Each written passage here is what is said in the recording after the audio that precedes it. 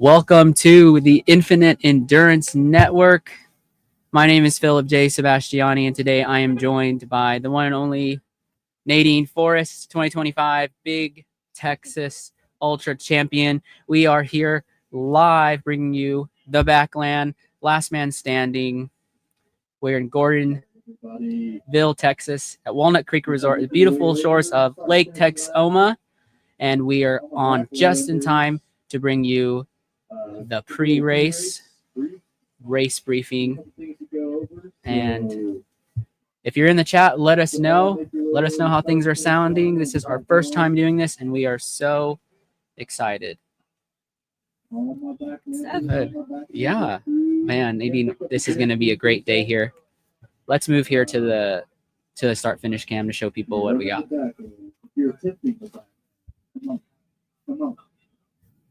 Let me turn on audio.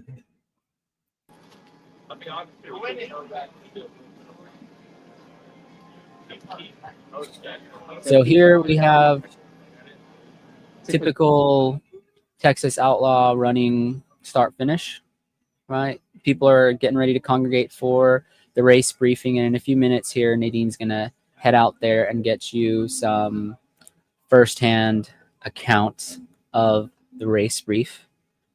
But today we'll get an exact number here on how many have checked in to run today. We're looking at about 50 starters. Anyone are you excited about, Nadine? Yeah. Do you want to talk a little bit about the weather first? So it's looking a lot. It's pretty foggy out there. Hopefully visibility is not too bad. Yeah, I checked the weather religiously because as an ultra runner myself, that's something I worry about. And it looks like it is going to be foggy till at least 10 a.m. out here for these runners. Temperature-wise, it is sitting really good right now. We are just about 40 degrees, and I think it's great running weather. Yeah, and I think it's going to warm up to 53 this morning. Oh, that's perfect weather. Yeah, 53. But it might get chilly overnight, so we'll see how the runners keep warm today. Yeah, and in the last man standing format, it's traditionally 4.167 miles, but Texas Outlaw Running, in all of their wisdom, has made a Texas-sized last person standing, or last man standing, and this is 4.5 miles every hour on the hour. Again, we're here live from Walnut Creek Resort in Gordonville, Texas, on the shores of beautiful Lake Texoma, and we are just a few minutes from the race brief, and we're going to bring that to you, of course, on today's live stream. So exciting. So for those who are tuning in, this is an operation of me and Nadine. So me and her will be hopping in and out of studio to bring you all the best coverage that we can. So Nadine's going to step out real quick to capture the race brief for us. All right, welcome everybody to 2025 Backland. Mr. Briston here. I'm the race director, founder of Texas Outlaw. He's going to give out the best camp award. I know all of you are keen to know who got the best camp. So here he is to give it out. What's up, y'all? All right, so if you were for this award last year, we brought this award here last year. It's brand new, the best camp setup. Last year, the people who won versus the people who all wanted to win.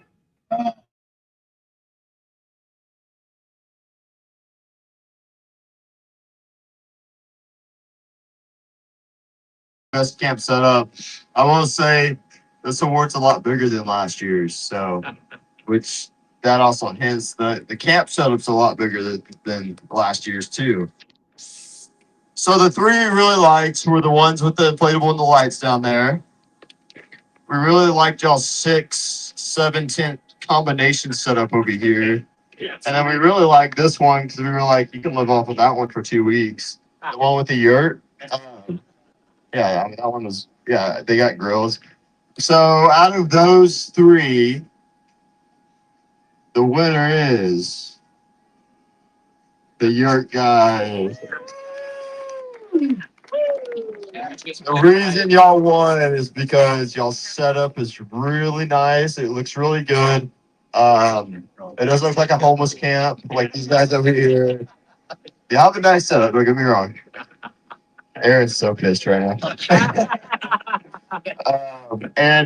But y'all had grills, y'all had like everything you could ever need. So good job, guys. This camp. All right, I get back to you. Congrats, guys.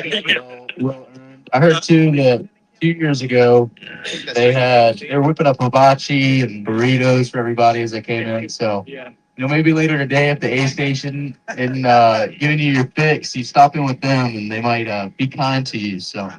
All right, so I got a couple things to go over. Most notably, the changes to the Backland in terms of rules. So, number one, at the Backland, we don't call laps. We call them lands. So it's how many lands you complete, because it's the Backland, right? It's not a backyard ultra, right? Backyards, they call them yards. Here we call them lands. Lands are bigger. Right, so I got that here. A land is 4.5 miles. For those of you who aren't familiar, so it's over a quarter mile further than the internationally accepted distance for backyard ultras, which is 4.167. So give yourself a pat on the back for participating in today's event. You're bigger and better than everybody else. So in the past, we've allowed ties, and y'all probably seen that on the results. 2022, 23, and 24, we had ties. So there really wasn't a last man or woman standing. However, this year, we are making the change to where there will only be one person left at the end of this race. So here's what that all means. If a land is completed by two parties, so two people finish, and there's only two left, one of the two has to go and do an additional lap by the land, sorry for my cursing, land by themselves, and then they will be crowned the last man or woman standing and get the championship trophy, the $1,000, all that good stuff. If both parties don't, if neither of the two parties go out and complete that last land by themselves, there is no winner. Nobody is the champion for this year's ultra. So there has to be one person that goes and completes one land all by themselves, and that will be the champion for 2025. Does that make sense? Clear enough? All right. Buckles, those are achieved for the distance completed. They don't have anything to do with placement. And then the one other rule I have is what you leave camp with to go and complete your land is all you get for the entire land, right? You can drop stuff off. You can drop stuff as you come back through here, but you can't receive aid as you come down this chute from any of your tents or anything like that. So make sure whenever you take off on your land, you got what you need, and don't expect to be able to pick something up, while you're passing through. You can drop stuff off. Also, don't, obviously you can go to the restroom, but don't pick anything up, please and thanks. Also, last thing, for those of you who don't know Billy, where you at? There he is. You can always hear Billy from afar. So he said on a podcast about a week ago with some of the HPE crew that everyone just comes to the Backland to hang out and nobody really cares about winning or losing. So I don't know where he got that idea from, but I think we're gonna see a lot of people that aren't here to hang out this year, which I'm really excited for. So yeah, if y'all don't have any questions, does anybody have any questions? Feeling good? We got about 13 minutes. The other thing I have to say is for the loop, for the land, it's super well marked. You're pretty much going to follow these signs out. You'll do an out and back on the road, and then you'll cut back into the woods once you kind of get back towards camp. It'll have some mile markings, like mile 2 this way, mile 4 this way. So if there's a marking that obviously doesn't pertain to your distance, don't take that turn. And the easy thing to do here is to follow a veteran. Just follow a veteran; they will take you exactly where you need to go. My last thing before I'll let y'all go warm up before we take off, is this year I want to do a little something special for all of our veterans, meaning those of you who have run more than one backland and two backland. So I got some awards, some patches for those who have returned for the third and fourth time. So we started this event in 2021. This is our 5th year doing this event. So let me pull that up. So for their third backland attempt, we've got Mr. William Kent. Where you at, Mr. Billy? Come here, I got you an award.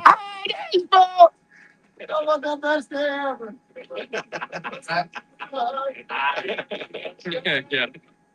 Just stay here. It's already won. I'm going home. Also, this is their third backland, Mr. Mason Sargent. Where you at, Mr. Mason? Come on, baby. Give it up for Mason.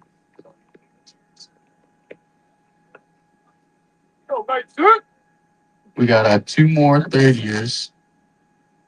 I don't know why they keep coming back. Yeah. It's appealing somehow, I guess. Yeah, they're mentally insane. All right, for their third year returning, Mr. Dyron Hamlin. Hey! This is Asher's dad right here. As you can see, this is what Asher's gonna look like in 20 years. So. Good genes. Yeah. All right. And then our last third year returner, Mr. Chris Mott. Hey, yeah, Mr. Chris. Yes, sir. Let's go.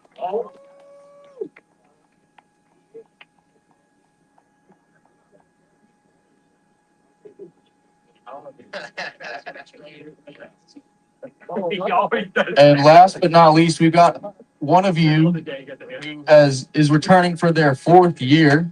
I believe this is correct. So would y'all give it up for Mr. David Rivas? This is his 4th year at the Backland.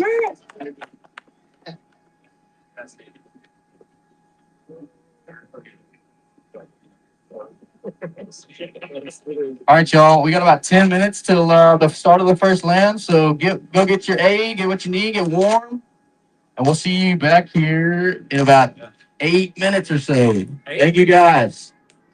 Hey, so good. You're on stream. Oh, stop! You're on stream. You're on stream. You're on stream. Best day ever. Best day ever. Oh, Feeling good? no. Oh. Probably the worst I've ever felt in my whole life. Oh no. But I forget all the other days, so Yeah. it's still gonna be the best day ever. Yeah. Do you have any goals today? Ooh, my goal is to make friends and try not to drink too much and make my lady proud, Yeah. Miss Katie. Aw. But other than that, just gonna hang out with the homies. Good, good. This is in the great words of Mr. Kim, it's our party time. Party time. I like it.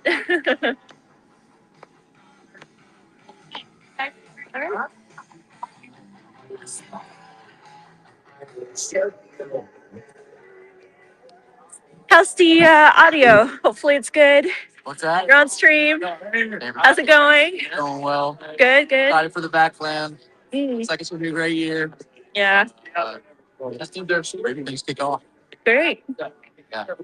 So what time are you going to be doing like the countdown and the pre-race? So normally for most of our races we do like pre-race 5-10 minutes out. But for this I did a little early, so 7:40 instead of 7:50, just because I wanted to give everybody the benefit of being able to go back to the camps. Get warm.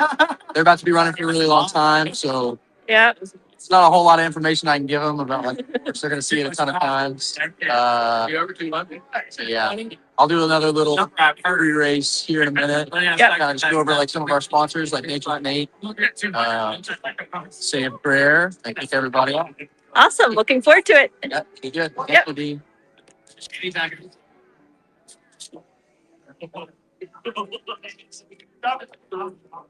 I thought they were.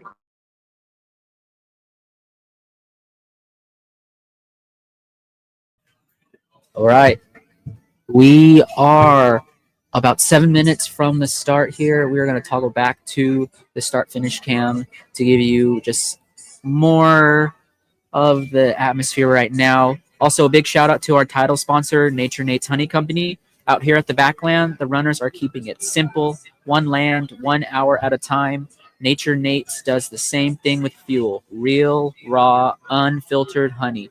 No weird ingredients, no gimmicks, just clean energy that actually works when you're deep into the miles. Whether you're spreading it on toast or squeezing it into a flask for a long run, Nature Nate's honey is the kind of fuel that fits right in with this format. Honest effort, honest ingredients. Thank you to Nature Nate's Honey Company for powering the Backland. And now we are about 6 minutes from the start. As you could hear from the race brief, people are excited to run this year. There were awards for folks who have run more than one Backland, and Nadine is now back in studio. Kind of give me your perspective of what you saw and heard out there. Yeah, definitely feeling a bit of nervous energy, but I think everybody's in good spirits and ready to start the race. Yeah, so as they explained, the Backland is 4.5 miles every hour on the hour. In the top right corner, you will see what we call the land counter. So when the race starts, the counter will go, and after they complete the first land, that will become one, and in subsequent lands as we go. The current course record is 24 lands, which if you do the Backland math is 108 miles.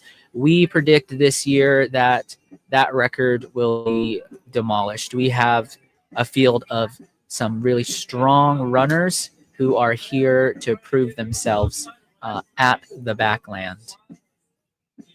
We're now 5 minutes from the start of the race. Let's just do a little rundown of some entrants in the field. Nadine, why don't you kick it off with some of the women that we have running? Yeah, sure. So let me just pull it up really quick.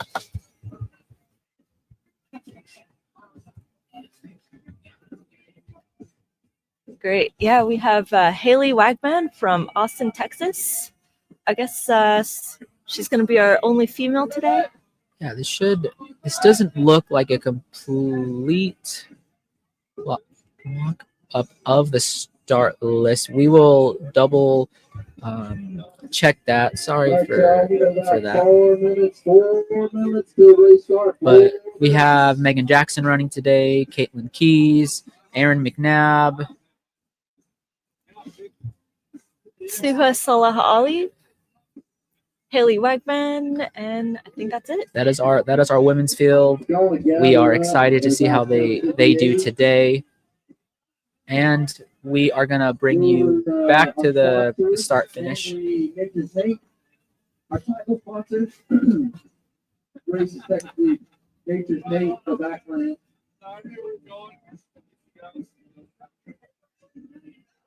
But they all gather around.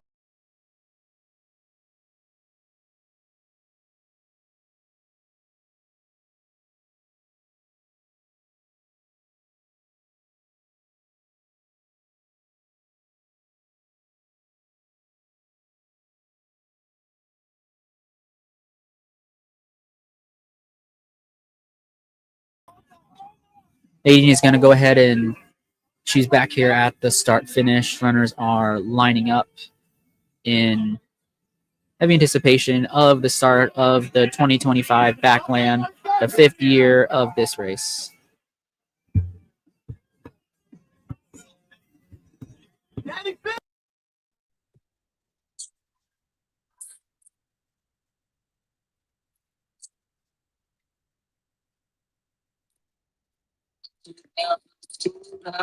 Through the Backland, they just hit the Backland.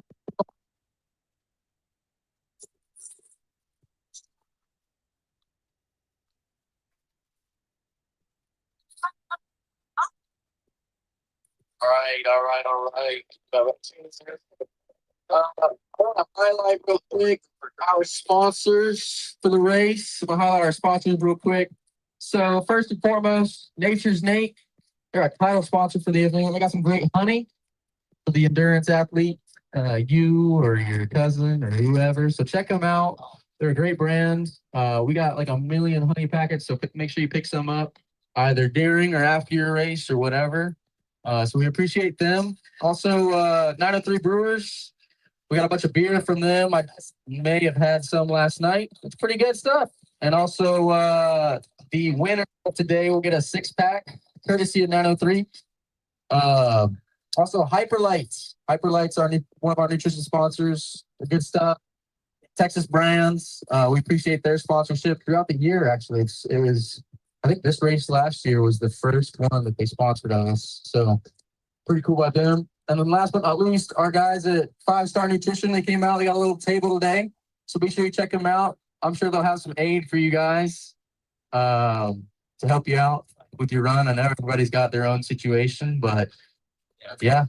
I'm going to say a quick prayer, and then we got about 30 seconds. So, Father in heaven, thank you for this day. Thank you for the opportunity to run. I pray that you just be with each and every one of these runners as they complete this course, and that you would take them far today. Pray that you would just be with them in health and wealth, and that we just we thank you for all your many blessings. All these things I pray in your son's name, Jesus the Christ. Amen. All right, y'all. We got about 20 seconds. Y'all ready to go? Y'all ready to go?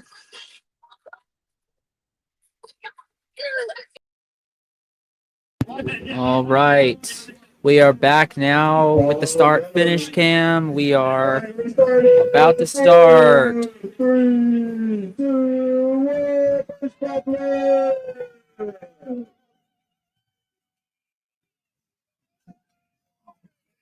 Here we go. The 2025 Backland Last Man Standing has begun. Presented by Nature Nate's Honey Company and 903 Brewers.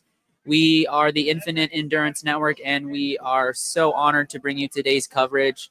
We will have cameras placed throughout the course for you to see. And now let's toggle to our street cam number 1, and we will talk about the course. So 4.5 miles every hour on the hour. Here at the Backland, the motto is run till you can't, and everyone runs a land. This is bigger, Texas-sized than the traditional backyard ultra of 4.167 miles. Right now, runners are making a small loop around camp, and then they will run by our street cam number 1 here shortly. Nadine, welcome back to the studio. You're going to be running around all kinds of things today. Thank you so much. Great footage there. Yeah, things are turning out to be. The fog is starting to lift. The sun it's getting a little brighter, but these runners are going to be completing their first land of the day here. So you ran the course last night. What were some of your impressions? I did. Yeah, I really liked it. It was a little bit of everything. So the first half, I'd say, is all on road. So that section's probably going to be pretty quick, and we see them coming in. Yes, it looks out front. We have Mr. David Rivas, who is a multiple finisher of the Backland. Followed by, look at that pack, people walking early. Really, as in a race like this, speed is not a factor. You want to take care of your body and take care of your legs for those later lands, right? So runners are now all past our first street cam, and this cam will actually swivel around and we'll catch them when they come back in. We're just going to wait for all of these first few runners to get through. Really relaxed, right? Everybody's looking. Yep, as they should be. Yeah. Let's show them the course map now. And so we're going to toggle now.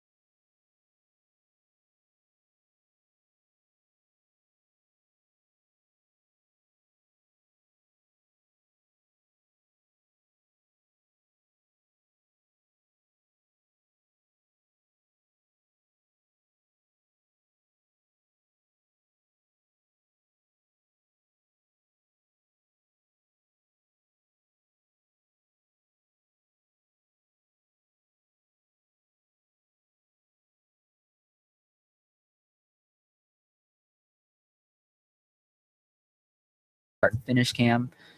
And I think he's gonna go the distance today and kind of set precedent. We'll see how this first land goes. What are some of your impressions of him? Yeah, so I don't know a lot of these runners, so I really look forward to getting to know them more. So yeah, definitely Kent. There's David as well. That's I think going to go big today. I did meet Kobe for a few minutes, and he looked pretty strong as well. And I really look forward to how the women will do as well. I know forgetting some names right now. Yeah, and some of the women's field here, we have Anna Haley, Megan Jackson, Aaron McNabb, and now we have actually a runner going by Street Cam 2, and now we're going to start seeing runners come in. Maybe we can open the audio for that and get a little insight to what they're talking, hearing. So if we listen, they close enough to Cam, we'll be able to hear that. But yeah, so they are now about 1 mile into land number 1 here at the Backland. Yeah, there's some pack running, which you'd expect. We're super early in the race. There's Nick Stowers, Dr. Stowers, coming in. This is his second year back at the race.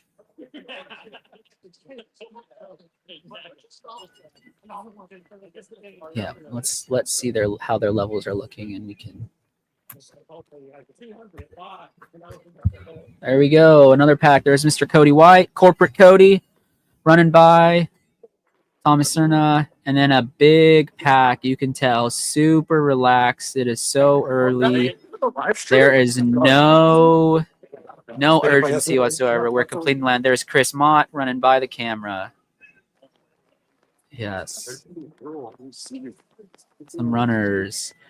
Since it is a little cold, bibs may be covered up. They are required to wear their bibs for the whole race because we are using bib tap today during the live results. But yeah, it looks like it's another pack finishing up, running through. But yeah, so looks like the majority of them. Yeah, I loved seeing that huge pack. Yes. To me, though, something like that is really powerful early on in the race because you want people to help you do the work. It is so hard to do the work. And, let's talk about David Rivas really quick. He always likes to do the work from the front. That's how he runs. That's how he's always said he's ran. What are your thoughts versus like pack running and like solo running? Yeah, absolutely. It's kind of like having a pacer, it just makes the miles click off a lot quicker. And unlike a typical ultra where you're kind of by yourself for hours and hours, this is a lot different. It can probably get tiring after a while if you need some space alone, but you can always put on some music or just focus on yourself. Yeah, it looks like we have another runner back there. So I've done the math, of course, on the Backland. And in order to complete 4.5 miles in hour without time expiring, you have to average 13:20 pace. So this runner that's coming up right here, we have 11:20 on the clock. So they are well within the limit of completing this first land.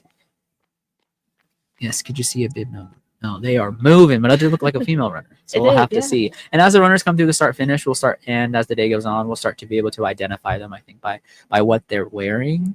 And I think it might be time to get some crew interviews. What do you think? Do you want to run out? Yeah, I just want to touch on the Yeah. pace for a second.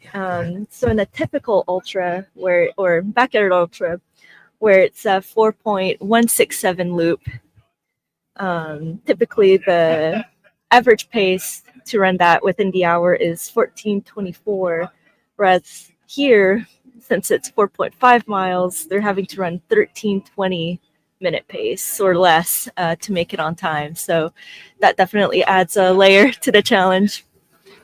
Yeah, and back to the motto, run till you can't here. It's actually over 100 miles in 23 lands. By land 23, they'll get to 103.5 miles. So you're over time, it compounds to you're 3.5 miles further at that point. And then even land 24, which is our current course record, 108 miles. That 8 more miles in the span of 24 hours is a substantial amount of time. And I think that's what's made this race so difficult. And I think that challenge is what's asked folks have wanted to come back year after year. Again, we have about 16 second timers, third timers. Incredible. And this is the 5th annual Backland Last Man Standing.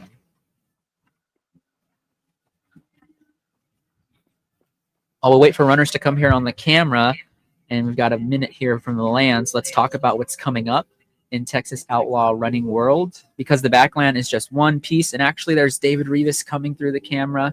There's the backside, so the pack will be coming through. Are we all good? Oh, I'm sorry. Do the camera. This is our first time doing this, and we are trying to see what is going on. We have a little technical difficulty. I just noticed our street cam's not showing. Yes, it is showing up here.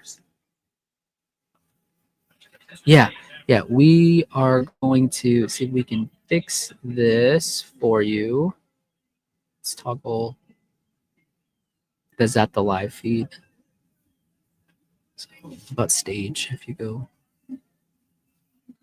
Again, thank you for your patience, those listening. This is our first time doing this, and as first time doing anything, there are some kinks to be worked out. But again, we thank you for your patience here at the Backland. There's another running bar going by our street cam. Oh, we are good to go. For some reason, things looked a little different on our end, but we have our second runner back from the turnaround, heading back into camp. So when they come through, we will swivel things around. Can you go ahead, Nadine, and yeah, so if anybody's out there watching, let us know where you're tuning in from.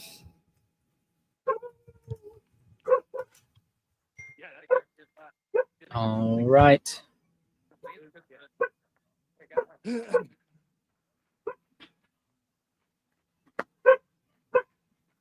Yes, let's see the chat. Welcome to the chat. Yeah, we have more runners coming back from the turnaround. Again, this is 4.5 miles. Oh, we got Midland, Texas. Yes. Who are you cheering for, Midland, Texas? Let us know.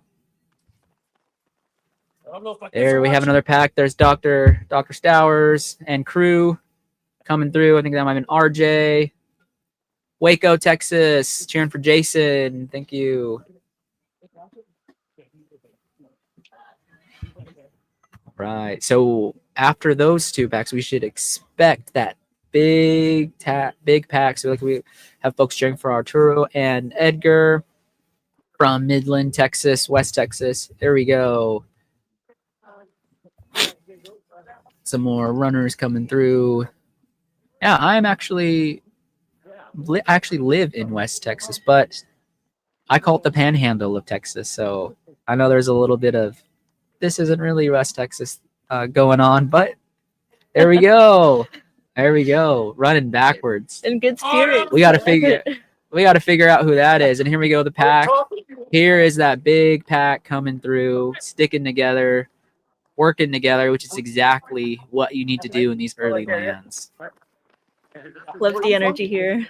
I hear Will before I see him. That's usually how it goes. There he is. There's Ryan Applewhite right there with that pack. Awesome. That is huge. Yeah, we're going to get to see some fun characters run by today. They know the camera's out there, and they're going to sell it.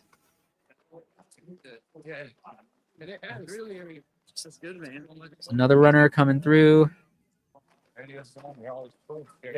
So right now they're about 17 minutes in. And this was the, let's see, they're heading back where they came. So they're about maybe over a mile, Yeah, close to 2 miles. yeah, I'd say when they come through camp, it is roughly 2.4 into Perfect. the loop. So when we go back to our street cam 1, which has been turned around, shout out to Aaron Castanon for working cameras for us today. That will be positioned in a way for us to see them come through camp. And right now, this first one, I don't expect many people getting anything. Maybe shedding a layer if they've gotten really warm, because they're starting to move now and really getting back through camp at about the 30-minute mark. You're still in a great position to finish the loop. Yep, it'll be really interesting seeing who's coming first and who's really taking it easy in the beginning. Looking forward to that. Yeah, and shout out to Lester too here on the chat. Sorry, in the comments, I was looking at the comments.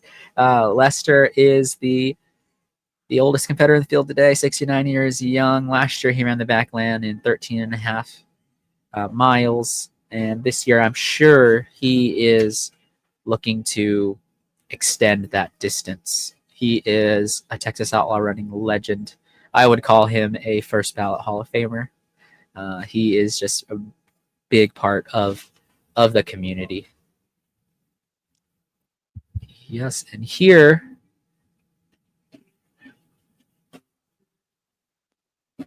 we go. I see, and we have Coach Abe cheering. Let's go, Lester! Cheering for you. We're gonna go to our street cam 1. We have runners coming through. Show it to you. We're missing David Rivas. We got to be on top of it today because we know he is running through, and he typically will average 8 to 8:30 per land, which is moving when you consider how long this race could go. Ryan Roberts in the chat, best day ever. I wonder who he's cheering for. For those who don't know, that is the slogan of last year's champion, William Kent, best day ever. And we have cheers for Jason. Go Jason and Turi. Thank you, chat, helping us out here as we'll expect some more runners to come through here. So they're going to run right back through camp. If you go back and see that course map, they go right through camp here, and then they go back into the first trail section on the south side of the road. And we're about 20 minutes into the loop now, so we could even expect David to be back here around the 43-minute mark, which is moving when you consider 4.5 miles per hour. So now we're probably going to see them slow down a little bit because they're going to be starting the trail section once we see them come. Yes, and shout out to Chris Prairie. Yeah, so strategy-wise, when I did this race and when people have asked me for advice, I say, you can get some time on the road section, which I highly advise, and then the trail section, walk a little bit. It is going to be muddy out there, so save the energy when there's mud and navigating through mud. Here we got another runner coming through. We will have to get their bib number. We will hear when they come through start finish. And so when you come through the start finish and then you hit the trail, it's important to save the legs for what's there because today's going to be really muddy. You're going to be putting out a lot more energy to stabilize everything. And if you're smart, you can work in that to your advantage. So that pack should be here any second now. Oh, and we got a shout out for Chris Prairie coming in from Northfield, Vermont. That's a ways away. I've done Old Dominion. I guess that's Virginia. Not quite Vermont, but still a beautiful part of the country.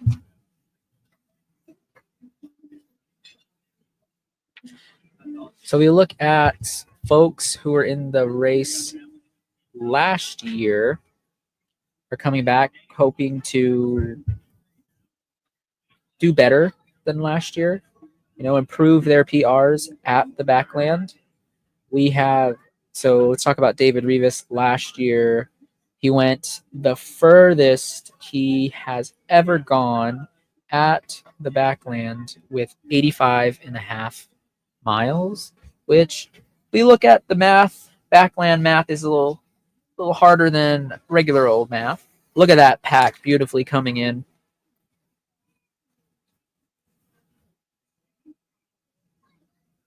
There we go. Coming in. So 19 lands. What David Rivas did last year was 85.5 miles. So here we go. That looks like first female possibly running through. We thank everyone for their patience as we learn to use this program. Go. Some good pack running. Good camera work there. I love the red outlaw hats. They really stand out. Yes. Yeah, I have a couple. Yeah, nice and warm, especially a day like today where the morning is going to be pretty chilly. Hopefully it clears up. It is pretty overcast right now, as you can see on cam. But yeah, this site right here is that massive pack coming in. Some of those characters. Let's see if let's listen in and see. Let's get it. There we go. We have our cam worker, Aaron, helping us out, cheering us on. Look at that beautiful pack. There you go. There you go. Aaron, let us know some of your impressions of people passing by. Can you hear me? Yes, we can. You are on the street. My bad. Everyone is looking pretty strong out here still. You know, it's first land. We got Coach Abe not too bad. There's from baby boy Midland, right Texas, there. cheering for There's two OJ BOA right athletes, there. Okay, runner. Arturo and Edgar. Oh yeah. Oh Let's go. yeah. Let's get it. Yeah, everybody's looking good over here. Sorry for I had to talk to Billy there, but yeah, everybody's looking pretty good so far. First land of the day. Hopefully, many more to come. Yep, everybody's running really well so far, as you would expect on Loop 1. We'll see, live stream right here. Stay within the flags right there. There we go. And making sure we stay on course and cheering people on. Many hats over there, Aaron. Thank you, man. Yes, sir. Yeah, who was first female through that you saw? Is that Megan Jackson? Mrs. Megan Jackson. Yes. There we go. From Texas, I believe. Good job, Josh. There's Josh Blashhill coming through. By the end of the day, we will learn everybody's name, Nadine. I think that is the virtue of this. We are going to learn everyone's name. There's another car. Oh, that car looked like it was zooming by. Yeah. There's a few more still on course there, right, Aaron? I believe so. I don't see anybody down the road just yet, but I think there's a couple of stragglers. I like to call those the Grim Reapers behind the pack, kind of creeping up on people. While we wait for more runners, I just wanted to shout out again to Nature Nate's Honey Company and 903 Brewing. Real runners, real honey, and a Texas craft beer waiting at the finish. Yeah, last night at the bonfire, which is a tradition at the Backland, some of those 903 brews were opened and people were having a good time. Yeah. As we wait for folks to come, we want to we have a video file here. We cue it up.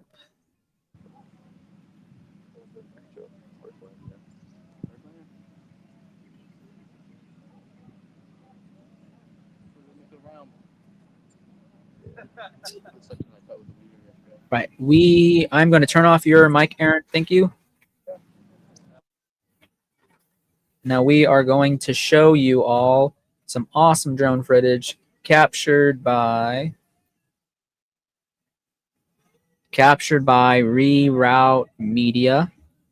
They are going to be here all day taking pictures of runners, and you can just see this beautiful shot. Great job by Josh and Caroline Sargraves, who are the owners of Reroute Media. And this morning you can just see the fog settling in, and the fog is supposed to clear up by 10 a.m. And we hope that will give runners a little more energy. The senses can kind of calm down a little bit when you're not worried about your surroundings and you can see where you're going.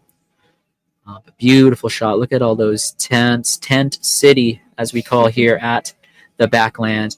And Reroute Media will be dropping us footage like this throughout the broadcast, and we are so grateful for their work. Please check them out, reroutemedia.com. And they take pictures, beautiful pieces of art across the state of Texas at races. So you've probably seen Josh and Caroline behind the camera if you've done a Texas Outlaw running race. We have some more love in the chat you want to share here? Yeah, we got someone cheering for Edgar Lazoya, Billy, and Applewhite. Yes, and thank you, Ryan B. Hill. Awesome job, Bill. We know folks are starting now to tune into this, the first ever live stream with commentary in the state of Texas. And we are going to now toggle back to our street cam here. No, I'm sorry. Street cam 1. See if we catch a row. Perfect time. We have someone coming in right now. So they're about the 29-minute mark. They can definitely still make the land in time. Yep. Still plenty of time. Yes, here we go. Not sure if Aaron probably is not out there anymore, so he can't really give us any on-field, but I think he's going to be there, especially when they come through to see. And no, it looks like he is out there. He is still manipulating the camera for us. Thank you, man. We'll see. Well, we have some time here. The Backland is just one piece of a much bigger picture in the realm of Texas Outlaw Running. First up, you have the Texas Ultra Series 2026. So if you're watching this and thinking, I want a full season of this type of madness, well, they got a roadmap for you. There's multiple ultras across the state, different terrains, different challenges, but the same outlaw grit. All of those races accumulating in the big Texas Ultra Championship, which I am sitting in studio with the 2025 women's champion, Nadine Forrest, who ran a beautiful race. Even split the 100K. Oh, it was awesome to be there and do coverage for. So that is perfect if you want to build a full year of racing instead of just one big day. So you're almost done with the series. Is that right? Yep. Just South Texas to go. Yeah. So we have North Texas, East Texas, West Texas, South Texas, and the Big Texas Championship in and around the Austin area. It's moved, but and I want to say they have the coolest medal ever too. So each series, so you got the North Texas, West Texas, each complete, like it's kind of like a puzzle piece of the shape of Texas. And then the Big Texas is the star in the middle. It's just, I think a lot of thought went into that and I love it. Yes. As I like to say, Texas Outlaw Running is blazing trails blazing in the community of ultra running in the state, in the sense that they are thinking of new ways to innovate, and something like that you can collect a medal in the shape of the state of Texas.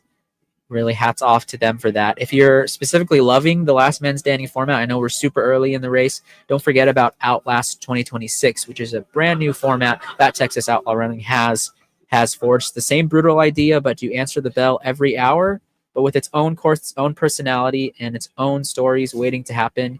You'll run a 5K every hour for 6 hours. And if the Backland has you curious, Outlast definitely needs to be on your list. I love how Texas Outlaw Running really caters to those first-time ultra runners, people who are new to the sport. They offer a lot of distances that are shorter that they can, people who might be interested can hop into. And if you're looking really far ahead into the future, they have the Iron Horse 2027. It's the kind of race that you circle on your calendar, and it's going to be January 2nd, 2027. And history will be made at that race, too, on the Northeast Texas Trail, because it will be the first ever true point-to-point 100K in the great state of Texas. It's going to be the state's near first point-to-point 100-mile and one of the first 200-mile ultras in the state of Texas. So if you're thinking long-term and you have a goal to build towards, keep Iron Horse on your radar, and you will love the atmosphere at a Texas Outlaw Running race. But it's not just races that Texas Outlaw does. They're also building the Texas Outlaw production. And so they make custom shirts, medals, and awards for races and events. So if you're a race director, club, or organization, and you want your swag to look as legit as your effort represents, check out their website, texasoutlawnrunning.com. Yeah, a lot of information there. Yeah, I think we have the last runner coming through the cam, and we are going to toggle back to our street cam. We will see runners go by the street cam again to go into the north side of the trail. And so we'll wait here as runners make their way by again, which if I was Dave Rivas, we might have missed him past the cam, or he's going to be imminent any minute now. Yeah, so right now they're doing the trail portion, so most will probably slow down in this section, especially since there's a few sticky spots with the mud. Yes, and as we were talking there, it looks like we might have missed Mr. Rivas, because this looks like the pack of Stowers and Company coming through. Shout out to Stowers. He gave me this awesome mug for this morning that is keeping my drink at the appropriate temperature. Here we go. They are coming through. Stowers and Company. Yep. Make a right. Turn right. Go under the branch. Yeah, we don't have this in shot, but there is a big fallen tree down right there, and folks have to go under it in the spirit of the Backland. Yep, and the section that they're now heading into, it turns more into a single track. It's beautiful, but a little more technical than the trail they just came from. So again, paces will probably be slower there, but that's okay. For the final half mile, they'll be back on road. Yes, we see a runner coming up here, wants to stay on the trail, getting over early, big league move, kind of saving some legs. It's going to be a long day. And I think here we have Miss Megan Jackson coming through, running into the north section of the trail. So we can expect runners back here in a bit. Yeah, so we got some more shout outs. Cheering Turi from There's Midland, Mason. Texas. And Ryan Applewhite. Ryan Applewhite coming from Tennessee for this race. Used to live in Oklahoma, but coming from Tennessee. This is his second time at the Backland. And we have Thomas Cerna and Company coming through. It's Mr. Cody White coming through, going all into the north section. Yeah. That big pack is looming right in the distance. They're making their way back. Shout out to Kobe. Yes. And, me and Nadine, we're so grateful to be here. And really, we've kind of put this together the last couple of weeks. And we are working on our flow, and we're getting there. Thank you all for your patience and allowing us grace. Turn right, turn right, turn right. Don't miss the turn. Oh, you don't know. Yes. Yeah. Absolutely. We got we got Briston Rains in studio right now. You can probably hear him if he gets closer to the mic. Hello. But yeah, CEO, founder of Texas Outlaw Running. Yeah, so this is the stream right now, and they're making their way through the north section of the woods. Sweet. There's Danny with an eye coming through, and Company. That's cool. Y'all got that set up right there. Yes, thank you for the opportunity. Infinite Endurance Network here today. How many viewers y'all got? It's up here in the corner. So That's awesome. I think it will fluctuate throughout the day, that's right? Cool. You got 20 people tuned in. Yeah, so far. But those 20 on there, share the stream link, get more people excited. This is the first ever live stream with commentary in the state of Texas. If it's not, drop it in the back, check us, and put it in the comments. But we are rolling it. Turn right, turn right, turn right, turn right. Oh, You missed the thanks, Phil. Thanks. turn right. Turn right. Yeah, a little bit. And speaking of newbies, you know, in the preview show, we talked about how the field has a lot of folks who are new to ultra running, and there is a lot of people in that 20 to 29 age group. First race on ultra sign up, so I'm sure they're teaming up with some veterans and are very grateful for those conversations they're going to have on trail today. Yeah, it's also their first loop, so they're getting their bearings in. Yes, but I saw that sign, and it is clearly marked mile 4 to the right. But I guess you got to look at the sign to know where to go. Right? Yeah, we might have just saved some people's race right there. It's a good thing we have the camera there. But yeah, Briston, if you ever want to hop in, just feel free. Say something. Let me know if you ever want me to come in. Oh yeah, we'll interview you. Nadine's, once folks start trickling in, Nadine's going to be out there on the interview cam, and we'll get all kinds of great coverage every day. Yes. Thank you. Yeah, so after that pack that just came in, we'll see some runners start to trickle in here. And once they get closer,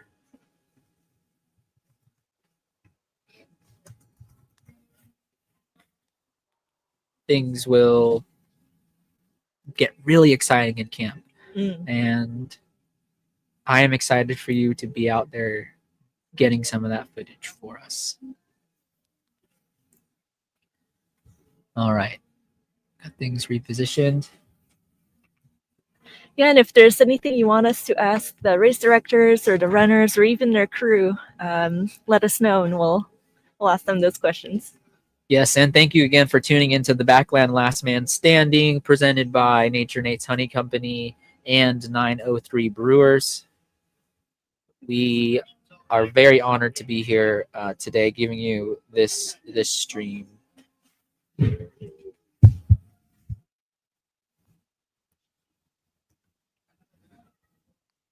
So back to some people who have competed in the past.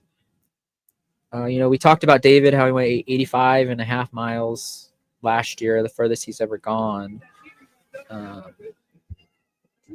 Let's highlight now another runner. Oh, we have missed him. He has come through. Mr.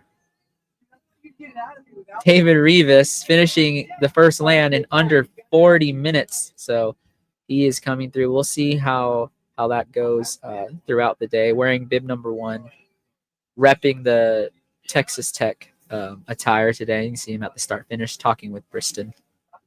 So.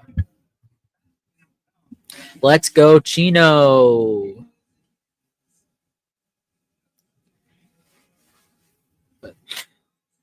Yeah, so the inter-yard time, interland time is a very important one because it's the opportunity for runners to put themselves back together, sit, recover, and get ready to go again.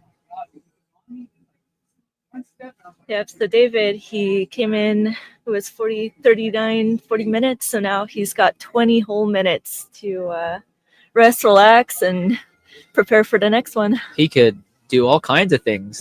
He could watch an episode of a sitcom if he wanted and still make the start. Let's go, J-Mo. Yeah, and then you can see director Josh in the shot getting some awesome shots from Reroute Media, providing us with drone coverage throughout the day. Here we have some folks, it looks like, that are coming in. Should expect here, making some camera adjustments for us.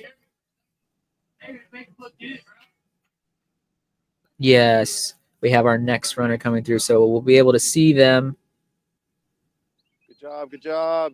Bright green hat, and we have our field reporter, Aaron Castagnon, moving it for us. So we'll get their bib number for you, and here's the start finish again. They're just going right around. Here they are. This looks like it is bib number 17. So bib number 17. Welcome back, Mr. Kobe Lawson from McKinney, Texas. You have completed land number 1 with how public math. 18 minutes to go. to go. Public math. Let's we're gonna toggle back and forth here so you can see runners coming in. Yes, field reporter Aaron, if you can just move that camera so it's off to the other side. We just grab all these runners coming through.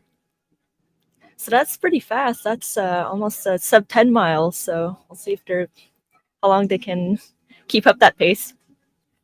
Yes, ultra running is the fine line of sustainable effort for as long as the race is. That's what really puts it apart. You know, you're never really maxed out. Your VO2 max is never really tested in an ultra, especially something like this. You're a lot of zone 1, zone 2.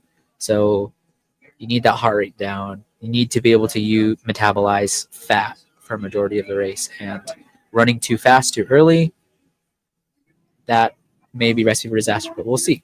Yep. We'll see how things look up at night. Because throughout the day, mistakes can be made. See how it unfolds. Yes. And it looks like, Aaron, can you hear us out there? Yes, sir. Awesome. Are you able to turn us? So which side are you on? I'm So we closer get to viewers an the, idea. I'm closer to the finish route right now. I'm like right next to it. I'm just waiting to see some runners down the road, but I haven't seen anything just yet. So Okay, so we should expect maybe third coming in here just shortly. yes, sir. There we go. Yep, so we have identified first runner David Rivas. You can maybe help us. And then the second one with the green hat, we identify them as Kobe Lawson, bib number 17 from McKinney, Texas. So maybe you can yell out some bib numbers for us if you can. I tried to look at that bib number earlier, but I could not see it. It was on his far side, so I don't know. I might get a little closer to that route real quick. Yes, our static camera has become a moving camera. We appreciate all your help. There we go. We'll get an awesome view of those runners. So at the very end of the land, they have to go around this big grass field so you can see camp, but you have to go around this big grass field, and then they come up this pretty annoyingly steep hill We at have the some very runners end. coming in. And then thank you, Aaron. Yes, we have some runners coming in, so they're gonna in the distance there. They're making their way around this field, around those trees you can see in the distance, and then it is all marked with flags, and they'll follow a path, and then they'll make their way up that annoyingly steep hill and a little downhill into the finish. And I'm going to give you this Coke. That one's going to be kind of hot.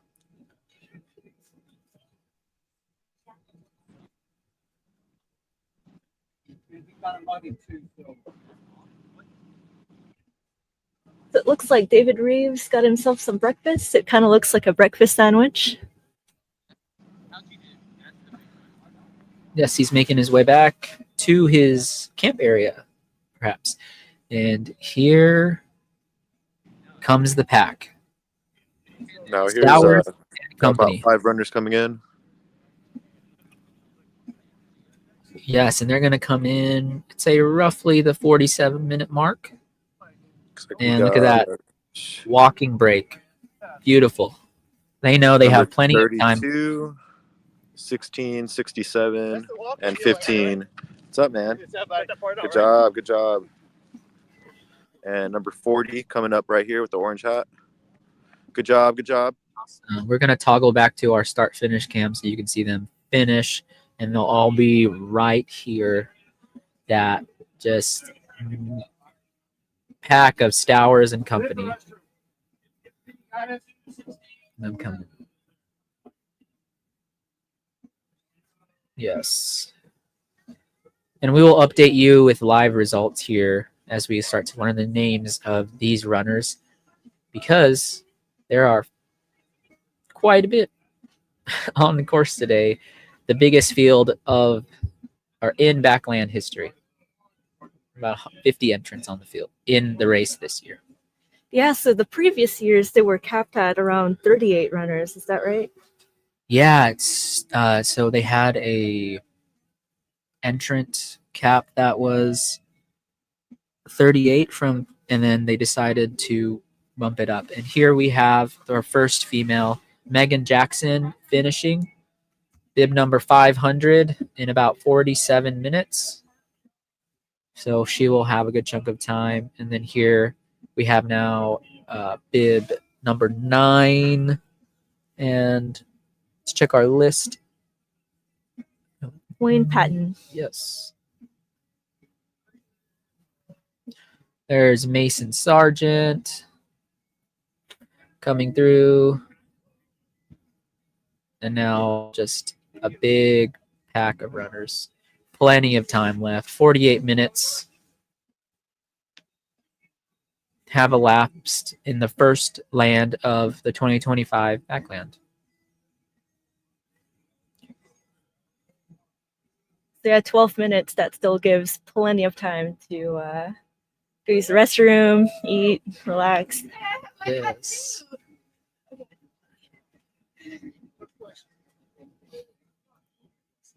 Got bib number 12 and 31 coming in. Yeah, this is. Let me refresh the live. Right, and as it goes, we've had.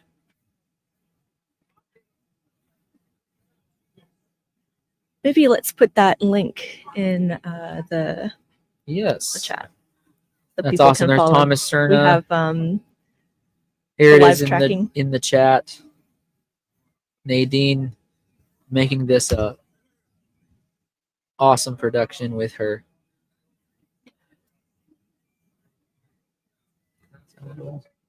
Yeah, right. So there are live results on Ultra sign up for the race.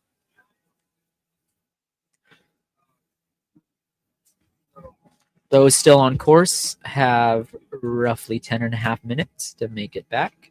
We expect everyone to make it back for the first land.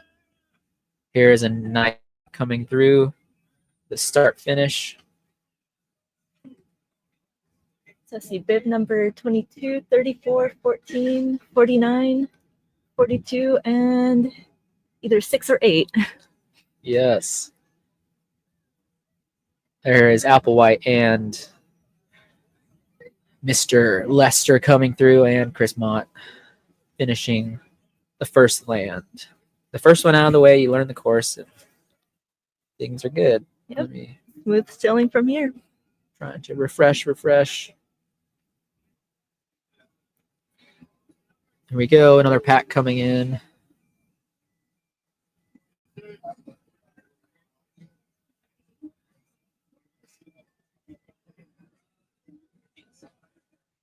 And so far, everyone's looking in good spirits. Mm-hmm. And there is Mr. William Kent finishing his first one, last year's champion, coming through at about 50 minutes. So 10 minutes behind Revis. And I think he is just relaxing into the day.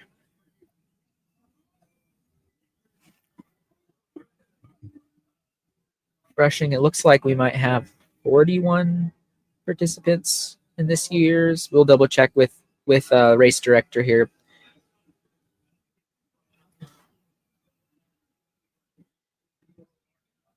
Our finisher, that's Josh Blashhill coming through.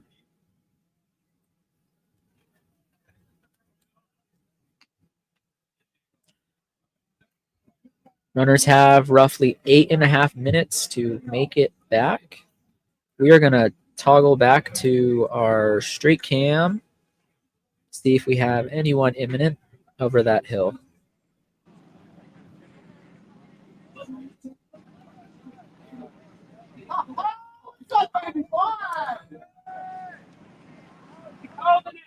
You can probably hear William Kent in the background. Here at the start finish, we have Mr. Hamlin. He is known for doing a push-up for every land that we are on. So he did one push-up because we just completed one land. He is a awesome character, Asher's father. Yes. Shout out to Robin Coulter in the chat. They're on a plane right now, heading over to Phoenix. That's amazing. Isn't technology amazing that you can tune in to the live broadcast on an airplane? Right? I remember when you had to pay for like those little devices on the airplanes to watch a movie or something. You had to like pay for Wi-Fi. Yeah. Great things, and technology's advanced so much for us to bring you this broadcast today, and we are so grateful for those tuning in. This is the Backland Last Man Standing, presented by Nature Nate's Honey Company and 903 Brewers. We are at Gordonville, Texas, Walnut Creek Resort on the beautiful shores of Lake Texoma. It's a little foggy this morning, but it is going to clear up for these runners. We have roughly 7 minutes to the start of the next land. So right now it's about 41 degrees. Looking like it might stay cloudy until 3 p.m. and then we might get a little bit of sunshine by 4 p.m. But then the sun's gonna set at 5:18, so pretty early. And it should be going up to a high of 53 today. That is beautiful weather. 53. Perfect running weather. All you need is a t-shirt and a bottle at the Backland. You will be fine. All right.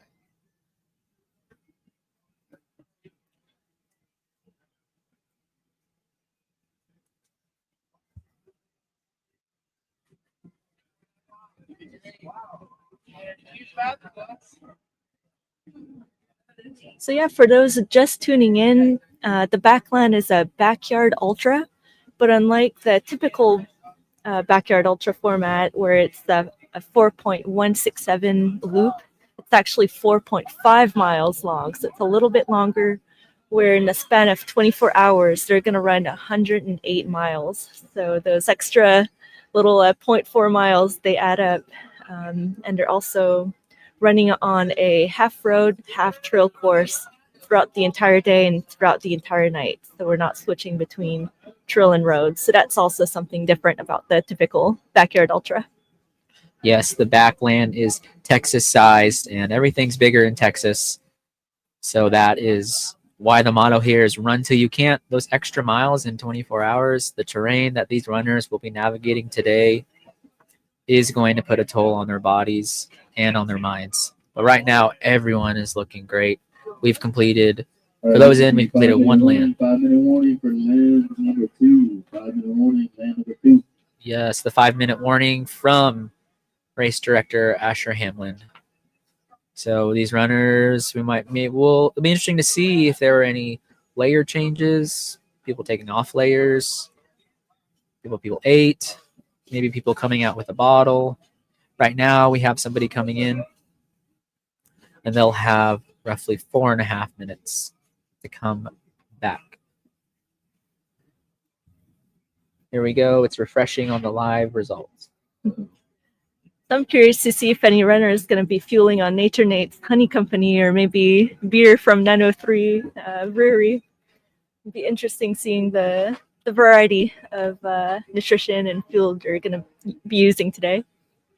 Yes, and Nature Nate's honey is delicious. Oh, yeah. Yeah, Ryan Applewhite, we got your back. We'll make sure that you make that turn into mile 4. It is delicious. Nature Nate's honey. Pure, raw, unfiltered honey. They are the title sponsor for the Backland Last Man Standing. All right. Folks are starting to congregate back at the start finish.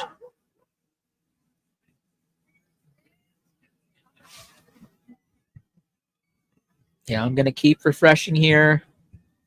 Refresh. It says we're waiting on one runner to come in. Caitlin Keys from Greenville, Texas. She still has time to come in. And it looks like if this holds, there are 41 participants in this year's Backland. All right, everybody, it's a 3-minute warning. 3-minute warning for land. 3-minute warning.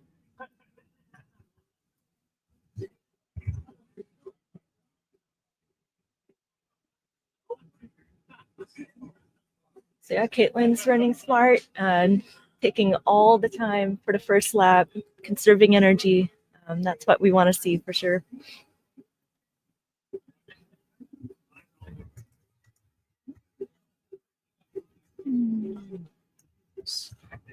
Here they come.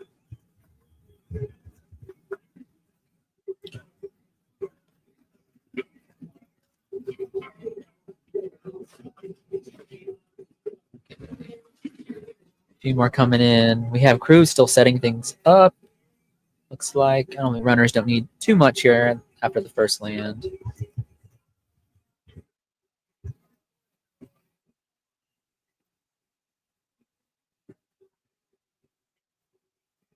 A question for you, Philip, since you've run this before, especially with loop courses. Of course, you have the physical aspect where your legs are going to start feeling it throughout the day. But from a mental perspective, doing the same loop over and over, when did it start getting kind of tiring? Yeah, it kind of doesn't at some point, and you learn to live like in it and work your way through it. This is 4.5 miles is a pretty long loop. I prefer shorter ones like a mile or half-mile loops, but there's definitely a type of craziness and mental switch you have to turn on. Here we go. We're getting close to the start of land number 2. Runners that are lining up. Minute to go until land number 2. So far they've ran at 4.5 miles. When they come back, they'll be at mile 9. That is right. 9 miles in 2 hours. And we expect packs to still stay together, people just working together, which at this point in the race is a great thing to do. Really, you want that teamwork going forward.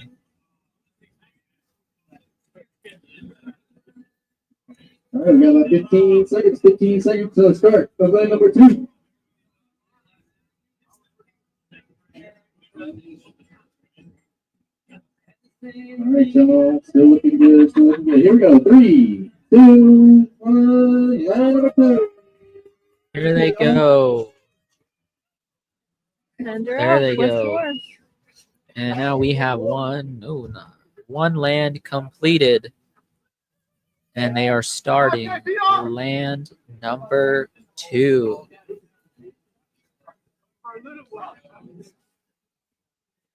Those just turning in. This is the Backland Last Man Standing presented by Nature Nate's Honey and 903 Brewers. Right now, runners are making their way around camp. And we are going to now switch to our first street cam. And we will get footage of them running by. This cam's maybe a quarter mile from the start finish. Looks like there's a little bit of movement around. Thank you, Aaron, for fixing the camera for us. We appreciate it.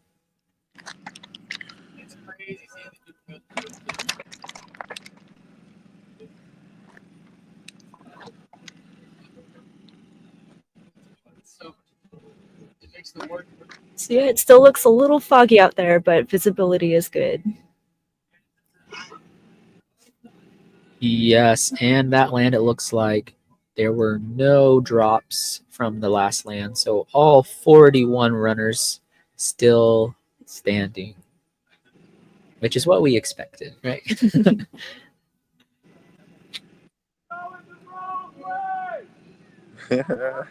Here they come. Passing by the first cam. Who do we have leading there, Aaron? Number 17. Good job. So that was Kobe Lawson. Kobe Lawson leading now, land number 2.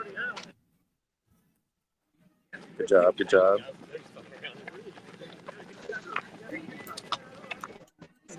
Yes, sir, dude.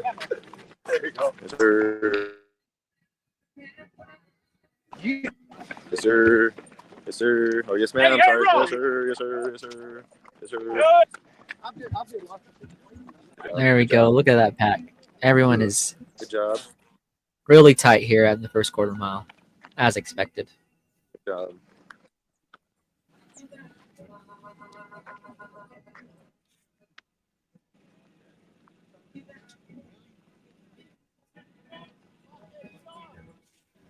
Oh, Thank you, Aaron, again.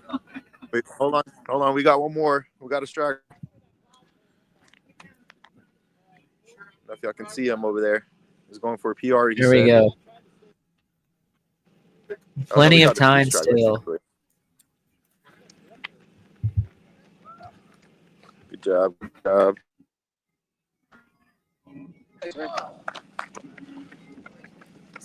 Good job, man.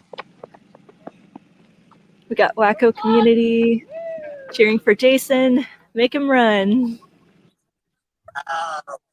Oh, gee, I see you, baby boy. I see you. Yes, sir. I love you. And there goes Kent. Yep. Still high energy. Different strategy this land. It looks like he is running from the back. Keeping back, letting people run in front, keeping that patience, which, back our earlier conversation was about loops. And I think in looped running, patience, and in ultra running in general, patience is very important. Absolutely. Sustainable effort. This is an all-day, 2-day, 3-day race, could be more. And the patience needs to be there if you want to be there in the end. If you want to be the last man standing, you have to have patience. Yeah, and that's so hard to do, especially in the beginning. Your legs feel fresh, you feel good, you got the adrenaline going, and it's really easy to accidentally go too fast. So it takes a lot of patience and self-restraint.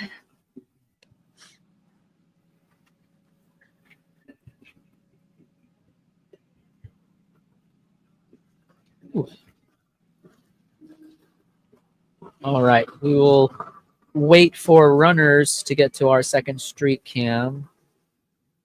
I think as the race evolves, we will also get better with the production side of things. So for those tuning in, Nadine and I are handling not only the commentary, but also the production of today. So any technical difficulties that you might see, we are working on them as quick as we can. And we thank you for that grace and for, again, that patience as we are doing an ultra of broadcasting today. Yeah, so just looking at some of the runners, Kobe Lawson, it looks like he's completed 100 miler last year, the Brazos Bend 100 in 22 hours. He's done a few 50 milers, 50Ks, and then recently, November 1st, 2025, he finished the McKinney 24 hour in 33 miles, I believe. Yeah, so it looks like if you look through his ultra sign up profile, it looks like he's fairly new to the game, which, I mean, this type of race is perfect for someone dipping their toes and wanting to explore different genres of ultra running. But he's checked off some lists of what I would consider classic Texas races, like Austin Rattler. Looks like he ran the 50K there, qualified for the Silver Rush 50 miler, or you may perhaps using those to qualify for Leadville one day, right? We can only speculate here, right? But Brazos Bend, classic Texas ultra race, one of the flattest 100 milers in the country on trail in the Houston area, is actually happening today, right now. They started at 6 a.m. Central Standard Time. Very cool. Another guy we had in the lead pack, David Reeves. It looks like this might be his first ultra, unless he has other races on like Run Sign Up or elsewhere. Yes, and we can toggle through here because the live results will show you the order that they come in throughout the day.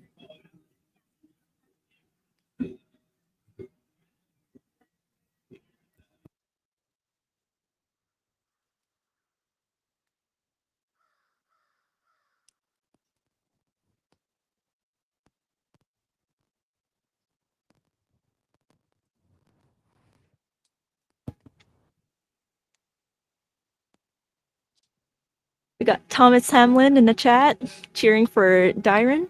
Hope I spelled that right. aka Freight Train. I love that nickname.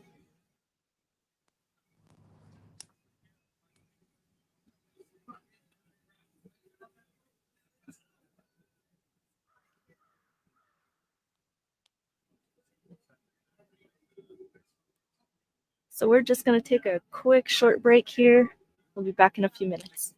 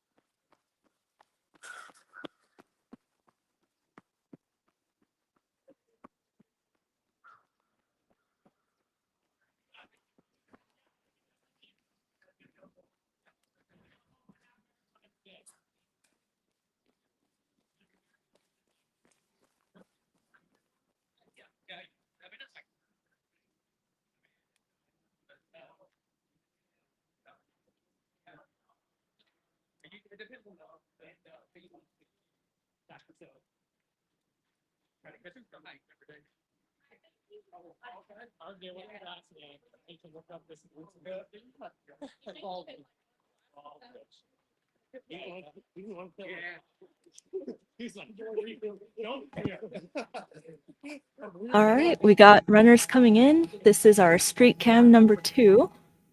And that's after thanks.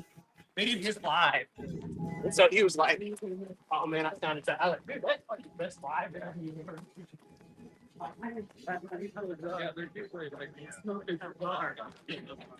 And he's like, man, I'm kind of late. He showed up like 9:30. He's like, I'm kind of drunk. Looks like we got someone's kid running with them. Really?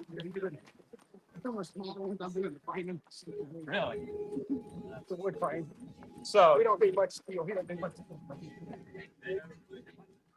Everyone's still looking very strong.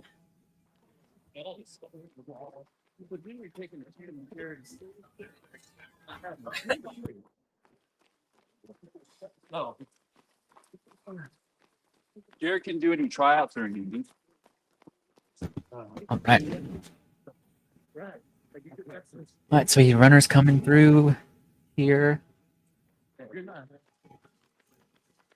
You're not activated. So it's kind of funny. We have a lot of people who are bundled up while some others are in shorts and t-shirts. Yes, and here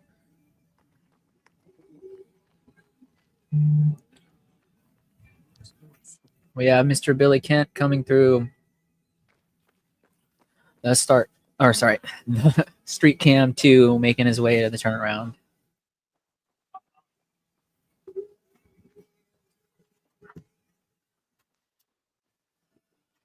Yes, while we have time here, you want to highlight some more runners?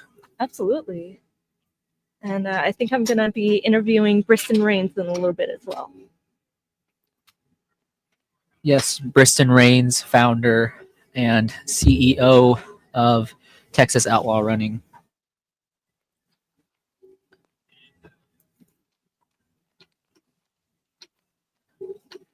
So the current course record, if you want to call it that, is 24 lands, which is 108 miles, which was done in 2024 by William Kent and Ryan Roberts. So that was a tie, which this year, a new rule that they made is that there's not going to be any more ties. So only either one runner, and if the last runner can't finish their last land, then there will be no finishers. Yes, Texas Outlaw Running is finally saying no ties. It's in the name, last man standing. The year I did this race, I ended up third behind a tie, and we'll actually have those two runners on the stream here. Chad Solier is going to come on at 9:30, and then we have Nick Peterson coming on tomorrow at 9:30. Excellent. And for the women's side, the course record was set by Jessica Bryant in 2024 for 21 lands. So she was also very, very close. That's 94.5 miles. Yes, very admirable. And a lot of athletes, when they come and sign up for the Backland, are chasing that first buckle, which happens at 23 lands. The distance of 3.5. 3 point public math.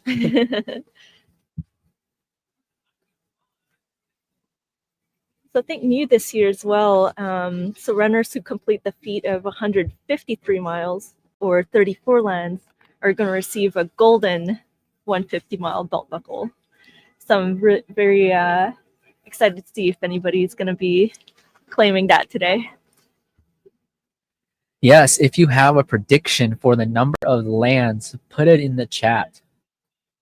Remember, each land is 4.5 miles on the hour.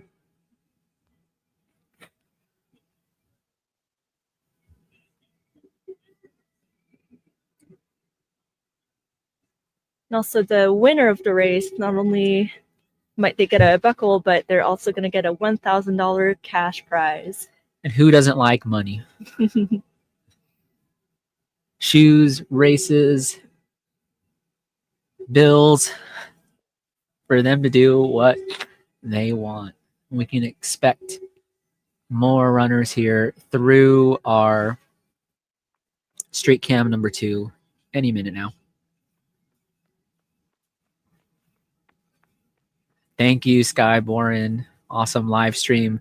This is a 2-person show. Me and Nadine Forrest are bringing you this coverage through the Infinite Endurance Network, our first live stream. So it means a lot that you're enjoying coverage so far. That looks like Colby Lawson coming back through, going the other direction. I think I've started to identify him by his long green hoodie.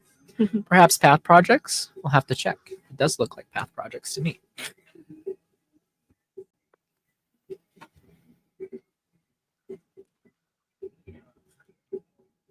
So yeah, also on the topic of prizes from earlier, all finishers get a long sleeve shirt, and they can choose either between a 903 Brewing beer or a root beer.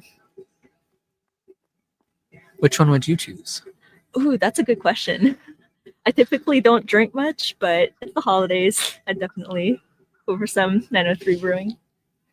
I would do the root beer. Actually, no, don't drink, but 903 Brewers is run by Chris Roberts, and his brother Ryan Roberts is a former champion, 2-time champion of the Backland. And he said the beer of choice for this year's race is called the Cerveza. She got in the second page. She's like a kind of a mid-active runner. Yes, as more runners come in, let's highlight another person in the field. We have Robert Baldwin. Not much on Ultra sign up, but he does hold, or RJ is how folks know him by. He does hold the current consecutive days of half marathon record.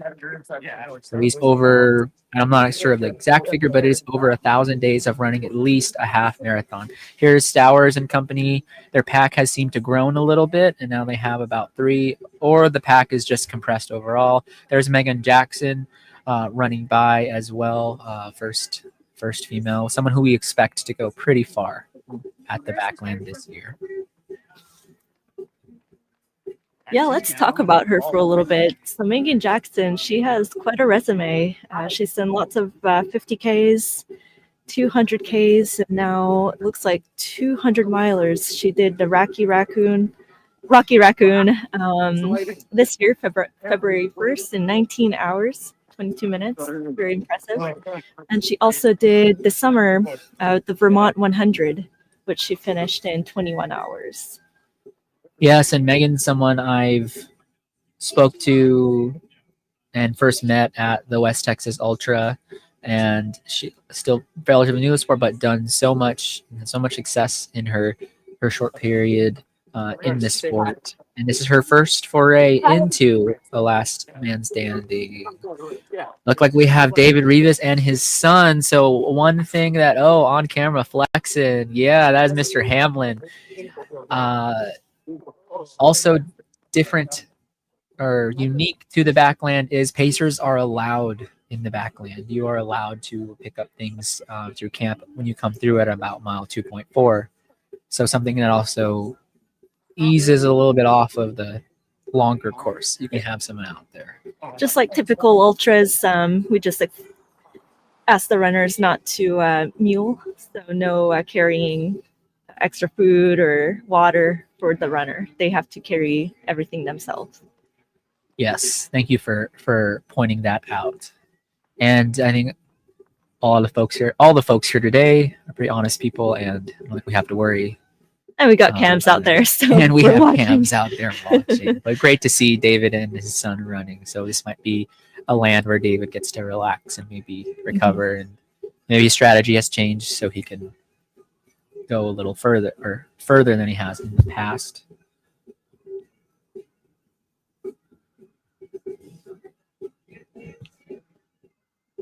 So now I think they just passed mile, let's see, 2.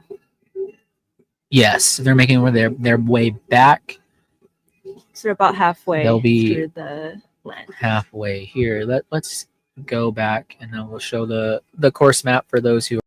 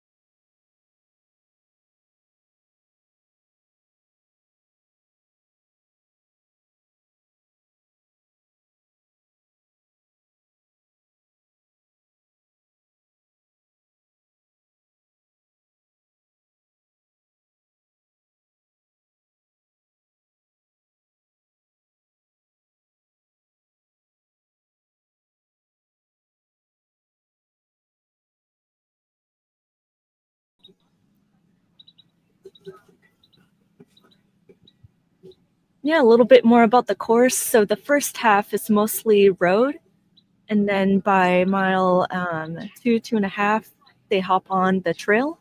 It's kind of looks like it's wide and pretty flat, pretty runnable, but there is some muddy spots that they're going to have to watch out for, and it's the kind of mud that really sticks to your shoes and is heavy. But then they do get back on the road for a little bit before hopping on the second little trail section, where then it turns into a single track. It's a little more technical. They have to duck under a tree, and there's some pretty sharp and narrow turns, but yeah, it's a fun course. There's a little bit of everything, so it keeps your mind occupied in that way. Yes, and as the night starts to come here at Walnut Creek Resort. Was that Caitlin Keys?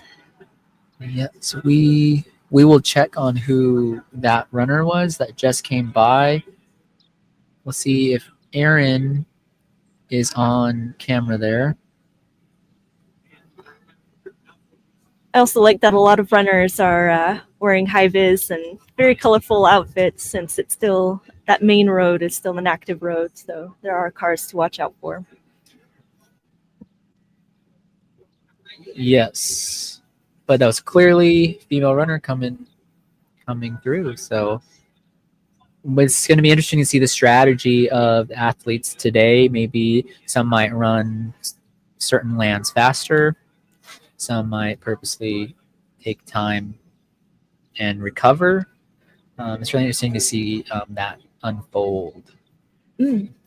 So yeah, see, Briston Rain's here, so I think I'll go ask him a few questions. Yes, and we will reset the stage here for that.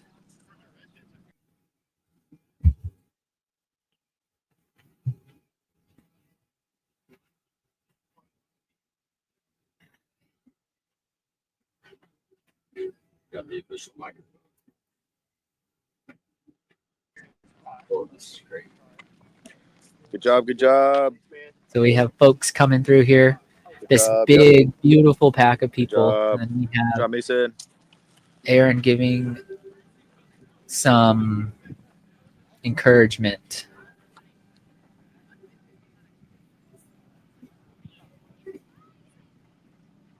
All right, as we get Briston and Nadine set. All right, as we get Briston and okay, Nadine there we are. Set. All right. There we are. Good to go. Good How'd job. Briston Good Rain job. do? What's up, y'all? Yeah, the 5th year. I think it's the 5th year of the Backland, right? Yep. At least count. Yeah, we're at the Backland. This is one of the first ever races that we did. Oh, you want us to back up? We'll make sure we have good audio, so All right, bear with us.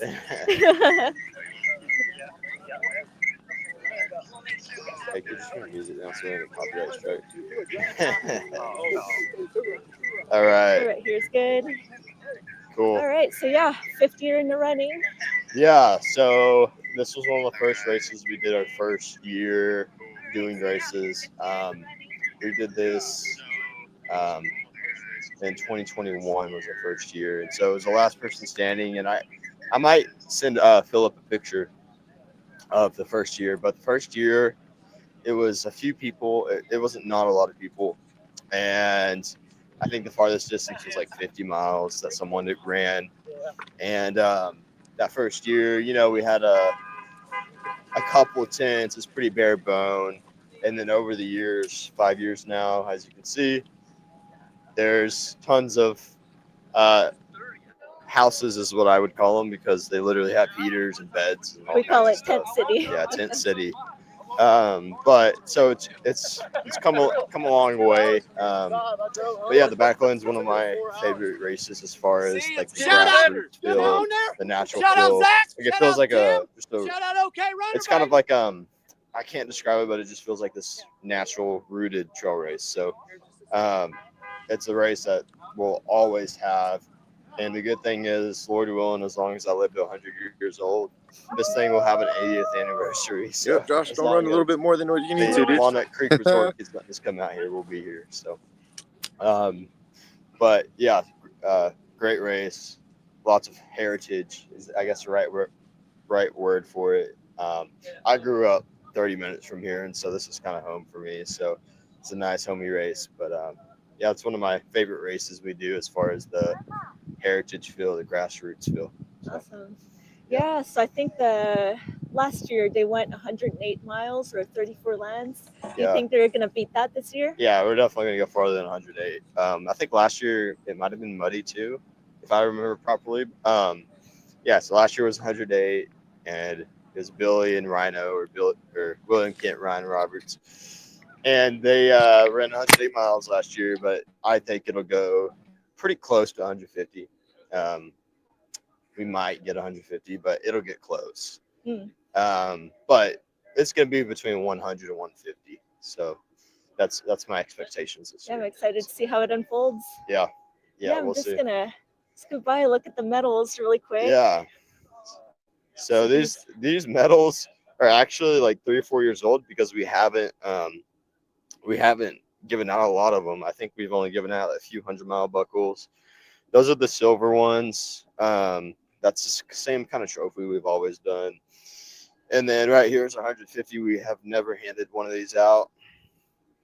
Our motto here is on the top: run till you can't. That's our Backland motto. You just run till you can't. So awesome. But yeah, have not handed these out. Hopefully we will hand at least 1 or 2 out this year, but we'll see. One thing that I've noticed is this race is always a cold race, and the cold gets to people because when you come in, you got 10 minutes, you get cold, and then you have to go back out. It's just very difficult to manage that cold. So I think that's going to bother people. Sure. So part of the challenge. yeah, it's part of the challenge. So at least it's not raining this year, so that should give people an edge. Yeah. So it's rained the past couple of years, I think. So. Yeah. Well, thanks a lot for your time. Yeah, thank you. Yep, we'll be around. Yes, Nadine, can you hear me?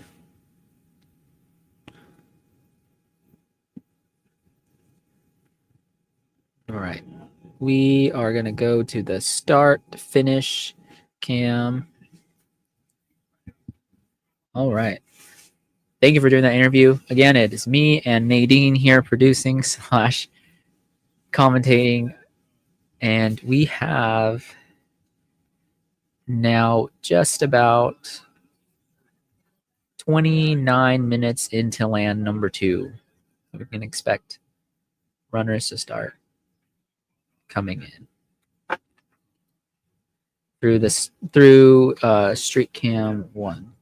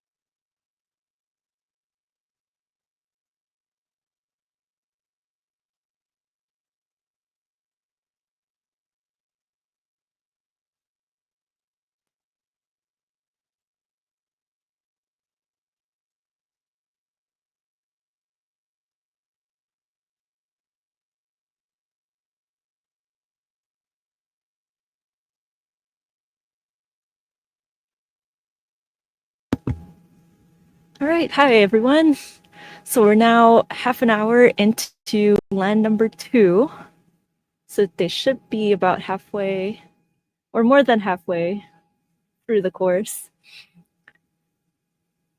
So Philip just went. We were having a few technical difficulties, which is to be expected. Our street cam 1 is down, so they're going to fix it. So just bear with us.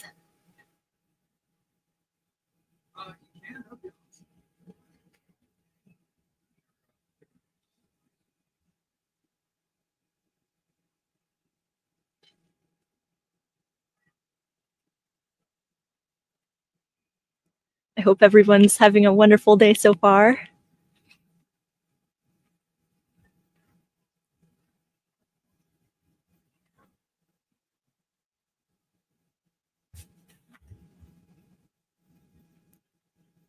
So we will be back in just a few minutes.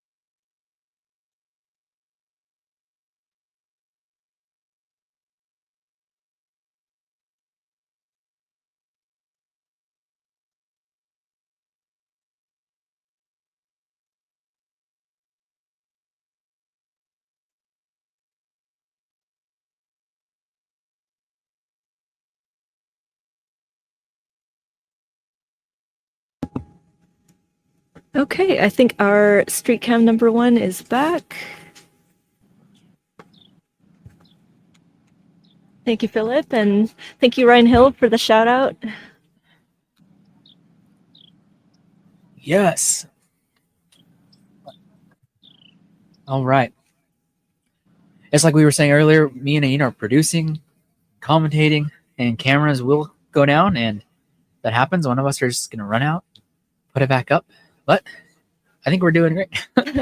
So this is really exciting. First ever live stream with commentary in the state of Texas. Coming here in a couple minutes, Chad Solier will be hopping on. He is the 2-time champion, technically, of the Backland. Cocodona 250 finisher, Bigfoot 200 finisher, and all around just amazing human being. So he will be joining us here shortly on the live stream for the Backland Last Man Standing, presented by Nature Nate's Honey Company and 903 Brewers.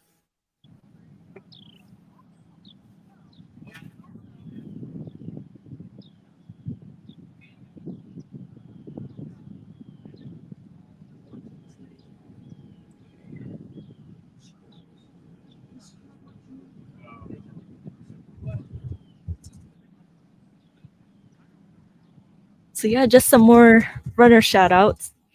So 2 runners running today have done the Backlands 3 times. This is their 4th running of the Backland.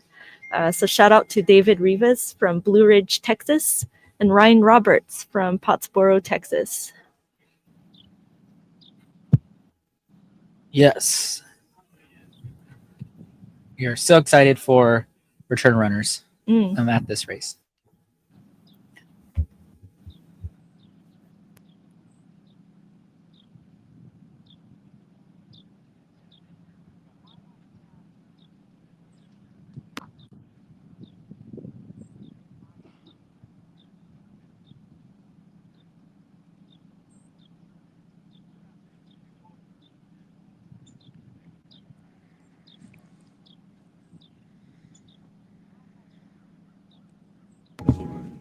Yep, just one moment. Our view got reset, so we'll get back. Yes, we have officially completed 1 land at the 2025, the Backland Last Man Standing. We are waiting runners to finish land number 2, and as those runners come in, we have 2-time champion Chad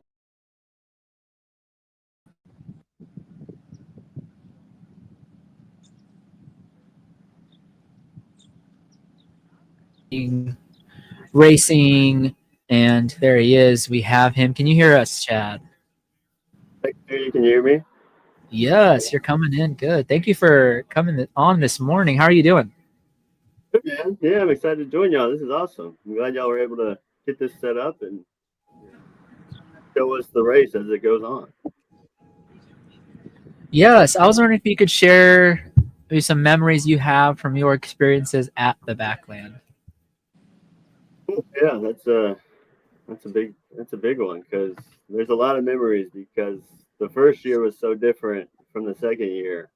It's kind of hard to pick just a couple, but I'll kind of explain the first year versus the second year. So the first year was the inaugural race, so it was the first year they did it. I had no idea what to expect as far as last man standing goes or the format or even Texas Outlaw as a race company. That was my first experience doing one of their races. So it was a cool experience. It was a very, very much a learning experience, I think, for everybody involved as far as figuring out how it all works and how to make it run smooth and kind of what to expect mileage wise or how long you're going to be out there. So the first year there wasn't, I think there was maybe 30 runners. I don't know exactly how many there were the first year. It seemed like there was a little less than the following years, but I know there were a lot of runners out there that hit distance PRs and that had never ran past like 50K. So I know it was a lot of newer runners that first year, and I think we only ended up going like 50 miles. So it was super cold though. It was was dry, at least it wasn't muddy. But yeah, it got down to, I think, 30 degrees, a little bit below. So once the night came, people started dropping pretty quick. So, and then by the time I was able to drive home and sleep in my own bed the first night, which is not what I was expecting. I was expecting to be out there for, all night and all the next day. So it was a big learning experience. I was able to kind of figure out how it all worked and fueling strategies and kind of just figure out the whole format. So I think year one was really cool in that regard, because it was even like Texas Outlaw, they had some learning curves too, as far as markers go and the nighttime markers. And so, yeah, it was all a big learning experience for everybody. Yes, yeah. Thank you, Chad, for sharing all of that first year. With any new first year race, there are obstacles, hurdles, and improvements to be made. And now in its 5th edition of the race has grown quite a bit. Yesterday, I was able to course mark with Asher, and they do have reflective tapes now at night. So if you ever decide to come back to the Backland for a third go, you won't get lost that night. Yeah, I mean, I guess after you do the loop that many times, by the nighttime, you should kind of have it dialed in or be on autopilot. But that's good to hear. I'd definitely like to come back soon. So. Yeah, and we're going to have some runners coming here in the next few minutes, and we'd love to hear your impressions of things you see. It looks like we have our first folk coming through here on our street cam number 1. It looks like it's Colby Lawson coming through and finishing land number 2. Look at Sean coming in with like 20 minutes left, so a good amount of time to recover and fuel and relax for a little bit. What's the temperature like out there? Yeah, so when I last checked, it was about 41. And it warmed up just by 1 degree. It's 42 right now, but it's supposed to heat up to 53. So pretty comfortable running weather. Perfect. That's nice. Is there much rain? Was the course wet, or is it pretty dry? I think wet from dew and from the fog. It's pretty foggy. You can see in the camera we have from on course shot. Supposed to clear up within the next hour. I mean, it's hour or so, hopefully. But we're right next to the lake, so very, very ominous, mysterious kind of look this morning. Looks kind of like a shot from a scary movie or something. But no, it's I'm glad it's dry, because the second year was a nightmare as far as mud goes, and the course being muddy. Because I remember me and Nick Peterson, deciding to kind of stick together after the first loop, just because of how crappy it was, how muddy it was. I heard y'all talking about it at the beginning, the first loop, how people were packed up and grouped up, which I think for these races is such a big advantage. If you can pair up with either one person or a group of people, if you can kind of stick together and lean on each other and kind of pull each other out of the pain cave when you're hurting, or just keep yourself out of your head, I think is a huge benefit for these type of races. Absolutely. Yeah. So just to talk numbers, I just want to make sure I got that right. So the first year there were 15 finishers, and then the second year there were 27, which is pretty impressive considering the conditions were a lot worse the second year. The rain year, the year Chad and Nick brought it to me hard. So much respect for you guys. See it. Yeah, I was there. Yep. Yeah, I got third place that year. The rain year, and it looks like once this fog clears, there's no chance of rain, but those conditions we're expecting are getting muddy. We might try to get some interviews with finishers as they trickle in, ask them about trail conditions. We're gonna quickly reset the cam, Chad, so we have the start finish in the window. So you might pop out for a second, or just letting you know that we're gonna change that really quick. Oops.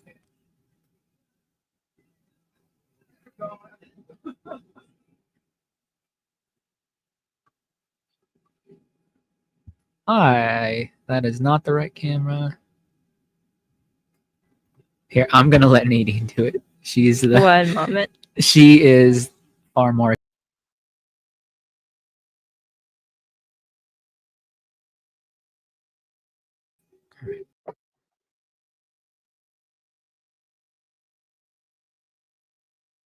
Learning the order There. of things. There Now we go. are back. Okay, can you hear us again? Yeah, I can hear you. Yeah, that's Okay, cool. yeah. So we're just 35 feet off the start finish, and so we get a pretty good visual of the runners when they come in, and you can see that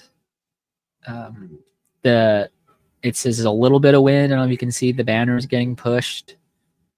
So we saw folks with an interesting amount of layers on the way out. You know, body temperature is important in this. You've done multi-day races, so talk about some of your experience with that.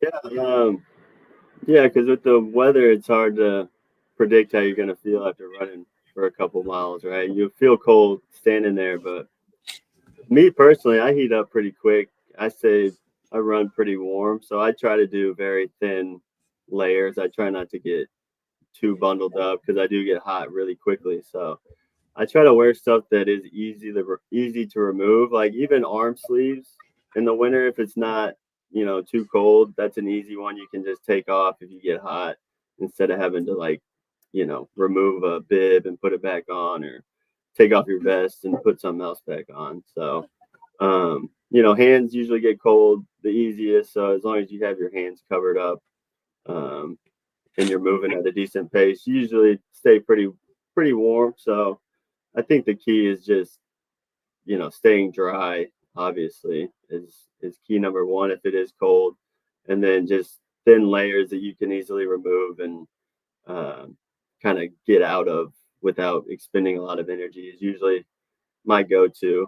Beanies, if I wear a beanie, if it's not super thin, my head gets hot very quick and I start to sweat almost immediately. So as far as beanies go, I usually try to keep them super thin if I have to wear a beanie. But other than that, I try to keep them pretty thin with the layers. So Yeah, and running by our start finish cam, we just had Haley Wagman come through from Austin, Texas. So she actually came through second on this land, and has roughly, when she came in, about 15 minutes left. So what are some things that you recommend folks do during this interland time? Here's a pack of runners. Sorry, let's let them get through. Stowers and Company. There's Megan Jackson, RJ Baldwin, and a slew of other folks whose names we'll learn throughout the day, I'm sure. Yeah, that's a good group. That's a good energy. They look excited still. So that's a good sign. Yep. Keyword still. Let's see you hour 13, 14, right? Maybe when the sun goes down. I know that's a crux of the race when you don't have daylight. Mm-hmm. Right. We have Mason Sargent coming in. Yeah, talk about some recommendations you have for look at that, his kid running up to him. Some interland time. That's what we'll call it today. Yeah, I think I think the main thing is kind of getting off your feet and making sure you do eat or drink something each loop. I know sometimes if it's muddy or you need to change shoes or socks, sometimes the fueling takes the back seat, which can get you in trouble. So I think focusing on fueling first is key, right? And then getting off your feet, and then making sure your socks and shoes are in good shape. So you definitely don't want to blister early on in something like this. That'll just continue to eat away at your mental state slowly. So you got to keep everything fresh early. If you let that negativity creep in this early in the race, it's not gonna bode well for you down the road. So We have our next group here coming in, and number 42 leading that charge. So that was Aaron McNabb from Keller, Texas, coming in. Some pretty quick lands here at the start. Yeah. it looks like everyone's moving well and in good spirits.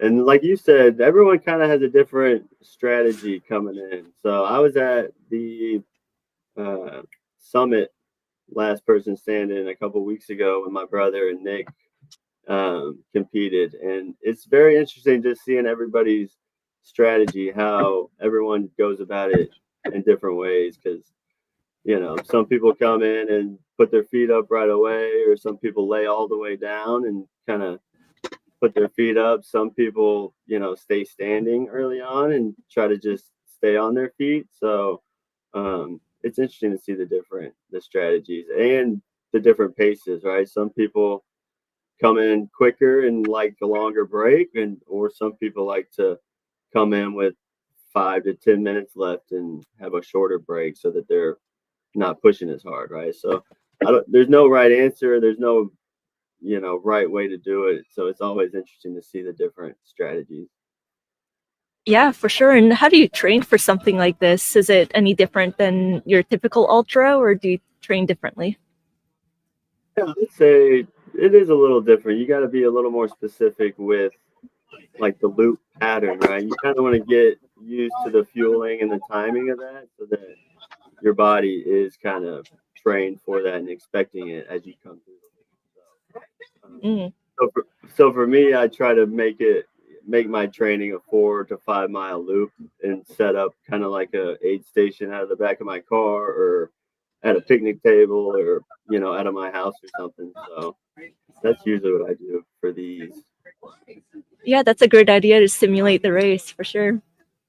And it's one of those things too. It's like you got to train yourself to go slower. Like when you're trained up and you're fit, you feel fast and strong. Like you want to go fast. So it's a mental change to try to slow down for that long. Oh, getting into push-ups after. I like it. Yes, that's Darren Hamlin. He is known for doing a push-up equivalent to the land that he's completed. So 2 lands, 2 push-ups. And he's looking to go far this year. I was talking to him yesterday. Him and Asher. So that's Asher's father. And he's a sleeper. That's what he's calling himself, a sleeper. And we'll see how that goes throughout the day today.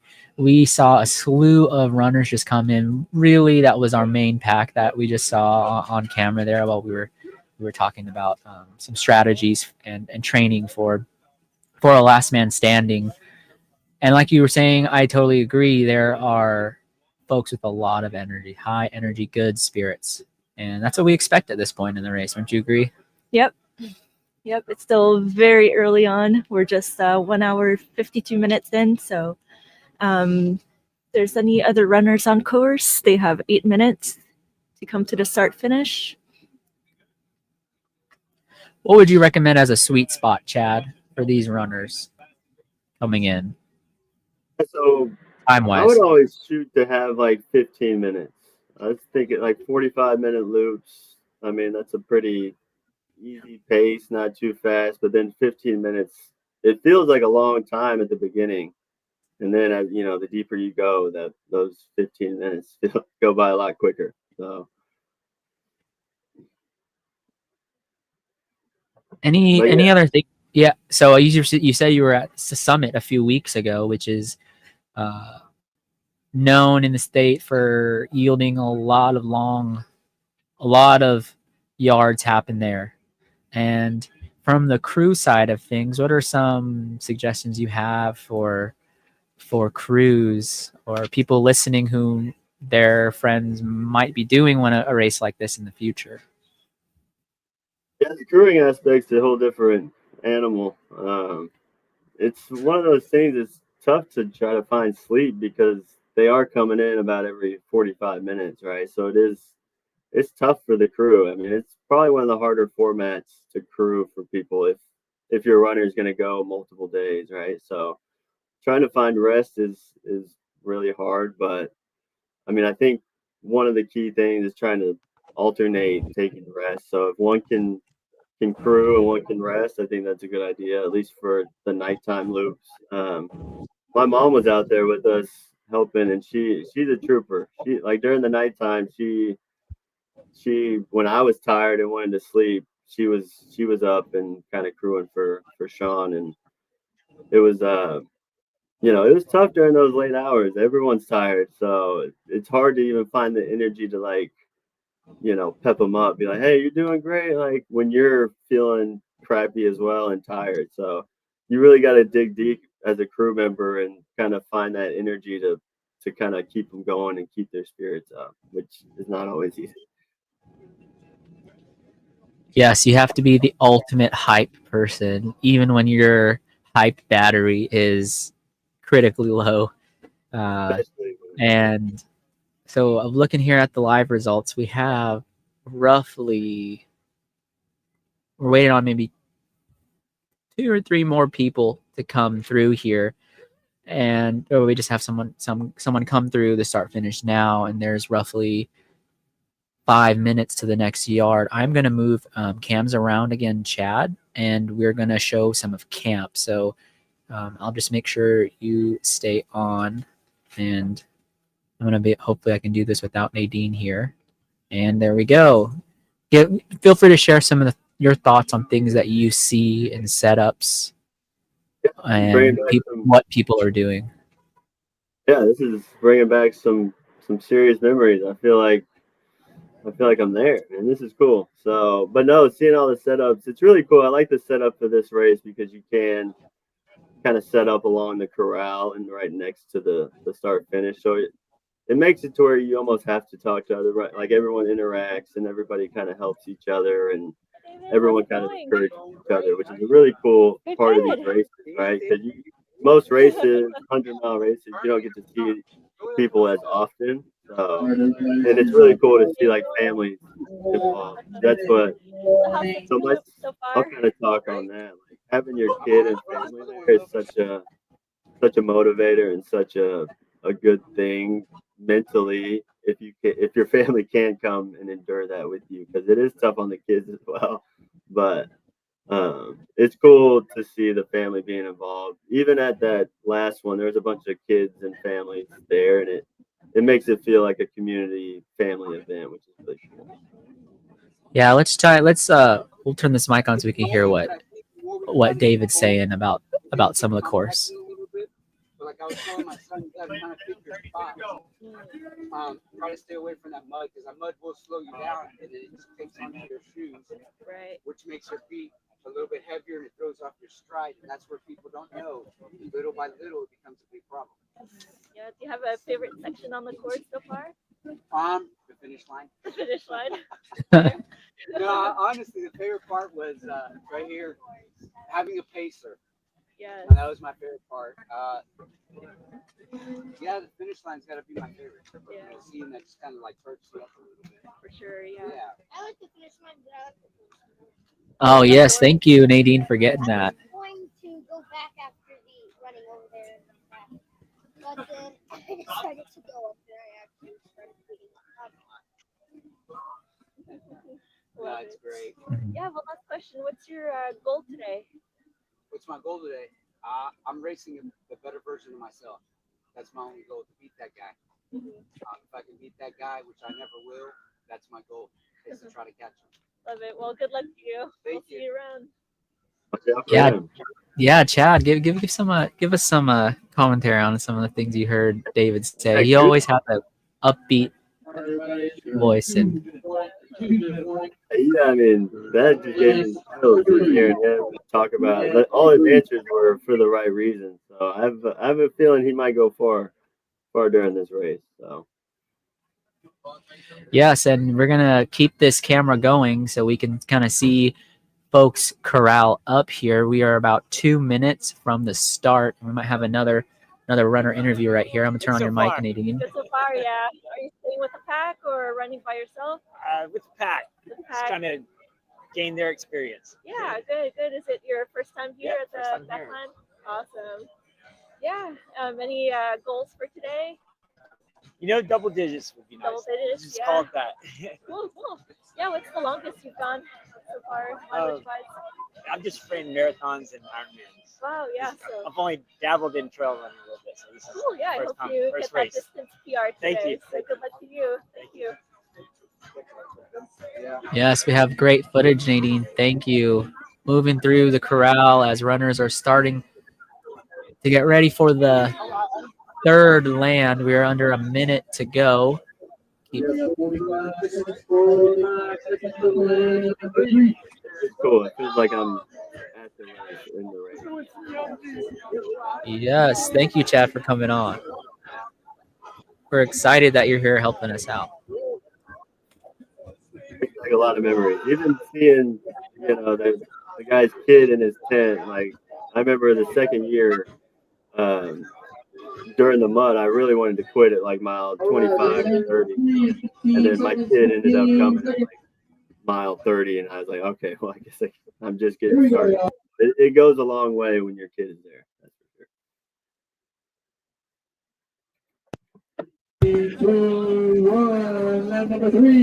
sure. All right. So just to explain our land counter, even though Asher just said land number 3, they are starting land 3, so they have completed 2 lands.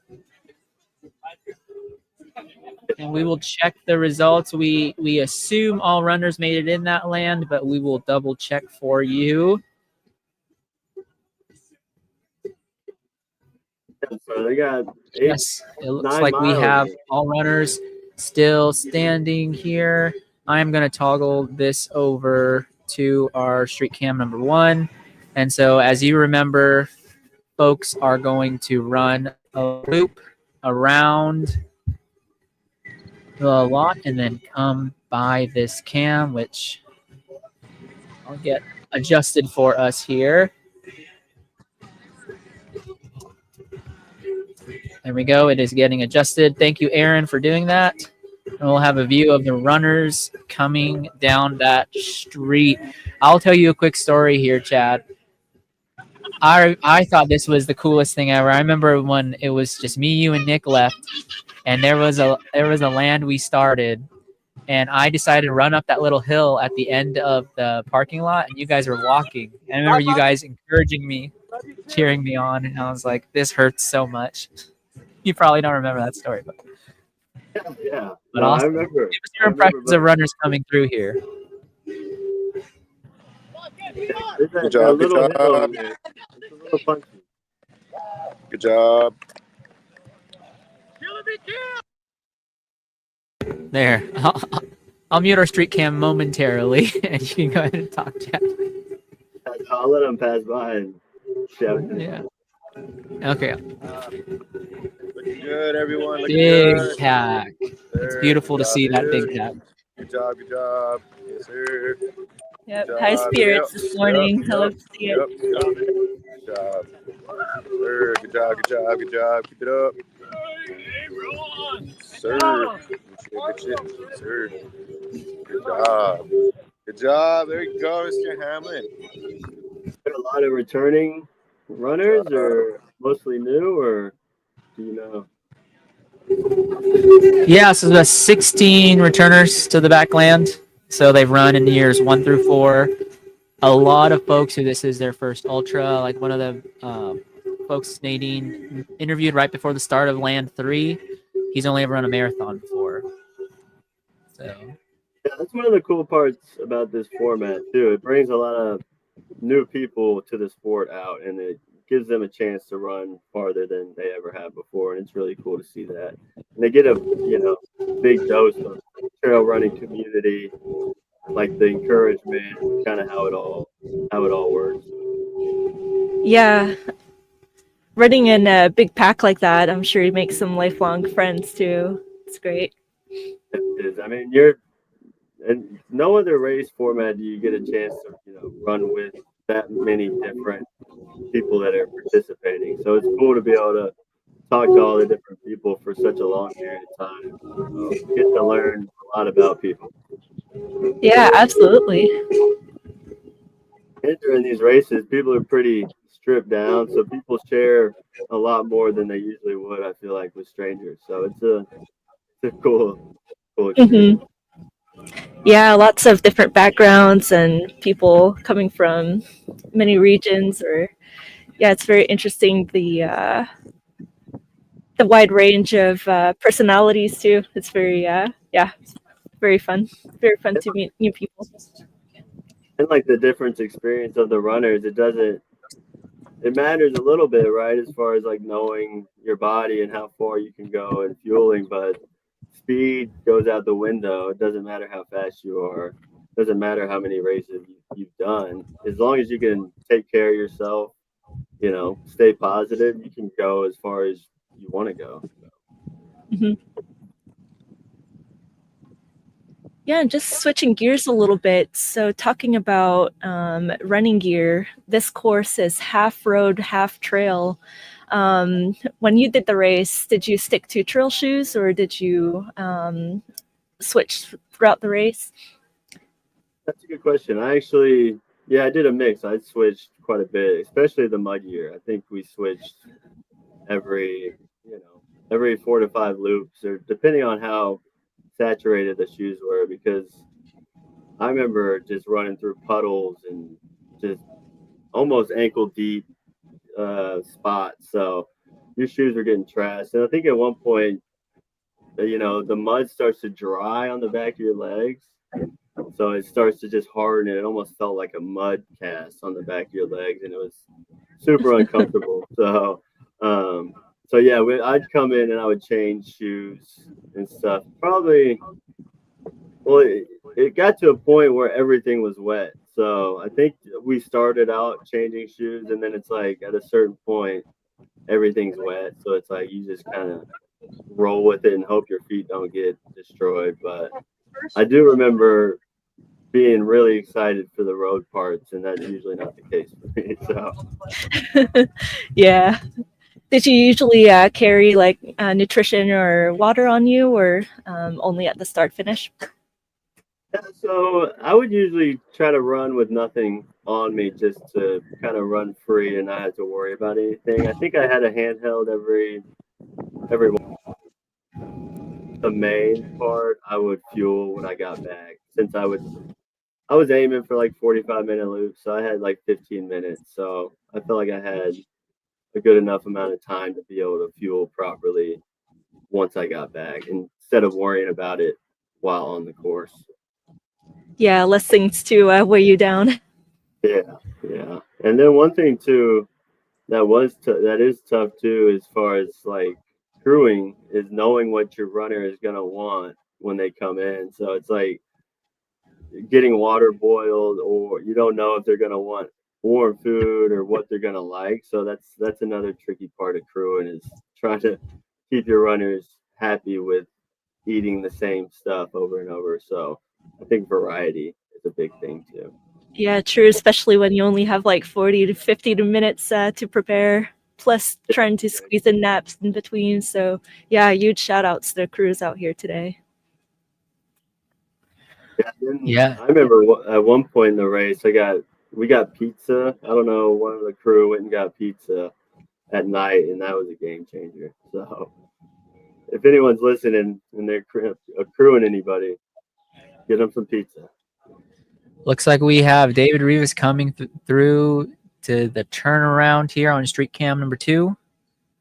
As expected, he is now getting back in his groove. That last line he ran with his son.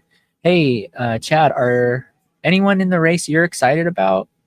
Anyone you've kind of interested to follow this weekend?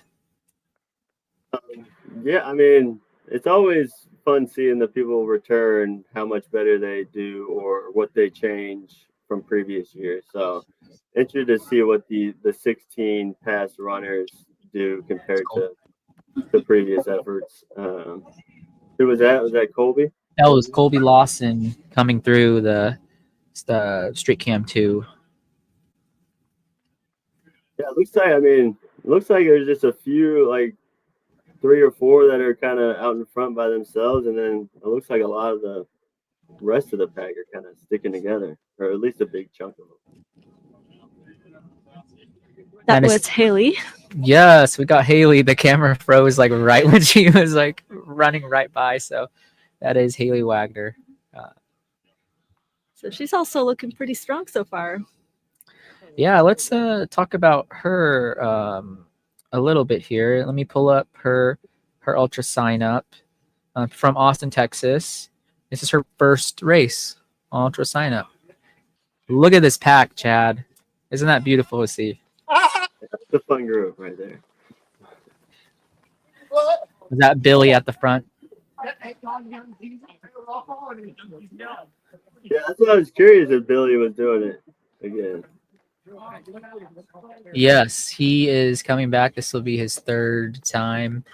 On the preview show for this race, we talked about how he is 3rd overall in lifetime lands, which is just a fun little statistic that I kind of pulled out. So in the span of 2 years or 2 runnings at the Backland, he's run, I remember the mileage, it was 193.5 miles. So if anyone in the chat wants to do math for me, my chart doesn't go that high. It might be 43 or 42 lands lifetime. And Ryan Roberts holds the lifetime lands at 52 lands. If you remember that figure. Maybe. But like camera kind of things. Runner gained a lot of experience over the past 3 to 4 years. So it'll be cool to see what he does. Yeah. How is training going for you? I know this year, the biggest race on your calendar was Cocodona 250. You finished that, highest Texas finisher in Cocodona history. Fun little statistics that I like to point out. What's next for you? Yeah, actually, so I've been trying to figure out a race to jump into. I haven't done anything since Cocodona just because life has been so busy with, I have a 2-year-old trying to buy and sell a house and all sorts of stuff. But running's kind of taken a back seat since Cocodona. But I did just get into the Athens Big Fork Trail Marathon. I don't know if you've ever heard of that race. It's a race put on that you get in by donating to like the trail foundation that they support. And it's near Mena, Arkansas, and it's a marathon, but it's on the Athens Big Fork trailhead, which has some serious up and down. I think it's like 4,000 to 5,000 feet of gain in 26 miles. So a lot of climbing. But it's just a marathon. So that's January 3rd. So that'll be my next race. And then I'm still contemplating jumping into Lovett 100 miler at the end of February, which is also an Arkansas race. So I'm a big fan of Arkansas. It's a beautiful place and it's a cool place to race. They put on great races and have amazing trails out there. So. Yeah, ARA is such a cool organization that organizes all of the ultras. ARA is the Arkansas Ultra Running Association, and they kind of unified the state in that way with everything. And it's a great landing page to go and see what's going on in Arkansas. Have you ever run in Arkansas, Nadine? Not yet, but I've been looking at the Arkansas Traveler race. That's a classic. Hey, Chad's been an Arkansas Traveler, right? Yeah, I did it last year. I thought so. Me and Nick did it last year, and me and Nick ran together for like 50K, and then he took off. So it's a fun race because you have aid stations every 3 to 5 miles at the most. So it's probably the most well-stocked race I've ever ran as far as 100 milers go. So that is a good one. Just beware of snakes. There's a good amount of snakes out there. But not to scare you, but there is.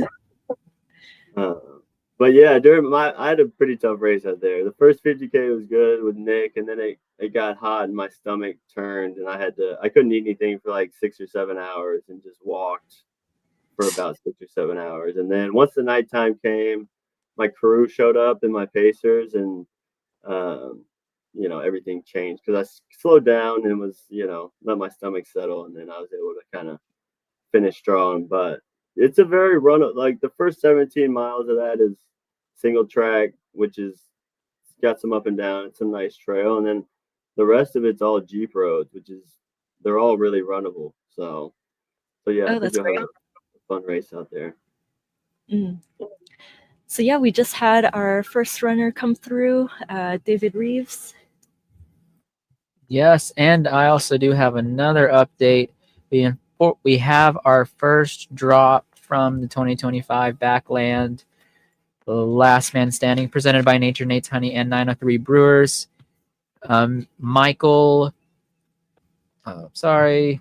Bolden has had to withdraw due to injury, so that means that there are 40 runners left standing in this year's race. And injury sometimes is a part of the sport, and I think you have to make that decision if you're going to run through something or recover for the next effort. So we hope Michael gets well soon. Have you ever pushed through a race, Chad? Yeah, luckily I haven't had any serious injuries mid-race.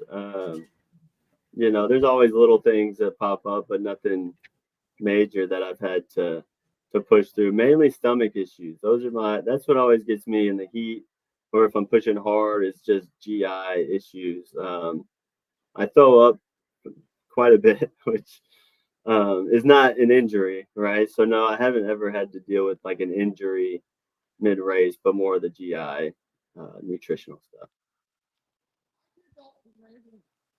Yes. Have you ever tried Nature Nate's Honey?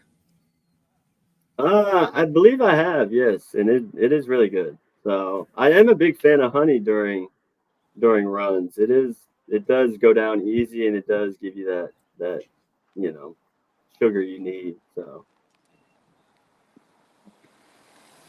Ooh, car passing by on the cam. Yeah, that camera is really close to the road, so wanted to try to get both views. Looks like we have some runners passing by, perhaps that big pack. How far do you go? There's Stowers and company, Will leading that pack too, and a slew of other runners. Megan Jackson was in there. Thank you. That's about 16 minutes into land number 3. It's funny to hear the brief glimpses of the conversations going on. Yeah, like what do you talk about with the same people for hours and hours and hours, right? It usually is running related for the most part, at least for the first part. Like, what's your strategy? Do you have a goal? Like, oh, what races have you done? Have you done this race before? Like those are the common questions that you get out of the way early. I've got the setup to paint, but let's go through that. I don't want to limit it. Yeah, I'm just saying They seem to be going at a good pace. I saw Lester Patton consistent going by right there. Oldest entrant in the field, 69 years young.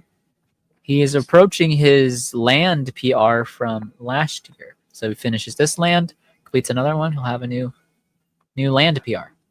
There's Thomas Cerna and Cody White running by, teaming up. I'm still doing these races at that age, man. That's the goal. Good for him. Yeah.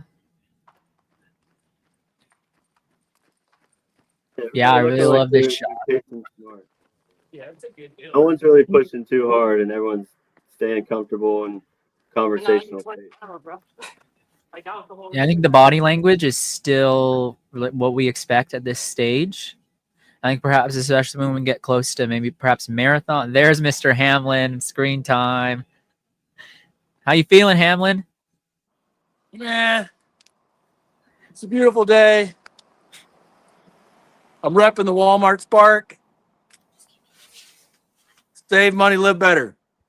Love it. Stay warm. It's my sponsor. Well, keep it on. That's cool. I didn't know they could hear us. That's amazing. So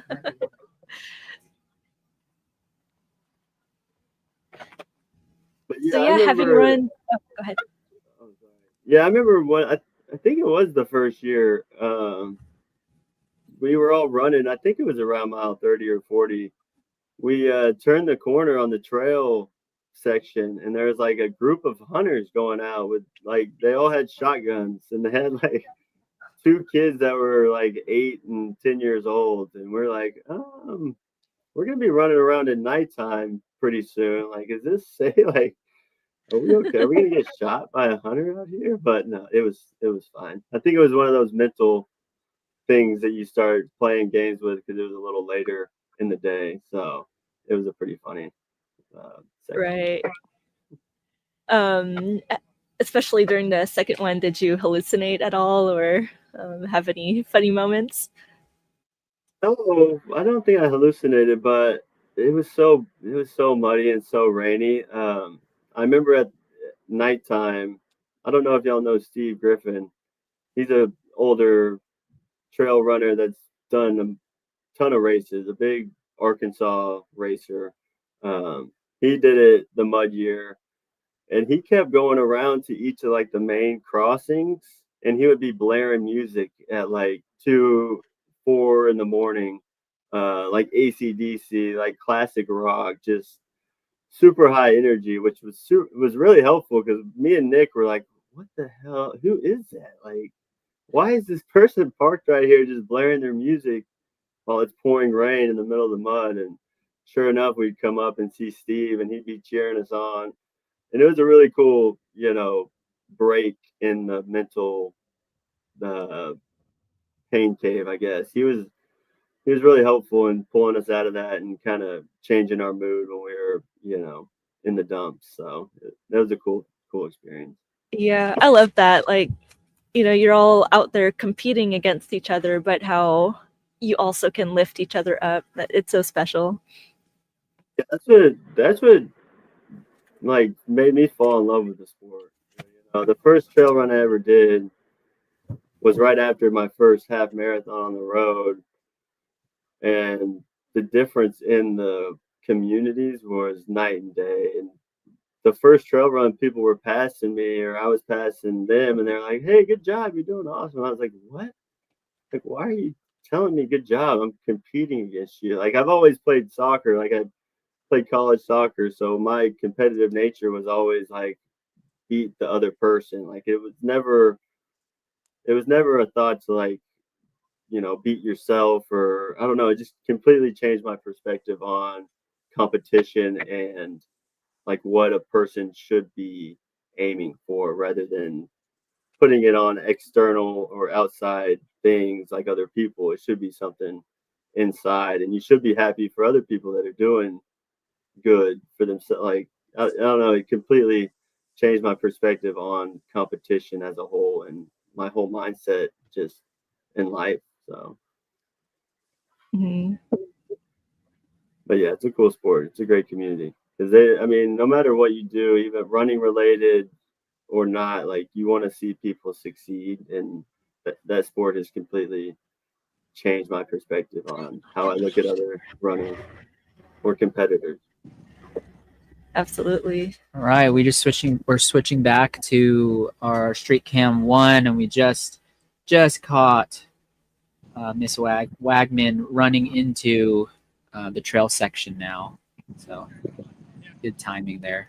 And here comes Stowers and Will and company, and I'm sure we'll hear some hooting and hollering. Well, we usually hear Will before we see Will, in my experience.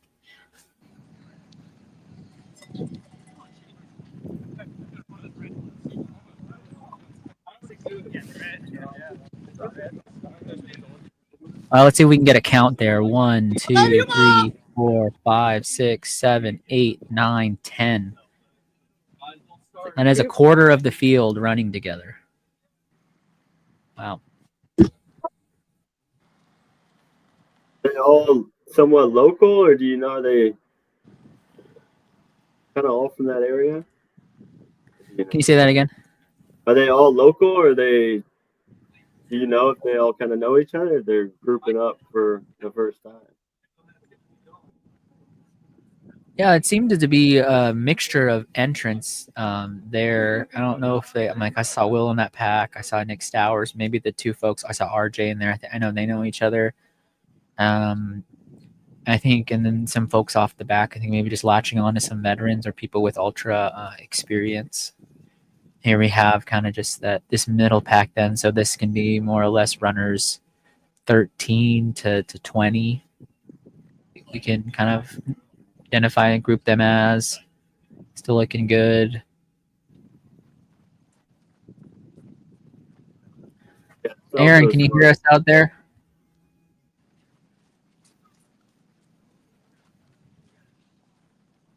You might not be stationed at the cam. Go ahead, Chad. Yeah, I was gonna say that's also super smart strategy. Is if you're new to the sport or new to the format, is grouping up with people that have been there before or done that race format and kind of picking their brain. I know when I did my first 200-mile race, that was my main goal, was to stick with people that were experienced and just pick their brain and kind of take the knowledge that they can give me. So.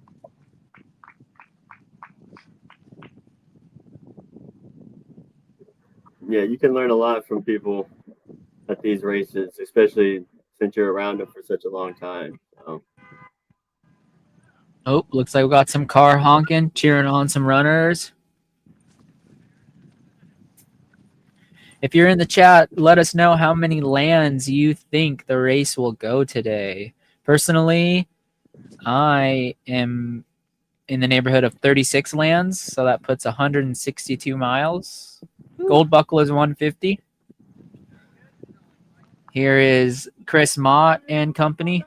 What? Running through. Danny and Josh Blashill.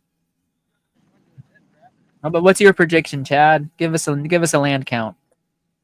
I mean, after being at that last one a couple weeks ago, I think they went 178 miles.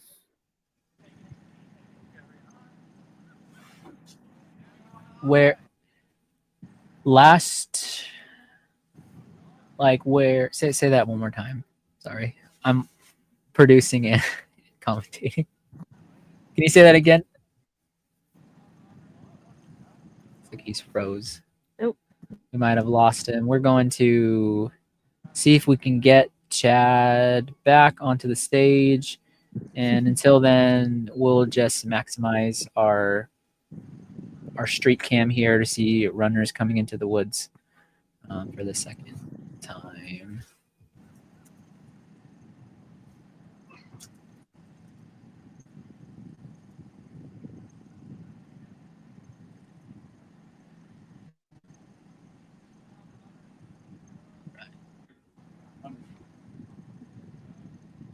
But really, yeah, like we've talked there is Chad. We're gonna add him back into the stage. Here you are, buddy.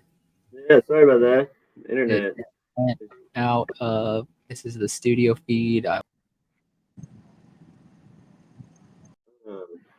But yeah, I got cut out, so sorry. Can you hear me? We are back. You hear me? Okay. Yes, we can hear you fine. Yeah, sorry about that. Oh no, it is part of the game, as we're calling it. But you're asking me my prediction as far as yards go. Yours at 36. I'm gonna go with the weather conditions. It'll be good for running. The night will be cold, but I think they'd go right around 150. So how many yards is that? 33? 34. I believe. That is the gold buckle land. Yeah. 34. I think that's where they land. That's my guess. So. Yeah, and you and Nick Peterson were the first ones to ever earn the silver buckle, which is completion of 23 lands. So it would be nice to see some more history being made today with a gold buckle being given for the first time. I think too, with this race format being around a little longer and people having more experience, 16 people returning, I think as you've seen with other backyard races, people going like 400 miles, I think you'll continue to see people just go further and further, which is really cool. aspect of this sport, especially seeing people like Philip Harvey. I can't think of his name. Who's the back? What's his last name's Harvey, or maybe his first name is Harvey. Oh, yeah. Harvey Lewis or Sam Harvey? Harvey Lewis, thank you. Harvey Lewis. Harvey's He's his first name. I couldn't think of it. But yeah, he's even one of my heroes. Someone like that who's been in the sport for decades, hasn't really had a ton of success, and then format comes around, it's perfect for his, style of running, or just his mental aspect, or just fits him perfectly. To see him go so far and be so successful with the sport is really cool.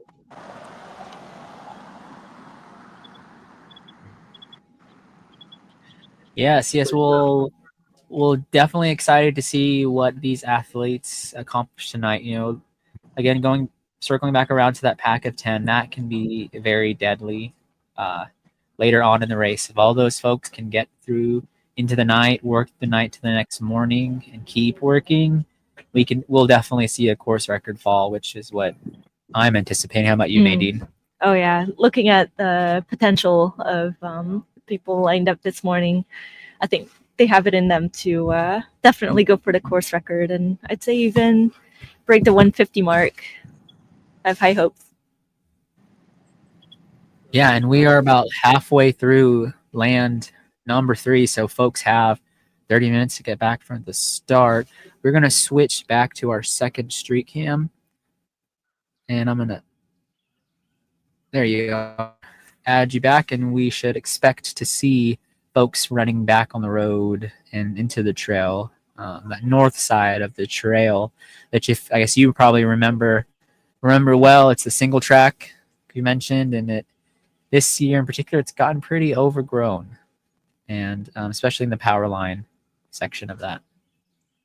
It changed the course at all? It stayed the same since the first year, right? Yeah, it stayed the same. I believe last year, Civilian Corps engineers came through and they put in some power lines. So they went through and cut out all of these trees and wood chipped it. But since then, with all the rain we've had this year, there's been a lot of overgrowth in that section. So it's a good half mile, perhaps 3/4 of a mile section that runners. It is questionably runnable. Yeah. Like it's a hike section, and you have to hike with purpose if you want to make it back.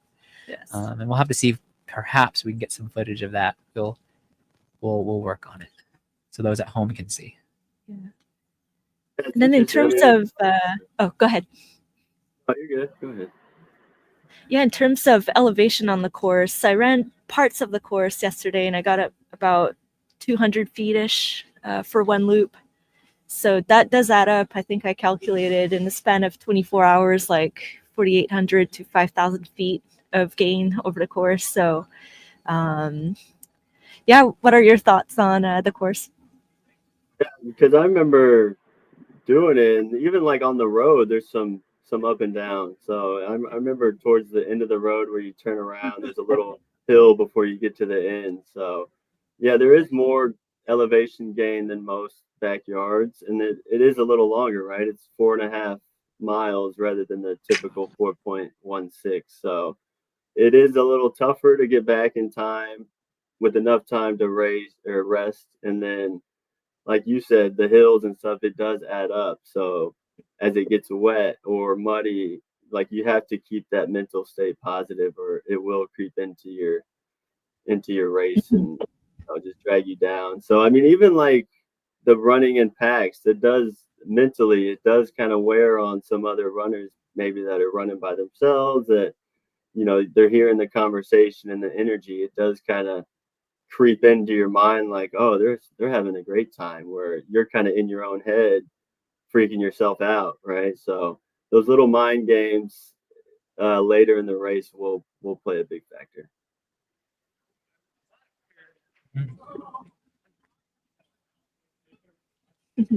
Yeah, we might be imminently. Someone will be running by the camera there. I think I see in the distance someone coming down the road might have missed David. This might be that.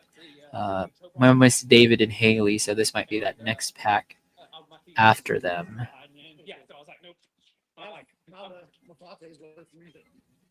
And I wanted to like them so bad, just because they were. Yes, that is them. I brought them, and maybe if my feet start swelling, I can. RJ, Will. Oh, there's Haley back with them. Yep. A few runners. We'll have to figure out who Green Tights is.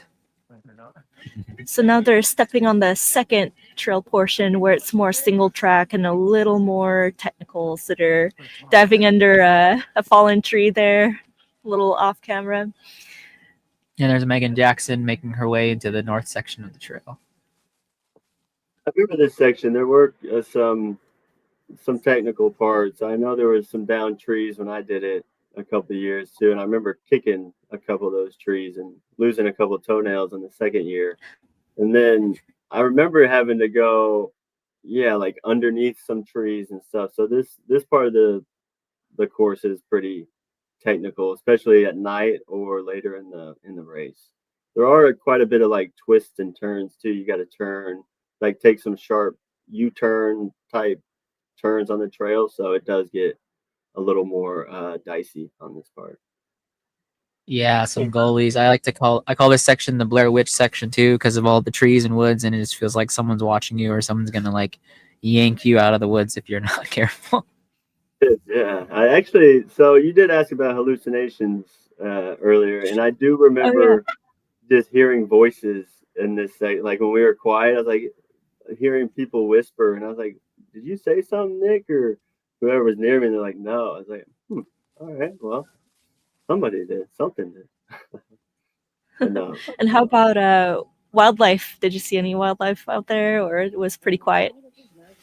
I didn't see any wildlife, I don't think. I think we scared them off pretty quickly. But they did say, I think some people saw some hogs at one point, or we were warned about hogs, but I saw them myself. That's the ultimate with Yeah, one thing that is special about this time of year, it is hunting season. And yesterday I was course marking with Asher, and we saw feeders out, we saw trail cams out. So we, in the past, they've told runners, wear orange if you have it. And I think these daytime hours, though, I think they're all pretty safe. Like they didn't mention, there's a lot of high vis, so I think people have read that in the runner's guide and are prepared to see. And nothing bad's happened in the past. There's Thomas Cerna passing the camera and making his way into the trail. You have that scare anywhere, I guess, with people hunting, or if you're in the wild or on trails, that can be the case anywhere. Yes. Yeah, we have here more of our mid pack coming through here. There's Cody and Ryan Applewhite running through Cam. Good.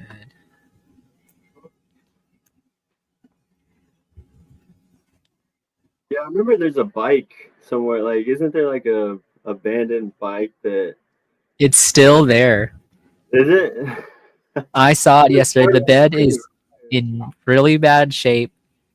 The bike we had propped up, so people can see it, but very, very rusted still. And last year, it started with there was a cooler that was on course, and the cooler's still there. I propped it up and made it visible, so hopefully give those folks something to look at. Looks like Chris Mott and company, Flash Hill coming through right there. Who else y'all got coming on the live stream? Yeah, this afternoon we are going to have Rachel Moore on, who's a Texas Outlaw elite athlete and just went, I believe, 175 miles at Summit Backyard Ultra, and hear her views on tips and advice. She's going to come in when we've gotten past the ultra mark, approaching the 50 mile, like the 10 hour land.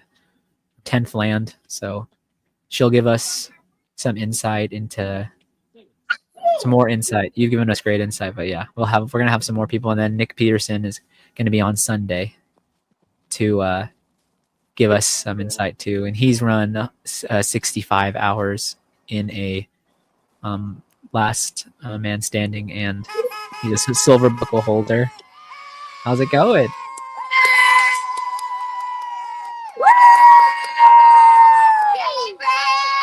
How are you feeling? Amazing. Yeah, looks like we got the cheer wagon coming through for that runner. But yeah, Rachel, All right. she crushed it at that Our back. first runner is coming in. I'm going to switch to our camera when we get him here. And then I'll switch to our start finish as they get there. So we're about 40 minutes into this land. So runners have another 20 minutes to make it back. Love the smile on the face, man. Keep it up. Good job.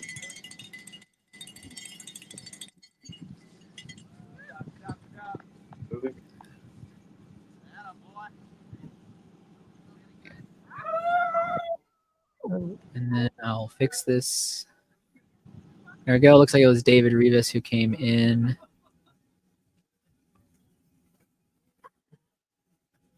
Came in about just under 40 minutes. I think that's what he did the first land. There's another runner coming in right now too.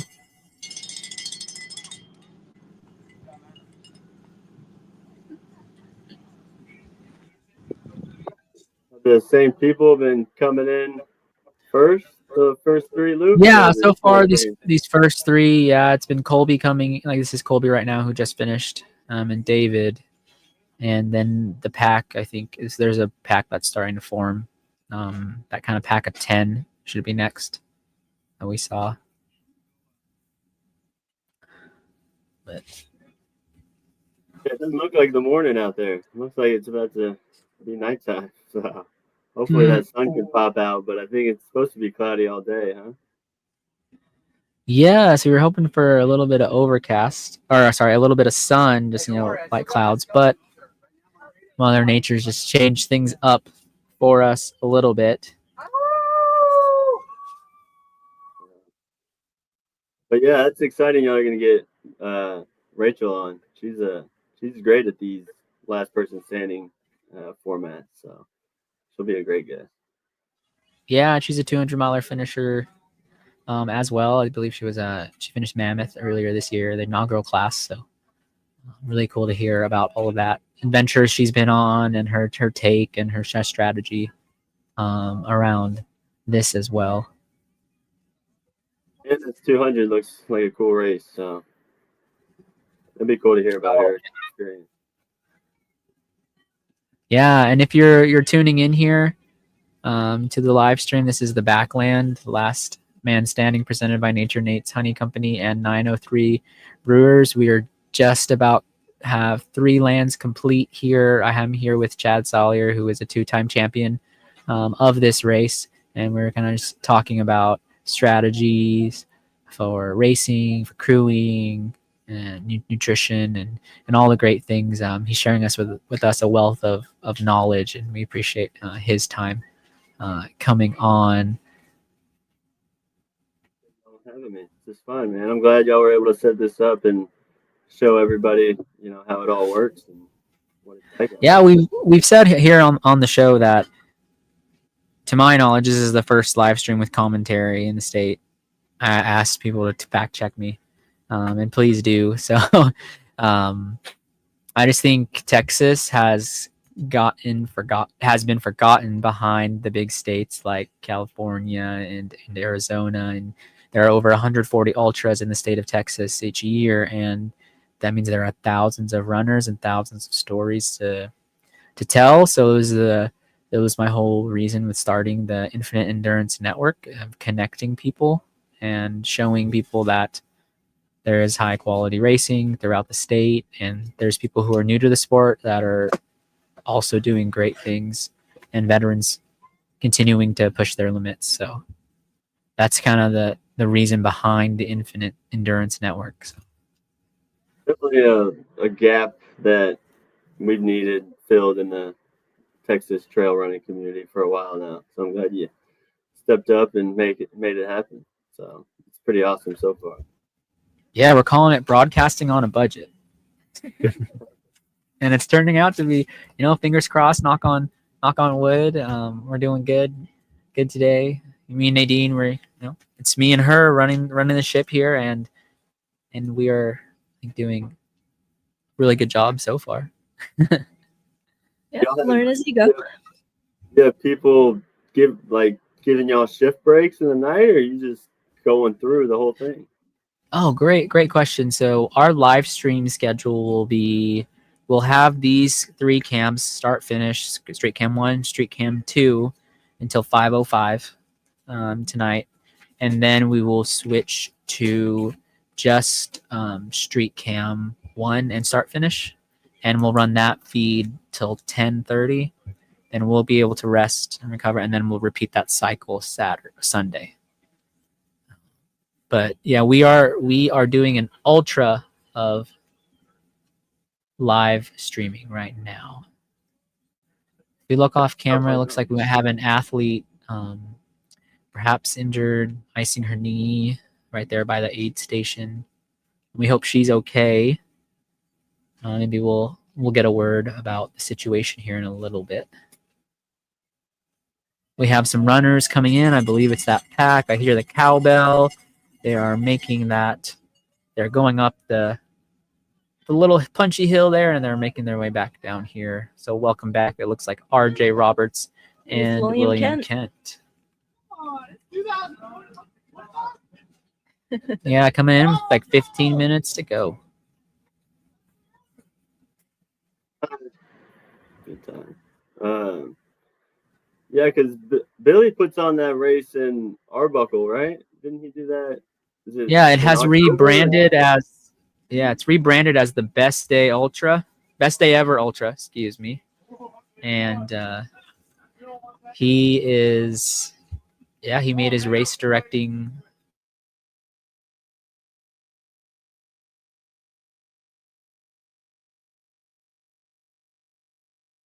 off his season, I think, with the Backland. He ran second place at Arkansas Traveler earlier this year. All right, number 67. Let's see if we can ID this runner now. We see his bib number.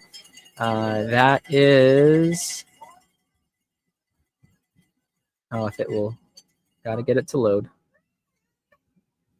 Okay, and there's Haley.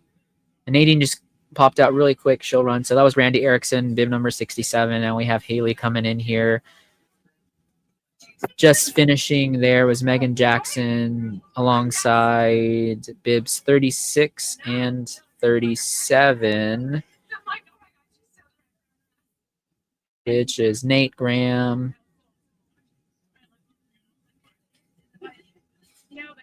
and company. We expect another pack here soon. So that pack kind of stretched out a little bit through the trails because they were all together. All right, this is bib number 22 coming in. John Leesga from Houston, Texas. And there is Nick Stowers, number 16, and runner without. Can't see his bib, but might be pacing. And then bib number 18 there coming in. Let's see if we identify that runner. That is Levi Shepard from Houston, Texas. Yeah. Spirits are still high. Yeah, so when I did it, there was a prize of $500 and you got like a couple of cases of beer. What is that? That's changed since then, right? Yeah, I believe it has. We just had a runner come through there, and Nadine's gonna hop out right here and give us some sweet camp footage. We have about 12 minutes now to the end of this land. So I am gonna move some things around, then we'll be ready there, and we can both kind of hear things. There we go. Where's Megan's tent? Where's Megan's tent? Can I go and find it? The white one. Raider!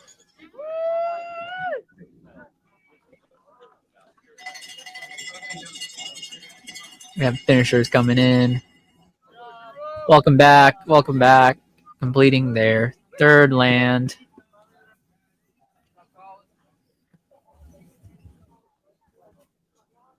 Heather, you guys have quite the setup. Is it okay if I ask a few questions? Yeah.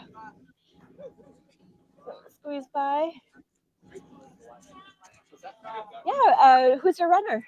Brian Taylor. Brian Taylor. Nice. Where from? Wichita Falls. Wichita Falls. Nice, nice. How's it going so far? Good. Yeah. Runners in good spirits. Oh yeah. Good. Yeah. How about you? How are you feeling so far? Good. Yeah. Yeah. What's your runner? What's his nutrition or hydration like? So he is doing beta fuel and some SIS gels. SIS gels. I'm a big fan. Nice. And then we've got egg roll in a bowl and quesadillas and chicken thighs and sandwiches. I mean, anything he wants, basically. Awesome. Great. Gonna check out some other tents and we'll be back around.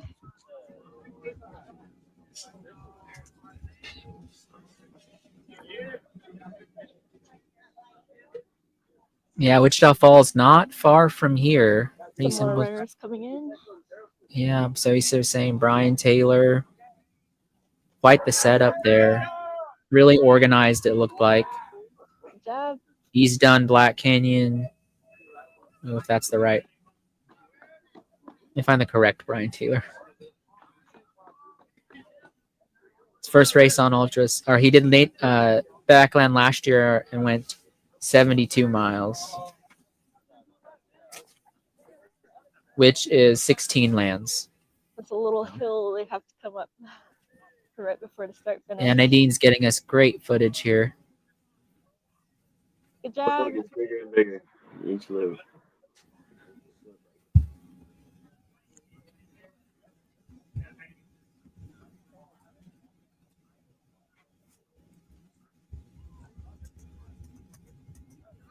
Good job, good job. Yep, it is.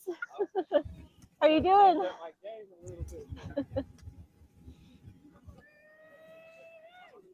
Livestream, putting the pressure on him. Mm-hmm. It looks like a lot of folks walled in, which I think is great because you're going to want to stay out of the elements as you can. And a lot of them have. I also want privacy for the canopy, to which change. is good. Keeps the wind out. Keeps it a little warmer inside. And the view out here is beautiful too, with the lake.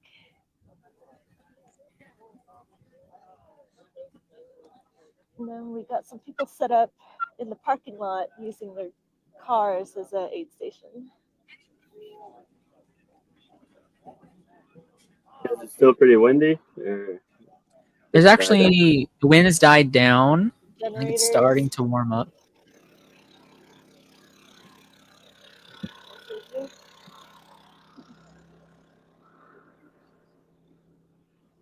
Hey there. I don't want to interrupt. Is it okay if I ask a few questions? Yeah? You look pretty comfortable right now. I love the setup.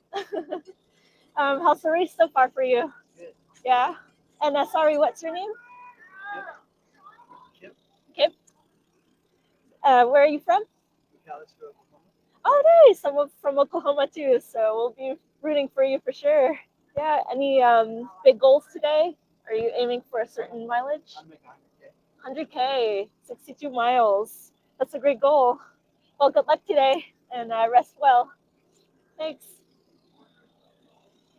Yeah, Kip Opperman, 20 years old. He seems like this might be a training race for Love at 100 as he is signed up for that. So in order to get to 100K, you have to do 14 lands. Today, is it okay if I ask a few questions? Absolutely. Nice. I like the setup you have. Feeling good so far? Here. Awesome. Feeling up good? Yep. Yeah, Great, drop the great. water on that round. But you know what? We're making up for it now. Good. We're good. Yeah. Keep it rolling. Awesome. Yeah. Any big goals today, mileage wise, or? You know, the goal is to get a buckle, so to go over 100, but I don't want to limit it. So Right. keep going. And I love what you just did. So what do you have there? You have the Nate's Pure Run unfiltered honey, pouring that right on the banana. I love that. Pure energy right there. So. Awesome. Well, good luck out there today. Appreciate it. All the best. Then switching over to our main aid station. Let's see what they're cooking. Oh, dude. It's ready to go for it. Hey, what you cooking? Bacon! Bacon! Oh, you don't want me to touch that right now. No, I'm just holding up so I can catch your voice. Gotcha, But gotcha. awesome. How are you? Doing good. How about you? I'm wonderful. Great. We got the live stream going. Philip's killing it. He is. Hear that sizzling. Some bacon for the runners. We got tortillas. What else do you have out here? Nice. Some quesadillas, sausages, and some cooked bacon already, so they don't have to wait. So your pretty typical aid station food. Texas Outlaw does a great job in providing a huge variety of different foods. We even got some, what are those, protein powder, or very cool that you mix with water, applesauce, lots of sodas, Hyperlight, Gatorade, and good old pickle juice. Good for those cramps. So yeah, I think I'm gonna pop back in the studio now, and we'll watch the rest of the runners finish this land. Only 5 minutes to go.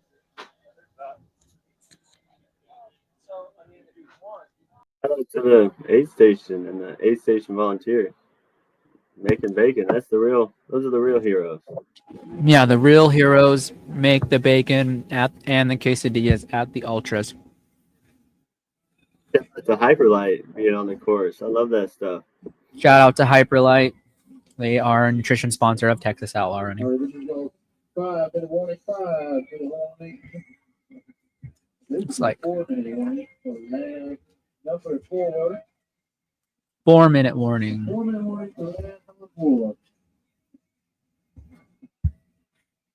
Yeah, Chad, there's some great things that we saw.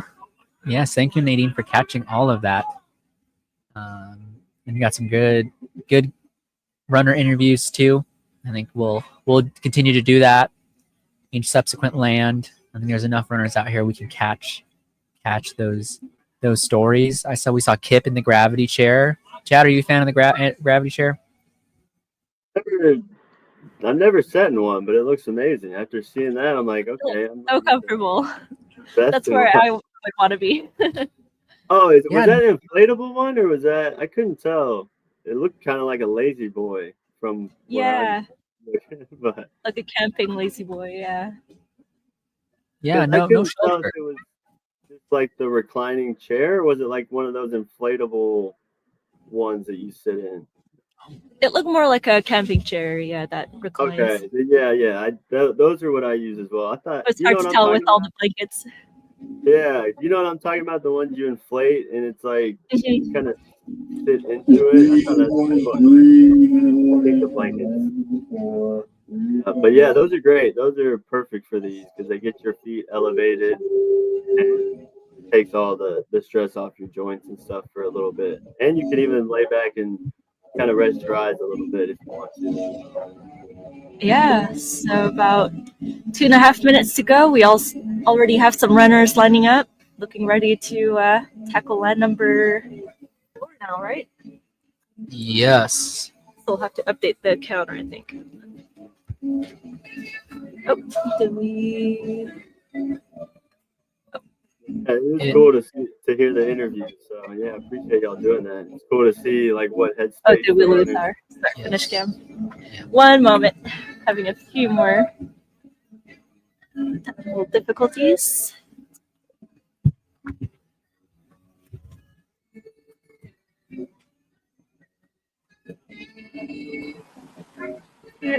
Go.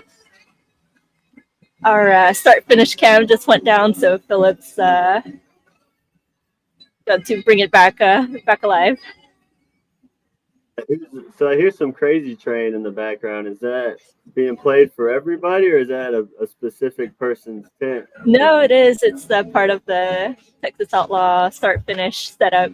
So they play music at the very end when they're about to start another loop. Yes. Is the cam not on? Did it pop up? We got a minute 10 seconds. Minute warning for land number 4. Something else I can do temporarily. 1 moment.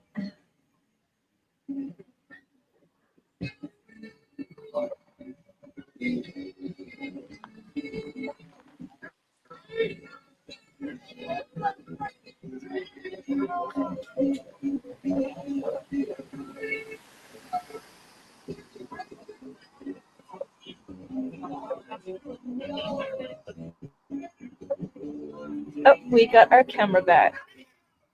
I'd like to congratulate all of you.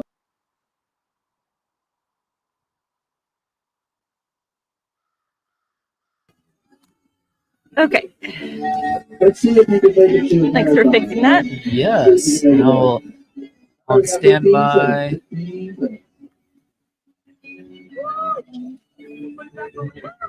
All right, so Here 3. we go. 5, 4, 3, 2, 1. Land number 4. There they go. Off for land number 4. Land number 4. So we're 3 hours into the race. Hunger might be starting to set in. Athletes are probably starting to eat a little bit more and monitor their hydration better, just to stay on top of it. Even when it's cooler weather, your thirst mechanism isn't as prominent. So that could be a recipe for disaster later on. So we hope these athletes are staying on top of that. That gets to be a tricky part when it's cold. You don't want to necessarily drink anything cold or take in the fluids, but it's definitely important, especially if you plan to go over 100 miles. For sure. So right now they were at mile 9. When they come back, they'll be at mile 13.5. So they're about to run a half marathon now. Start to feel it a little bit. Your body starts to want more and need more. So people are gonna have to stay on top of that nutrition. But luckily, showing the aid station, there's tons of options. There's warm food, there's cold food, there's all sorts of different options, which is nice. So. Yeah, there's a bit of everything for sure. And a lot of the canopies also, a lot of people brought their own like little camping stoves, and they have they're cooking hot foods as well. So the runners are well taken care of. A lot of people too want to. It's hard to rely on the aid. You never know what the aid station is going to have, or if it's going to be hard to get to. So I think a lot of people in these races like to be self-sufficient, so they don't have to rely on anything else, or just kind of stay in their group. Good job. Good job. A big group.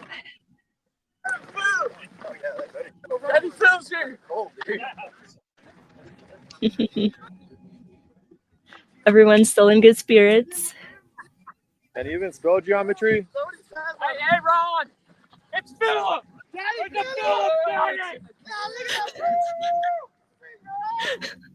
I love the energy. I'm getting FOMO now after watching it. Man, I wish I was out there now. Same here, just sitting here, it's like, I kind of want to be out there. Exactly. No, this is really cool. I'm glad y'all were able to get this set up and do this, and give people that can't experience it a chance to follow along. So, and I appreciate y'all having me on and allowing me to kind of share and follow along the runners at the beginning. So I'm gonna have to jump off soon, but I would love to join y'all again if y'all are still going tomorrow morning, if I can fit in to y'all's schedule. Yeah, Absolutely. Thanks so much for coming on. You provided a lot of insight for us, so I appreciate that. Appreciate y'all, you know, trucking through this. I know it's not easy for y'all, so, you know, stay strong and keep pushing. So Awesome. All right.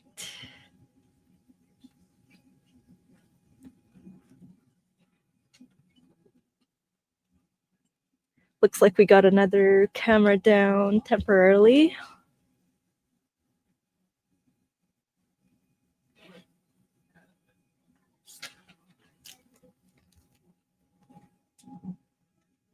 Okay. Repositioning a little bit. So yeah, huge shout out to Philip. He brought Starlink here to get some Wi-Fi coverage for our cameras.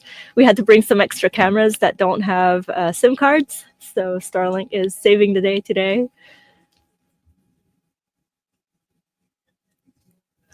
So Philip put a lot of work into this.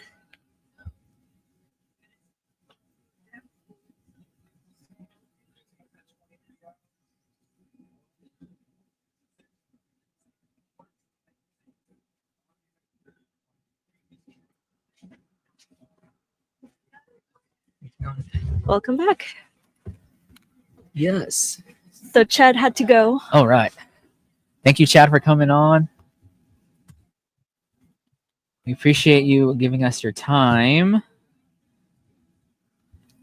This is getting exciting. You know, a half marathon mark is a big deal. It is, yeah. You know, we interviewed that runner who first ever gone on some marathons. You know, perhaps the runner might be feeling it, or, you know, the breaks in between, like they're feeling good, and they may be able to run the furthest they've ever run. So I'm going to look at live results and see if there were any drops. I know we saw that athlete icing her knee. I might just switch to cam for a quick second while we wait for runners to come.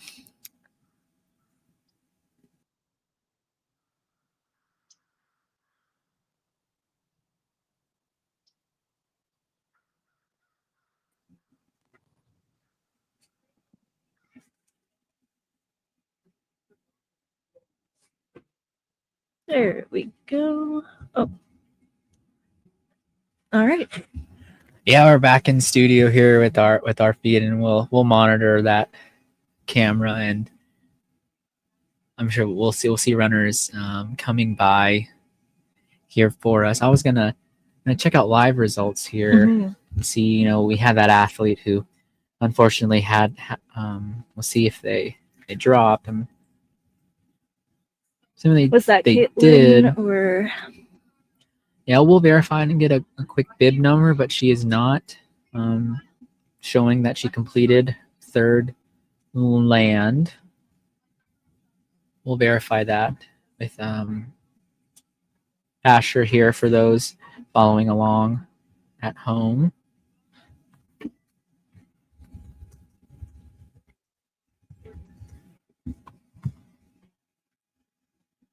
Yeah, but besides that, the field is still really intact. We had that shot of Aaron moved the cam for us so we could get pretty close into them, see some expressions, faces. You know, we were talking about how half marathon now. It's a big milestone to check off. Yep, 3 hours in. Definitely nutrition is going to be a factor here on out. Of course, it's still pretty cold out here. Double check that, but it's warming up. It's now 49 degrees. So there's still a huge variety of different gear and warming up solutions. Like some people are wearing vests, others are shirtless. So it's crazy seeing the variety of strategies. And yeah, again, so they're running half and half right now. They're on the road section, running the first 2 miles. So we're just 7 minutes in, and then they're gonna pop into the trail, which was a little bit muddy. But so far nobody's complained about the mud, so maybe it's not too bad. But it is. Oh, looks like we got some runners coming in. Yeah, we'll switch to our street cam 2. They are running by, looking good, and it's great. The placement of our cameras today, folks. We have one on the start finish. We have a street cam 1, which is around right when they leave camp and when they come back through at mile 2.4. And street cam 2 is about a mile in, and we'll see them actually go by that camera 3 times. So we get to see runners roughly every 10 minutes and on course, which makes it, I think, really exciting and easy to follow. Mm-hmm.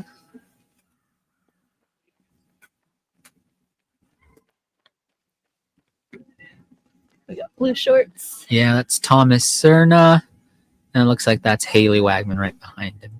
Yeah. As long as the runners don't change what they're wearing, we'll be able. Right. Yeah, but that will inevitably happen in a last first man standing format, and we'll have to kind of re-identify people. But right now, still waiting for that verification if it was Caitlin who dropped, and then we will update you on the field altogether, how many runners are out there. Yeah, just to give some shout outs to runners. So looking at Caitlin, she has quite a resume as well. She's run Nature Nates before. In 2022, that was her first time. She went 31 miles, not lands, right? 31 and a half miles. And then let me get my handy dandy Backland math sheet. And that makes it 7. Yeah, thanks. 7 lands. Yeah. So yeah, she's done plenty of 25Ks, 50Ks. Her most recent ultra was the East Texas Ultra earlier this year in May. We love you too. There they are. There's the group running by. Yeah, was there any more you wanted to touch on about Caitlin?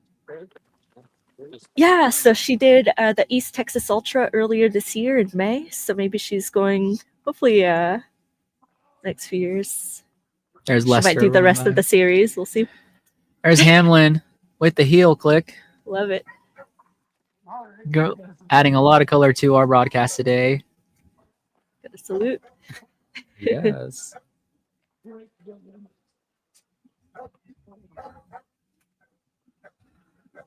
Yeah, so those who are tuning in, this is the Backland Last Man Standing presented by Nature Nate's Honey and 903 Brewery.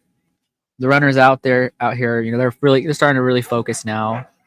Half marathon mark, land after land, and that kind of effort takes real fuel.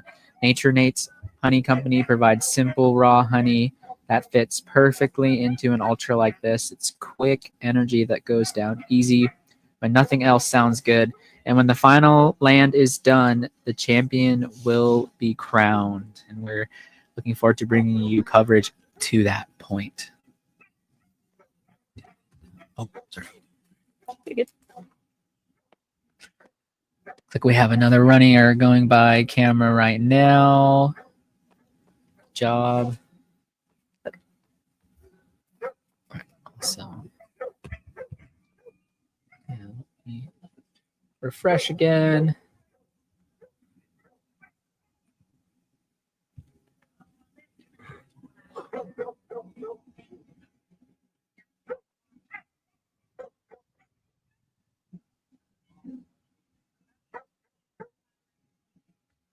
So yeah, the runner we interviewed in the chair, his name was Alexander. Just looking at his ultra sign up, he's got quite a few ultras under his belt as well. His most recent one, he was at Pumpkin Holler 100. He did do the 100 miler in 19 hours 47. So he's got a pretty strong base coming into this backyard.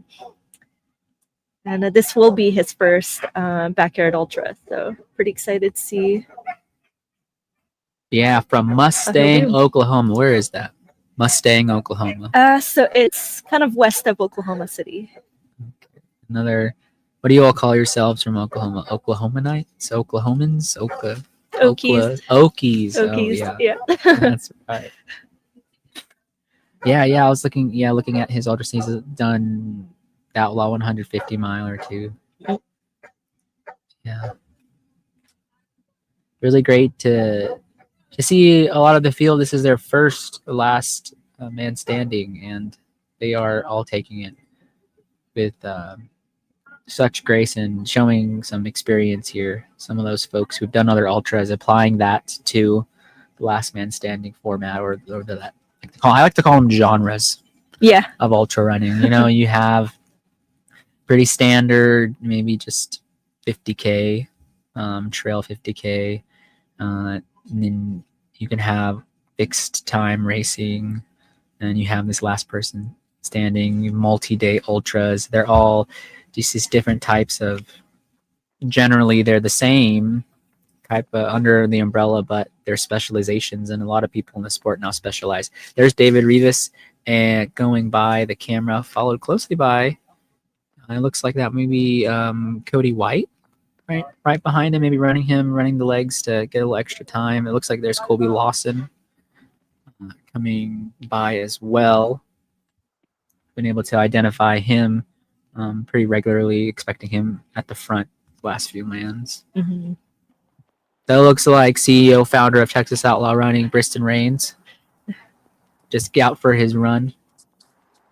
Followed by a Jeep that looks like it's moving really fast. Oh, hey, how's it going? Town? I'll watch the bacon. What are you seeing out there? Can you hear me? Yes, we can. We can. Oh, I'm seeing a Jeep. 3 guys just flew by. They're going way too fast. And then we got everybody else just behind the camera. So we're about to see him. And we have a shout out. Go ahead, Nadine. You want to read it for us? Yeah, from Texas Outlaw. Appreciate y'all doing this live. Cool to see our dudes, Cody and Thomas, running. Let's go. Wait. Well, this is great, Philip. Great live stream.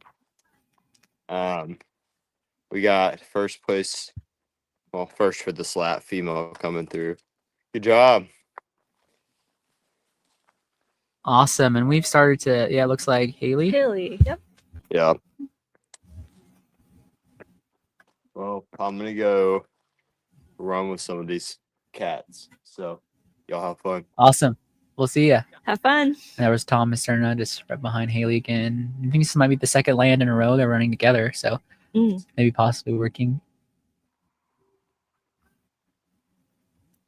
Yeah, it'll also be interesting seeing if they're going to keep kind of that same pace or who's going to start slowing down. Maybe some might start speeding up so that they have more time to take in more fuel, maybe rest a little more for the next lap. So can't wait to see how it all unfolds. There's the pack. So really it's about, what did you say, 10 minutes or so, 5 minutes or so when the time between them passing this camera to the out and back and then coming back by it. Yeah, just about 5 minutes. The group there. I know that section of the road has a pretty steep hill that you go up and over, and then you just have to turn around and do it right again. So.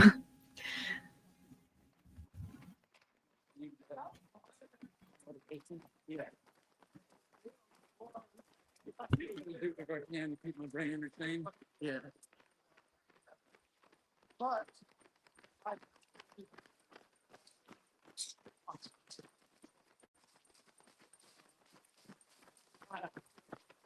I talked a little bit to one guy, but instead of a pumped up guy, I am that pumped up guy. Don't get me wrong. After this is over, I'm gonna be lit. I know it. But Spike's through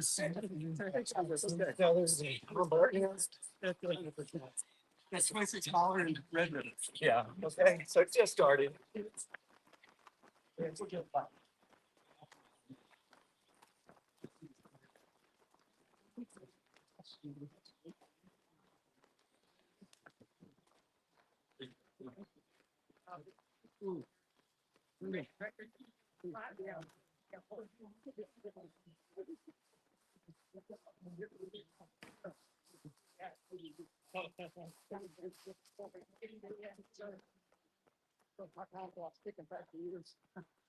I don't know.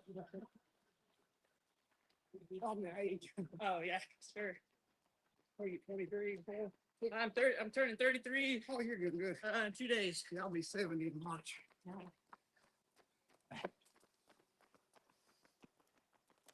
What, Mark? What? Oh, man. Yeah, my baby boy is Mark 3rd. Oh, yeah.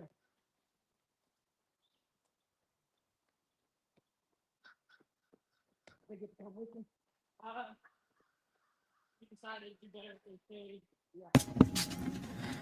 All right, tons of runners passing by, and we are getting close to our first break here in coverage. Nadine and I do need to eat. We need to use the restroom, so we will have the cameras on. The microphones will be on, and they'll just give us the opportunity to go and kind of take care of ourselves. We are so grateful that you all tuned in to the 5th annual Backland Last Man Standing presented by Nature Nate's Honey Company and 903 Brewery.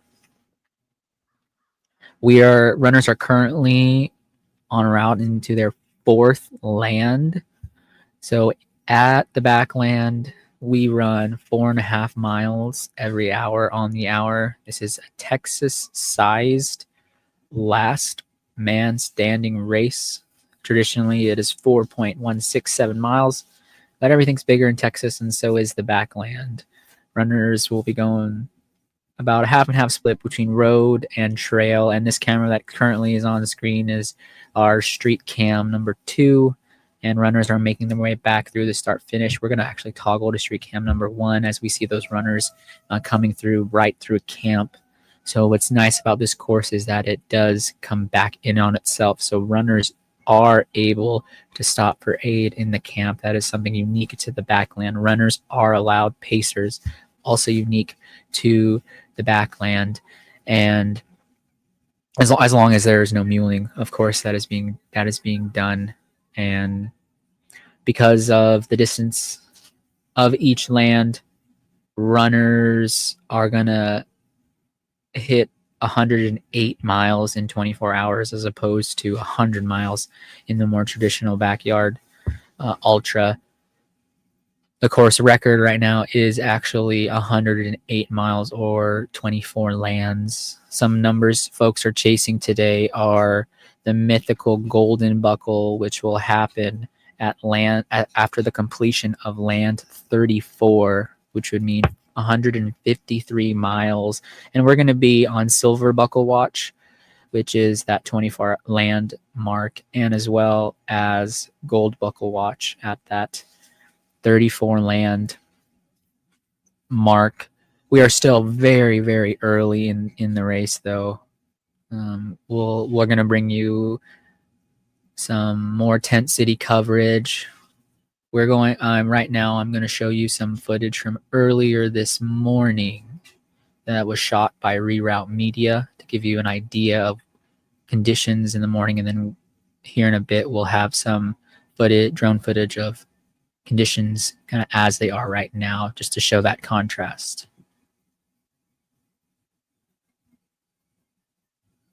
Here you can see we're coming in to Tent City, and at this point this was right before we started with land number 1. Really foggy morning. The fog has started to lift, but you can see people are ready to run till they can't, which is our motto here at the Backland. We are in Gordonville, Texas, a Walnut Creek resort on the shores of beautiful Lake Texoma, and you'll see some shots of the lake here. This footage is given to us courtesy of Reroute Media. They are here on site capturing the day photos for these runners. If you've ever run a Texas Outlaw race, you've more or less seen Josh or Caroline, who are out here taking photos for us today. You can find all those photos on reroutemedia.com. And they do an excellent job of capturing these moments for our athletes. So we are grateful for them for giving us this footage.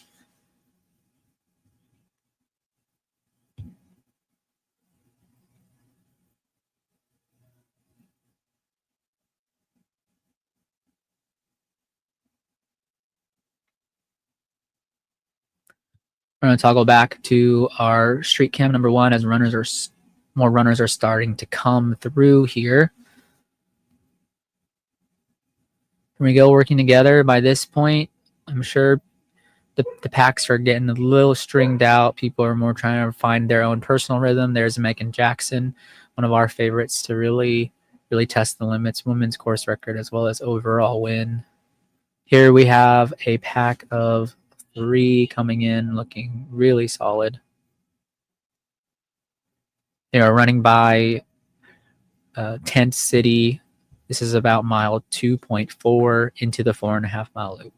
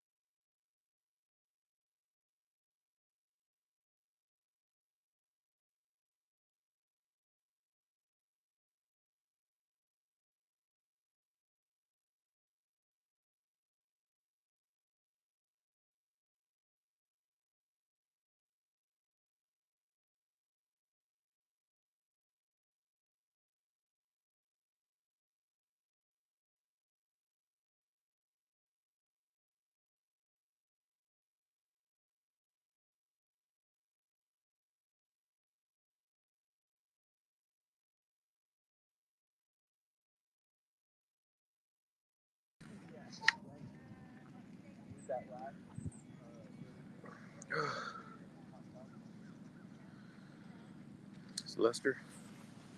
Yeah. We still got time. I wonder if she...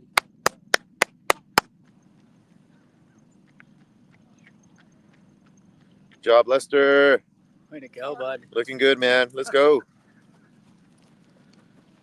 How do you make it so you can see what you have? I don't. I can't. I tried. It doesn't.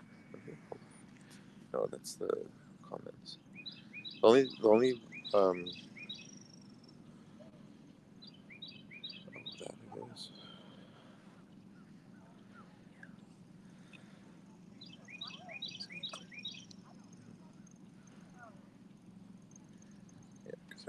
something good. But it looks really good. You want me to move it?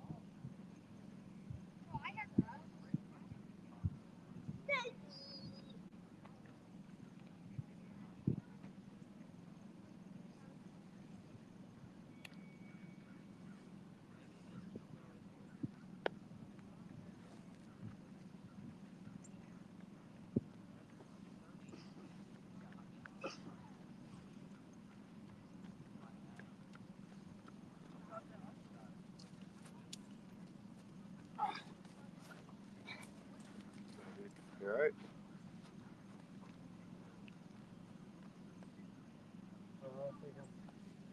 I don't think I'm gonna do this last one. You got 30 minutes there. You got this. What do you need? What do you need? Yeah.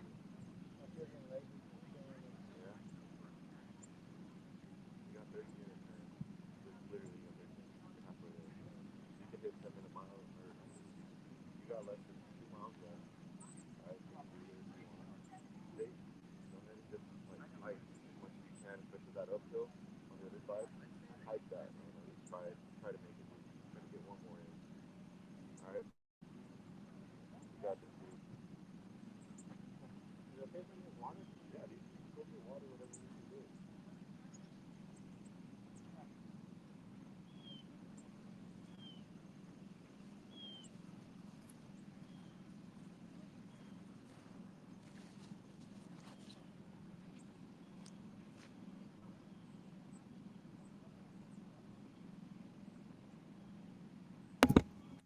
All right, so we are just past a little halfway through land number 4. So right now they're probably at between mile 10 or 11, a little bit more to go before they hit mile 13 and a half once they finish land 4. And we're just getting some a quick lunch here at the studio.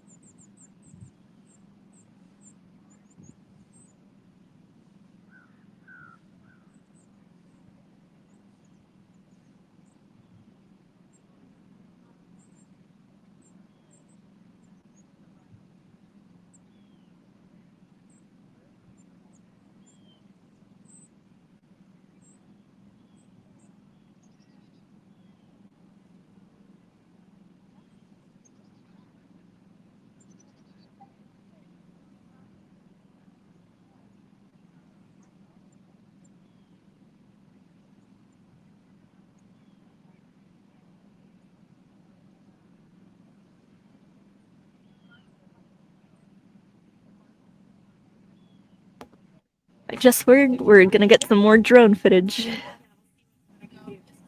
So that'll be nice.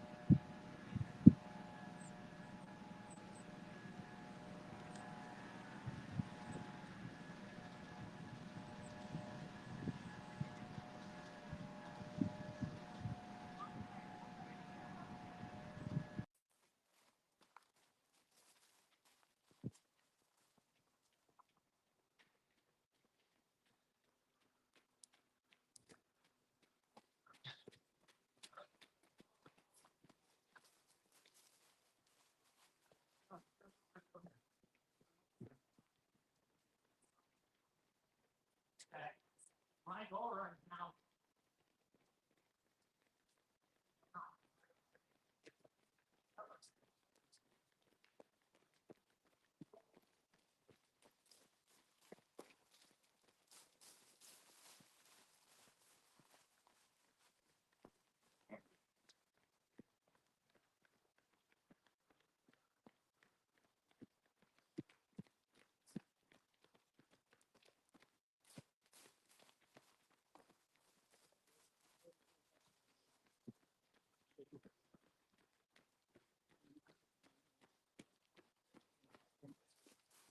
And some real food. So I put down some soup, quesadillas, and like the last one. It's set pretty good. Those cheese quesadillas are some of my favorite food that you can eat during these races. Yeah. Yeah. So.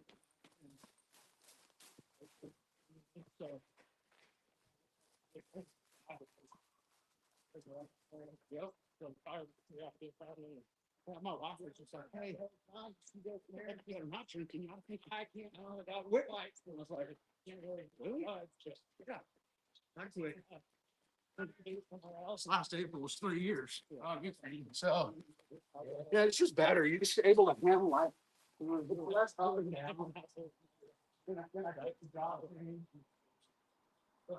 Yeah, we got one 6 hours.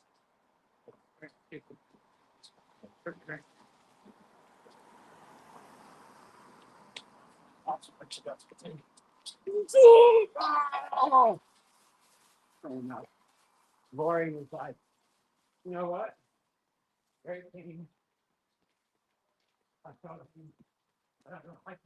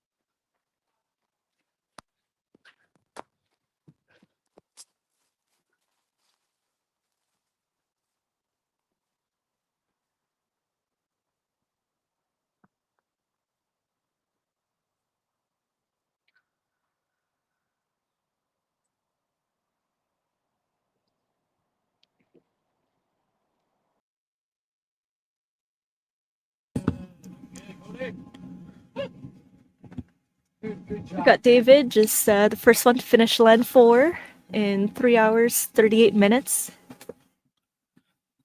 Yes, he's keeping it around that 40-minute range. We can get to have some views here of his aid station stop. See what he's eating, grabbing.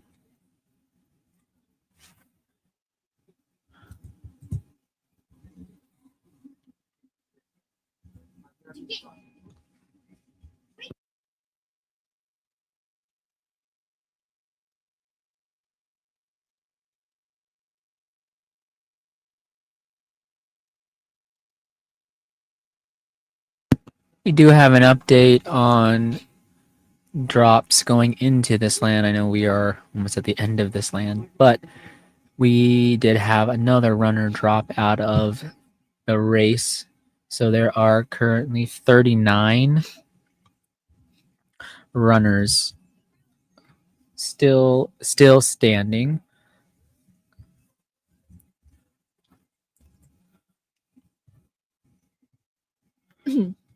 We have Colby Lawson coming through the start finish.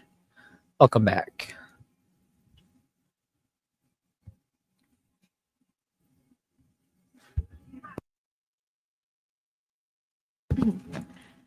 So yeah, finishing a land in 40 minutes.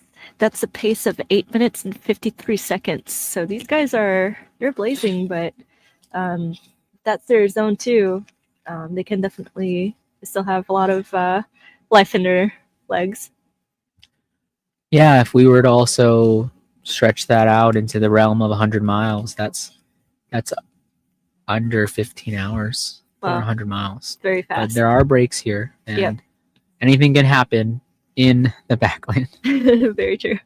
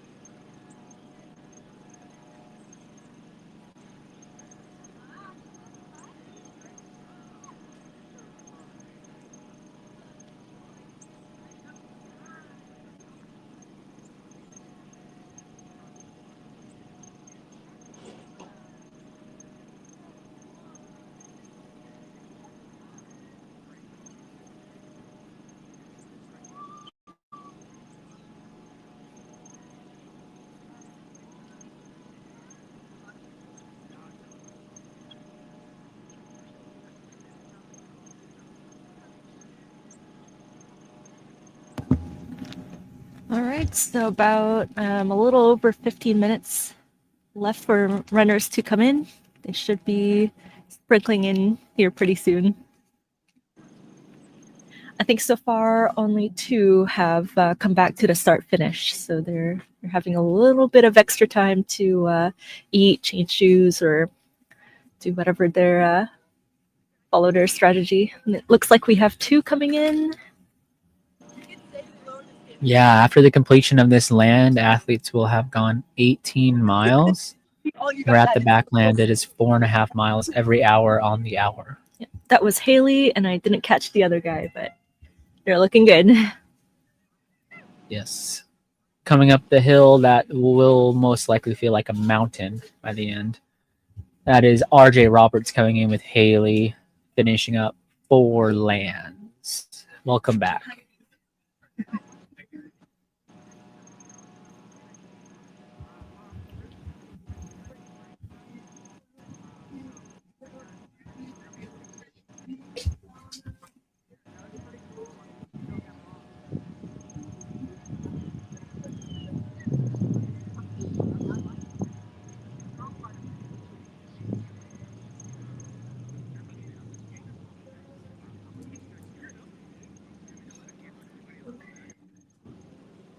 Definitely want to catch her. Good here. We see a lot of these athletes walking up that hill. That is a big league move. Saving legs. They got plenty of time left in the hour. They are saving it for the miles that matter, getting through the night and early morning. There's Stowers and company. Yeah, they still had like a sign up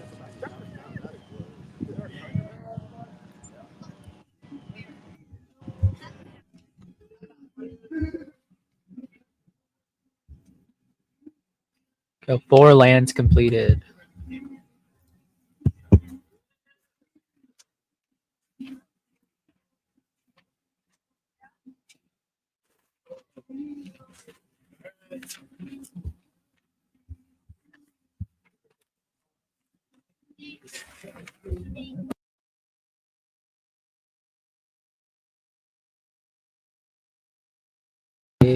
Finishing up here, bib number 38. See if we can get an ID on this runner. We'll have to just try to remember throughout the day.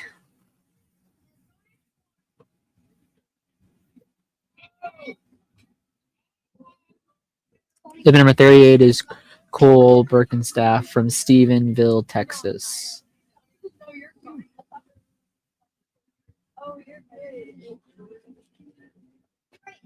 And here comes Megan Jackson, bib number 500, back to the finish.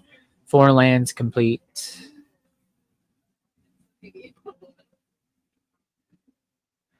I'll ID this runner, number 11, for you here.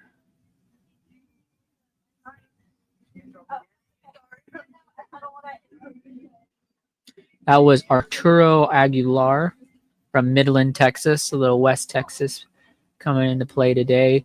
Green tights, 20, bib number 22.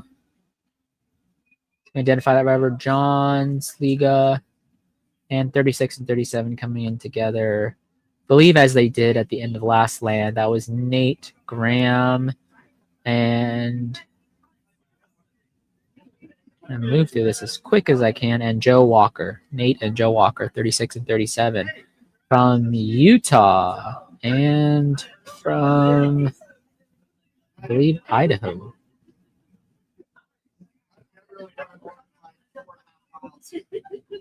Excuse me, Nate Graham is from Coppell, Texas. So I think we are going to toggle to some interviews here with Nadine as the rest of these folks finish. Let me get it all set for you. And there we go.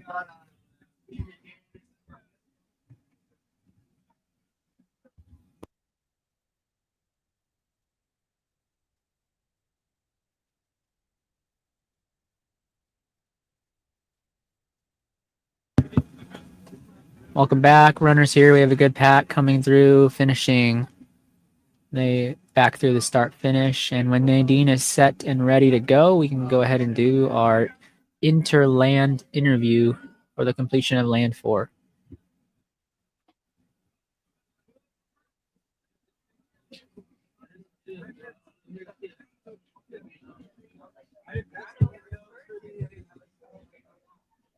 See that guy Jim walking like that? Yeah.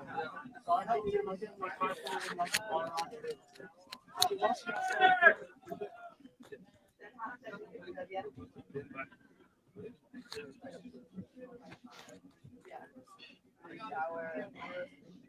Knock knock.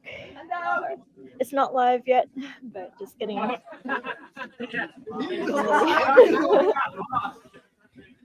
All right, we'll move back here to start finish.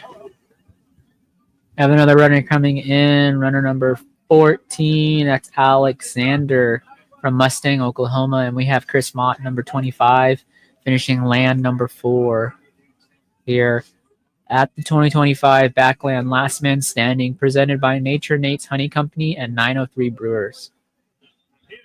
Finishing up land number 4 is bib number 7, and we're going to go now to the... She's about to head out, and it's gonna be just me. Oh no! Oh my god! I'm so thankful she came at all. I was like, Yeah. "Well, you don't have to. You feel like they're a little bit." She's like, "No, I'm coming." I said, Yeah. Thank you.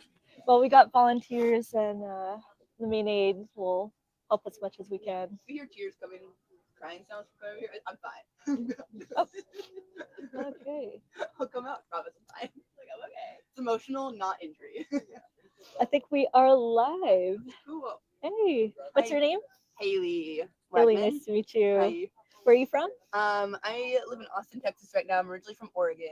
Cool. Yeah. Is this your first backyard ultra? Yeah, it is.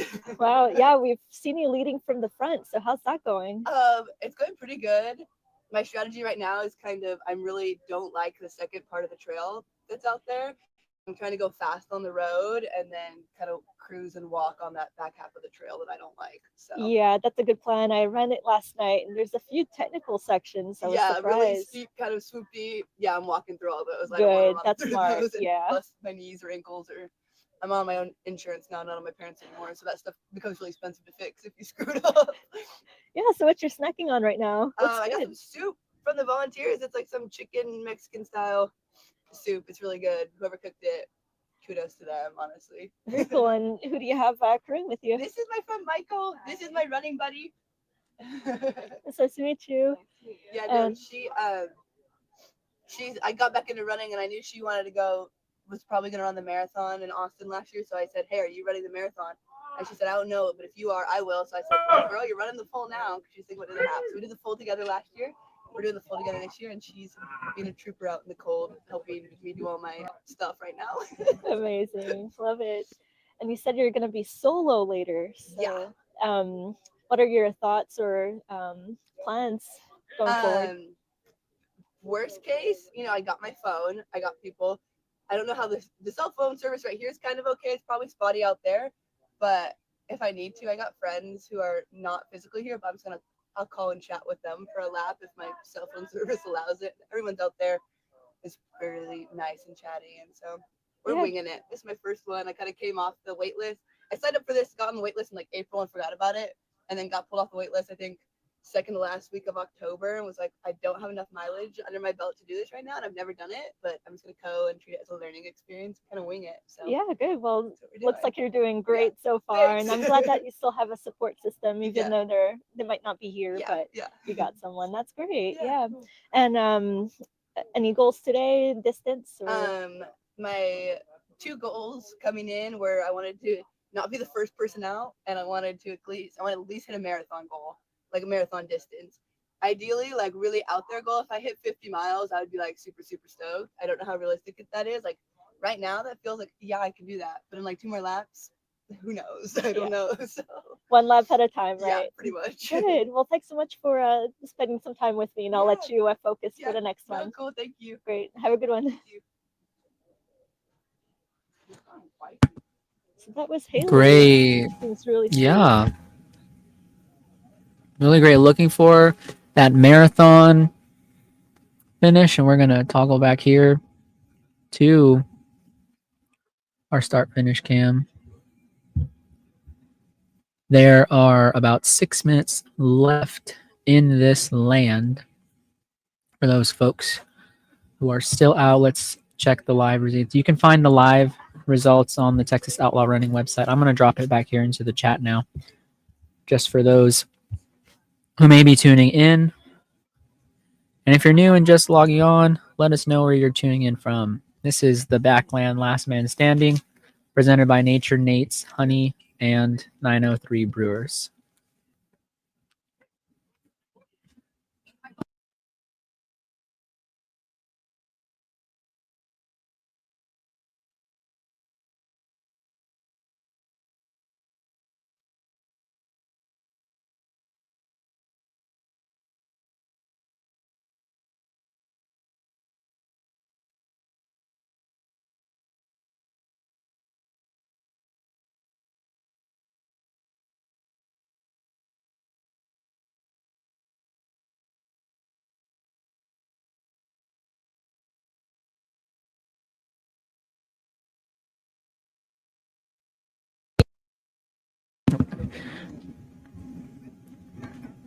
Longview, Texas, the headquarters of Texas Outlaw Running. Thank you for tuning in.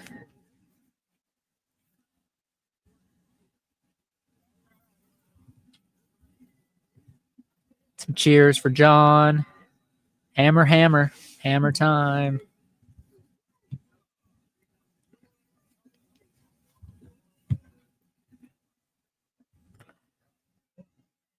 Believe we have our 4-minute warning coming up from race director Asher Hamlin. All right, this is Jones 4-minute warning. 4-minute warning for land number 5. 4-minute warning for land number 5.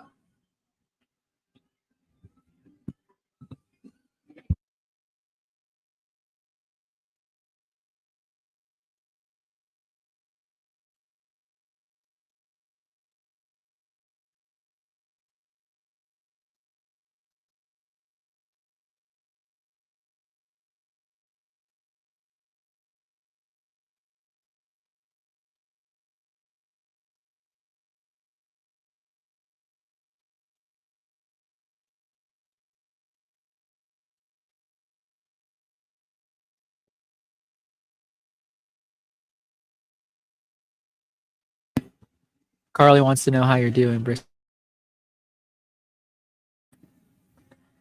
We have our camera. There we go. It's back up. Hello, hello. Can they hear me? Yes, you are on with us. What's up, Carly? I'm doing great. I'll be home soon. How was running that last land with folks? Well, I didn't really run the full land. I only ran part of it, but it was great. Good conversations. So shout out to the Ada, Oklahoma crew. Oh, so that Nick Stowers and company? That's who you're running with? Yeah, Nick. Who's the other runner with him in the blue? Is he running or is he just pacing? Yeah, I think he is running. I don't remember. Okay. I don't remember his name. Yeah, I'll have to get his bib number because we're wondering who he is. Yeah. Thanks for tuning in, y'all. Oh yeah. There's Kent. The corral is starting to form. Awfully, well, about 2 minutes to go.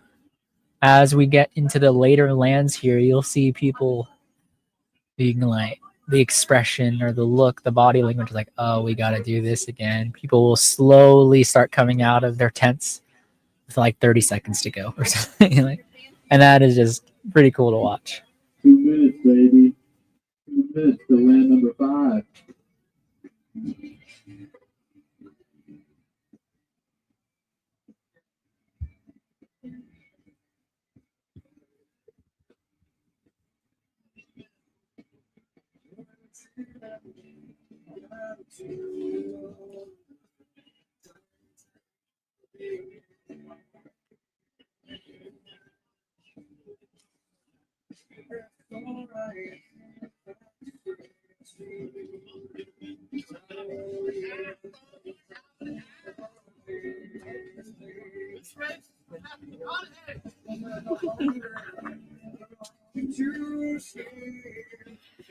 So as they get ready to embark on land number 5, they have completed 4 lands. That's 18 miles. So after the completion of this next land, they'll be at 22.5 miles. About 45 seconds, 45 seconds. And they are getting ready to take off.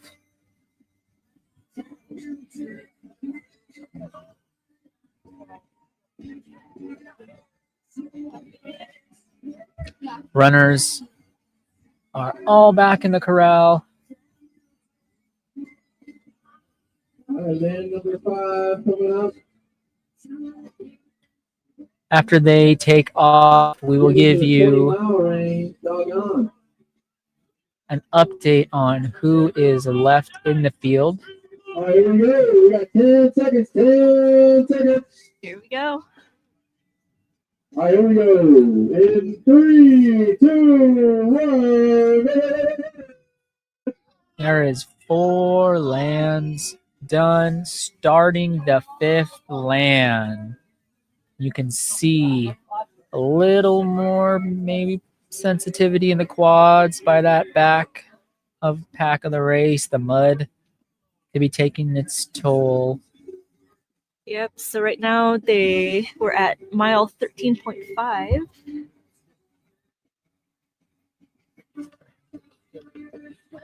Thank you. Yeah, at the end of this land, they will be at mile 18. Yeah, we've completed 4 lands. Yeah. My brain's already going. Backland math. So, That's yeah. why I wrote it down. For those listening, you can't see this, but we have a document that says backland math because public math can be anxiety inducing. But yeah, Thanks for the correction. I'm glad you're here. They're on the 5th land right now. And I also explained in the land counter, right? So it says land 4, that means they've completed 4. They are currently on the 5th. And we're gonna refresh the live results. Let's actually show you the after they run through our first street camp. We're gonna bring you street camp 1 and then we'll show you the live results. Right.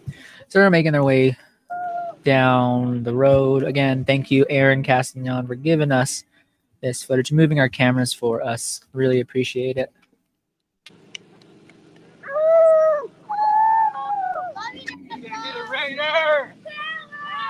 And they are still in good spirits. Good job, good job, good job.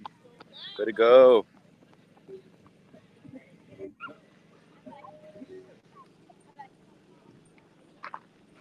So again, just to reiterate, they started their mile 18 and they'll be finishing this land at mile 22.5. Good job, good job. Good job. Way to go, way to go. Sir, you're good, you're good. Good job, good job. Good job, man. Good go. It's freezing a little, but I definitely heard William Kent in that pack. Yes, this is Mason Sargent frozen on screen. There's a Danny Hendricks just passing by. And there's Lori Hendricks with her comment. Whoop, whoop. Hey, way to finish it, bro. Looks like here's Mr. Lester. We're going to go back to start finish cam and we're going to give Mr. Lester some respect. So he has completed 18 miles this year. But officially 13.5 since he has timed out, along with another runner timing out right behind him. Looks like that is runner number 40. So we can say that we have Israel and Goon. Israel from Little, Texas, and Mr. Lester Patton, unfortunately not dropping, and they are not the last man standing today. So as we update here, there are now 37 runners left in the 2025 Backland last man standing. Yeah, I just want to give a shout out to Wayne Patton. He was here last year in 2024, but he dropped out at mile 13.5, so that would have been land 3. So this is a PR for him. So one step closer. Yes, and shout out from Abe Jill, he is a silver buckle holder himself, located in the West Texas area in Midland. And way to go. Incredible performance from yesterday. 69 years young. I'm sure he will be back next year. Hope to see him too.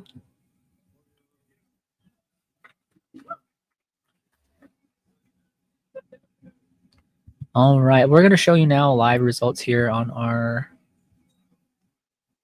share screen so you can get an idea of where we're standing.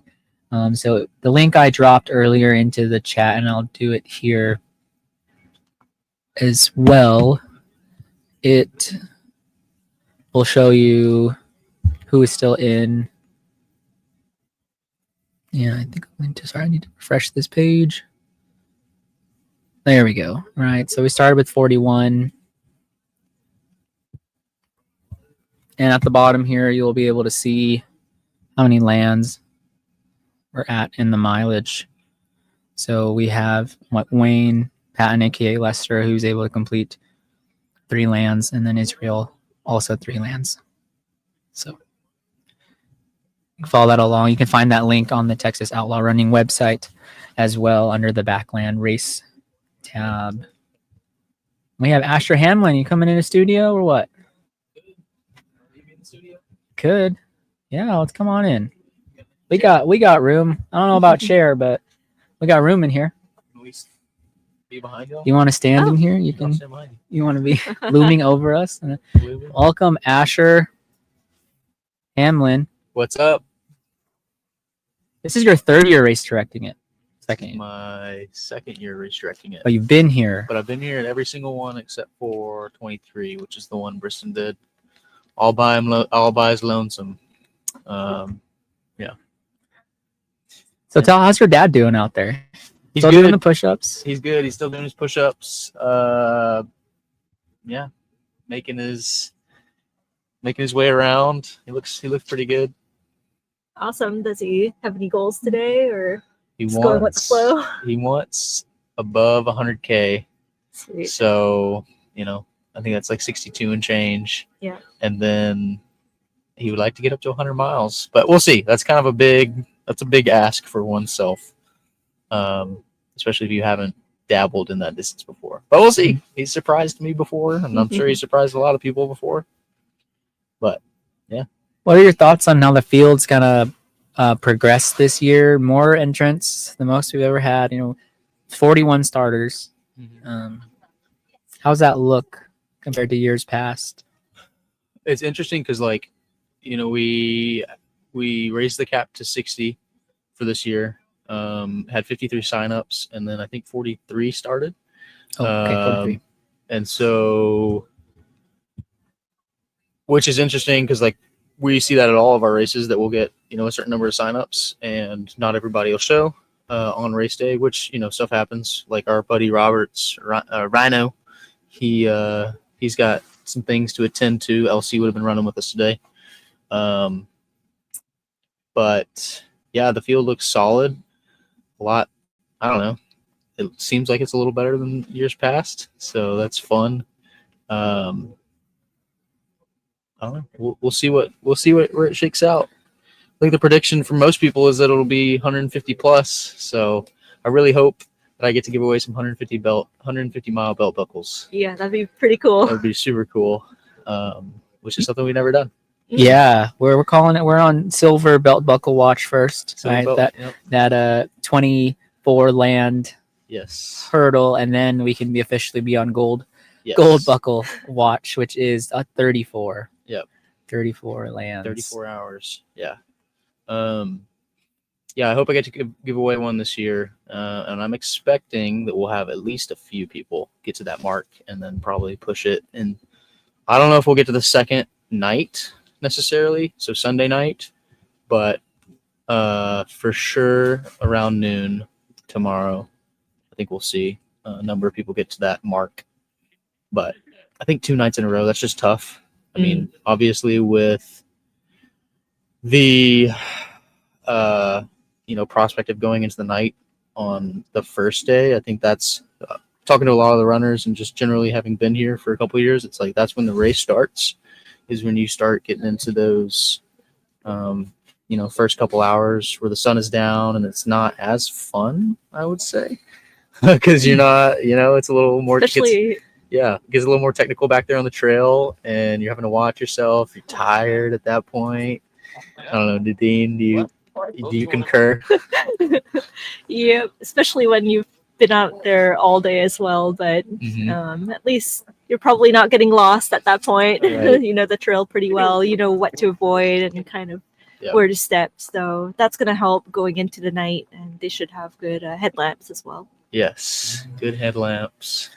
I think it's all about surviving the night. Yes. And once the athletes get that first night under their belts to the next day, I think there's more likelihood that we will see the 150-mile gold buckle go down. And, right.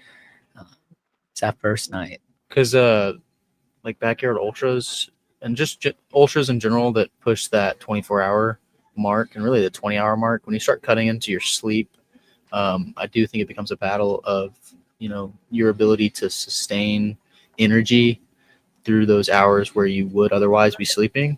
And y'all have run farther than I've ever run, probably that can attest to this more so than I would be able to. But there's my dad. your dad. Asher. Yeah, baby. Apparently, I got a note from a couple people that he'd been doing the heel clicks every single time he crashed the camera. Yeah, so right really here, this is just about the 1 mile mark on course. Okay. So we see them through here when they go out to the road, they turn around, and then when they come back through the trail. Talk about the work you had to do yesterday on that north section of trail. Yeah, so we got out there yesterday to the trail section that Briston actually cut the first year we ever did the Backland. He had to cut a trail on the I guess, is it the south side of the road? That's just the last portion of trail that the runners will hit before they get back to home base, start and finish line. And it doesn't stay maintained. It's not an ATV trail like some of the ones on the north side. And so yesterday, whenever we got out there to mark, it was quite overgrown. So I went back in there with my weed eater like 2 or 3 o'clock and weed eated for probably 2 hours and tried to make it runnable. I think, did you run? You haven't run a loop. Nadine has. I did last you night. Did, yeah. So. Yeah, there was one little section that was overgrown, but there's like Yeah. confidence markers, and I still knew where to go just fine. Thank goodness. Yeah, so we I felt like we overmarked, but we probably didn't. No, it was perfect. Yeah. Good. Yeah. But yeah, spent a lot of time on the trail yesterday, so that was cool. I think that's the interesting part about race directing is like it's not just that the course will always be clear cut. Sometimes there's some maintenance that needs to be done, but that's also fun, getting to touch things up for the runners because you don't want to just send people through, which there's only so much you can do, especially with like a longer trail, but it being 4.5 miles is a little bit easier. But touching it up for the runners is something I'm sure everybody appreciates instead of having to run through the brush and, deal with the nasty. So, yeah, while we have you here, can you talk about some of the new ventures Texas Outlaw Running has on the horizon? New ventures next year. Man, so many.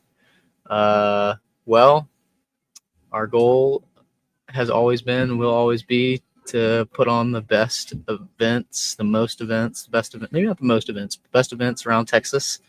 And I think we're getting there. We're still pretty young, but we have made strides recently, hiring on some new people to hopefully be able to make our events better, just like on the back end, and then, kind of lessen the load for the race directors and what they have to put into the events. And then we started doing our Outlast series, which is sort of a last man, not really last man standing, but it combines elements of like sort of last man standing style and like a timed event, like a cumulative time event style into one event. So it's a 5K on the hour, every hour for 6 hours. And that has garnered a lot of interest from people. So that's something pretty exciting. And we're hoping to expand that event to many, many places. More information on that, TBD. So yeah, we've always got something in the works. It seems like. I feel like it's weird. I'm standing behind both of you guys. Yeah, yeah. Hey, Yeah, we can all see each other on the yeah. screen Quickly, let's shout out Malik. Malik, yeah. Thanks so much for that nice comment. One of the best live stream footage in any ultra. That's a huge confidence boost for us for sure. But this is the first live stream actually at a caliber like this. So if there's anything we can improve, definitely keep us posted in the chat. We love to hear your feedback. Yeah, and for those listening, you can help us by sharing the stream. We're going to be here on stream 1 till 5:05 tonight, and then we'll be on stream 2 from 5:30 to 10:30, and then we're just going to repeat this cycle into Sunday. And you can find all those links on the Texas Outlaw Running website under the Backland page, as well as the YouTube channel Infinite Endurance Network. We have some runners coming back through. That's Haley. Have you got to talk to any of the runners, Asher? Yeah, I've spoken to just a couple of runners that I'm close to, and it's funny. Like early on, it's not necessarily a very thin field, so obviously it's a lot of action whenever they come into the start and finish line. They got a limited number of time to prepare for that next loop, so it's not like I have a ton of time to be able to speak to him. But I've spoken to my dad a couple times. I got a good friend, Jason Morris. He's out there running his first Backland, and been able to check in with him a couple times. And that's everyone seems in good spirits. It's early on, and like I said earlier, I don't think the race necessarily starts until it gets dark. So we have had a couple people come in after the top of the hour. So our first official, not drops, but just people that haven't started the next land. So slowly but surely the field is whittling itself away, and we'll before we know it, we'll be down to the last few, which is the crazy part about the Backland. So we'll all be sleep deprived at whatever time this edition of the Backland is over. Yeah, we brought lots of coffee. Yes, lots of coffee. Yeah, I like the huge variety of runners today. There's some that have done backyards before. They're veterans. Some have only done one, and a lot of people haven't done an ultra or a backyard ultra at all. So yeah, and one thing Philip spoke to the other day was that Texas Outlaw events, it seems like we gain a lot of interest from like the younger crowd and those that haven't necessarily done trail or ultra events ever, if at all. And so that's fun. As you point out, there are a lot of people here that have never done, like their ultra signups are literally empty of races. I was quite surprised. And so, that's fun, getting to expose people to, this is obviously a very unique format, but for this to be your first races, I think pretty cool. Yeah, it is interesting because when you sign up for 50K, you finish the 50K and you're done. But with this format, you might be able to go further than 50K, and you just don't know until you actually do it. Right. So, yep. Yeah, there's a lot of people who might surprise themselves today, so it'll be interesting to watch. I think so. I think, and I'm sure you all have spoken about the weather and just the course generally, but I think it's probably one of the best conditioned Backland races that we've had historically. I don't know if y'all have spoken about just years past yet, but the weather right now is overcast and breezy and a little chilly, but if you're running and you've got some layers on, you're probably cool, and things are fine. So I think it's a good day to go long, but we'll see how far they get. Cough 150. Yeah, cough 150. We'll see. Yeah. Yes. Yeah, we've had, as we've been talking with Asher, tons of runners coming through, so we can expect them back through here, running by Street Cam 1 in just a few minutes. I think we're gonna let's toggle back through, Nadine. Yeah, let's keep first our one. shot. Yeah, for Street Cam 1. And Nadine is the whiz behind this. And there we go. Street Cam 1. Street Cam 2. There we go. There we go. We are back. Yeah, we've talked extensively about how we like how the course comes in on itself and you have that ability to run through camp again. Mhm. I think a lot of runners also appreciate that little pick me up. Yes, absolutely. In the middle, get to see a C crew before they hit the woods. Yeah, right. I think it's especially encouraging as we get into the night. You know, you're out on the road for so long and it's dark. I mean, for some perspective for our viewers, there is no light, there are no street lamps, except for back here at camp along the road that they do the out and back section on. And then obviously in the woods, there's no light at all. So it's when it gets dark, it gets very dark. And so, yeah, just having that little bit of encouragement to be able to see camp whenever you pass through here at mile 2.4 or whatever is, I think, a big boost for a lot of people. And it's funny you say that because in years past, we've had a number of runners like that will get to 2.4 and, you know, they're thinking that they might not be able to complete that land. And I think they get some of that encouragement from their crew or just whoever is left that's spectating. And they'll finish out like maybe one more, maybe two more. Right. So hopefully it's not a double-edged sword where they see the finish and it's like, well, I'm already here. Right. And drop out before finishing. Yeah, exactly. And there's probably been some of that too, but yeah, it's so much better in my opinion that it does come back and touch the, you know, not the true finish line, but near the camp, halfway through.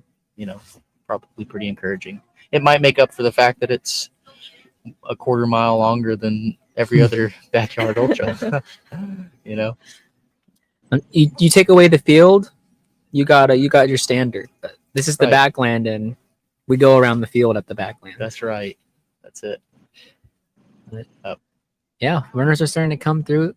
Thanks for coming in, Asher, and giving us insight into RD. Glad to stop in. Hopefully, I will a couple times throughout today. Yeah, and we'll tomorrow. definitely love to have you on every few lands just to get your kind of perspective on how things are going. Pick up some tea out there. Let us know. Yeah, absolutely. The Kinda hear carnage what's going down. Yeah, nothing exciting to report yet. Everybody seems good and high spirits. I think the 20, so we'll be at 22 and a half miles after this land, I believe. 22 and a half. And so that 20-mile mark, we'll probably see a couple people start to struggle. And I know a few of them will want that 50K distance or they'll have that as a goal. So we might see some drops around then. Doesn't really look like anybody else is struggling necessarily. So yeah, well, I'll keep y'all updated. Yeah, so far so good. So far so good. All right. Thanks for letting me hang out in the studio. Of course, anytime. So I'm pretty new to the backyard world. Is that pretty common where a lot of people will kind of drop out at 50K, 50 mile, 100K, I imagine, hitting their goals and just calling it quits? You want to fix it? Yeah, go ahead. I'll let Nadine fix the stage here for us. But yeah, I heard a lot of folks who they come to last person standings, and they're going for a distance PR, which is very possible in this type of format. And then you have the people who are maybe a little more competitive, and they're chasing, you know, even further distances, being out there hours, really fighting sleep deprivation and really pushing their bodies to the limits.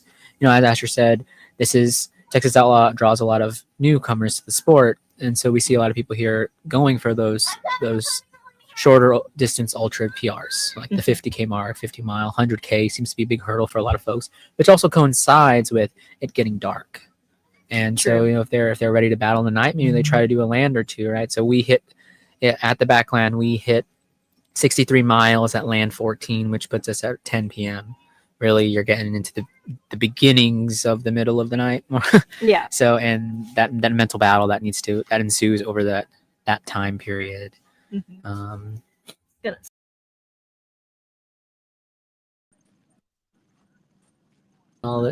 you everyone for all the patience and all this moving around and stage and scene rearranging. We're grateful for you for tuning in. If you like what you're seeing, please go ahead and share our stream link so we can get more people into the stream and seeing this coverage that we are providing the Infinite Endurance Network. Here we have a question from Carly Rains about if we're going to do any more Texas Outlaw races. You know, we're so grateful and honored to do this first one. We're really testing the water, seeing how things are going. If you all like this coverage, subscribe to the channel. You know, like I was saying, share the stream, and that gives us a good estimate of, you know, really, do people want to see more coverage like this, and coverage that is unprecedented in the state of Texas, where we have live stream and commentary. We talked about this earlier, that Texas has over 140 ultras, so that is a potential for a lot of coverage. Thousands of people in Texas, we'll group Oklahoma because you're in here, in the region, do ultras, and sharing those stories is something that is a big part of the Infinite Endurance Network. So here we go. We got the camera on. More folks running through.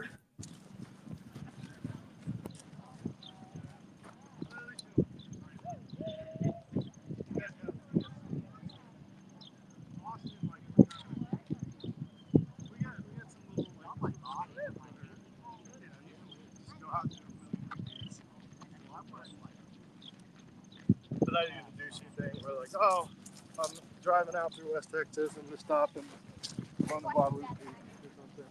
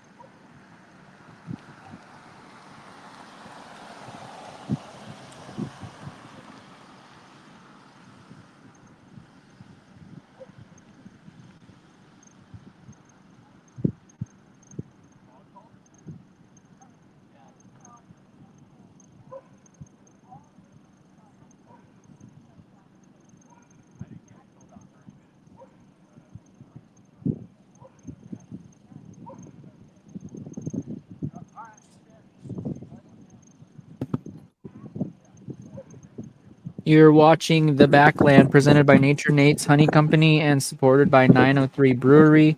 Real runners, real honey, and a Texas craft beer waiting for you at the finish. Please enjoy responsibly.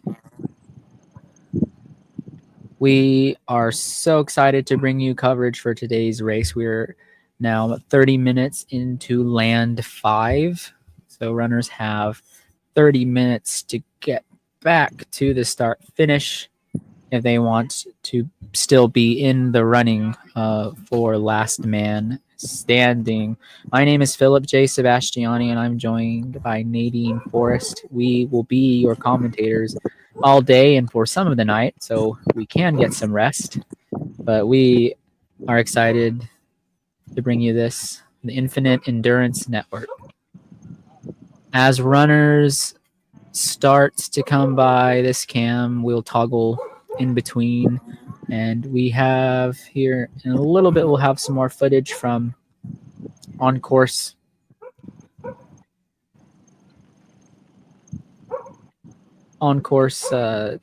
coverage via Reroute Media.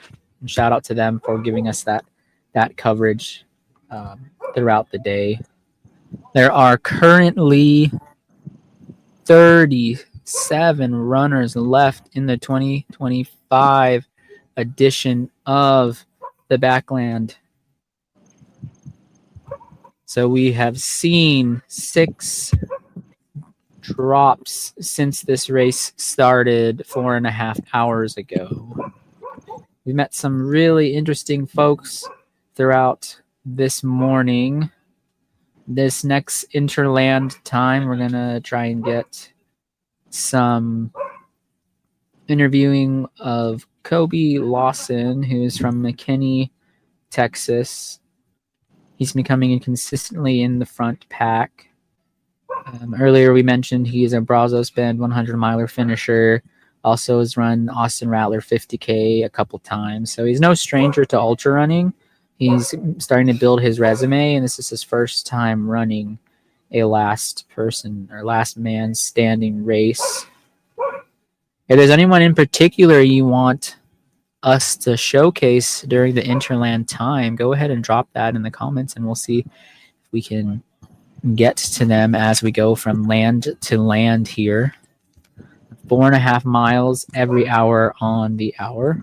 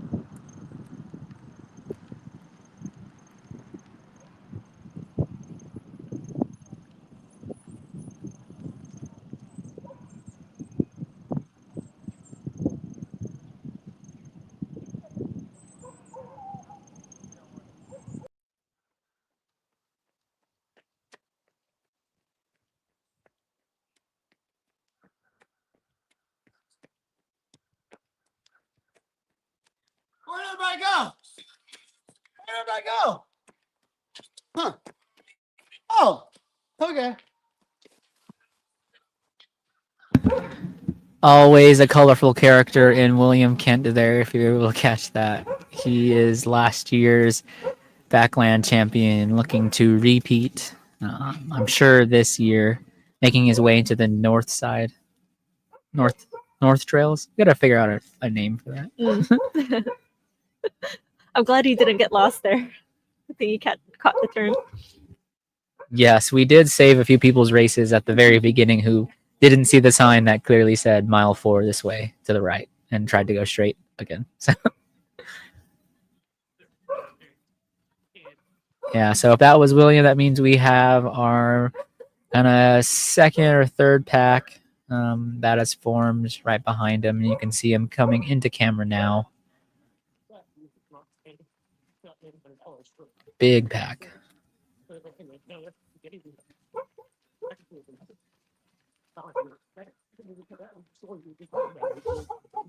So yeah, they're doing pretty good on time. I think at that point they have 1.5 miles to go ish, and it's a single track with lots of routes and tight turns they have to make. So this section will be a little slower typically, but they are looking strong.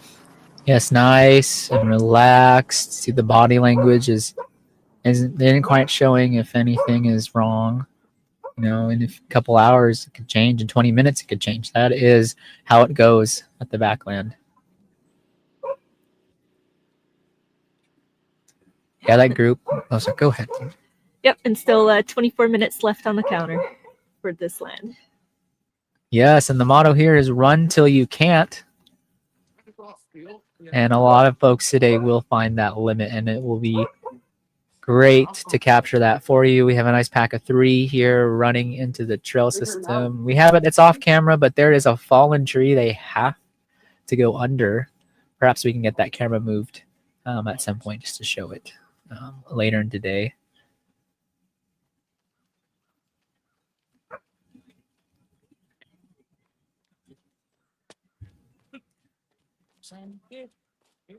Two runners going in, Chris Mott and Mason Sargent.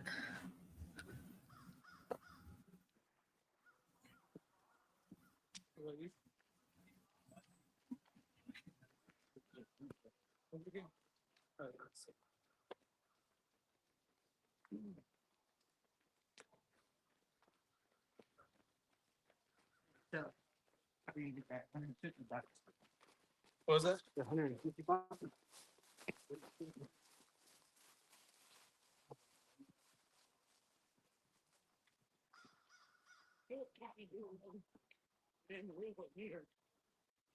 Whatever the entry is, every entry, $100 that goes in the pot. Yeah.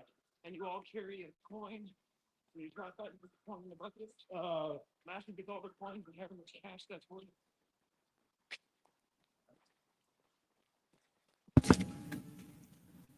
Just passing the camera was Danny with an I. Who does? And there we have And then 250 for the last coming man, through. 250 for the last. So like. And we had Aaron McNabb pass by a little bit ago. One of the few women in the race this year.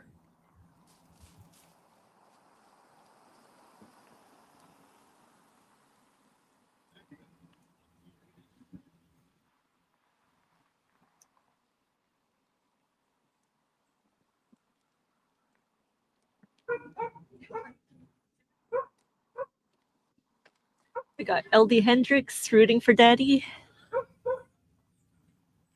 Yes, we call him Danny with an I.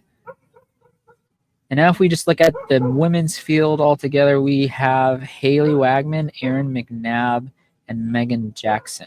So that is our women at our left standing.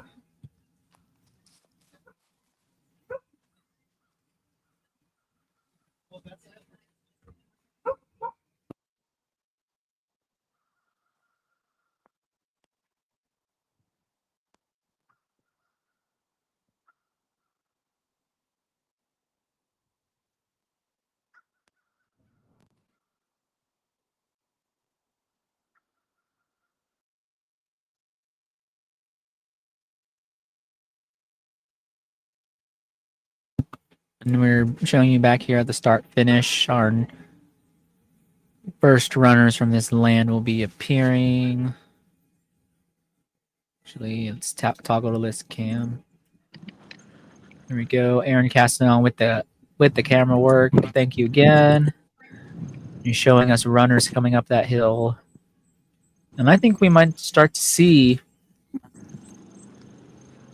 a little bit of breakdown. You know, getting close to that marathon mark. It's usually that last 5 miles of the marathon that hurts most. Oh yeah, the runners are definitely feeling their legs at this point. Not legs, probably hunger, dehydration, all those things. Good job. There goes David. Been consistently a front David runner Rivas. all morning. Okay, we got bib number. Good job. I think 27. I can't remember. I didn't see it before. Yeah, I think that's Kobe Lawson coming through.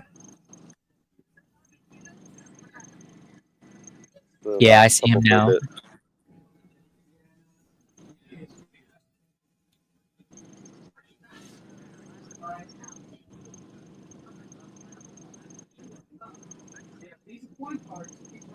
Thank you, Leanne, for giving us some kudos. We're having a lot of fun this morning bringing you the Backland Last Man Standing. If you like what you're seeing, please share our stream link, and hopefully we can get more people watching this year's edition of the race. Yeah, I guess we can look at the time. So about 41 minutes into this land, we see Kobe come in, and then we can get an idea of the gap that's back to this chase pack, if it be just maybe Will by himself, or that kind of pack of Megan Jackson and company, and I think I saw Nick Stowers in that pack as well. The packs have started to shift a little bit. Yeah. Some people might feel like they need to run. Some people feel like they need to recover. Dynamics are starting to change here at the Backland. So where's old Billy? He just passed mile 3, so he's in between. He's probably at mile 4 at this point, with about half a mile to go. We should be seeing him pretty shortly.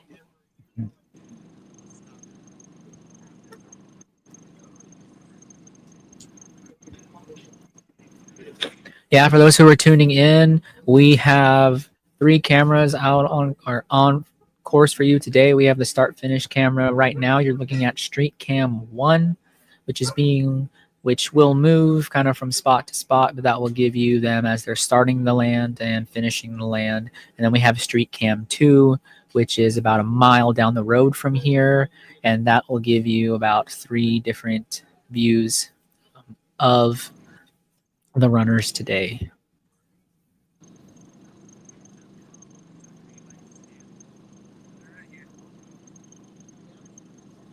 Looks like we got 2 runners coming up right now on the loop.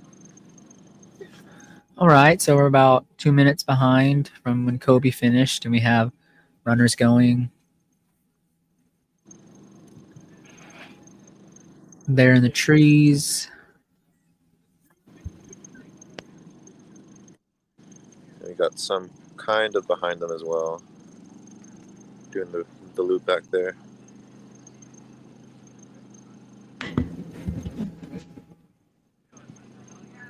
Yes, and in the background, you can see one of the fingers of the beautiful Lake Texoma. We are on location and in Gordonville, Texas, Walnut Creek Resort, beautiful shores of Lake Texoma.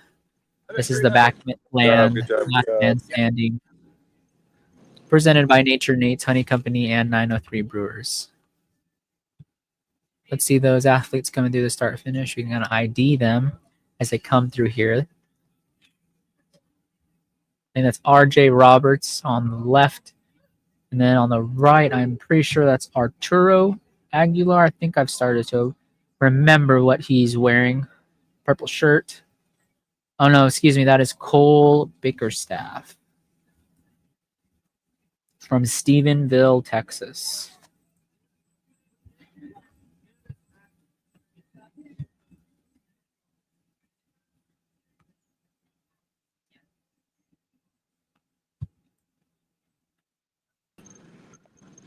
Here we are, some runners walking up the hill. Smart. Big Good league job. move. Strategy. Save those legs. Good job. Good strategy. That's our first female, Haley. Number 9 right here. Yes, Haley. That is Haley. And then number 9 is Jim Davis from Flower Mound, Texas. You guys can see a little bit of the tent setups from my point of view. I can't do that again. So, oh my God.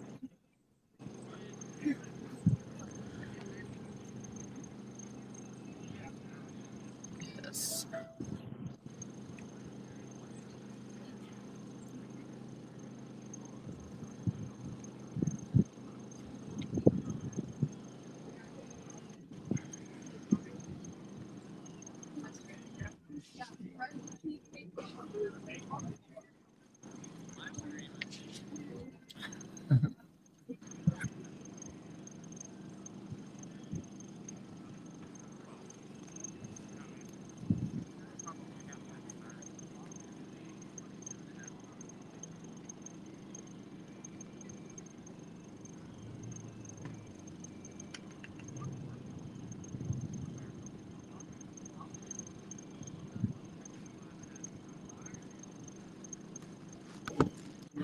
You are right. That is some power hiking. They are moving with purpose. Yes.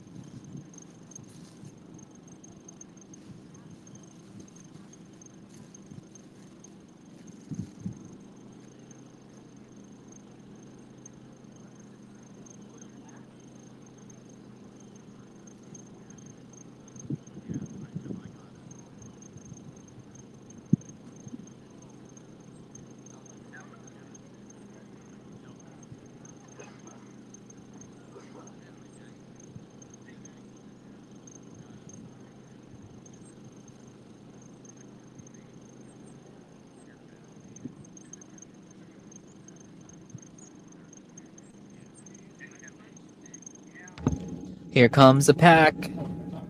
Power hiking up the hill. Saving those legs. See what identify these runners as they finish. Welcome back to Tent City in the start finish line of the Backland.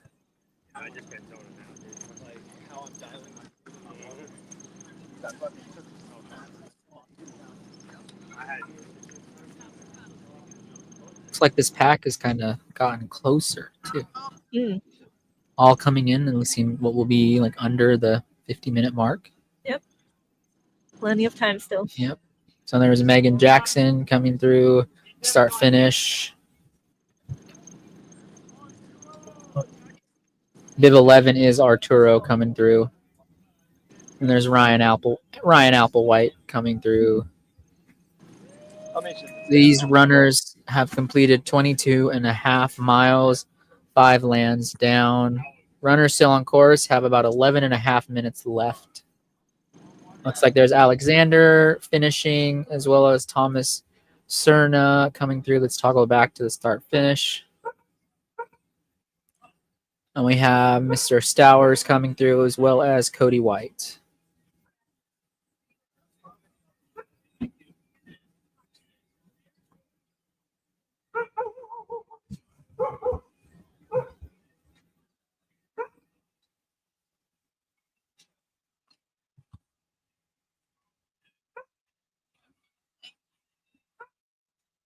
Bib number 31, we have Colin Germain coming back into camp, as well as bib number 22, John Sliga.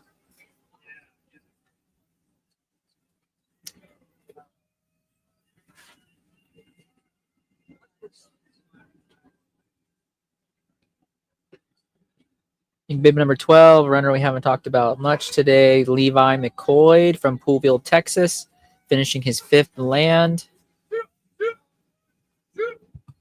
And then we have William Kent, but right in front of him, bib number 26.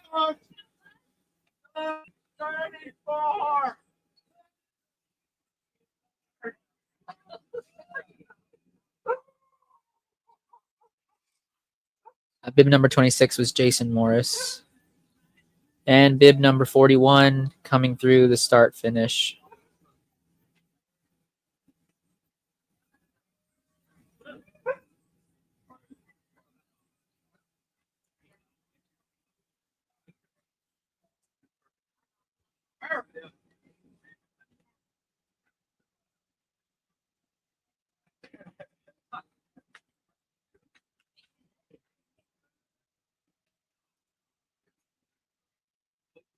It looks like a lot of runners are taking advantage of the aid station at the start finish. I'm seeing folks grab a lot of bacon, grab some peanut butter and jelly, as well as some of that delicious Nature Nate's honey that they've supplied for the Backland this year.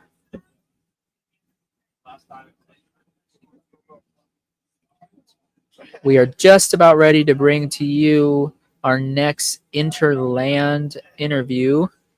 I'll wait for Nadine to give me the heads up, and then I will set the stage for you.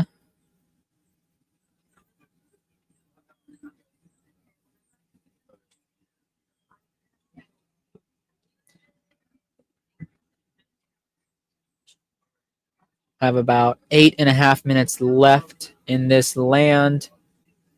Once runners have gotten back to the start finish, they will have completed 22.5 miles.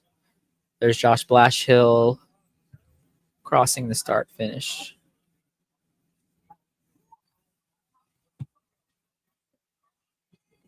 All right. It looks like we have an interview ready.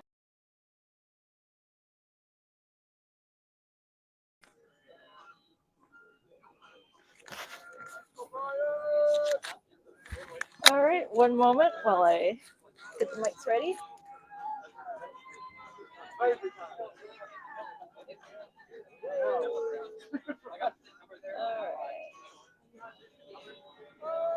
We got a group hanging out here.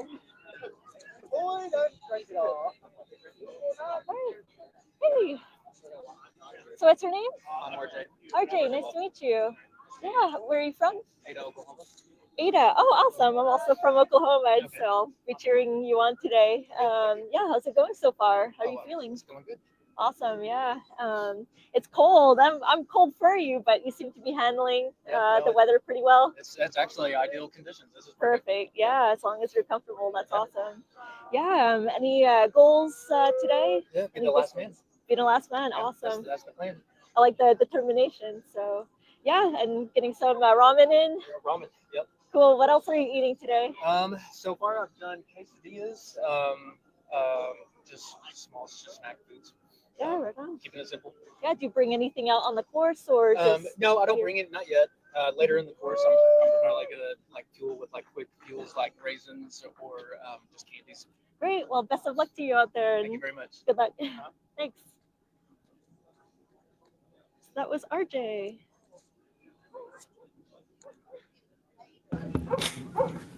Great. Yes, another Okie in the race this year.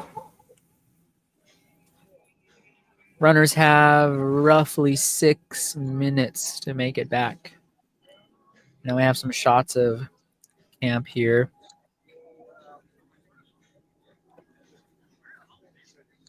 Hey, you're on the live stream. I'm just checking the setup, and I like yours. That bed, that looks very comfortable, and I think that'll be probably useful later. Yeah.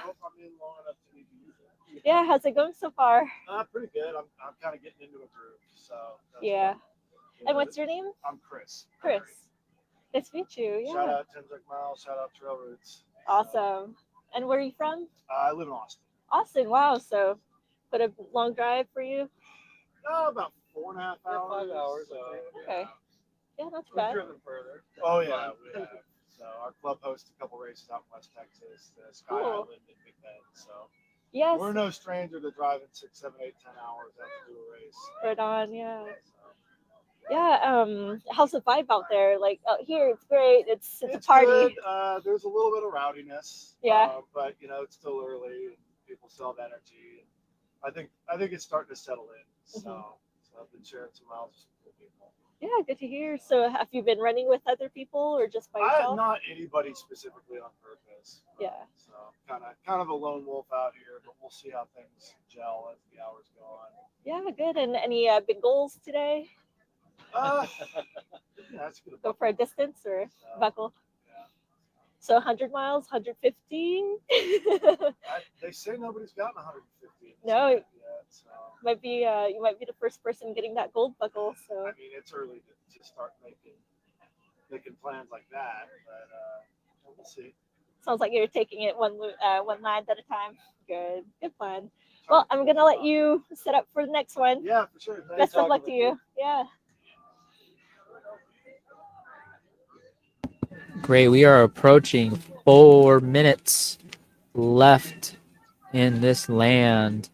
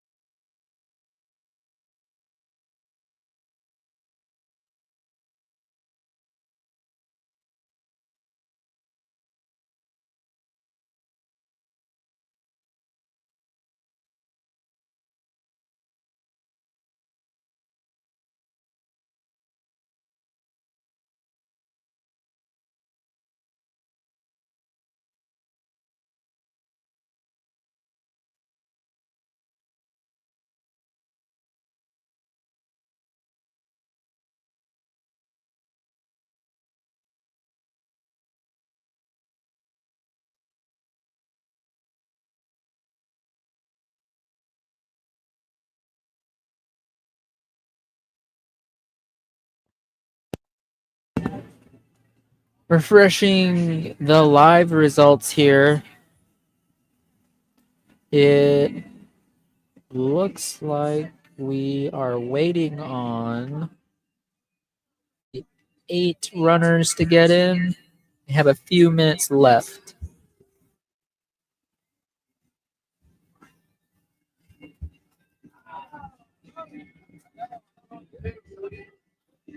About 2.5 minutes to the start of land number 6.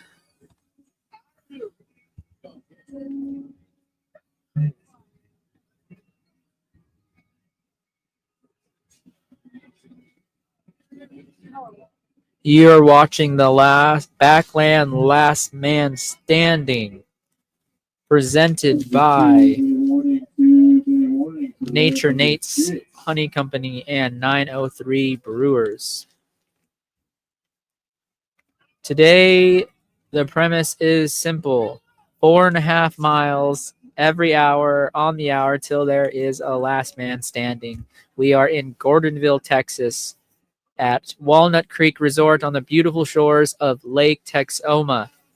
The weather is starting to turn more favorable for the runners. Fog is lifted. The skies are getting a little clearer, still overcast. But now if you look at our start-finish camera, folks are starting to come back into the corral. There's still a lot of running to go. The motto here is run till you can't.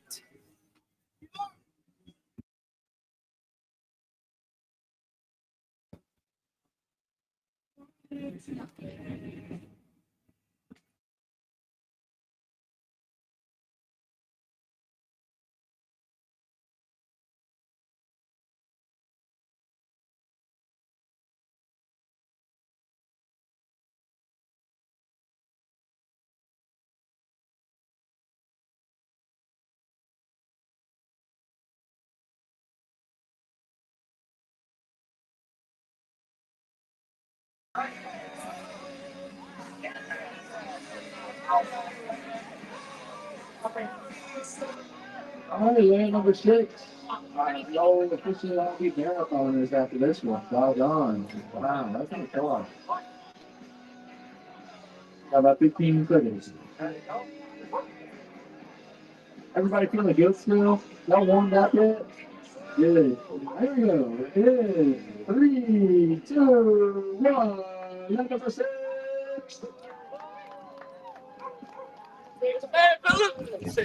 We have 5 lands completed. They are starting their 6th land.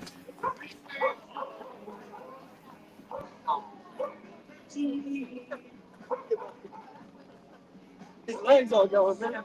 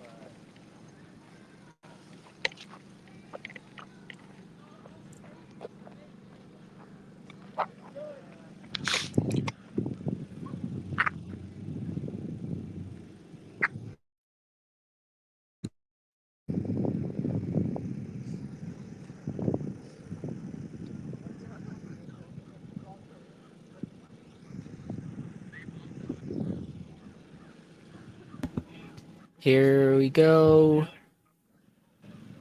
Runners are coming out of the campground loop onto Walnut Creek Resort Road, where they will do an out and back. There you go, Put man. some socks on, man. It's Hey, getting that's cold. fine. Whatever works, man. Whatever At works. the front there, we Good have job, David good job, good Rivas job. leading the way. There you go. There's Good Haley job. Wagman. Okay. Thank you for the warning. Good job, man. Good job.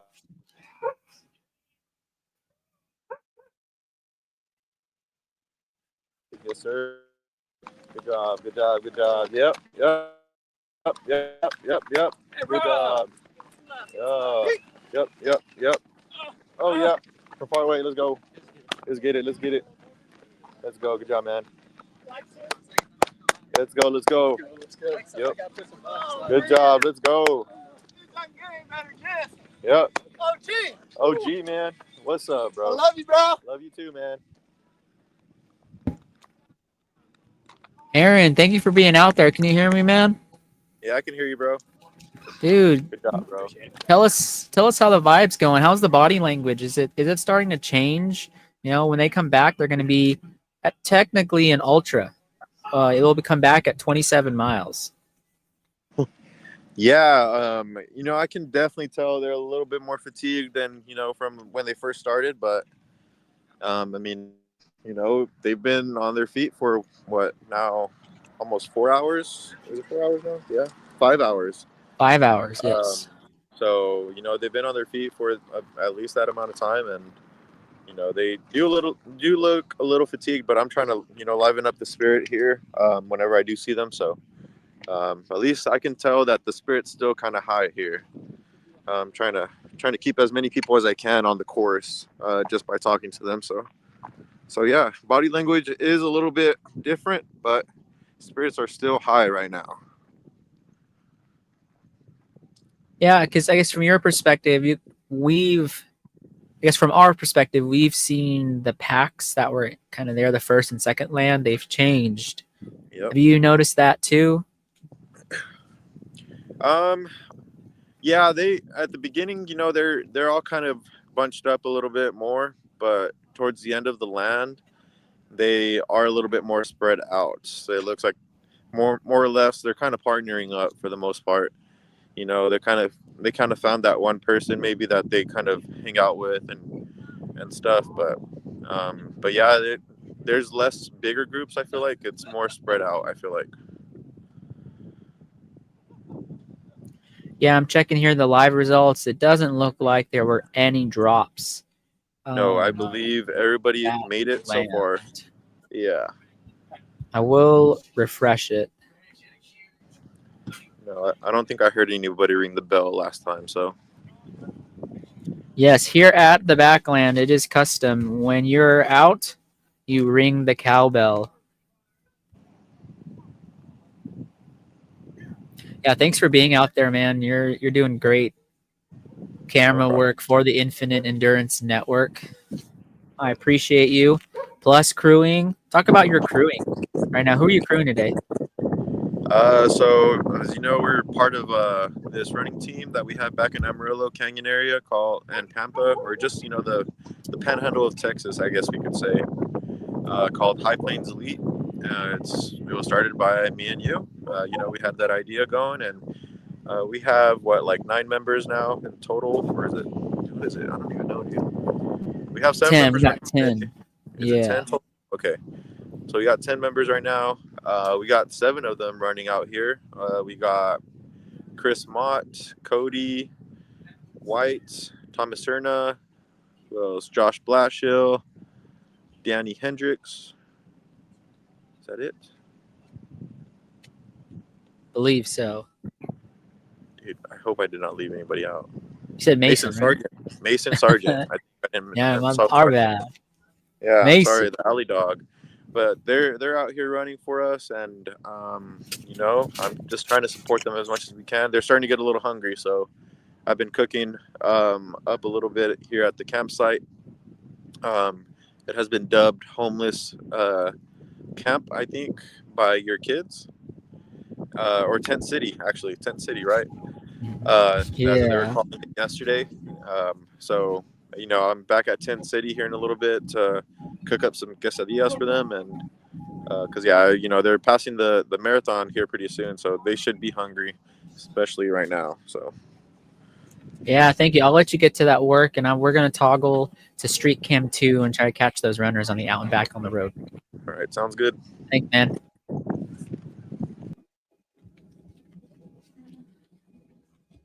Yes, we are moving now back to Street Cam 2. You'll be able to see runners do the out and back portion, and then you'll see them when they come past this camera into the north section of trails. And this is the Backland Last Man Standing, presented by Nature Nate's Honey Company and 903 Brewers.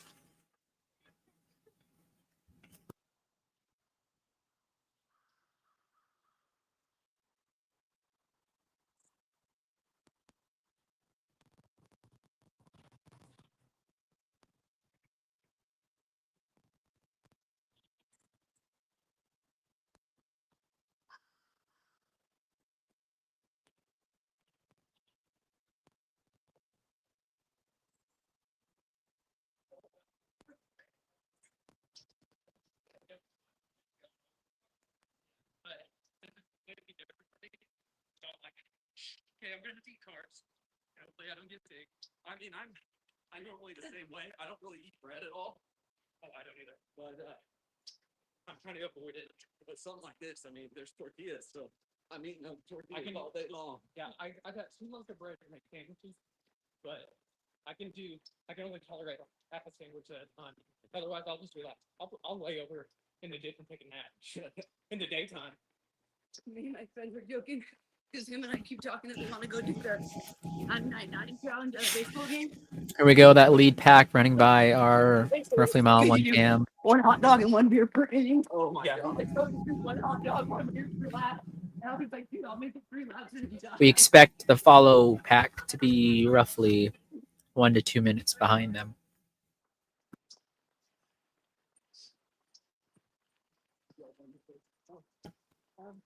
If you're in the chat, tell us who you're cheering for. Tell us how many lands you think this race will go. And we will entertain those comments. Here in the distance, you can see that is the main pack, roughly runners 5 through 20 right here. It's just a big pack of runners working together. I don't see much talking. People are still running their own pace, doing their own thing. Now might be a bit of a grind to get past that marathon mark. Great. Look at this beautiful This beautiful pack of runners. Great job, everybody.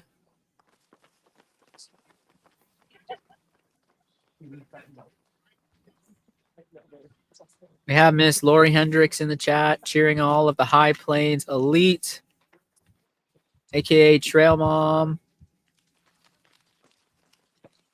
More runners passing by Cam. And we have a cheer for David Rivas. Looking strong here. Here are kind of those runners 20 to 35 coming by. Still everyone look in control, doing their thing. It is still very early here at the Backland.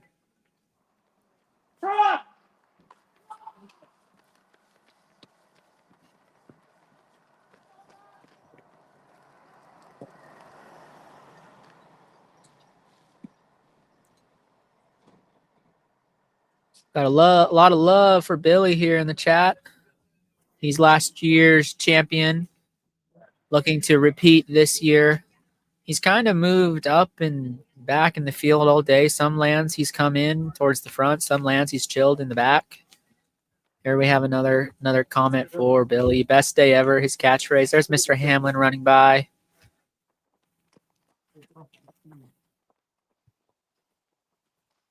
Yeah, he started reapplying it.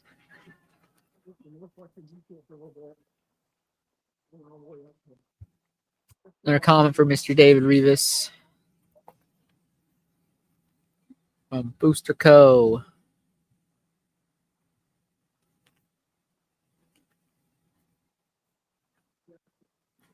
We've timed it more or less. Runners will be back through this camera in about 5 minutes. And then we expect some of the leaders usually through the start finish around the 35-minute mark.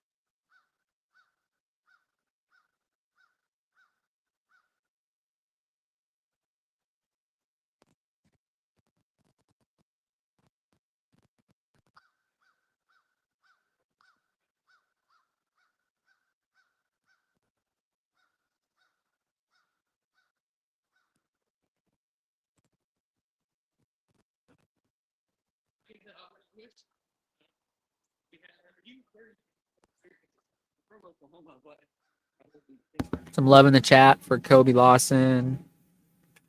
And you can hear runners are starting to come back from that out and back to the end of the road. I've been all over the state. My whole family's still in the city. Oh yeah. Going up there for Christmas, actually. I think I'm probably seeing most people though. Be stuck in the head. Yeah, I never thought I'd like to tear them down. Yes. You know, just make it think about what might happen. Yeah. It's the one thing I've worked like very hard on. Yeah. I almost never run with music or anything. Yeah. And it's just like me in my brain. Yeah. Working on my brain. Yeah. See, I'm not gonna be clear. Let us know in the chat if you run with music or not. There you could hear Haley talking about how she usually runs with music.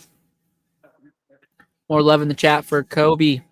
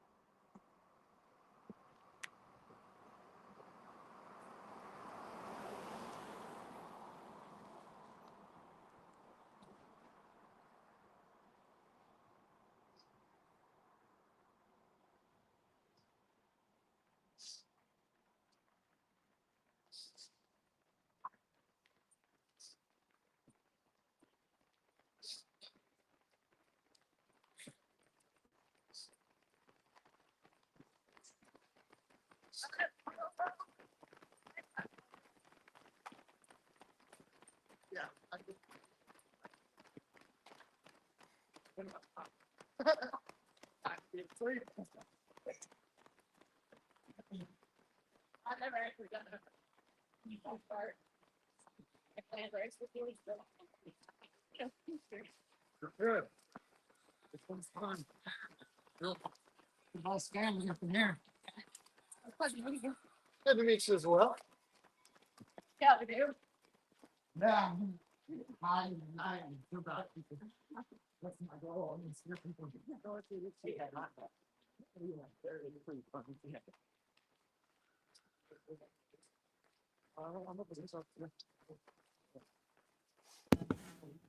Yeah, in the chat we're hearing music for the roads, but never for the trail. Podcasts and books. We have some folks cheering for Jason. At high school, I went to college and then. Yes, thank you for the comment about the sound quality. We're doing our best to bring you all some good coverage, and yeah, it does pick up these folks running from quite the distance.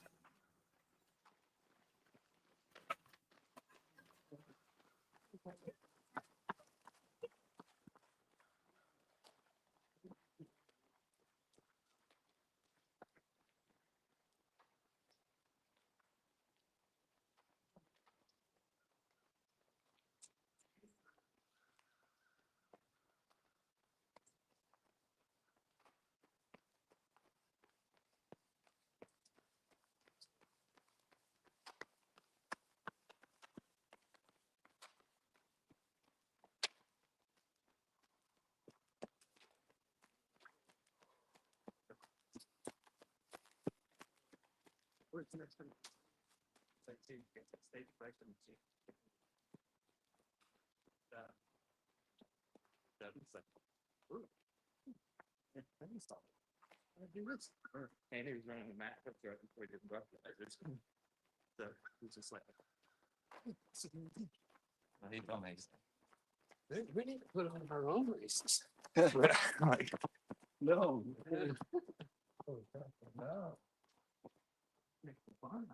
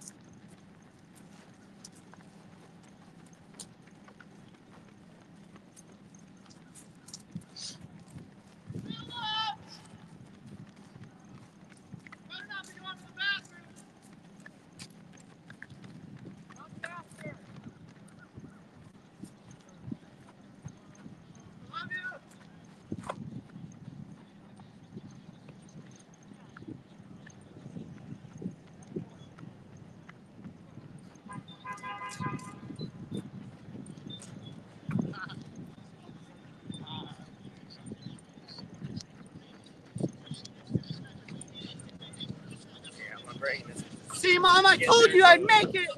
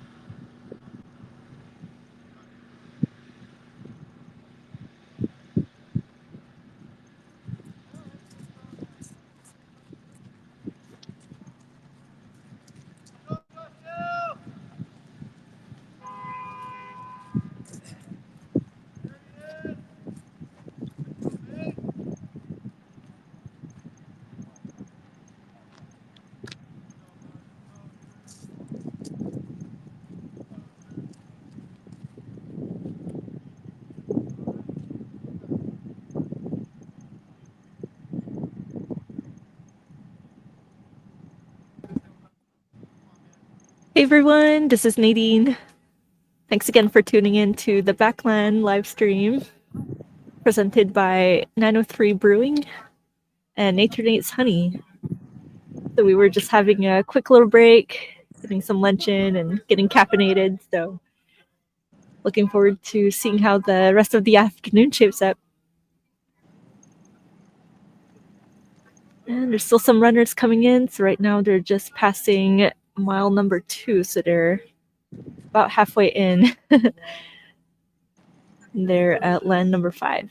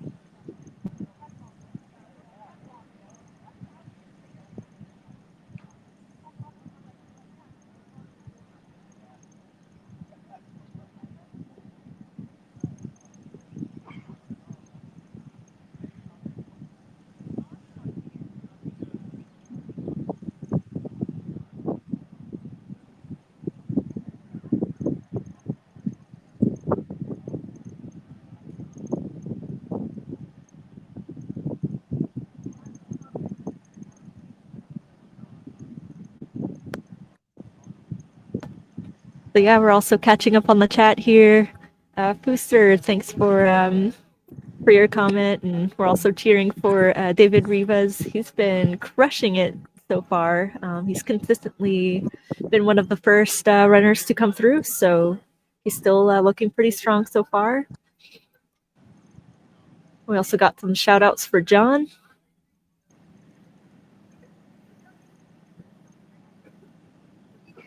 And we wish you were here as well, Daniel.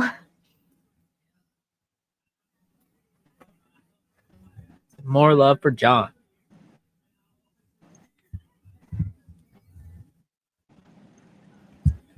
That's about 30 minutes have elapsed in this land. Start to see runners are going to make their way here soon past that street cam number 2. Here, as you can hear in our street cam 1, the wind is starting to pick up. It is starting to feel cooler from a spectator / commentator standpoint.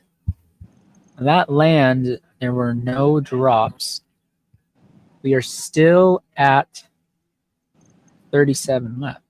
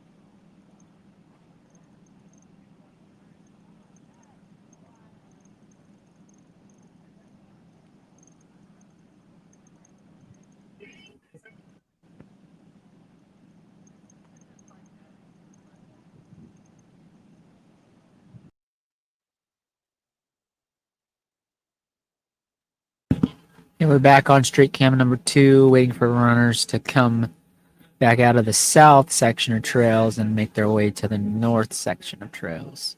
Perhaps this time around we'll try to see we can add some updates on trail conditions when we do our interland updates. We have a shout out here for Nate, from Sarah Graham.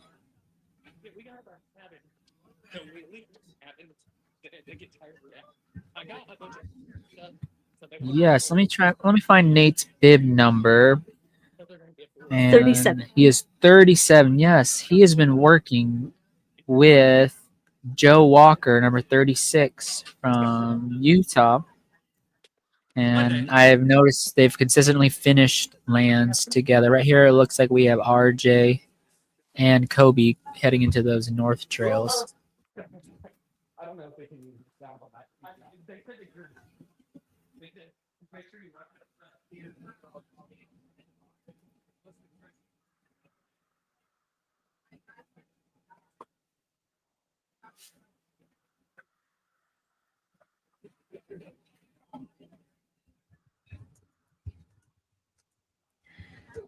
So yeah, both Nate Granham and John, they look pretty new to the ultra scene. They both have completed a 50K, and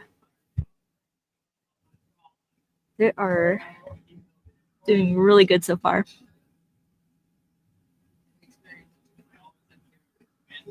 Yeah, I'm looking up Joe. Did you see which 50K it was? Oh, John. Oh, John. Yeah, I know. I think Joe's the guys. They've been running together for a majority of the race today. Number 36 and 37 have come in quite a bit. Looks like there's David and there's Haley coming through, heading into those north trails. When they get to this section, they'll take this. There'll be a steep downhill with a sharp right turn at the bottom. This is the more technical section of the trail today for these runners.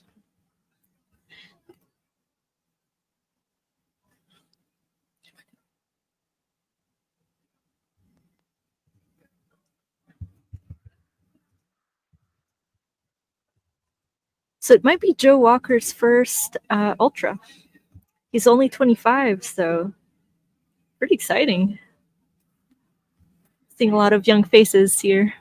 Yes, and after the completion of this land, technically, by definition, he'll have completed an ultra. By definition, an ultra is anything over 26.2 miles, and they'll come in at 27 miles at the end of this land. Might have to bring out the cowbell for the next one. Yes, I was telling, actually, you mentioned the cowbell. I was telling listeners earlier that the cowbell means the cowbell at the back line signifies that you've dropped out. So maybe we don't want him to ring the cowbell.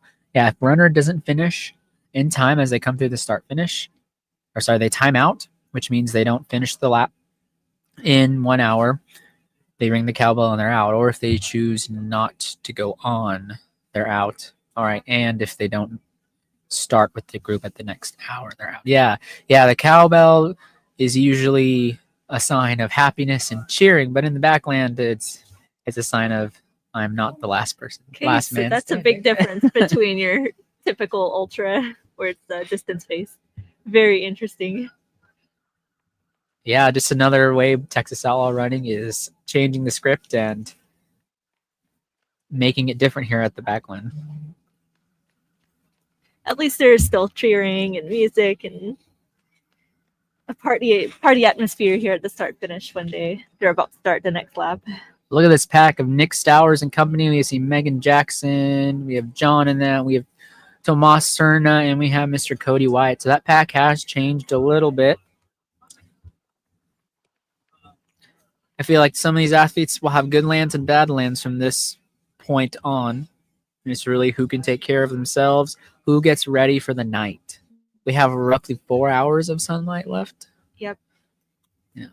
And for those listening on this stream, we will terminate it at 5:05, and we will then set up stream number 2. We'll put the link in this stream for stream number 2 before we log off. Here's William Kent, full of energy, coming through. Yes, he's ticking along, and right behind him, a couple runners working together.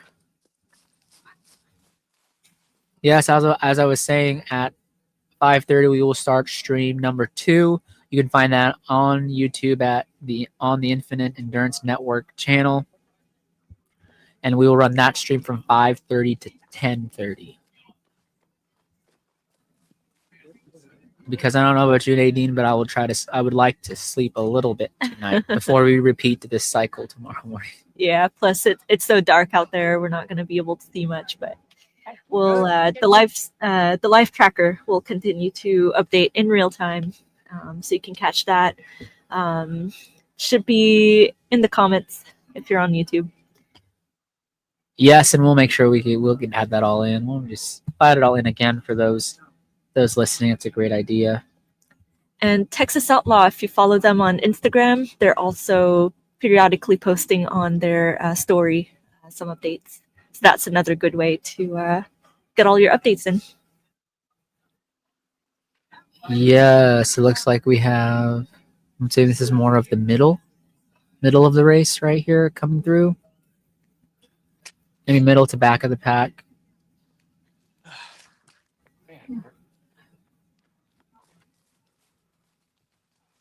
Definitely see body language is starting to change. That trail section is starting to do a work on runners. Right here coming into camera is Mason Sargent. Moving along, 38 minutes at this turnaround cam, so we can expect some of our leaders at Street Cam 1 here in a few minutes. And we'll toggle to that when we're ready. So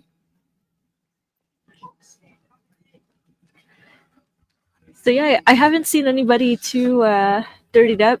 The mud seemed to have been fairly low, not too bad. I haven't seen anybody complaining, so Yeah, lots of smiles. We haven't seen carnage in the sense of covered in mud. Shoes may be a little muddy. Maybe folks might consider a shoe change here in a little bit. Having 27 miles on your feet, especially if you're new to the sport. With like a lot of the entrants today is, you might want to change up those pressure points from the shoes. Coming into camera here is Josh Blashill. I know he's looking to run this furthest ever today. Yes, sir.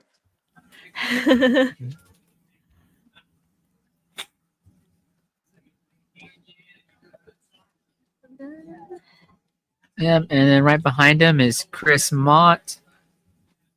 going back into the north section of trail. And we're just about 40 minutes elapsed here in land 6. So upon completion of this land, those athletes will have 27 miles on their legs.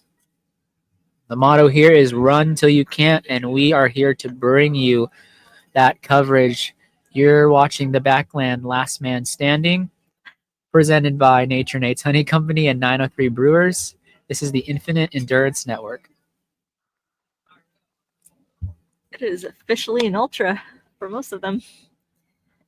I know, to me, and get to that point, it's like that's the first milestone. Yeah. Ultra. You know, even by like the pure definition of the word, 27 miles is an ultra. There's arguments, it's really 50K. But, there's arguments, that I've heard. But I think a lot of these athletes, if it's not this land or the next, are going to feel pretty excited to get that first 31 miles out of the way. We're going to toggle to our street cam 1. I think we have Aaron on scene there. Maybe calling out some stuff for us if you can hear us.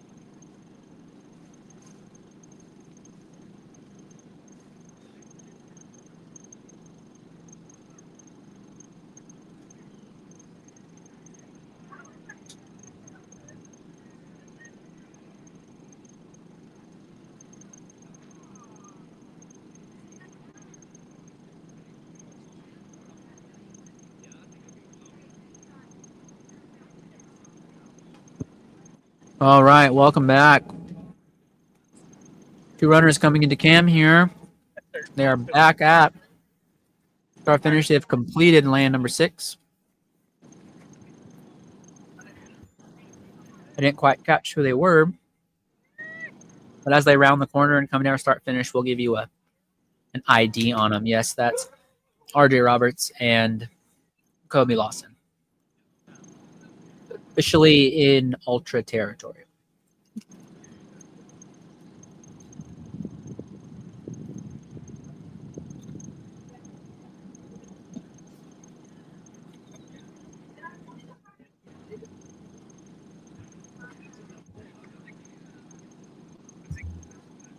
So the mics, I've been keeping them charged.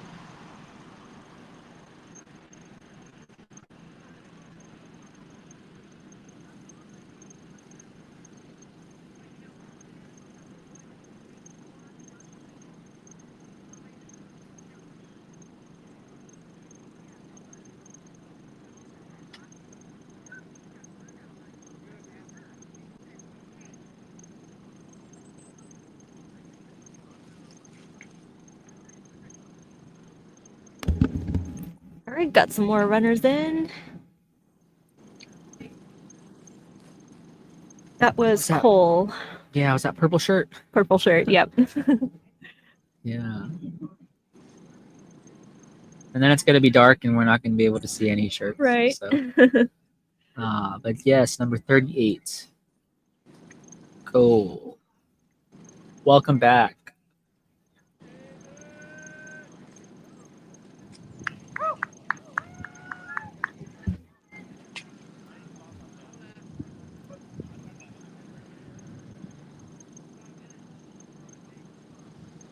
Yeah, coming into the start finish, we had David Rivas. Looking good. One ultra down. Looks like he's put on a vest, so adding a little bit of layers. Then we have Haley coming in. Good, I'm glad that the cars are yielding. Oh, yeah.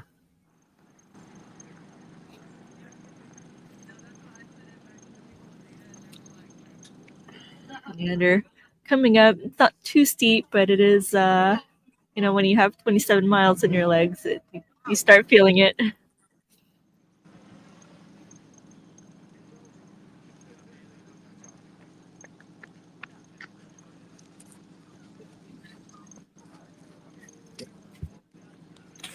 Haley through the start finish. She's 27 miles into the Backland.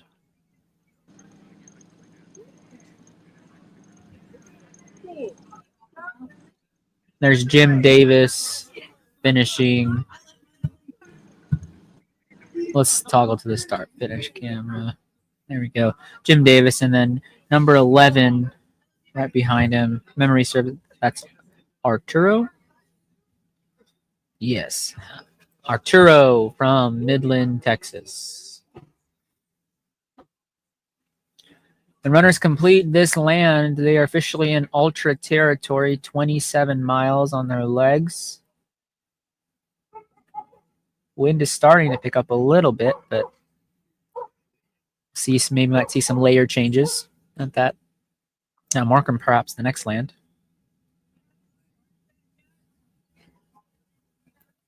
Lots of runners coming to grab some stuff from the aid station. I was kind of wondering when the soups would start falling out, especially in the cold.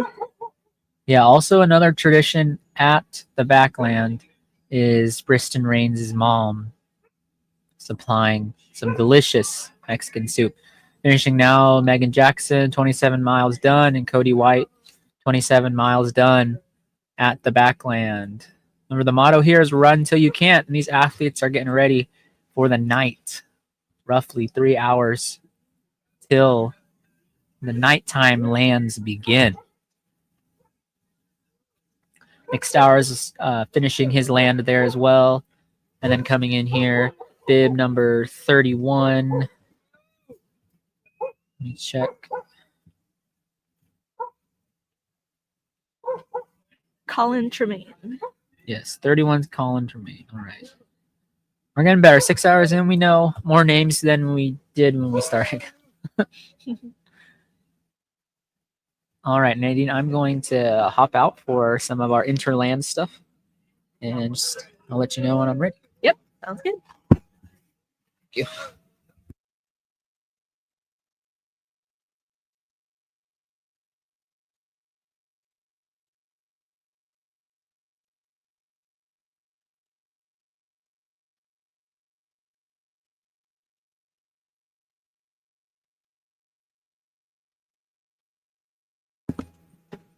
There's Billy coming through.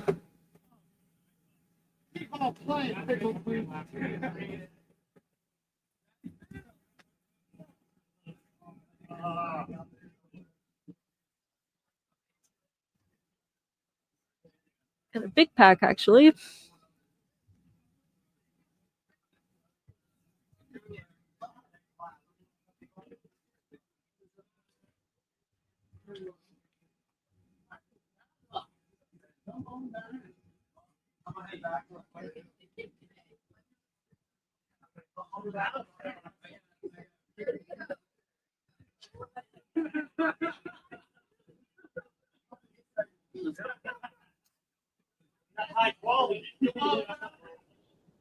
All right.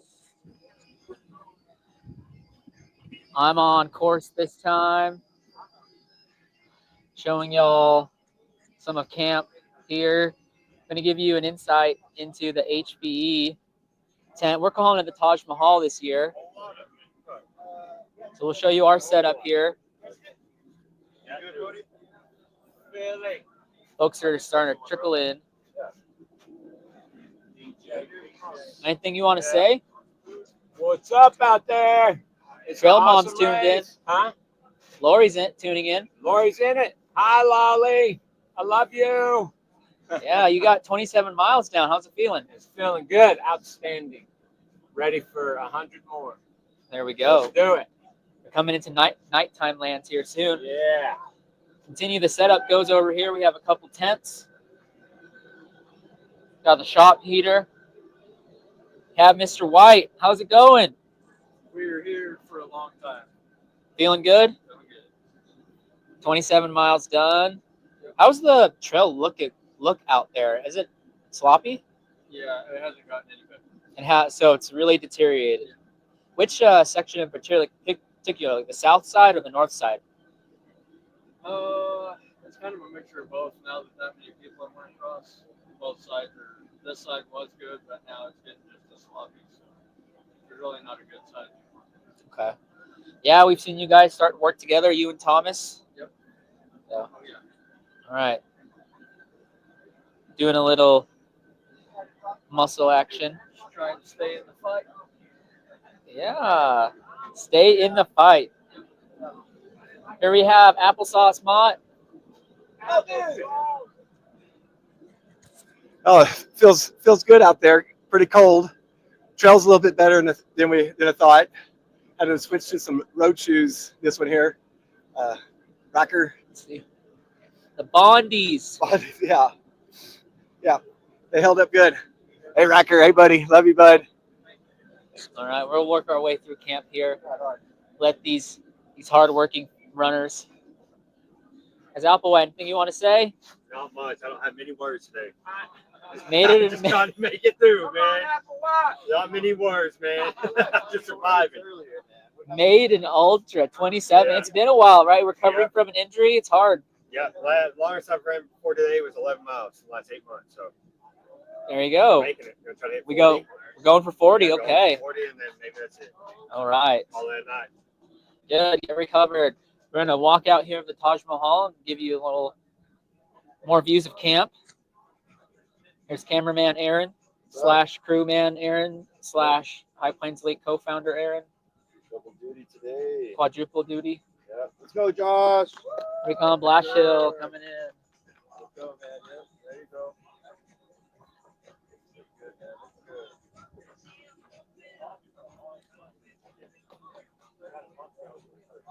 Yeah, I think I'll walk around here, kind of show everyone the corral and there's Alley Dog. There you go. How's it going, Nick? Hey, what's up, feeling? Marathon's done. Oh, Yeah, that's right. 50K good. now. Yeah, going for a 50K. Feeling good? Feeling good, man. Feeling good.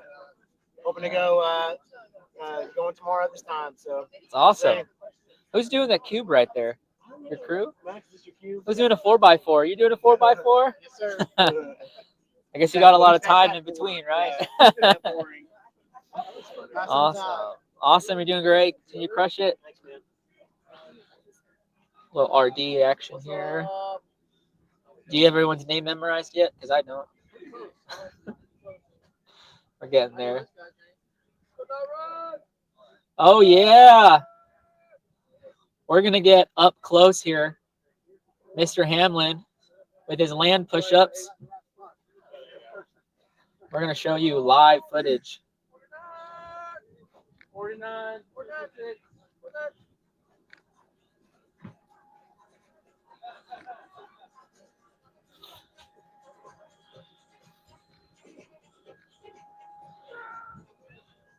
As per tradition, 1, 2, 3, 4, 5, 6. Little ISO hold. Yeah. 27 miles done. Let's go, baby. Awesome.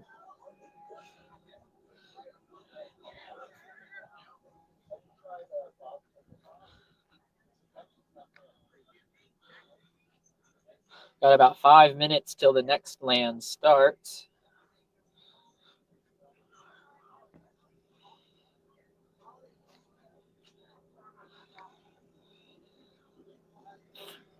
So here are some views of the lake.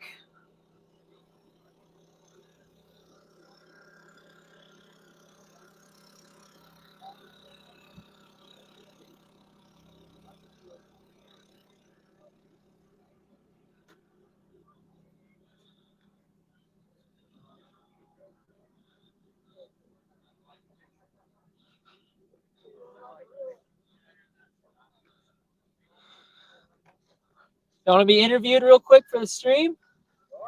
What's your name?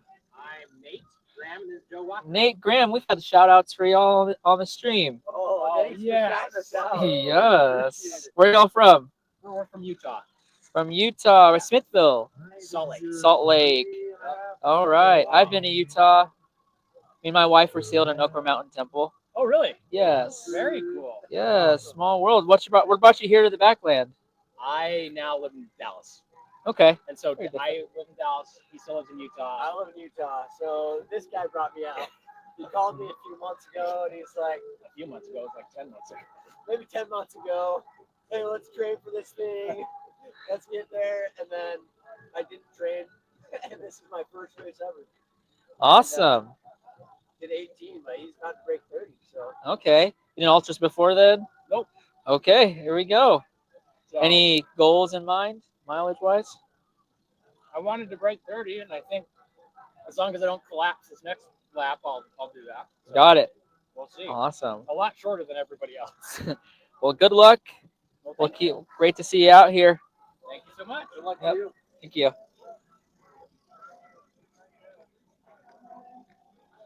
Shout out to Cole in the chat.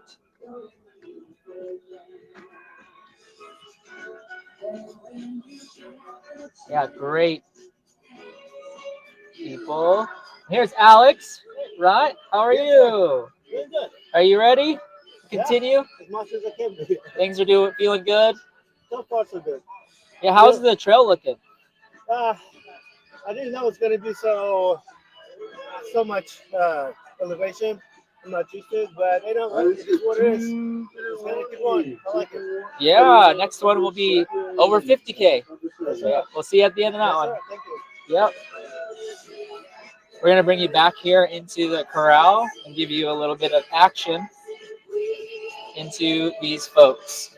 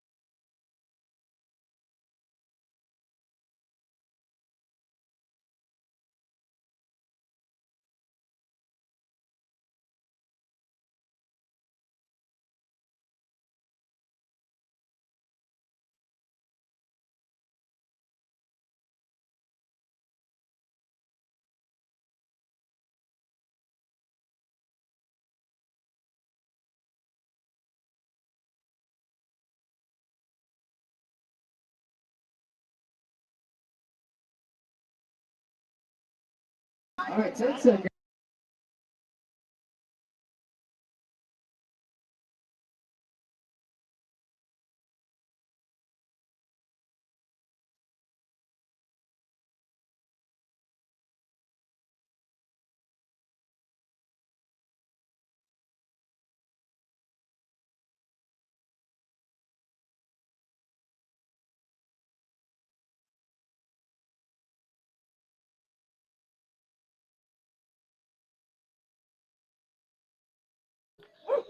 Everyone looks like they're having a great time.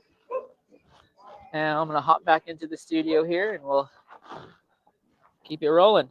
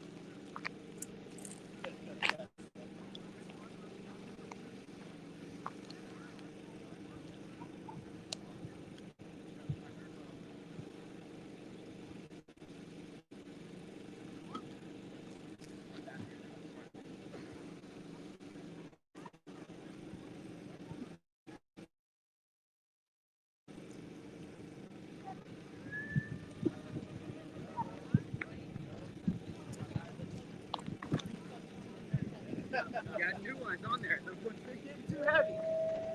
Let's go, let's go, let's go. I love the socks, man. Yeah, man. Let's go. Good job, good job. Good job.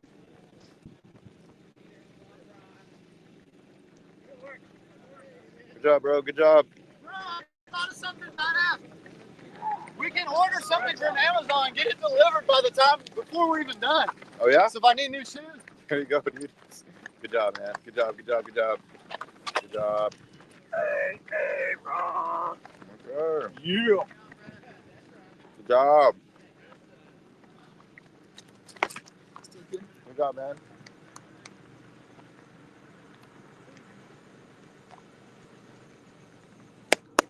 Good job, good job.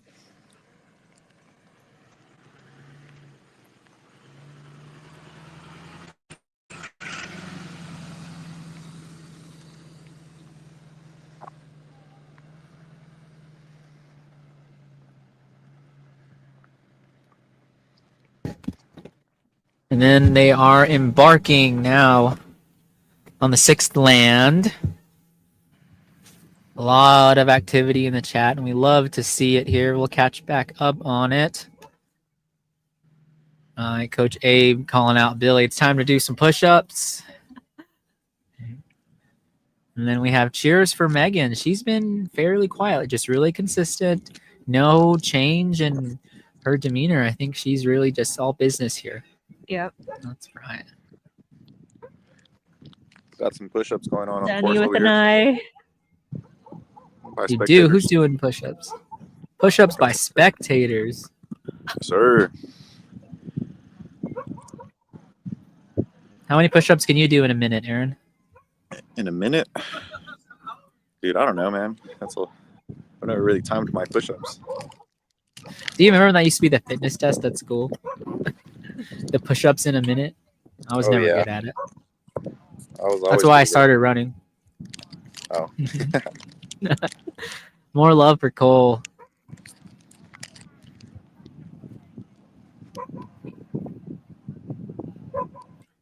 So, anyone looking? You see any Grim Reapers out there, Aaron, or anyone you think might be calling it soon?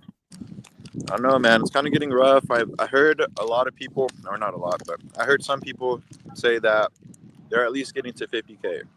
So I think we're going to have a couple people drop off here. I don't know. That's, some people say that they're going to drop off, but they might give it another go. So who really knows? But, body language is getting a little tighter out there.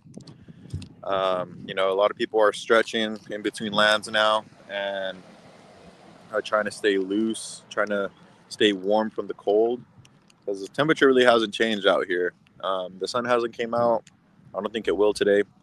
But yeah, body language is starting to look a little different. Spirits are high, I think still, but we'll see what happens. Yeah, we've seen foam rollers and massage guns. The whole gamut. Yeah, the year you ran the Backland, we coined that term the Grim Reaper because you were rock steady. You kept the same time regardless of the time of day. And I think those folks who were really conservative at the beginning are gonna they've set themselves up for a solid night going ahead. Yeah, and this race, I mean, you can come at it a lot of different directions. My direction was, come in back at camp, maybe like 5 minutes at most, just to get my essentials or whatever, but try to stay on my feet as much as I could just so I wouldn't cool down. So yeah, I mean, you guys did start calling me the Grim Reaper at that point. But I don't think I see anybody right now that has that same perspective at the moment. So yeah. And no one who's taken on that persona. Yeah, we are going to show some drone footage from the day here. Thanks, Aaron, for being out there, and if you're back out there when they come through 2.4 miles, we can get some more comments from you. I'll try if you're to able to get back there. All right, man. Thank you. Thanks. And real quick, we got some more shout outs for Cole B. Christine cheering from California. Thanks for tuning in. Oh, so we call it Cole B. That's what we call it. All right.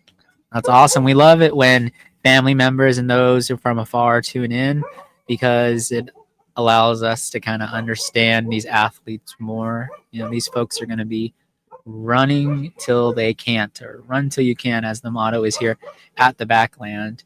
Here I'm ready to show some footage from caught throughout the day by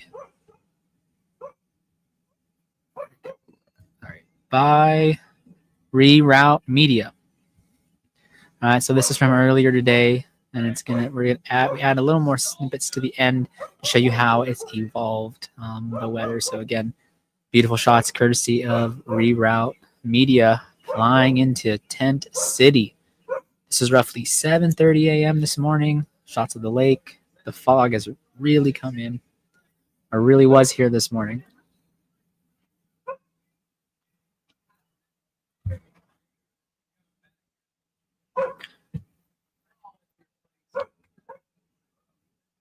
Weather is still showing we might get some sunlight by 4 p.m., but it's still going to be partly cloudy, and then sunset at 5:18. Yes, thank you for that. And as I'm checking the live results here, it looks like we did not have a drop that land.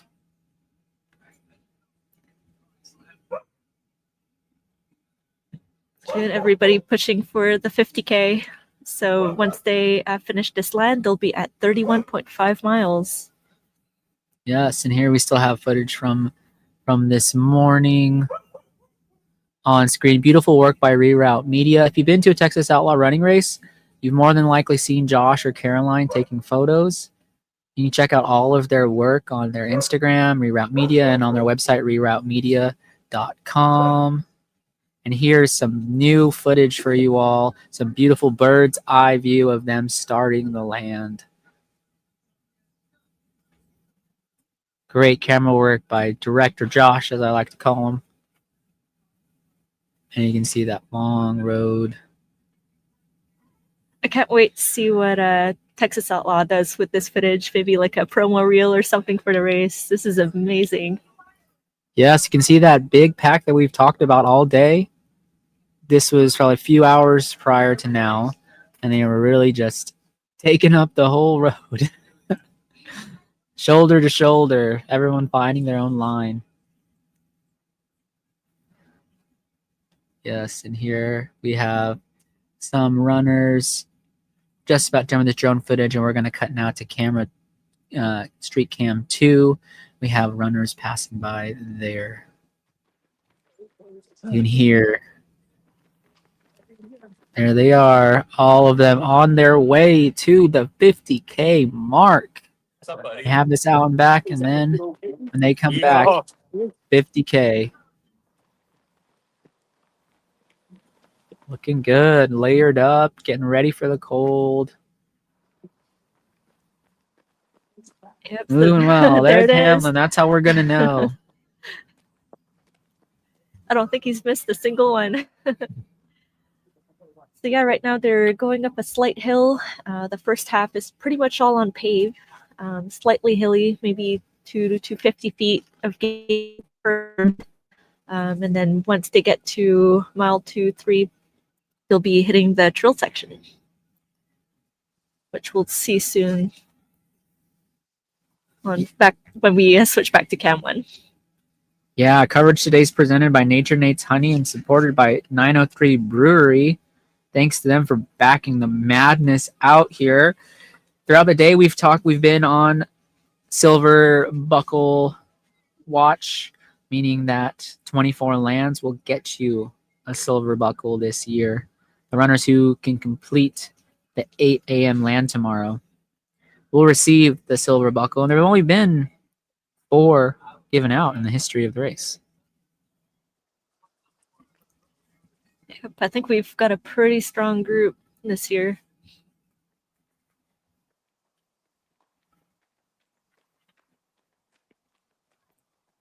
Got more coming in.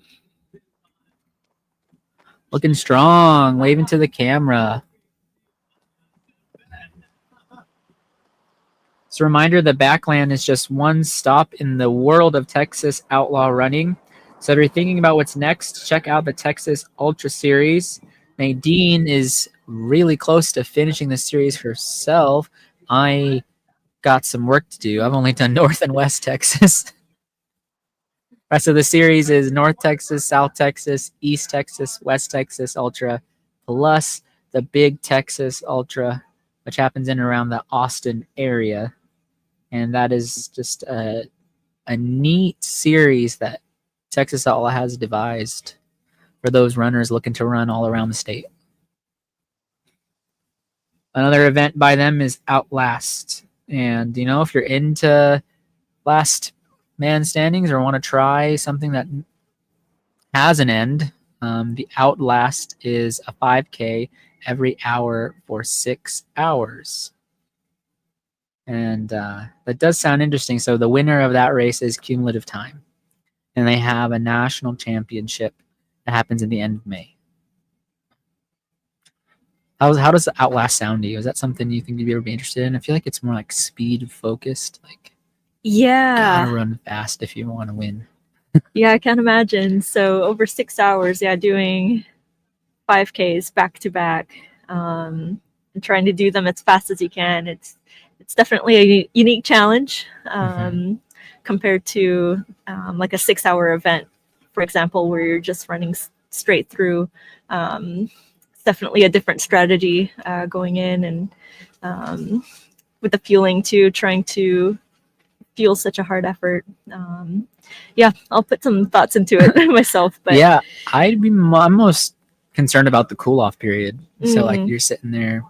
Yeah, and then your legs get stiff. Yeah, I don't know about that. 35 minutes. Like I can imagine that fourth or fifth time through would be tough just to get things moving again. You know, really use that time to warm things back up if you can. And if a last man standing isn't enough, in 2027, the Iron Horse is coming to Texas. So the Iron Horse is a new race devised by Texas Outlaw Running, and it will be the first point-to-point 100K, point-to-point 100-mile, and one of the first 200 miles in the state of Texas. It will be on the Northeast Texas Trail, or the NET for short. And one last thing about Texas Outlaw here. Again, grateful for them for allowing us to do this coverage today through the Infinite Endurance Network, but they also have the Texas Outlaw production. So this is custom shirts, custom medals, and awards built for runners. So if you are a running company out there or a club or organization that needs swag like this, check them out, Texas Outlaw Productions. And their website is texasoutlawnrunning.com. And you can find all this stuff on there too. We have some more messages in the chat here. You want to read them? Yeah, we got a shout out for Thomas. And I'm just going to switch back to Camp 2. We had some runners. Female infantry. Yeah, Ryan Roberts, 2-time champion of the Backland, unable to make it this year. giving love to the drone footage. And yes, we are very grateful to Reroute Media for that footage. It is amazing. Please check them out as well. And Atlantic Salmon, thank you. We appreciate the well wishes. Do you know Atlantic Salmon? I do. That happens to be my dad. Oh, awesome. I They're love that watching name. back from Canada, where I'm from. So yeah, Yes. much love. Those might not know I'm from Alaska. I guess Nadine's from Canada, so we're neighbors up there. But yeah, I miss seeing snow at this time of year. Growing up, I had so many Halloweens with snow, trick or treating in the snow. That was fun. Yeah, wearing your costume over like your big puffy jacket. Yes, exactly. Camping in the snow and then in snow caves, ice fishing, all those stereotypical things, cross-country skiing. Oh, yeah. But none of that here at the Backland. We're here in Gordonville, Texas, Walnut Creek Resort on the shores of beautiful Lake Texoma, bringing you this coverage. We have another runner passing by on the cam. Pretty good stride right there. Still looking solid. This group here, Stowers and Company, it looks like all pretty good strides still. Really good. This group looks like they're still intact and still moving really well. Playing the long game.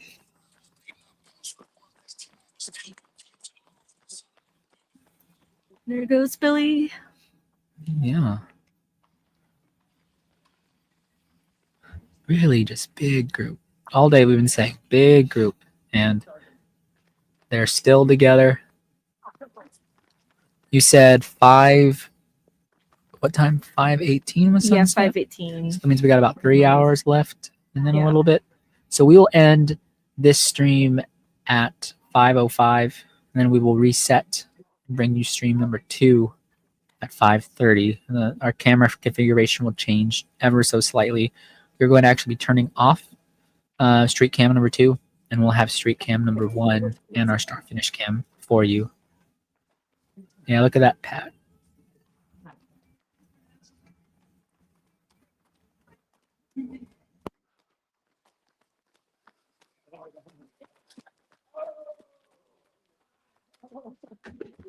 Oh, there goes Hamlin. Again, double heel click this land. So we have 37 left. Is that right? Checking here. Let me refresh it one more time. It looks like we actually have 36 left. Let's update and give everyone an update for that. 36 out of the 43 runners are still standing.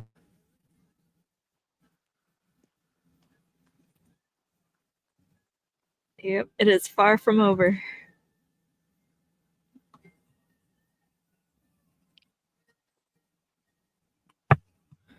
You know, going through the field a little bit here, some folks still we haven't touched on yet. Colin Tremaine has been coming in really steady. Let's look into his ultra sign up here. He's bib number 31 today, and he has done his fair share of ultras. He's done La Nuit. He's done the North Texas DNF the North Texas Ultra 52 miler. That must have been that was the hot year in 2023 where it was over 100 degrees that day. He's done the switchbacks.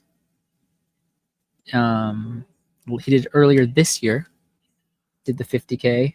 Wachita, as they say it. Yep, Wachita. That name. There's no double. What? There's no. And that one is tough. You don't think a race from Oklahoma would be like hilly or tough, but it's right on the border of Arkansas, and it's punchy. Yeah, he has done a last man standing before. Won the 4:30 Infinity Backyard Ultra. He went 100 miles there last November. And he's done a 48-hour race in Fort Worth, Texas. All right. In a few minutes here, should see folks on our Street 1 cam. We're just going to go ahead and toggle into that.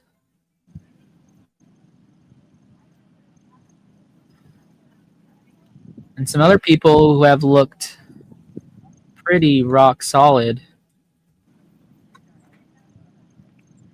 all day. Mr. Nick Stowers, leading Nick Stowers and company, really just exploding on the ultra running scene the past few years. I've seen him on all across the circuit, really, in the area, you know, from Grasslands to Arbuckle to Pumpkin Holler. He 2 years ago here he did, or sorry, excuse me, last year he went 81 miles, which is 18 lands. Yes, do we have our option on the camera? Yep, go on. We have someone coming in the camera there. We're back. Yeah, Aaron, kind of give us a play-by-play here. We got Kobe leading the pack right now. Okay. Good job, man. Good job. And leading on and off all throughout the day, so it's good to see him still holding strong. Yeah, we got 3 more runners coming in.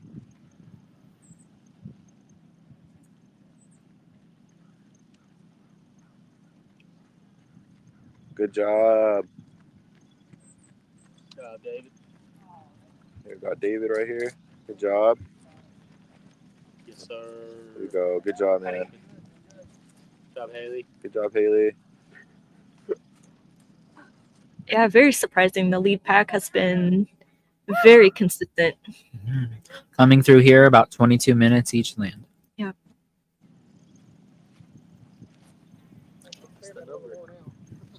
Yeah, this cam right now has been positioned to the 2.4 mile mark. So they have, you know, they're over halfway at this point.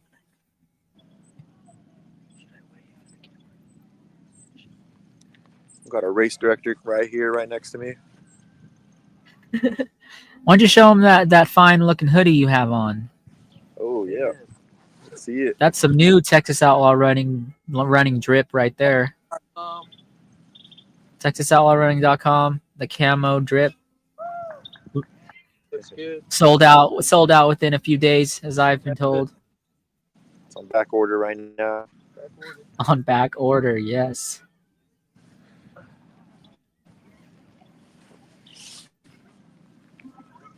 Oh, I hear Billy. You always hear him before you see him. That's how it goes. We got AWAGs cheering for Haley. I think she's now crewless here on out, so it's good to see she's got friends and family home rooting for her.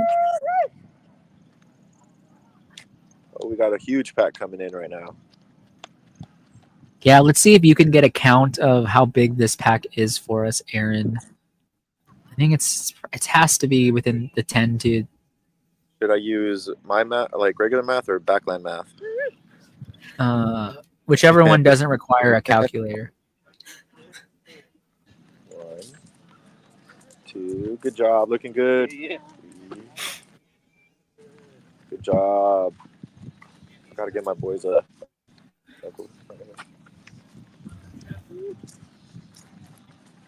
6, 7. Oh, shoot. Yes, sir. Still hot bites over here, OG. Shoot. 13. That's what I got. What'd you get?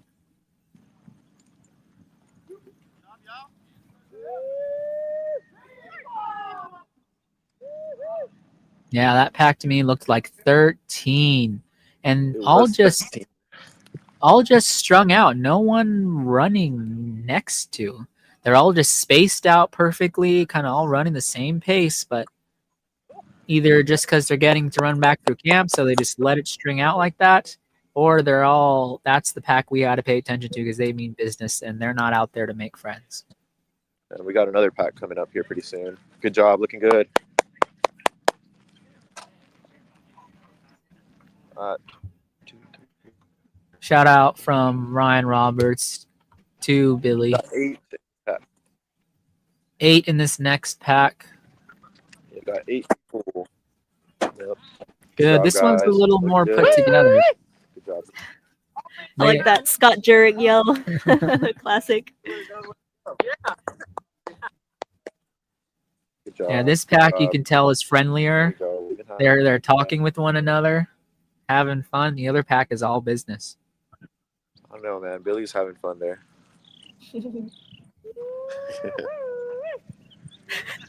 And there's another one. And we hear the cars honking. Yes. Let's go, man. Let's go, let's go, let's go. There you go. Love the smile, man. Keep it up. Is that Mr. Hamlin right there? We got Mr. Brooklyn Hamlin. cheering for Jason. Oh, and another shout out to Cole. Cartwheel. Cartwheel. Yeah. Did this turn into parkour out there, huh? This is the Backland Gymnastics edition.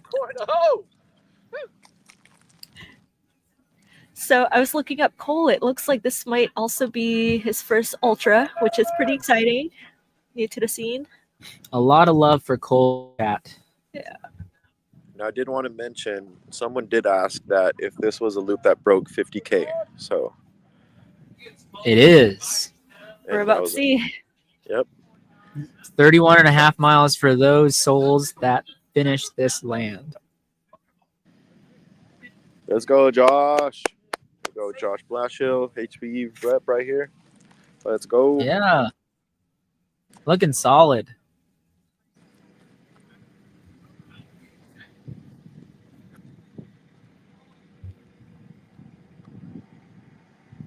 Hey, Aaron, are you going to hop out there and do a little nighttime land pacing? Man, I'll do whatever the crew needs me to do, man. If they want me to hop on, I'll hop on. I'm here for whatever they need. Yeah, when I was in there during the Interland, they all seemed locked in. Oh yes, they're locked in, ready to go. I got them fed this past land. Got them some quesadillas. They look pretty good in spirits after that, after getting some food in their bellies. So I think they're good. Amazing.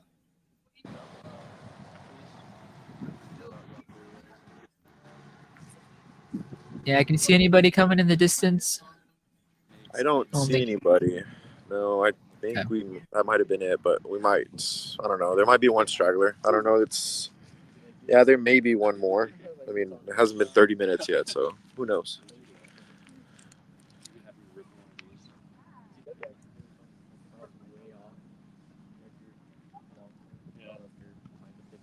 Yeah, really getting back to this point. Oh, I see a couple come in.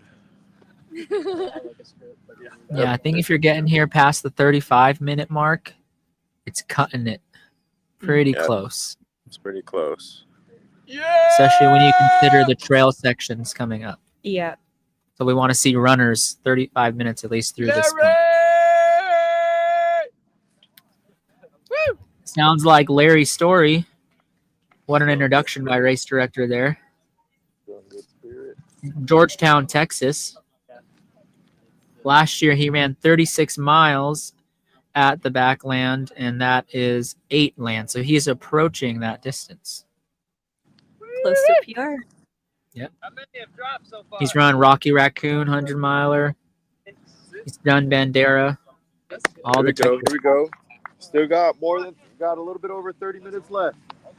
All right, got this.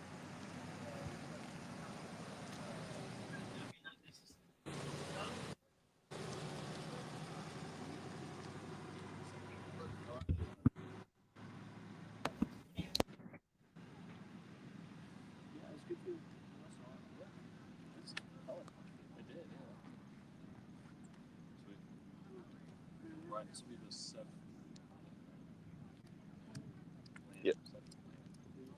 Yeah, don't curse at it.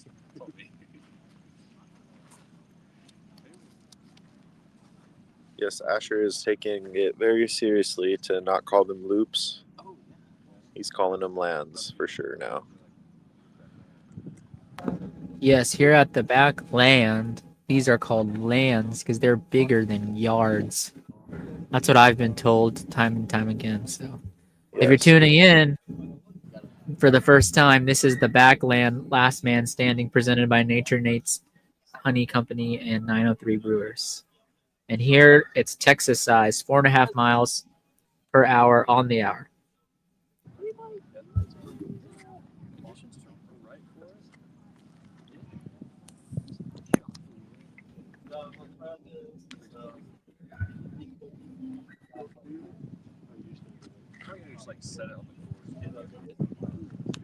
Working our way through here with our entrance today, Chris Prairie.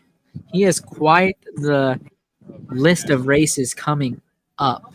It looks like he is signed up for the Black Canyon Ultras Double, which is 100K on Saturday, followed by the 50K on Sunday. The mark of a true ultra runner, back to back. And he's signed up for the Bradshaw Brute 100 in its inaugural year, part of the Cocodona series. So he has a ton of tough racing ahead from him. He is also a Cocodona finisher in 2024.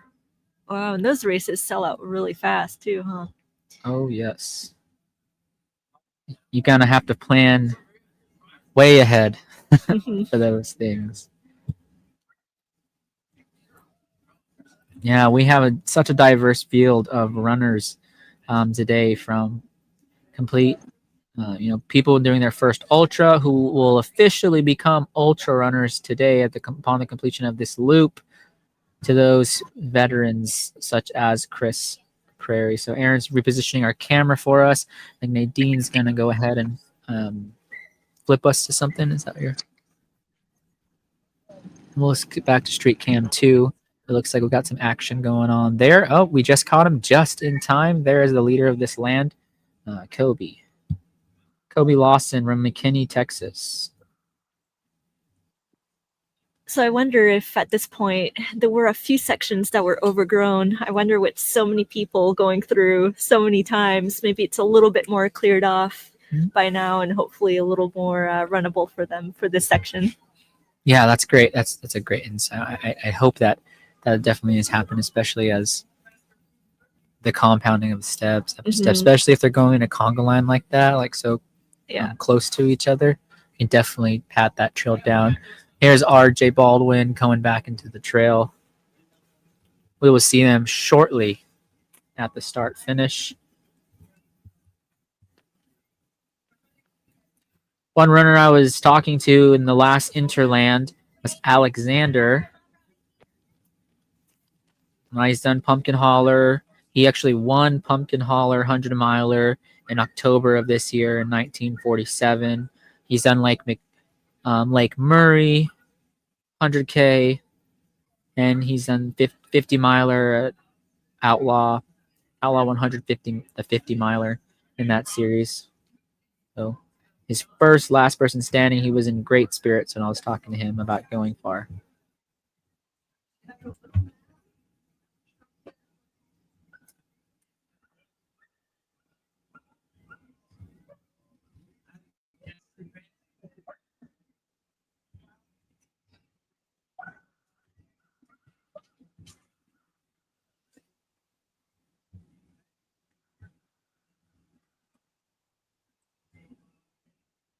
Someone else we haven't talked much on the chat, but one we are definitely keeping track of is Leo Cudo. He's part of Texas Outlaw Elite. 22 years old. This will be, as of this land, it'll be his second 50K. He's completed Bandera and the Hells Hills 50K, as well as Noche Trail Runs 27-miler, which is a great race by Texas Outlaw Running. It is a night race in July. Beautifully tough Texas hill country. And when the temps are 90 plus at 8 p.m., 9 p.m., it definitely can be a sufferfest. Arturo, one guy we've seen come through very consistently from Midland, Texas, bib number 11 today. This is his first last man standing. Coming through now on Street Cam 2, we have a nice pack. This is the chase pack per se, following Colby. Yes, from the comment, Kobe is still running. He's already making his way back to the start finish.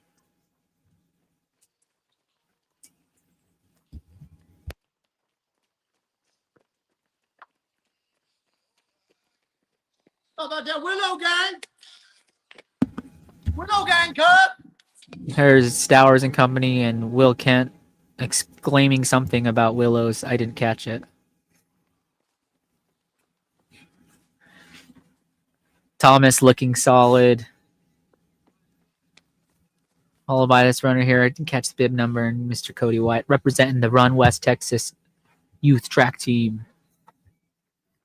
Rick in the chat over here cheering on Megan. Rebel running strong in Abilene. Yeah, that is right. Megan Jackson is from Abilene, Texas. West Texas strong. And there passing just past the cam was Alex. In studio here, I got Aaron hopping in.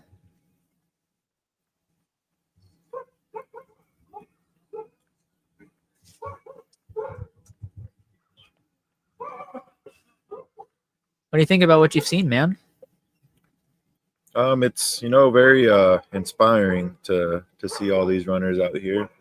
I'm trying to do my part and trying to keep the spirits up. I'm trying to keep them out there as long as I can. Not only our teammates, but just everybody that's out here, because I know what it means to be out here, and you really want to go as far as you can, try to reach your goal.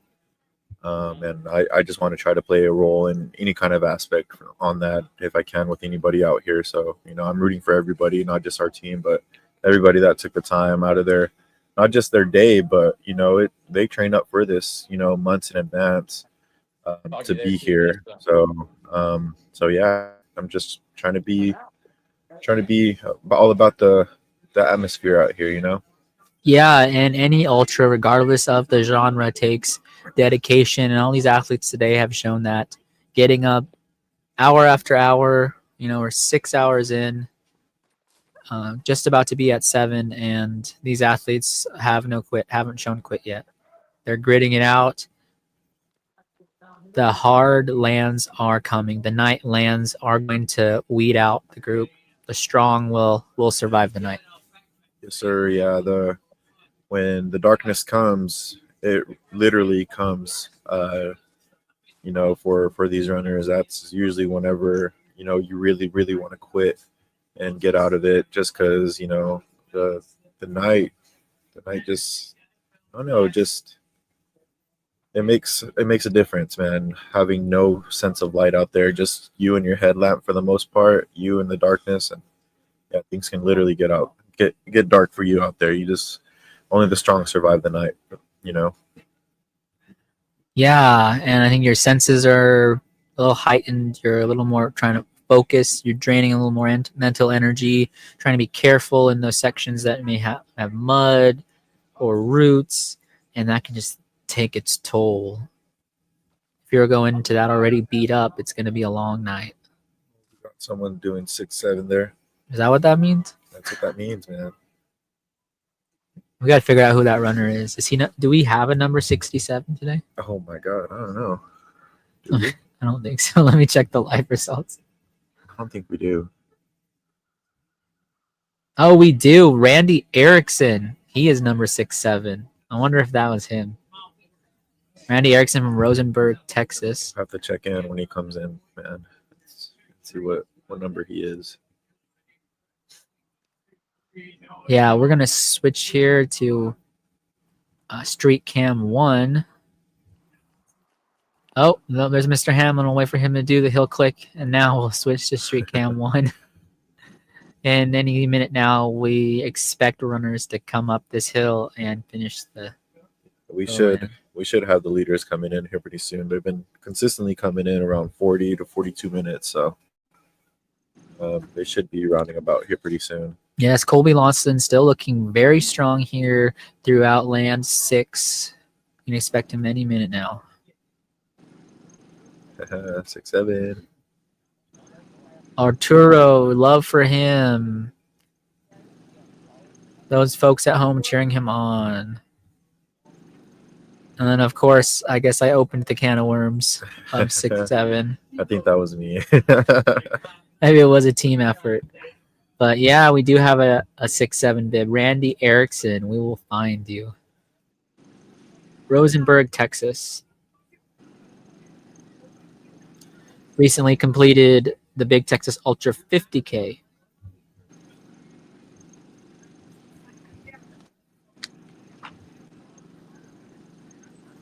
Alright, I'm gonna hop off.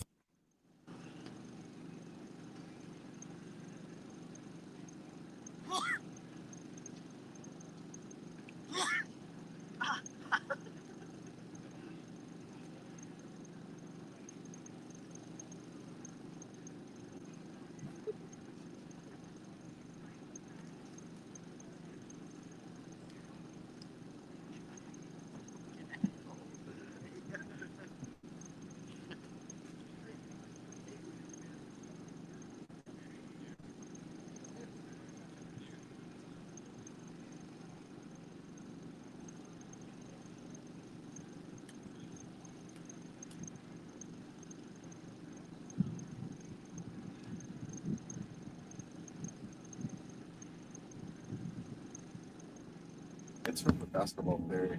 They were asking about.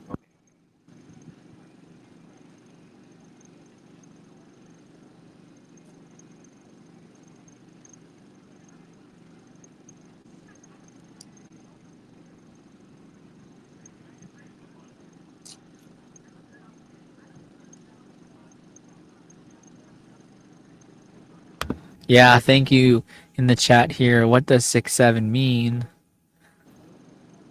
And we have Briston Range chiming in with a definition and clarification because I'm not entirely sure. I just know a lot of kids say it, including my 4-year-old. He says it.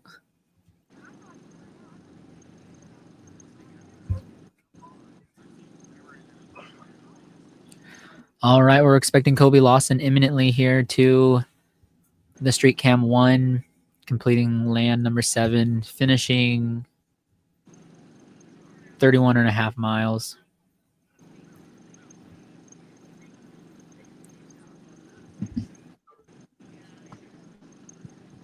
Maybe able to switch cam here.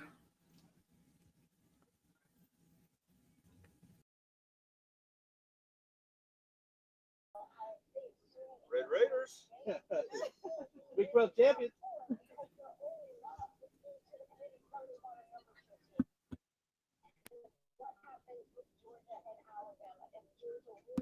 We have Nadine out, getting some footage Interlandy land.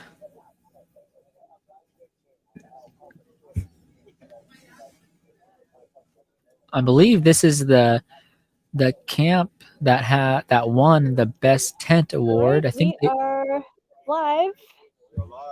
And remind us who you're recruiting for? Brian Taylor. Brian Taylor. Number I love this 28. setup. What are you guys watching? We just watched Texas Tech win the Big 12 championship. Amazing. Awesome. Shout out. And how's he doing? He's doing great, man. Got a weird little hip niggle, but he's ironing it out when he comes in for about 5 minutes. And he seems like he's having the best day of his life. Awesome. Spirit still strong. Yeah. We're hoping to get 100 miles in today. Sweet. Awesome. Yeah, has he eaten anything weird or? No, man, he had a Any chicken combos? sandwich for lunch, and he's just sticking with his beta fuel and the goo. Typical food. Yeah. So I see we got some runners coming in, so I think we'll cut there. But Thank yeah, you. We're having a great time. awesome. finishing land 7. We have Cole Lawson and RJ Baldwin.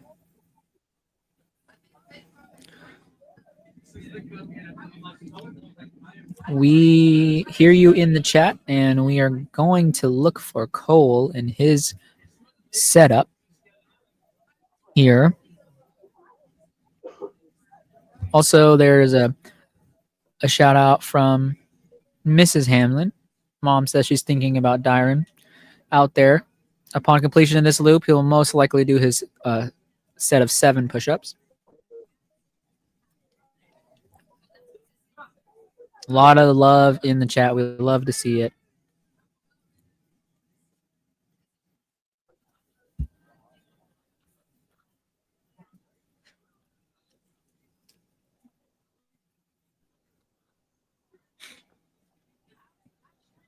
We had David coming in, going up the hill.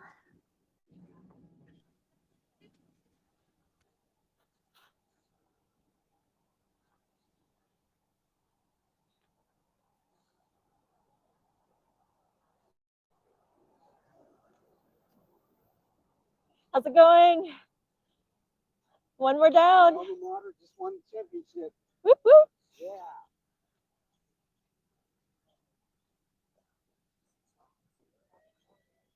Looking good.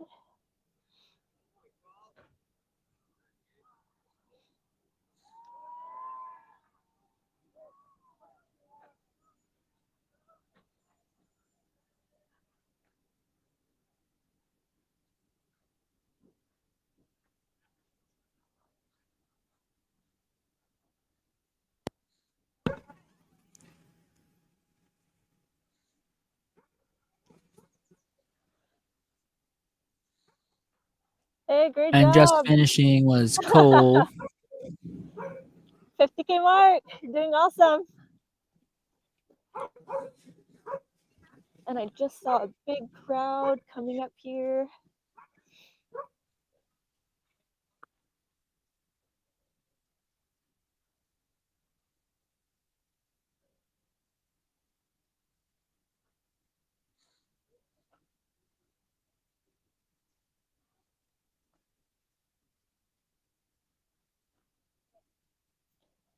I wish I could zoom in more, but that's about how far we'll be able to reach them.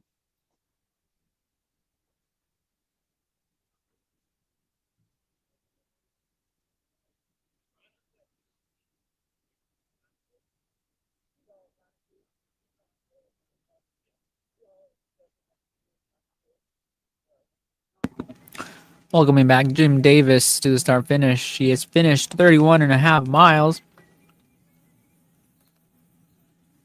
Billy!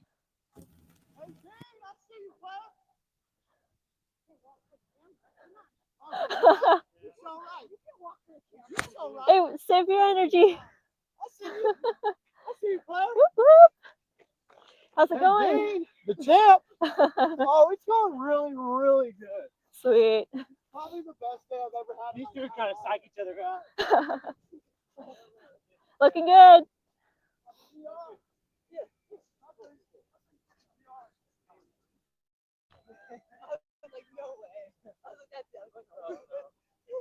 Hey, keep it up. Haley, you have a lot of people cheering for you in the live stream, so you're doing great. Oh, crap. They know my name now. I think she's trying to stay down low. And that big pack of 12 returning to the start finish.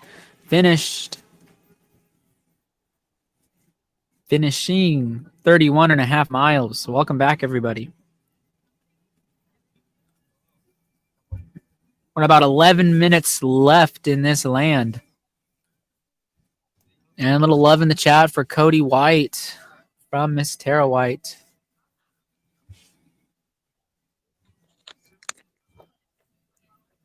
Rick chiming in, cheering for Megan as well. She's looking rock steady all day. And, of course, love for Dyron. Hey, way to go.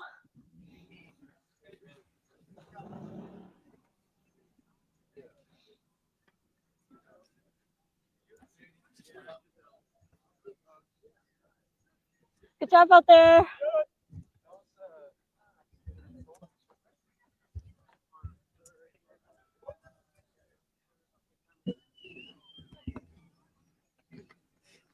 Yes, everyone coming back looking Hey, really good. Job so far. good. 31.5 miles have come and gone here at the 2025 edition of the Backland Last Man Standing, presented by Nature Nate's Honey Company and 903 Brewers. You are tuned in to the Infinite Endurance Network. We are so grateful for you to join us this afternoon. Here we have coming into the finish Chris Mott and Aaron McNabb and Danny Hendricks. All looking solid. A couple more.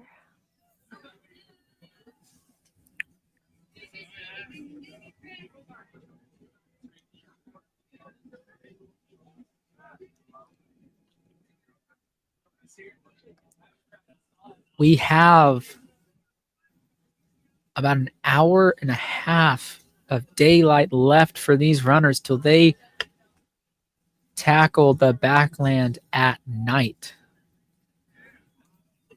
Ryan Applewhite finishing it up. Runners really taking advantage of the aid station. There's stocked up with tons of goodies, fluids, pickle juice, Hyperlight, Gatorade, water, pretzels, popcorn, delicious chicken soup made by Briston Rain's mom.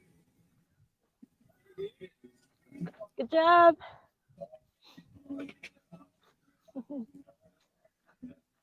Mama soup is always right here. killer. We're talking about 6'7" in the chat. Did we find number 6'7"? We did. Yeah. Yes, Christine, we found him. Yes, how many people have dropped out? We started today with 43 runners. At the end of this land, when they take off, we'll do another count to see. But at the beginning of this land, we had 36 runners left. I'm going to drop that down here below for folks.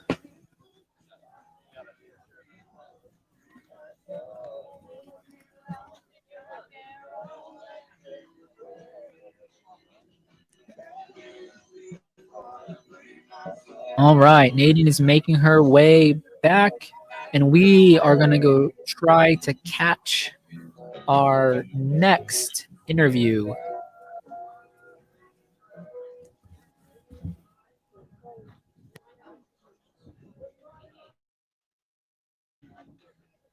But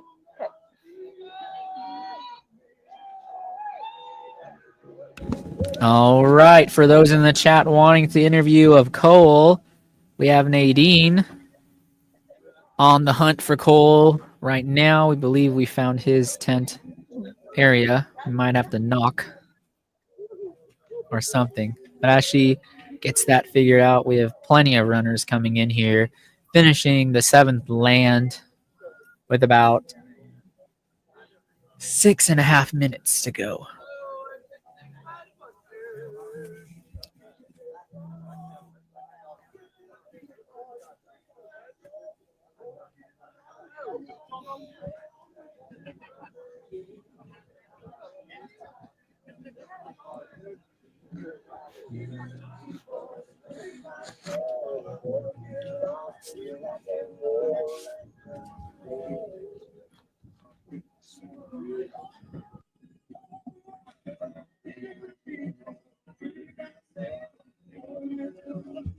You have a start, finish.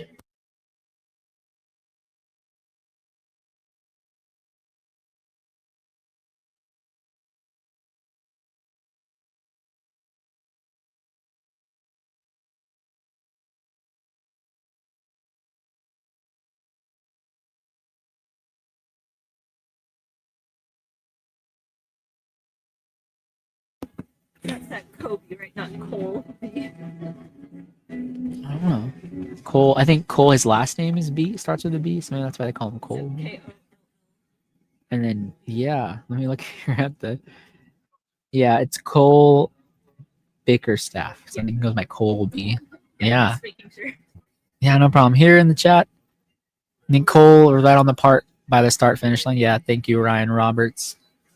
And you just saw Mr. Hamlin doing his push-ups there. So I'm going to minimize this, put you back on.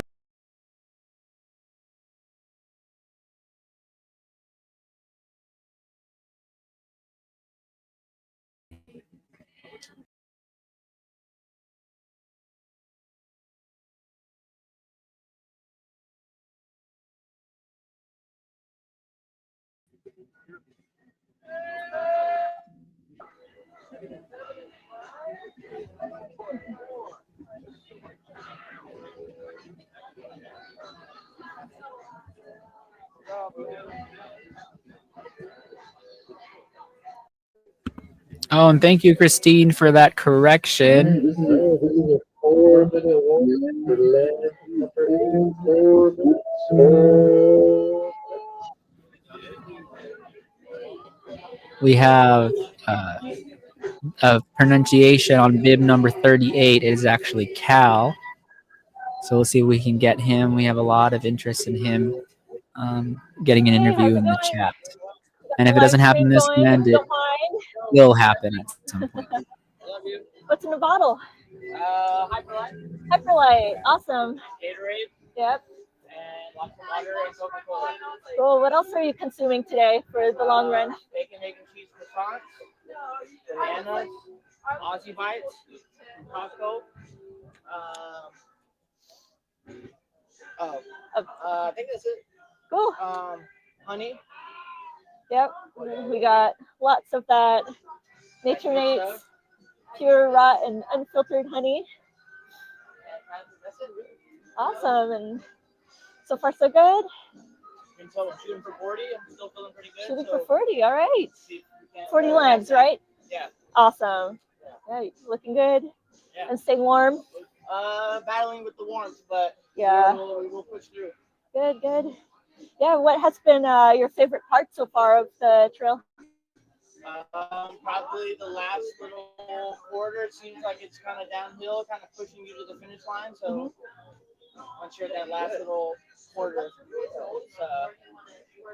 it's good for the psyche to kind of be going downhill. Yeah, it feels good. Right on. Well, I'll let you finish filling up and get ready for the next one. Good luck.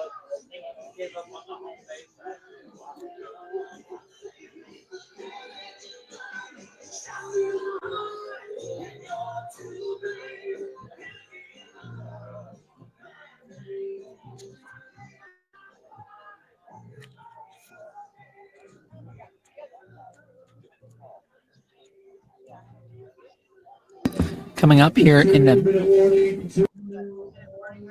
Yep. How's it going?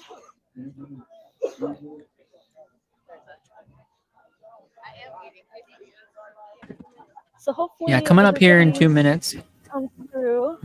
Just gonna check really quick. Yeah, we are still waiting on a few runners to come through. According to the live tracker, we are awaiting 3 runners to come through. It's roughly 1 minute and 15 seconds before the time for this land expires.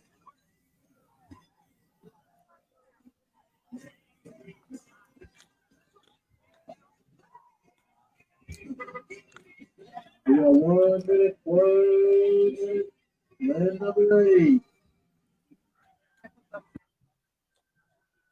Hopefully that's everyone.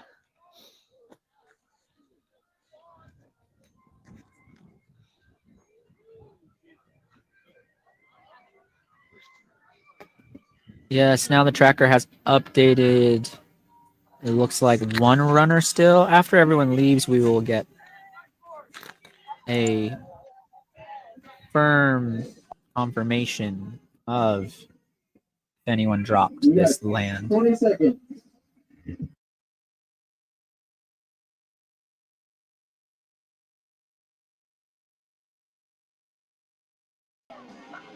Here we go. 5 seconds. In 3, 2, 1. Let's go.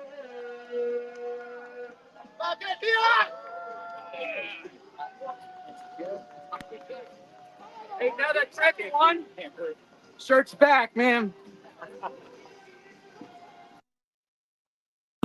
Yes, we had Mr. David Rivas with his Bones shirt ready to leave it all out there.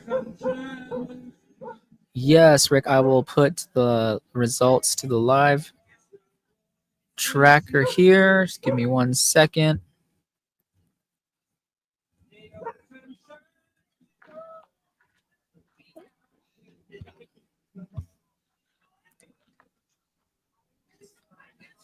And runners have now officially completed 7 lands at the 2025 edition of the Backland Last Man Standing, presented by Nature Nate's Honey and 903 Brewers. Here we have some great footage from Nadine on our Interland cam. What are you doing leading? They are going around the campground, just giving you a few more angles. Things are starting to get exciting. We are past the 50K mark now. Everything now is ultra territory. Do it. Me and him both. Woo! Here goes the bones.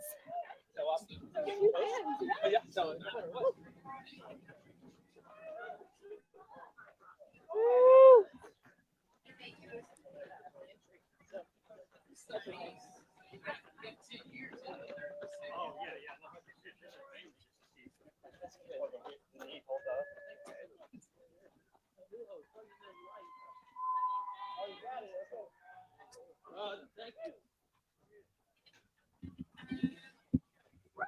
Good job.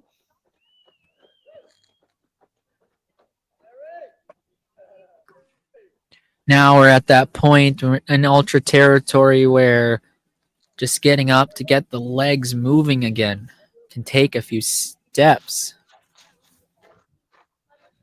As Nadine makes her way back here, I'm going to set the stage for our next guest chiming in. I hear the drone up ahead. Hopefully they're getting more footage of the runners.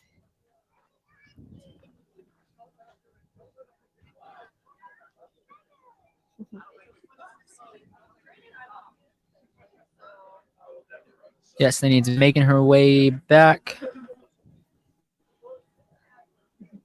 Getting some great footage for us. Hi. Who are you guys cheering for? Sorry? Who are you guys cheering for? Kobe Lawson. Kobe. Oh, yeah. We've been hearing a lot of cheering for him in the live stream. So. Oh, very cool. Yeah. Do you have the link to that, hon? Yeah. Okay. Oh, great. Yeah. Beautiful How many family. cameras you got out there? We got 2 field cameras and then 1 here at the start finish. Very cool. Yeah. Best of luck. Great.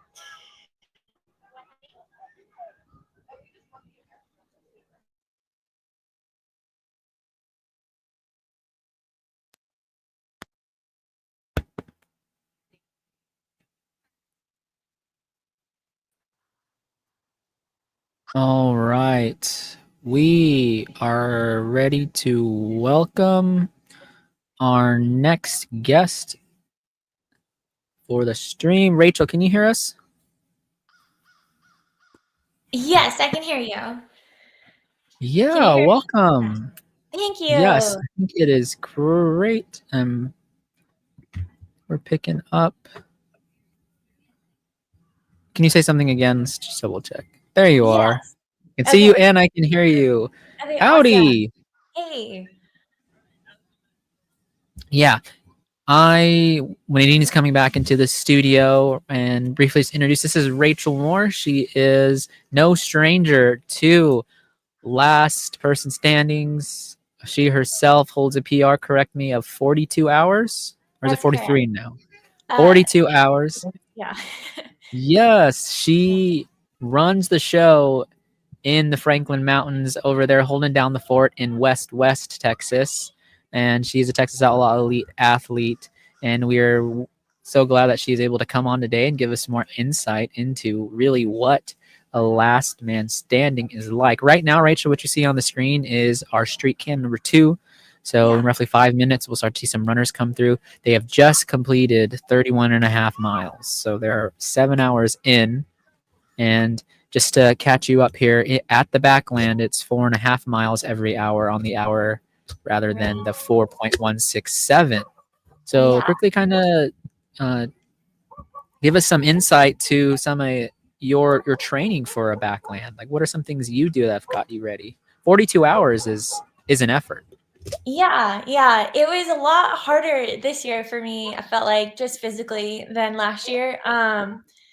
But no, I think, just time on your feet is important. Learning to run at different paces on tired legs.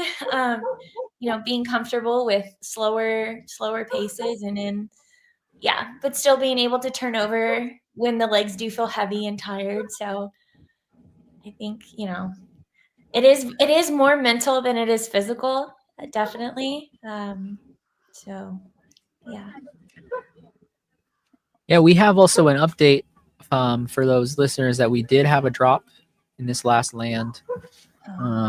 So we had one runner drop. So now there are 35 runners left in the 2025 Backland. We didn't see Levi Shepherd make it back into camp within the time frame. So now we have 35 out of the 43 runners left still standing. We have roughly 2 hours left of light before it becomes night.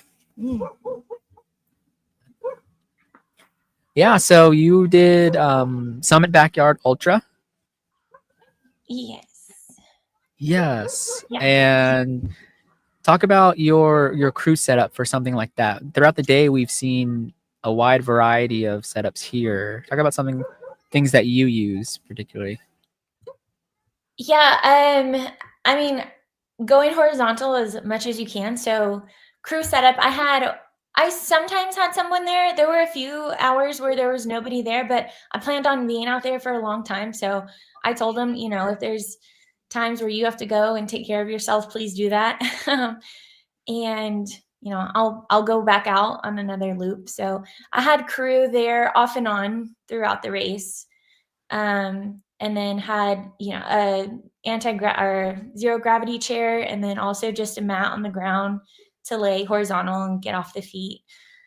But yeah, just pretty simple setup. I had a table with an assortment of food, and then of course that shoe organizer hanging, so there were things easy visually to see.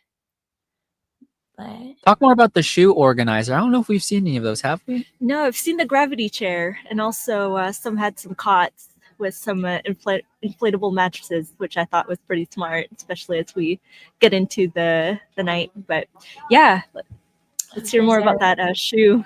Yeah. Maybe after this runner comes through. So right now, they're going on the out and back section of the road. This looks like R.J. Baldwin.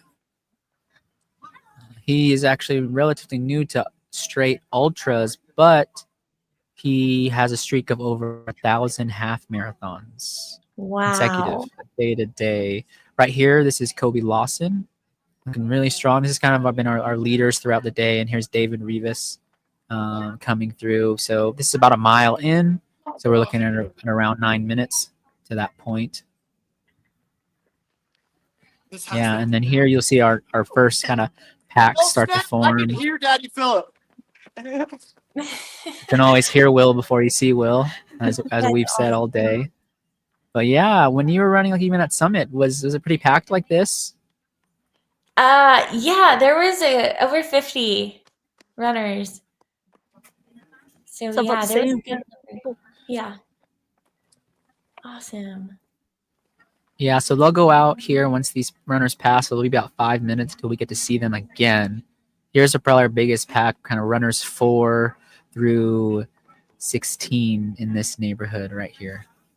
Okay, what is their average finishing time for each loop, since it is a little further? So the lead pack's been coming in between 38 to 40 minutes. And again, that's 4.5 miles. So they're going a lot faster than I thought. Yeah, but they've been really consistent all throughout, finishing around the 40-minute mark. And I'd say the mid-pack, the average, most runners have been finishing in like 45 to 50 minutes. So it still gives them plenty of time, about 10 minutes to recoup. Okay, I still feel like that's really fast. Yeah. Yes, it is. When you extrapolate it out to the span of 100 miles, it is. I think anything under 50 is is a decent moving pace. Mm-hmm. And I wonder when you're on course and when you're obviously, yeah, you don't want to go too fast in the beginning. Does it get hard mentally when you go slow and you see you only have like a minute or two before you have to get to the start finish? Does that get to you sometimes? I think towards the end when other people are coming in quicker than you, well, for me, it got to my head a little bit because I just started comparing myself and started thinking, oh my gosh, they're so much stronger and they're not in the same physical pain I am in. And they might have been, I don't know. Everyone kind of puts on, like you never know. Some people may be really going through it, but they're out there saying they're fantastic and they're great. Like there's one guy, he's like, I'm fantastic. And I thought, oh, that's great. Like I feel terrible right now. But I never said that. And so I think it is so mental, and you can't start comparing yourself to other people. Cause there were loops I was coming in before others. But I don't know. It's mental. It's definitely a mental game. Yeah.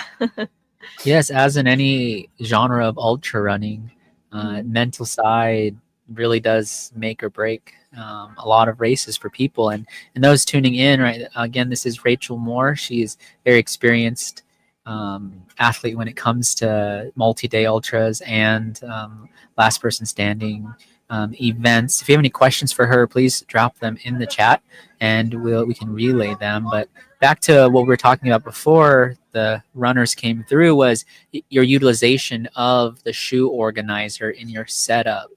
And explain that to some people that might think it's like, what does that have to do with? Yeah, so I used that before I left this year. Actually, I created labels for each pocket that you would put a shoe in, and one of them would have like my Garmin charger or said watch charger, and then one had a phone charger, headphones, and then I would have snacks in some of them. One label said like caffeinated gels, and the other one said non-caffeinated, and then I had electrolytes. And so I put those in each pocket so that if I needed something and I was coming in with a limited amount of time, I could just tell my crew, hey, I need this and that, and they knew exactly where it was. Again, it's just easy access and also easy for me to see when I'd come in and sometimes like not really know what I was needing, but I would look up at that shoe organizer and then immediately like, okay, this is what I need. I used it for, what else did I put in there? Like there was pockets I would put ibuprofen or other kind of medication or like different types of, a lube or a Vaseline. Anything. You could put anything in that shoe organizer, and it's just easy for your crew to know and to see, and then you could easily point and just tell them, hey, can you get me that? I love that so much because sometimes, it's out of sight, out of mind, and you just forget about needing something. Yeah, definitely something like organization really helps in an event like this, because say you have multiple crews coming in, you're not going to necessarily have the mental bandwidth, the capacity to explain these things to them. If you have it clearly labeled, it's there and they can access it, and it just saves you time, and you have the ability then to recover and get ready for the next one. Mm-hmm. Oh, I love it. I actually first saw that from Phil Gore. Do you know who that is? Yes. Yeah. Yes. Oh, and there, look, he is moving right there. That looks like RJ moving through. He seemed really determined, so I'm excited to see how far he goes. Yeah, so that's about 15 minutes elapsed into this hour. We'll see at this type of event, Rachel. I think we see a lot of more athletes who they're looking for distance PRs still in the range of maybe 100K, 50 mile, 100 mile. I think is a target for a lot of folks here. Not necessarily the multi-day like you have experience with. Well, in your opinion, what can get you to that level of being out there for more than a day? What's next for these runners who they're just trying to get to a day, but one day want to get further than that? Oh man. Definitely having that as your goal, I think is the first most important part, because if it's not a desire or a goal that you have, then I don't think you'd have a why to do it. So definitely coming up with a strong why is important, I think.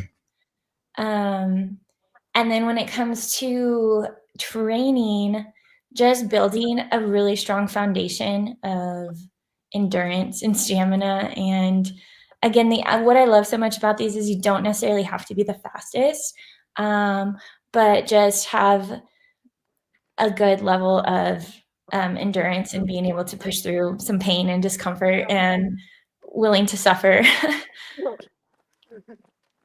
Yes, we have that big pack is coming through, and we have a question in the chat here. Nadine, why don't you go ahead and answer it for us? Yeah, so it's roughly 225 to 250 feet per land, so per 4.5 miles. So over the course of 24 hours, they're going to reach upwards to 5,000 feet of gains. So it does add up. Yeah, it's a little hilly. They'll be here at the start finish. They do out and back on the road, and they cut into. So just for the sake of description, they cut into a southern trail system, cross the road, and cut into a northern trail system, and then they make their way back to the start. We've surmised that the southern section is a little more tame, more wide track, but the north section is more technical, overgrown, windy, and that's the part of the land where you can lose a lot of time. Yes, you're welcome, Rick. So I'm also wondering, in terms of nutrition, do you fuel any differently for a backyard ultra versus a regular ultra? I think I do. And I was actually talking to Nick Peterson, who was the third last person standing at this race, or the race that was the Summit Backyard. And him and I both kind of had the same viewpoint in that the carbs are not as detrimental to your race as they would be in, I think, is it Nadine, you did the 100K? I did, yeah. Yeah, so I'm not sure. I'm also interested in your feeling for that. But in a race where you're going all out as fast as you can to get time and there's a finish line, I think carbs are sometimes a lot more important to have that constant fuel and you're burning through those glycogen stores. Whereas at a backyard ultra, the paces are so much slower that you're not necessarily burning a ton. I mean, you are, and carbs are important, but I think it was, for me, I don't stress about it with like this many calories per hour or this many carbs per hour. I definitely listen to my body. I think there's sometimes loops where are yards that I ate probably like over 500 calories, but then there were some where I didn't eat because I just didn't feel like eating and my stomach didn't want any food. And so because of that, I was never nauseous. I never had any like digestive issues or was throwing up, and there were other people who were. And so for me, it was just listening to my body and what it wanted and what it needed. And when I was hungry, I'd eat. When I wasn't, I didn't. And for me, that always worked. I never felt like I was bonking on energy or low on energy. And so just because the paces are a lot slower, I mean, 11, 12, sometimes 13-minute miles, your heart rate's lower. And so therefore, you're in this aerobic state the whole time. So yeah, that's a great explanation of the science behind it. For those listening might not know that your pace is really dependent on your nutritional need, and something like the backyard or the last man standing leans toward the side of fat adaptation. And those folks who can metabolize fat really well tend to do really well and go really far. Yeah, that's all great. We have runners trickling in here. We had a bunch run through really the mid to backpack of the race. Only 35 runners left, so it's a little easier to see them all trickle through here. Is there anyone in the race that you're particularly following, Rachel, or anyone you're interested in seeing how far they go? Yeah, so Thomas, he messaged me a couple of times just asking for some advice or what I would say. just some tips, and I told him what I do, but everybody's different. He's come out to the Guadalupe Mountains before and done some training out there, and I know he has a goal. I don't know if he'd want me to share it, but so I'm hoping he does pretty well and reaches that goal that he has set for himself. Yeah, let me switch really quick back to our first street cam, and then we can continue here. Sorry about that.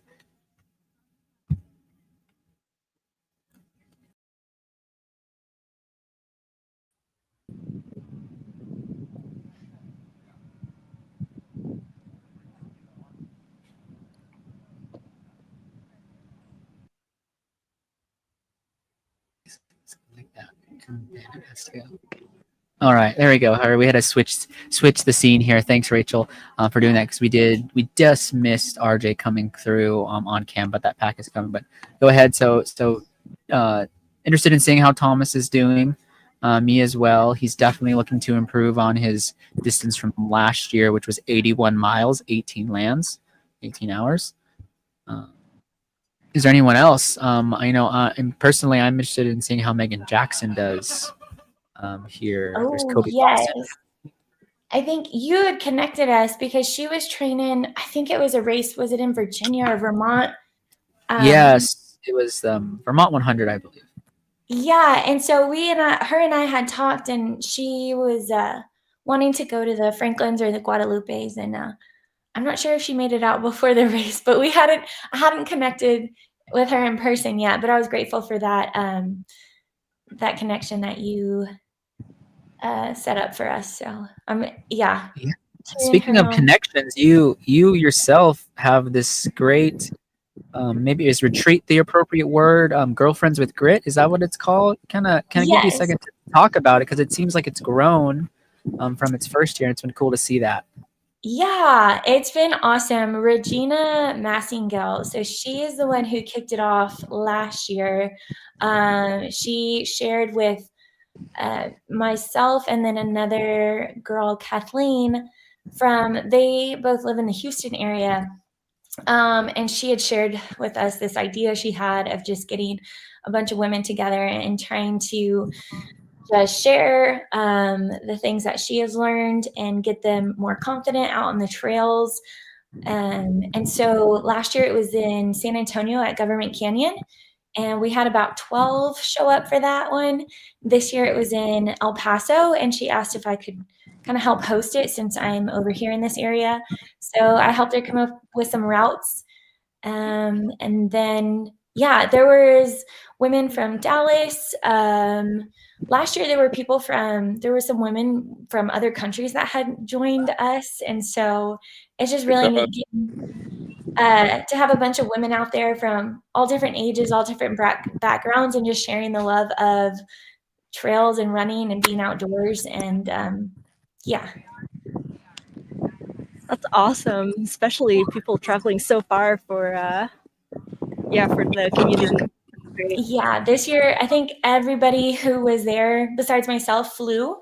So it was neat just how everyone came together to help everyone out with traveling and carpooling. And so it's neat because you're just with a bunch of strangers you've never met before. Most people didn't know each other. There were one or two, but there was a couple women there who didn't know anybody. And so it was neat to see just their bravery to go out there and try something new with women that they had never met before. Yeah, here we have a little follow cam action here. Awesome. Mr. Aaron on the camera here just is taking it off the tripod I so precisely set at that corner and is running with it. And just to give those viewers a few more angles here, you can see all these tents lined up on the right and then cars on the left, and those orange flags are outlining the path for runners to follow, because we want the runners to know where they're going, and we also don't want cars in the middle of the trail. Here's that pack that we've been keeping track of. There you go. So yeah, we're almost halfway through the hour. Yeah, we've done the math, and Rachel, this point is 2.4 miles, and runners need to get here in about 35 minutes to have a chance to finish. Look, and speaking of Thomas, here's Thomas. We're running by camera right now. You warm me up a potato? Got you. Yes, he looks like he wants a potato. Yeah. So insight into that, yesterday he baked a 5-pound bag of potatoes. So we have a lot of potatoes.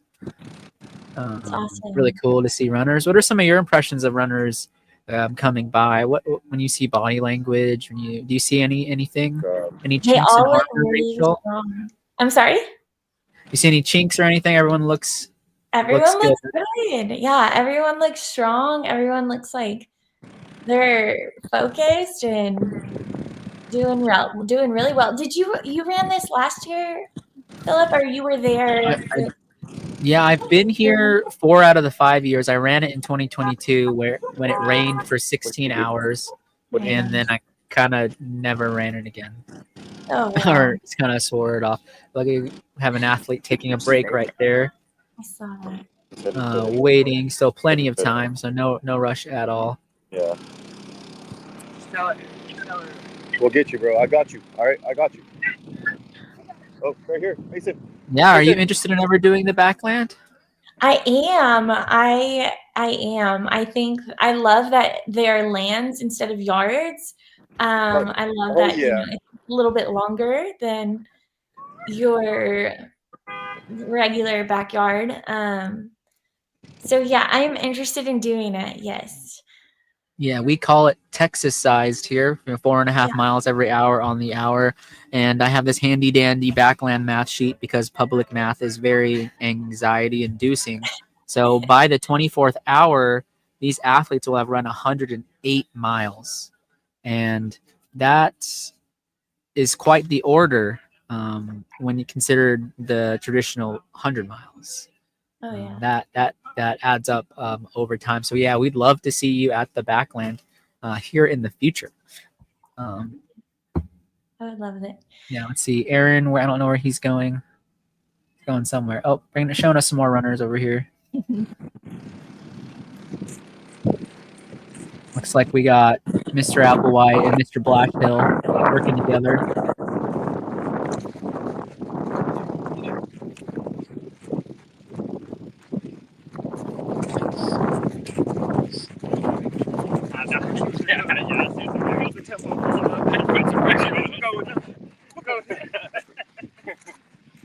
Go have fun in those woods, boys. That's the entrance to the south part of the trail, which is pretty wide and nice. Lots of fallen leaves, so it's a pretty smooth ride. But then when you cross over to the other side of the trail, that's where it gets a little more technical. And both trails have some spots where it's a little muddy, and doubt it's dried up much today because it's just kind of been humid and foggy throughout the day. Yeah, shout out for Turi in the chat, and shout out for Applewhite in the chat as well. Making our way back. So Rachel, what's next for you? I mean, something like Summit kind of, I'm assuming, kind of ends the season. You recovering, getting ready for something else. Yeah, so I did have a couple of things on my schedule. I canceled one of them just because I think my body needs a little more time to recover and just rest. I was hitting some pretty high volume weeks that I think might have been a little too much for me, or just, like 100 plus miles per week with my schedule was not the smartest. And so I have nothing nothing on my race calendar or schedule. So yeah. Well, it's good that you're listening to your body and you're so in tune with it too. Yeah. Give it the break it needs. Yeah. What about y'all? What do y'all have coming up? Go ahead, Nadine.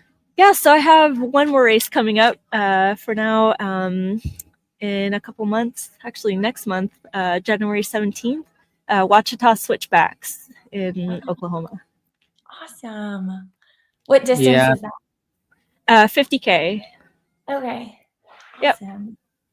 and then we'll see from there. I leave my Yeah. schedule pretty open because, yeah, you never know. No, I do too. And then if I'm strong enough and healthy, 2 weeks before I'll sign up. Exactly. And yeah, and it's so hard, and like you might get injured or something might come up. So I don't like scheduling races too soon for that reason. Me too. Yeah. Yeah, I found there's kind of two ways. There's the people who I call it volume racing, where it's like, oh, I'm going to do an ultra every month or every 2 weeks. And I'm like, okay, you can do that. Or the people who are very, I think it sounds like the three of us, very meticulous about the races that we do and waiting till we know we're ready to go. Personally, I'm still dealing with some niggles injury. I'm on the other side of the mend here, so I'm getting ready to increase running volume again. I've been living on the bike the past 6 weeks, and it's not the greatest time, but it's something that needs to be done to try to maintain some aerobic capacity. And I'm currently on the wait list for Rocky Raccoon. Let's see if I get in. Okay. Maybe I'll hop into that. January?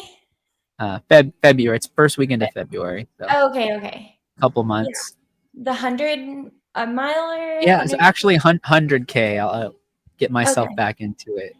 Okay. Yeah, I'm pretty low on it now. I'm like 15th, so there's a chance I'll get in. If I'm in, maybe I'll go down, because that was actually the first ultra I ever did was Rocky Raccoon, so it'd be nice to circle back and Yeah. try it again. Oh, definitely. Yeah. Yeah, so we have this cam positioned back at its home base. I think maybe we can work on moving back to Street cam the street cam 2 here. There we go. And we should expect folks here in just a little bit. So this time, Rachel, when they come through on the camera, instead of going straight, or I guess if we were to use that arrow as the center point going to the right, they're going to go to the left and enter the trail. Okay. And hit those in that north side technical section. Right. A lot of love in the chat again for Megan from Rick. Megan really has looked solid all day. She's really leading the women's field, which is really small this year. You know, we have Haley Wagman, Erin McNabb, and Megan Jackson left in the field, and they're all looking just really solid. We interviewed Haley, who signed up got into this race kind of last minute, and she's kind of here just looking to distance PR. Furthest she's ever gone did she say marathon? I believe so. Yeah, she's shooting for 50 miles. She's crewless now, which has its own difficulties and hurdles to get over. Have you ever done anything crewless, Rachel? I have, yeah. And it doesn't bother me too much. I actually sometimes it felt like I've done better when I didn't have crew. Because I don't know. I don't know why. There's different reasons I can come up with, but for one, I wanted to make everybody proud after I finished, knowing that nobody was there and no one knew how I was doing because there wasn't live tracking or anywhere where they could see how I was doing or how far I'd gotten. And so I pushed myself harder, I felt like, and had no one there to kind of, I don't want to say baby me, but kind of like feel sorry for me or coddle me. And I feel like sometimes when I do have crew, it's easier to, I don't know, sometimes like slow down or just invest more of or spend more energy towards them instead of towards the race. I don't know if that makes sense. Right. Do you sometimes like think and worry about them while on course? Yeah. And so that's why too, this last person standing race I just did, I realized that, even if I don't have crew out there, because I didn't have crew at hour like 39, 40, or 41. And then my sister showed up at 42. And when she did, I lost it. And I just started bawling because I had someone there. And then I let my emotions kind of get the best of me. And I had a hard time regulating my emotions at that point. But then, so part of me thinks like if my sister hadn't shown up, would I had not been so broken and so weak because, she was there. So I felt like it was okay for me to just let everything out and then I couldn't pull myself back together. And then those loops where there wasn't anybody, it was like, I just have to, pull myself up and keep going, and I don't know, like I was in pain and I was tired and I was hurting, or I wasn't sleepy, but, my body was feeling it. But there was nobody there to kind of feel sorry for me. So, and I couldn't feel sorry for myself. So sometimes I think it's okay not having crew. Meets Willow Gang. Dun, dun, Here comes Will. Here comes Will with his taunting. I love it. Will. Who will be the champion?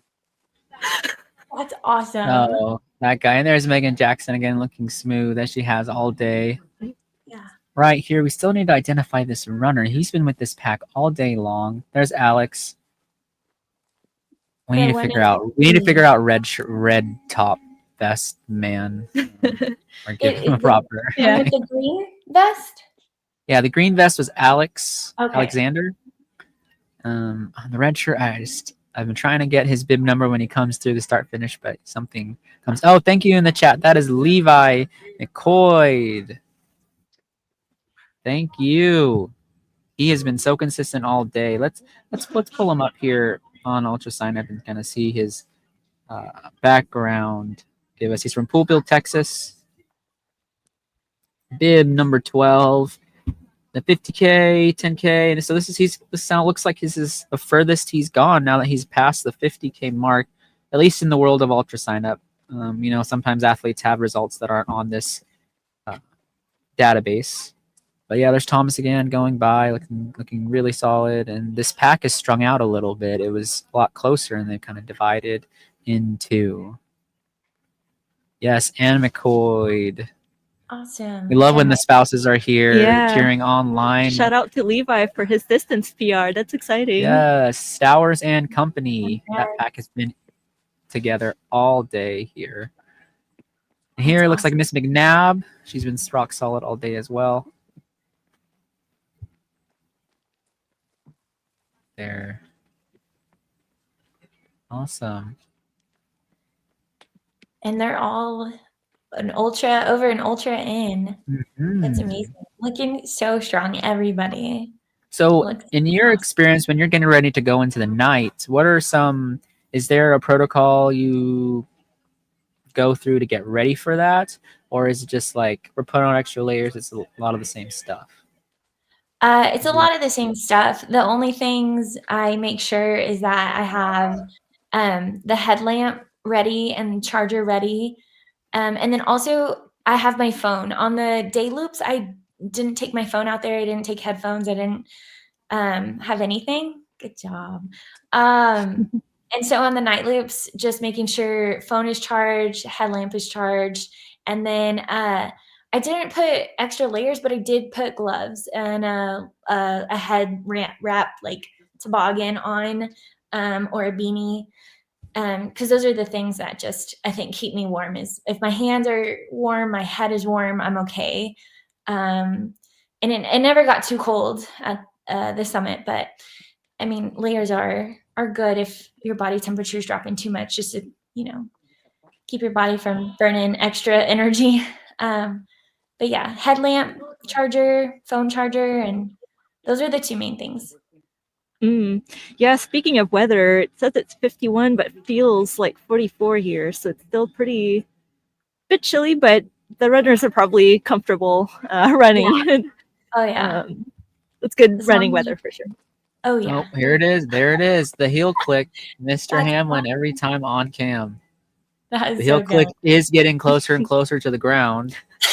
And we hope he doesn't injure himself, but his spirits are really high. Though I don't know if you followed the live stream, but at the end of every land Mr. Hamlin's done, he does push-ups equivalent to it.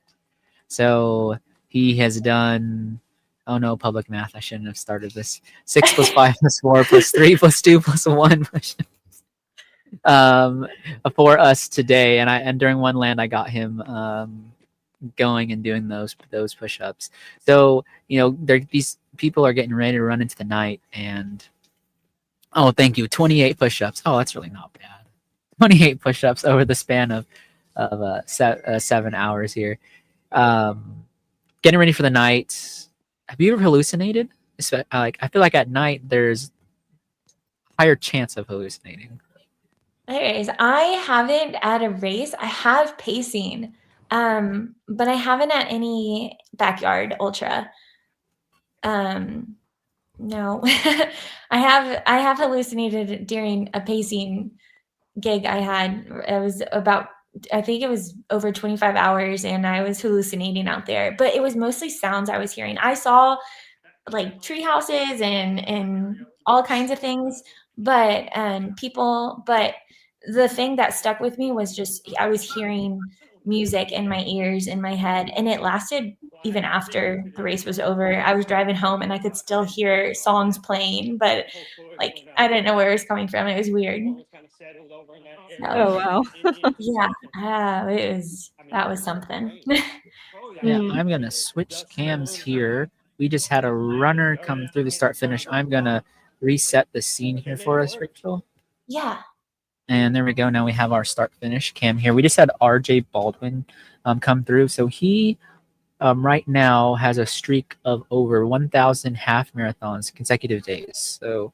So during our pre-show, we talked about at what point does upholding that record and the standard he set supersede winning the backyard, winning the backland, excuse me. So very, very interesting fact, and we'll keep track of that as things go. It looked like he had a couple lands there that he started to struggle, but now he looks really, really solid. He finished really strong just now. Did you say you paced someone for 25 hours? He did. Is that what you said? Yeah. Oh my Yes. goodness. Yeah. How many miles did you go? How many miles was that? It was a little over 50. Okay. Yeah. Where was it up here in a race, Texas, or was it? Yeah, it was at Cactus Rose. I was going to say that was my guess. My guess was going to be Cactus Rose. Yes. Yeah. That is a brutal course. Yeah. Yeah. It was. Oh man. I think too. There was like a couple miles where it was like 40. I don't know, 40 something minutes per mile. And I told my runner, I was like, hey, we are not going to make the next cutoff if we keep this, like if the next miles are this pace. And she took off, and the next mile was 13, and it was impressive. Like she did a really amazing job. But yeah, that was fun. I'm sure she was thankful you were there for her. That's awesome. Oh yeah, she's so sweet. She's an older lady, and it was her birthday weekend actually, and so yeah, that's awesome. Great way to celebrate. It was, yeah, and I think she was first in Masters, or her division. So yeah, yeah. So we, a few minutes ago, RJ just came in, so we can expect the chase pack and those folks to come in a few minutes. Let me toggle back here to our. This is our cam 1 now. It's been repositioned, and so the folks will come up this hill, Rachel, and they'll cross the road, and then they'll come down the chute into the start finish. And it's very discerning to see the start finish and then have to run around this field like another half mile, because essentially that's what these people are doing when they get to the other side of the field.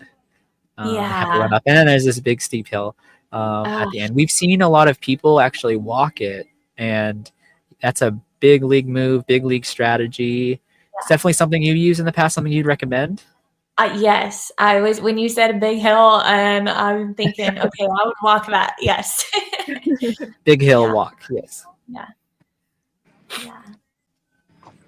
Yeah, I think definitely giving the running legs a break. I think earlier in the day we had Chris chiming in the chat, and that wasn't walking, that was power hiking. Some of these folks are moving with purpose, and I think that's what the trick is there. Yeah, just a few minutes here, and we'll expect those runners coming in. So sleep deprivation. Some of these folks might be, especially the lead pack and those who are going to go long here, will be getting into that. 42 hours moving. How do you approach your sleep strategy? I from the very start would come in and just lay down and close my eyes, even if I wasn't tired. And so I never felt sleepy. Like I didn't feel a need for caffeine, for energy drinks. I didn't really have any while I was out there. But I didn't sleep either. I know some people did. It takes me a minute to fall asleep. So I would just come in and close my eyes and then get up and go back out there. So yeah, sleep deprivation, I don't know.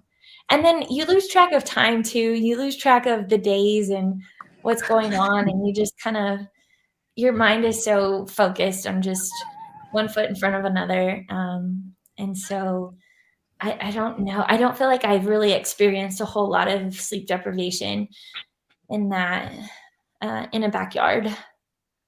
There's David Rivas, who's just crossed the start finish. And right now, this is Jim Davis. So this is actually, a lot slower for, I mean, not slow, but slower than what we've seen today. Yeah. So they're coming in at 46 minutes. So still gives them plenty of time to eat, change shoes, and rest. So, see that? Yeah. Yes. What is y'all said that there's been a lot of different crew setups that y'all have seen. What are some things that y'all have seen here at the Backland as far as crew setup? Yeah, so a lot of people have canopies, of course, and I like some of them have been closing all the sides, which gives them a lot of privacy, closes off from the outside. So I think that's probably a great way to kind of re-energize yourself and kind of keep your energy for the next one without exerting it too much. Some people have been kind of crewing from their cars, so we've seen some trunks open here and there, and chairs along the lake. Yeah, a little bit of everything. Okay, yeah, awesome. Yeah, we saw the Taj Mahal from High Plains Elite Team. That is 1, 2, 3, 4 canopies and 2 tents, and it kind of just makes an L shape. But at the Backland, there is a Best Setup Award, and this award went. You interviewed them. Do you remember the name of that group? If I look at the results, I'll be able to remember the name. I think it was the gentleman from Wichita Falls, Brian Taylor. Yeah. I believe it was his group that won the Best Setup Award. We have a finisher here. Welcome back. Just finished their 8th land, so that means 36 miles. In my opinion, I believe this race will go 36 hours. So this year's edition, which is 162 miles. Here is William Kent and Cody White coming through the finish, and followed by Megan Jackson right there. All smiles from her all day. And then here we have Call. Am I pronounced that right this time? He's out of the purple shirt into the brown long sleeve, going into his 10. We've been trying to interview him throughout the day, and hopefully we can get him here as the day continues. Yep, and there's Levi. Welcome back. Yes, Levi. Now we know that is Levi. Red shirt and vest. Let's see, we have some action here in the chat. The legend Rachel Moore, so aptly named. West Texas respects West Texas over there. That is Abe Vigil over there in West Texas, and I'm just a guy in Panhandle, Texas, because I don't understand Texas geography. How I'm still considered West Texas. I consider myself Panhandle, Texas. Anyways, yeah, we have 10 minutes left, and actually we're waiting on probably still half of the field. So the times have slowed down this land. Yeah. At least by a few minutes. And you know that the toll of maybe overpacing is starting to rear its head. Here we go. We have here 2 runners coming in, like right behind them. That's Haley Wagman from Austin, Texas. Right here's Aaron McNabb Really looks solid. Followed by bib number 22, John Pilsga from Houston, Texas. And there's Thomas just crossing over the line, going to the aid station. So in your experience in the backyard, are a lot of folks using the aid station? Because I feel like a lot of people bring their own aid station. Yeah, I think for the most part, even at Summit, most people had everything that they wanted and needed. They did have an aid station, but even I went over to it and it was like nothing had been opened.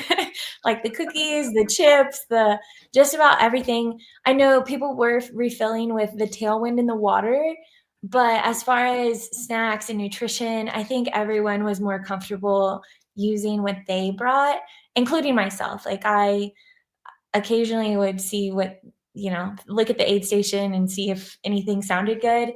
But everything that they had there, I also had brought myself. So, but it was used to refill waters and tailwind.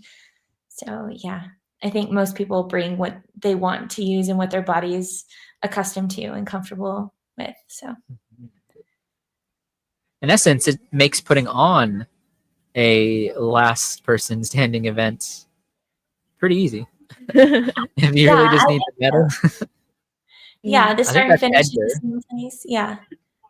Yeah, I think that was Edgar Loya, if I'm pronouncing that correctly, who just came through the start finish. He's a Moab 240 finisher. Amazing. Yes, and now we have that pack coming in that we were anticipating a few minutes earlier. We have what looks like might be a drop there in the background. Talking to the race director, we'll see here. Rachel, at the Backland, we ring the cowbell as a sign of calling it. If you ring the cowbell, that means you've either timed out or you are calling it the day that you are not the last man standing. Interesting twist, huh? Yeah. Usually it's a sign of joy. Here right, it's not so much. No, yeah. I know they did that. I'm sorry, go ahead. Oh, go ahead. You go ahead. Yeah, I think the Go One More backyard ultra, they did that. If anyone on their last loop or yard, they would ring a bell to show that they were out, they were done. So that is. Yeah, and we have finished. We'll see if this is bib number 10 walking through start finish. We'll see if he does in fact call it the day. Even if he does, 36 miles is still a good day's work out there. Let's see, bib number 10. It's 11. I'm trying to find his name here on the list. That is Mark Kuznetsov from Killeen, Texas. He might be one of our folks where this is his first ever ultra. So definitely got past the ultra mark. There were about pre-race, there were about 19 people in the 20 to 29 age group signed up for the Backland, which really speaks to this movement of youth, or I don't know if youth is the right word, that makes me sound old, younger, newer runners in the sport. And it's great to see. And in Texas Outlaw Running, you've mentioned this multiple times today, does it tend to attract more of those runners new to the sport. And we now are 5.5 minutes from the start of the next land. Let me refresh here to see how many people we're waiting on. It looks like everybody is in. So yeah, we'll double check once we get rolling again. But nope. Sorry, my apologies. Here comes Mr. Hamlin, and this is the gentleman who will do push-ups at the end of each land. There he goes. 8. Now he'll do 8. Yeah. Yes, he's finished 8. There we go. That's awesome. We need like a push-up cam. We need a push-up cam. Well, he's going horizontal, so that's good. There you go. He's following your sage advice, going horizontal. And we have Blashill. Oh man, what is going on here with the live results? Oh, I think we have somebody calling it. yes, number 10. And here is Mason Sargent coming in. So I apologize. I totally thought we had most of the field. Right. Guess we'll find out here.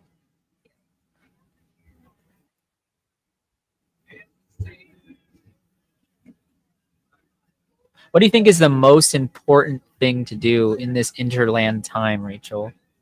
If I was a first timer, what would you tell me to prioritize?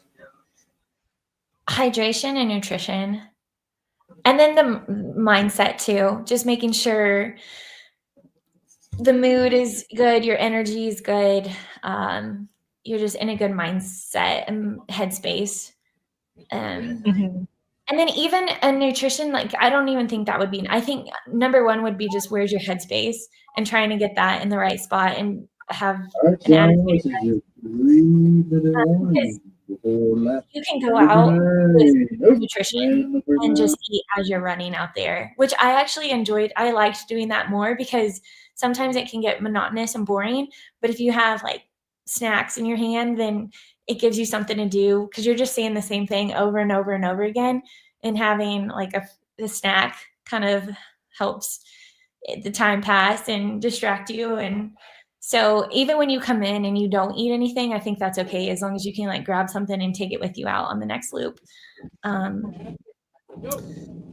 you a fan of the clusters? This cluster nerd clusters phenomenon. I am. So I didn't eat a lot of candy this time. Last year I did. This year I didn't. I had a lot of real food. That's mostly what I ate was just real whole food. But my basketball girls actually got me some nerd clusters as a gift.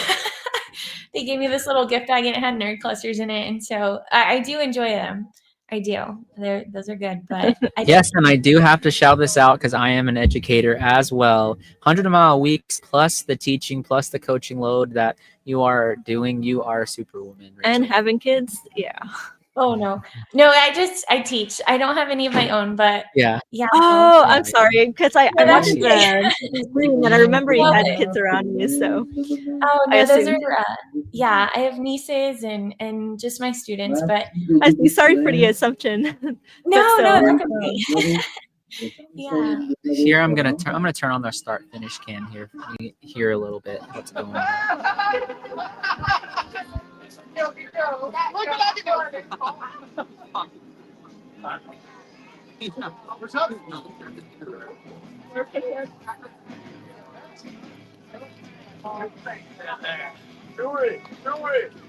all doing push-ups.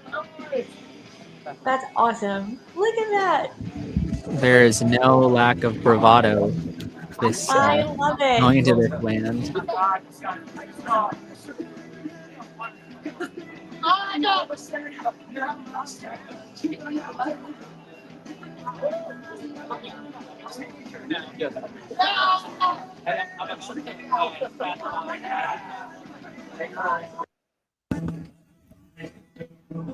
wasn't counting. Was that 8 they did? About 30 seconds. About 30 seconds.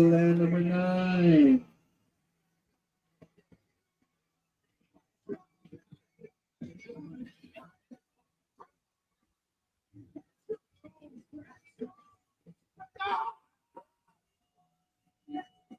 Here we go now. In 5, 4, 3, 2, 1. Let number 9. Awesome. That's a good group. Yes. Put this on. Let's go.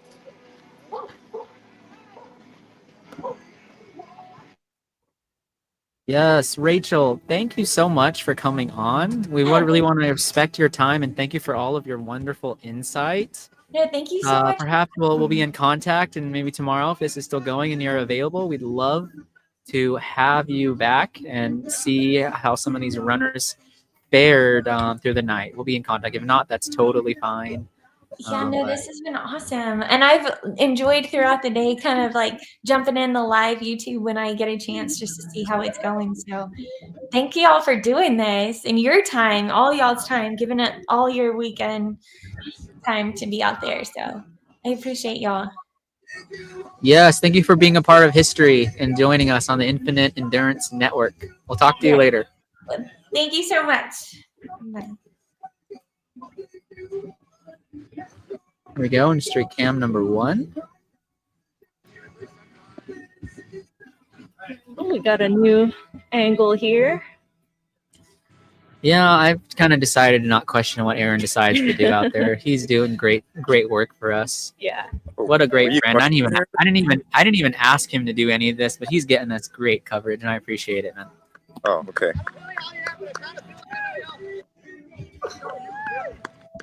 Oh, man. Oh, I know you. So Will leading up for another Holy cow, dude, these things are bouncy, baby. Let's go. Yeah, it looks like he put on some carbon-plated shoes. Oh, he said they were bouncy. Bouncy. They look like Mizuno Waves to me.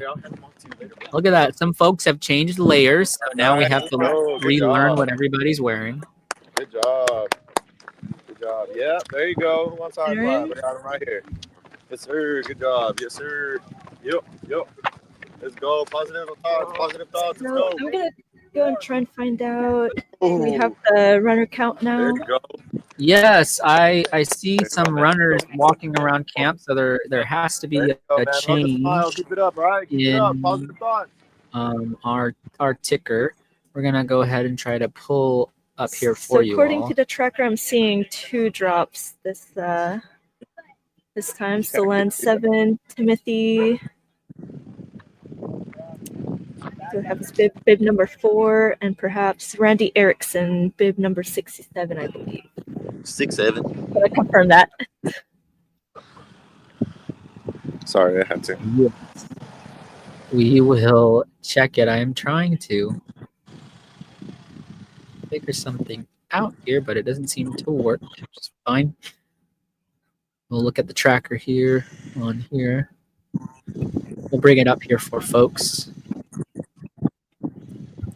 Let's refresh the page first.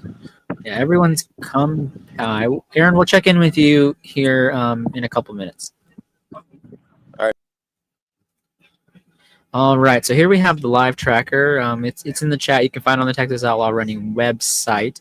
This isn't necessarily the order of the race in terms of cumulative time. These are just folks and how many lands they've completed. Unfortunately, Ultra Signup does not allow us to change this to lands. It's going to say laps. But here at the Backland, last man standing, it is a land that we do 4.5 miles every hour on the hour. So here are all the folks that have an 8 next to their name have completed 8 lands. And then if you scroll down, you'll see those folks who are not able to continue. So it looks like if we scroll down here, we have 33, yes, still out there on course. So let's give you all an update here with our ticker. There are 33 people left in the 2025 edition of the Backland. We had 2 drops this last land. And we'll bring it back to Aaron over here to give us a little bit of insight on some of the stuff that he saw. Aaron, we're back with you, man. Give us an update of what you saw. Well, unfortunately, we won't be able to do that because I see him. He's at the start finish now. We'll have to catch it later. But as folks go, me and Nadine are going to take a little break here. It's starting to get cold. We're going to get prepared for the night. I think I'm going to turn Street Cam 2 on, and you'll see folks filter.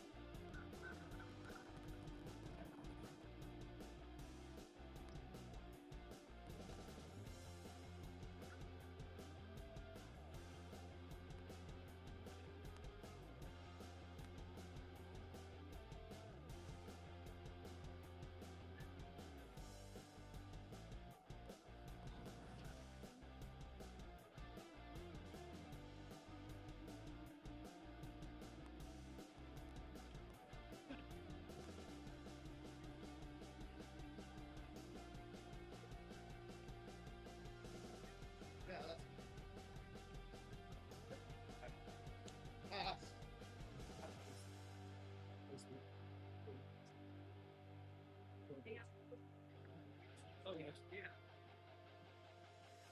Like I said, yeah, that's what I want to transition into. Is just doing trail runs and not even really competing, because this has been like a for me and my wife. It's been a bridge that's like super big for you to go. Trail run. Fortunately, like sunset and sunrise, around that time, the old Foster family called me up and they're like, "Hey, Dave, you want to come over to the house and hang out?" I was like, "Sure, please, yeah, that'd be great." That's actually very helpful. Thank you.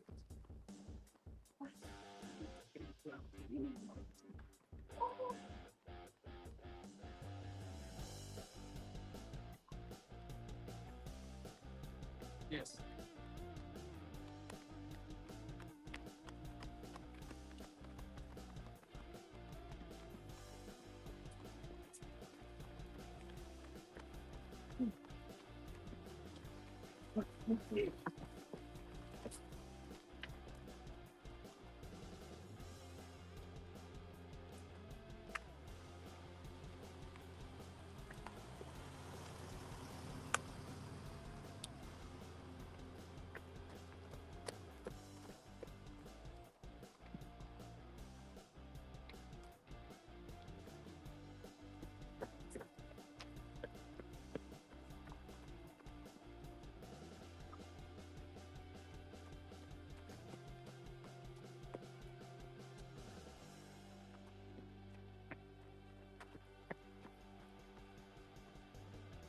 Got away. Wow.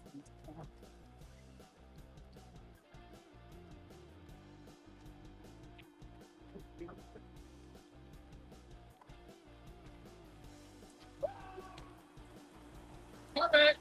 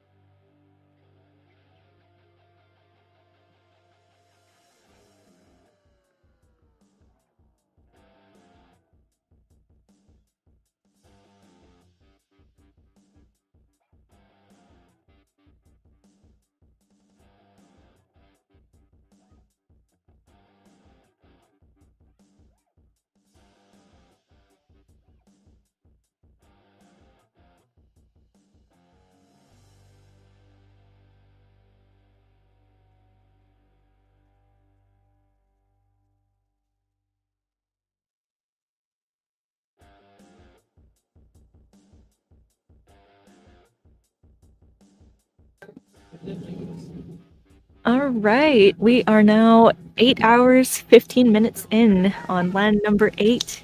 So far, runners have ran over 36 miles.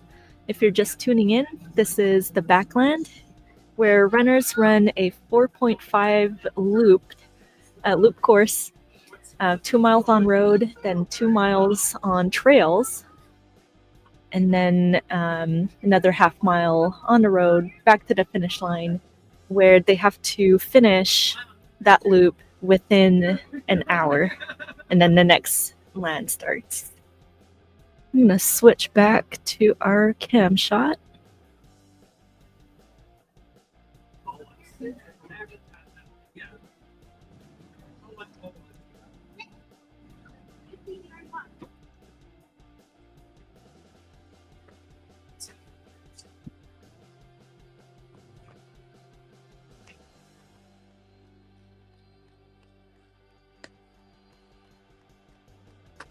Yeah. So yeah, this event is sponsored by 903 Brewing, and also Nate and Nate. On the screen. There's some people on the screen. Sorry, runners incoming. There goes Haley, William Kent, and Megan Jackson.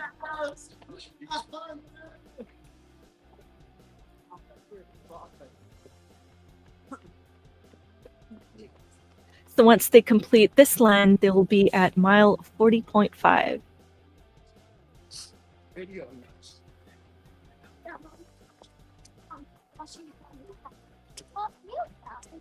Oh, did you see me on there? And it looks like we have some families who joined their runner, which is always fun to see. Getting some support out there on the course.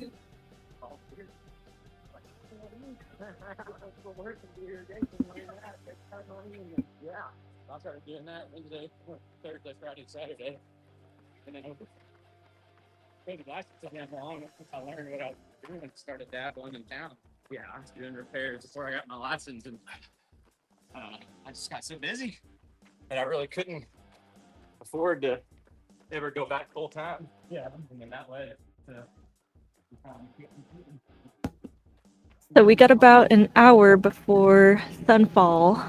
So most likely the next land, they're going to be bringing their headlamps and starting night ops. We'll see how that unfolds.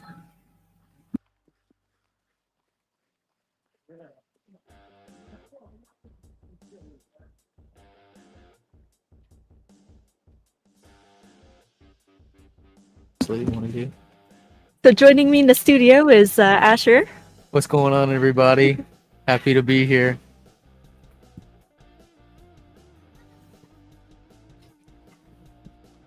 Did they already pass by the first camera? Oh, there they are. There we go.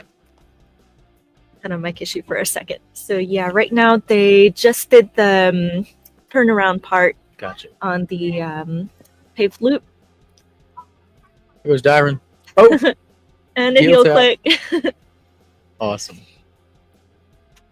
Well, no updates from me necessarily. I think we had a couple drops this last land. Couple coming through 50K.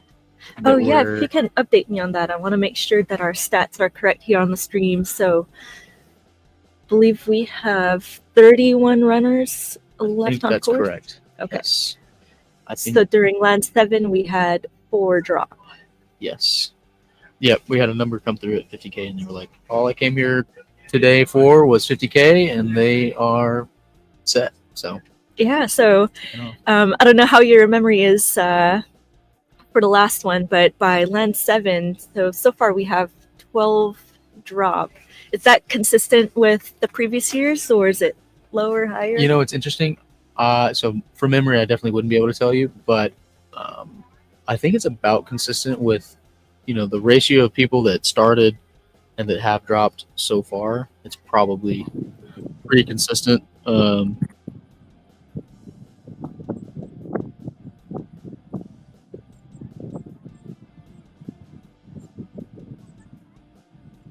More that will drop off, and then The only thing in my mind that will be different about this year compared to years past is we have a lot more, in my opinion, that are able to get to that 100-mile mark. So I think we'll definitely see a couple more get there, and go into the night and hopefully come out the other end into the whenever the sun comes back up tomorrow. I think last year we only had 3 get to the 100-mile mark, and then prior to that, none ever. I think, I don't know. Anyways, yeah, we'll see who makes it. Yeah, it's been really interesting just watching the whole day fold out. Yeah, it has. Mm. It has. Not a whole, some action. It's what I love about the Backland is it's such a community-oriented event, in that the Backland itself has sort of created a community around the event. Like, there are returners. We had some awards this morning. I'm not sure if you guys captured it. For those that were coming back for year 3 and year 4, meaning that they had done or attempted Backlands in 2 previous years or in 3 previous years. So that's kind of fun. We'll see who makes it around this evening. It'll be interesting. Yeah, for sure. So we might have lost Cam 2. That's okay. Which one? The far one. Gotcha. Cool. We'll have it come up again. So I think Philip's grabbing a bite to eat. Yep. He said he might take over some race directing for me. So I said, have at it. I'm going to go and see what live streaming is all about. So here we are. And we'll see. Maybe he will. Maybe he won't. Mm-hmm. My duties, for all of those that are wondering, so I'm the race director for this race, have primarily been getting times for all the the Backlanders that are completing their lands, and moral support, I'd say, is a big part of it, and then checking in with our aid stations, or our aid station, making sure they're good to go and they've got all that they need. It's really a blast. Like, my job on race day is pretty easy because I get to see everybody else have a lot of fun. You see them so often too, which is great. Yeah, it's so cool. It's so cool. Yeah, so something we noticed, at least for the first 6 hours, the lead pack were consistently. It's getting pretty windy out there. Oh, nice. Yeah. There you go. Nice. There we go. Awesome. We should see some runners coming through and starting their trail portion here soon. So we're 23 minutes in, and usually we see them come in at around 25 to 30 minutes in the land. So yeah, so the lead pack has been consistently coming in at around 38 to 40 minutes, but then the last lap, I think the first guy came in at 45 minutes. So they're starting to slow down a little bit. Do you think? Seeing them, there's William. Getting loud. Do you think it's going to keep gradually slowing down like that? I think so. I think the one, and you might be able to check the stats on this, but I think first place on that last land was 41 minutes, I want to say, which was faster than, I think you're thinking of maybe land 7, where the fastest was 45 minutes. So yeah, typically it'll slow down a lot. Like, I'd say the average early on is probably somewhere around 47 to 48 minutes, and then we'll get down to those. Whenever we get into the night, it's crazy how fast of a turnaround it is between those that are coming in. Like, the spread between first and last during them finishing a land and then the start of the next one, it seems like it's just so quick. Because I'll brief everybody prior to the next land. Hey, we got 4 minutes until land number whatever, and it seems like as we progress into the night, that just happens faster and faster. You know? So it's interesting. Yep, another pack coming in. Yep. Have y'all seen more viewership during the middle of the hour and then like the end of the hour, or is it kind of consistent? It's been pretty consistent. I know that guy. Trying to think what time it was. We had over 30 viewers at one point. Nice. Yeah. So it's been, pretty consistent. I have noticed too that nobody's really buddied up. People have kind of been all over the place. You would think that there'd be a little bit more consistency with how like each runner runs the lands, but honestly, it's people will go run with somebody and kind of have a conversation for 1 or 2 lands, and then they'll go run by themselves for a couple lands, and then maybe bounce around to somebody else. So that's always pretty cool to watch. I think the camaraderie is something that everybody appreciates about this event, and goes to show. For sure, yeah. Having somebody to just talk to definitely makes the miles click a lot faster. Right. No doubt. Just keeping your mind occupied. And yep. Philip's way better at me at identifying runners. That looks, I couldn't tell you that. That's the name. Probably tell you the next couple. I've come up with nicknames for a lot of our runners. So that's Jordan. His name's not Jordan. It's like Is it because he's bib 23? Yeah, he is. He's bib 23, so I call him Jordan. Then we got Larry. I know Larry. Who's this? This is number 39. 39. I'm blanking on his name. It's got a K or an M in it or something. Kip. Yeah, Kip Okerman. Mr. Kip. Yep. Kip's got an interesting stride early on, like land maybe 3 or 4. He was doing a lot of heel striking and hunched over, like you guys just saw him run by the screen. And I was like, oh man, he's gonna drop out, like he's hurting. But he's maintained that stride, and it must just be how he runs, which is awesome. And he's getting through him, and is here close to mile 40.5, which is really cool. Yeah, and this I think is his debut too. There you go. Yep. There you go. First ultra, and First ultra. already over 36 miles in, so yep. He's got a bright future ahead, I think, Sure going does. this far on your first ultra. Yep. That was the van of Josh and Caroline that just left on the road that the runners are coming in. There are event photographers. They told me that they're going into town to get some pizza. So hopefully they'll be back soon for us back here at home base. Another heel click there. Let's go. Gotta run. So speaking of food, I don't know if you've been around like the aid station or around the canopies. What have runners been picking up the most? It's kind of all over the place. I think a lot of people go for warm, like sandwich foods. I've seen a number of breakfast sandwiches. I've seen a lot of bacon and sausage, which we've got at our aid station. It seems like a couple other camps are cooking that up for their people. One of the camp that got the best camp award this morning, they whipped up some teriyaki chicken sandwiches this afternoon. So that was an interesting, in my mind, a pretty interesting gourmet combo. Yeah, right. So yeah, everybody's just got kind of a different flavor.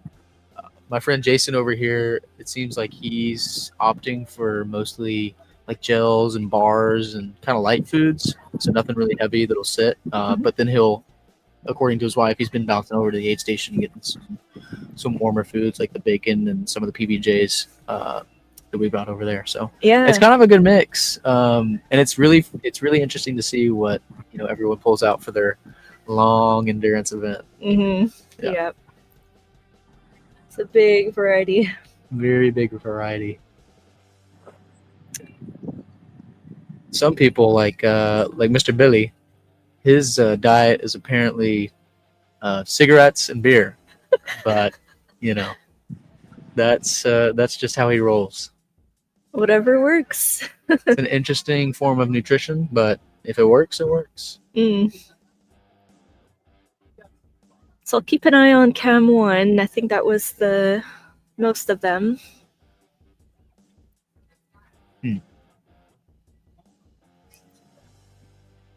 So the section that they're doing right now, so they're now on the trail. So they're past 2 miles. And this trail is really nice. It's kind of flat. It's covered in tree leaves, and it's wide enough so you can still run alongside people. But there's a few sections that were kind of sticky with mud. Yes. Not too slippery, but still you got to watch your footing and make sure you don't twist an ankle. This I don't want to say early, but at this point, anything could go wrong in a snap of a finger. So right. Coming out, we'll see them on the screen again. They're just gonna go up the road a little bit and then go on to the second. I think Philip calls it the north side. Trail section. There you go.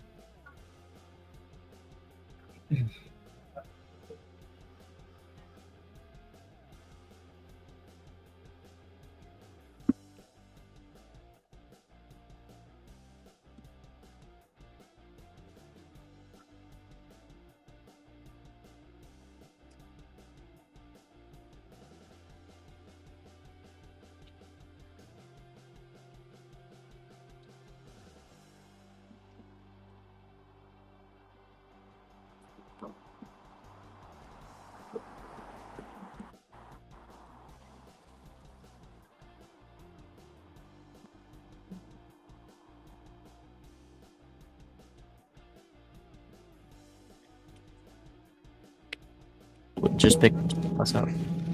All right, we got RJ coming in, leading our pack. RJ was the one I was thinking of that came in last land, like 41 minutes. It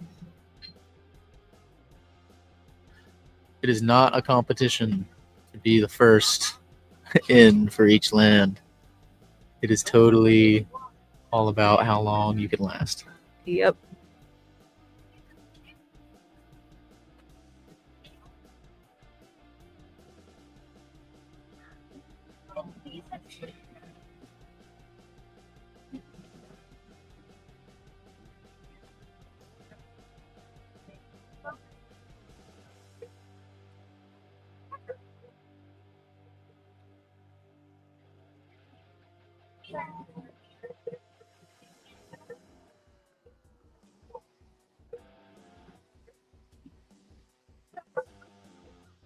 Looking up the runners here.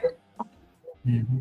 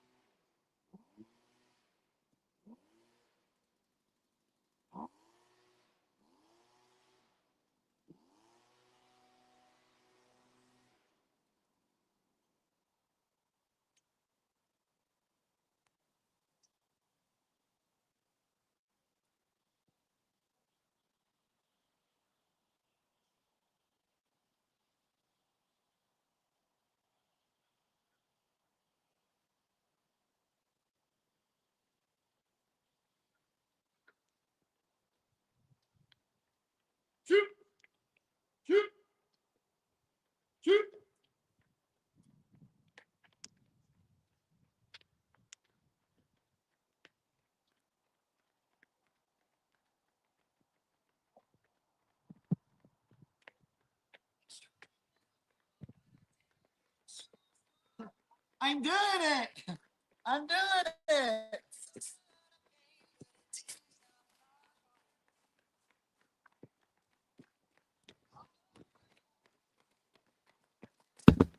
All right, now it's Nadine's turn to take a break, and I'm back in studio here with Ash Money, A Money, RD extraordinaire, and we're just seeing some runners going back here on Street Cam 2. So those who are just tuning in, there's Megan Jackson. We have 3 cameras here on course for you. The first one is at start finish. Street Cam 1, you'll get a view of them going out on the road, and then Street Cam 2 will actually see them going out on the road, back, and then into the trail system, which the runners are doing right now. So they're pretty close to mile 4 from they're entering this trail system here.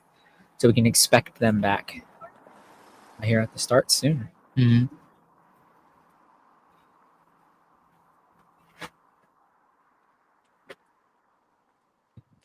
And it looks like Thomas.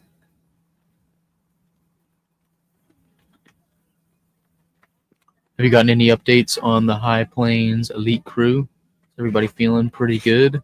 Yes, we did go through, we're calling it Taj Mahal this year. And everyone looked great spirits. Blashill's looking to go the farthest he's ever gone, and he's right on track. Legs are concerned, a little tired, but what's the current distance record? 50 miles. So Okay. he's close. You know, after if he gets land 12, that's when 8 p.m. Tonight. That's going to be a win from him finishing that. Awesome. Mason was dealing with a few cramps, and I think we've kind of settled that back down.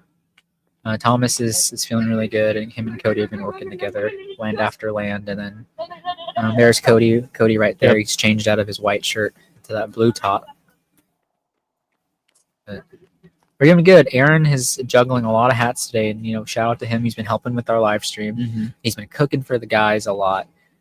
He's been just hyping everybody up. And now we have Ryan Applewhite, who is kind of honorary HP, helping us out here for the rest of the day. He's coming back from an injury. Mm-hmm. Yeah, he's living out in Tennessee. He was telling me that he doesn't have many options for run groups out that way, which I think he lives pretty remotely. So he was just happy to be able to be out here and be with some good ultra community. Speaking of High Plains Elite, Danny with an I and applesauce. Whew. Yeah, Chris Mott, we call him applesauce. But yeah, let's check here. So there are 33 people left in this year's edition. Is that correct? It looks like last we had. It won't show drops until the completion of this loop. Oh, or okay. land. Good clarification there. I think we had 2 this past land already. Okay. Yep. Danny and Sauce. Go Sauce.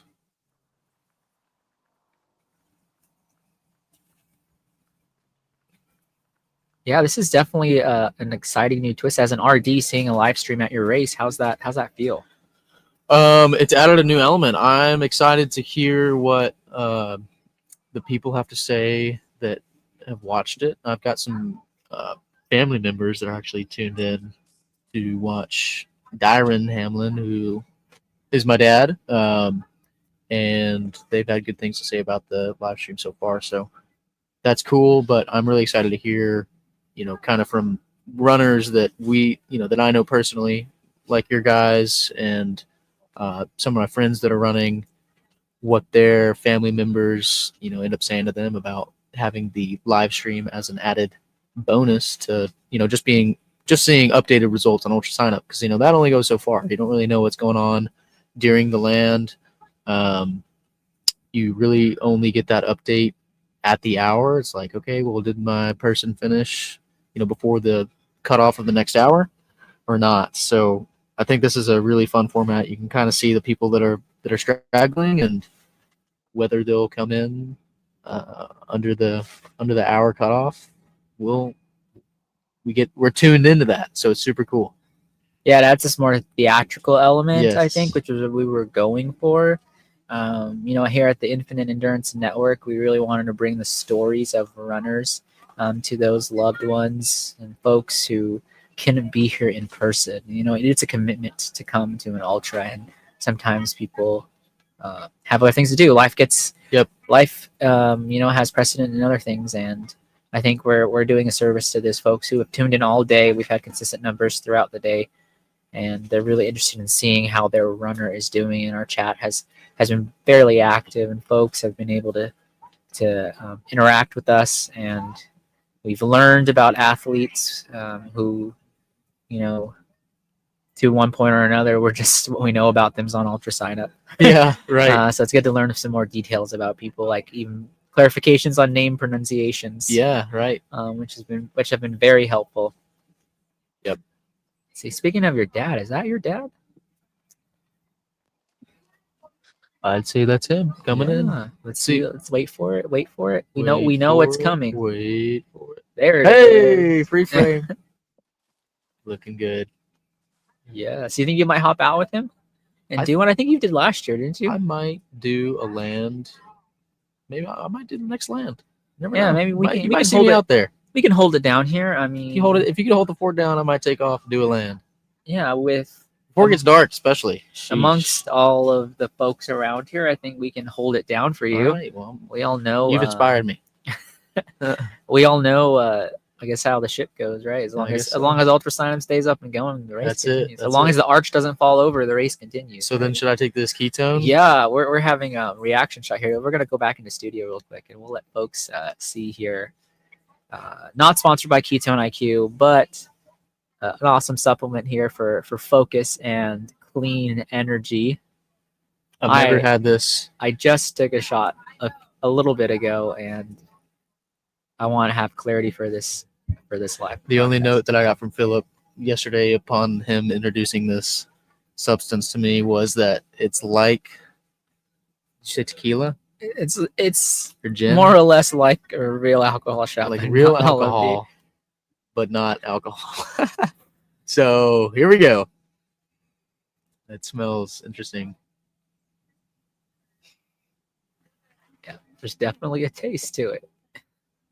Yeah, might need to chase it with some water there. That is interesting. And I think it's like cough syrup, man.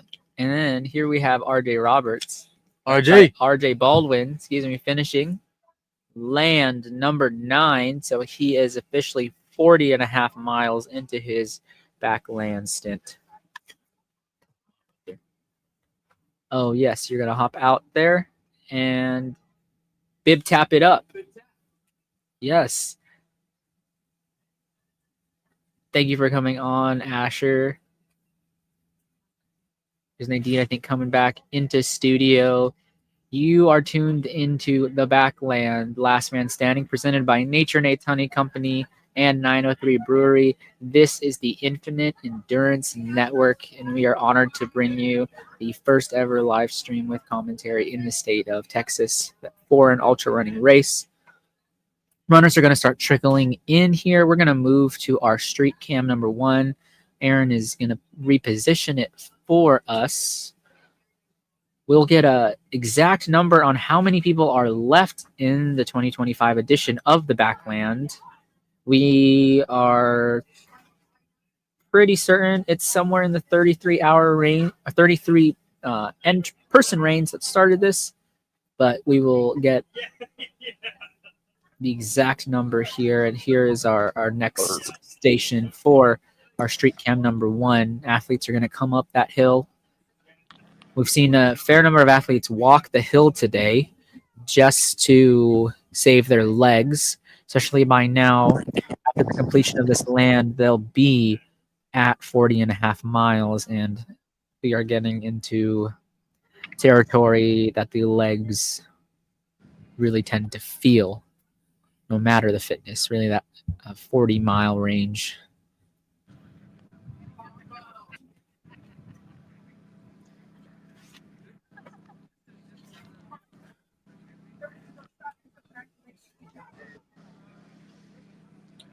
Got runner coming in. Nice. Can you maybe when they get closer, you would ID for us? Because I think, Aaron, you know the field fairly well today just by seeing people. You can help us out with that. I haven't memorized y'all the names like y'all have, man. Call it a bib number. I'll find it for you. It's usually one of the faster guys. Yeah, that might be Kobe just by the stride and the walk. No, it's not Kobe. It is not. Rivas, Mr. Rivas. Okay, it'd be David. Kobe might be right behind him then, but that is kind of the order of the last couple of lambs. Kids are back, so I gotta call them. There you go, man. That's awesome. We got Kobe running it in.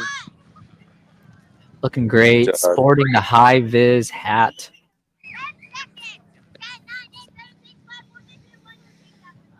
I don't see any more runners coming in yet. Oh, there's one down the road.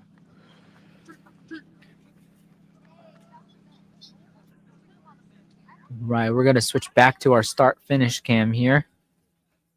And we're now at the start finish, right? So there's Kobe that just came through, finishing the 9th land, so 40.5 miles. And we're at the Backland. It is Texas sized, which means 4.5 miles on the hour every hour. So there is a last man standing. This is the 5th edition of this race, and runners are now getting ready for the Nightlands. And just to update viewers on our stream schedule, at 5:05 we are going to end this stream, and you can move ahead to stream number 2. And for stream number 2, we are going to, that'll be a shortened stream from 5:30 to 10:30.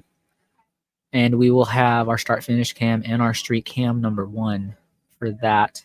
And then stream number 3 will start at 7:35 the next morning, so Sunday morning, and we will update you on everything that happened throughout the night.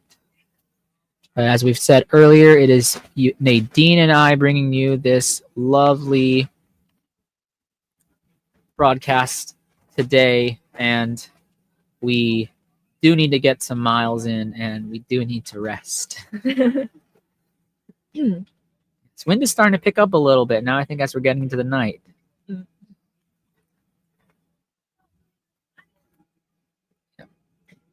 We see the man himself, Billy, coming through street cam 1, so you'll see him on the start finish cam here shortly as he makes the turn in the corral.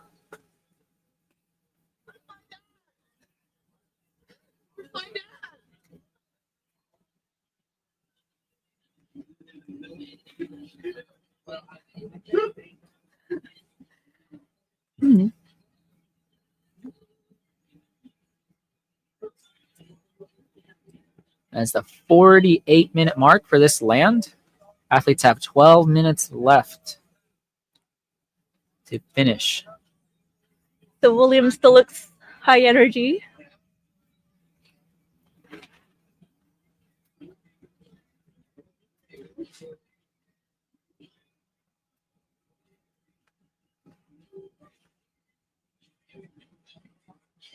Another finisher, Miss Megan Jackson.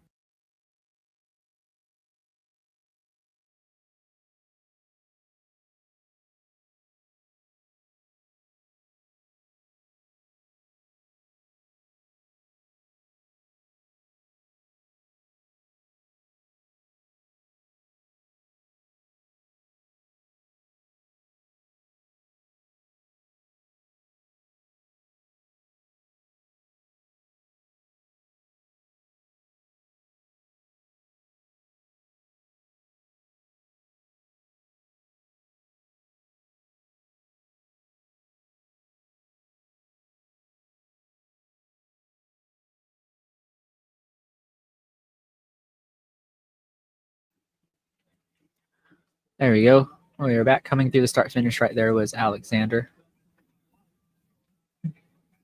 Love in the chat for Kobe.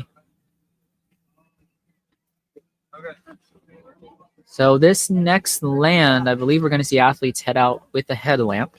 The sun is starting to set. I think we had sunset at 5:18. 5:18, yeah, and it's might dip down in the mid 30s tonight.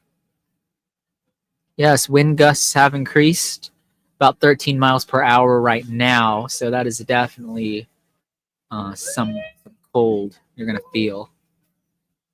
Thomas and Cody working together that last land, coming in looking strong.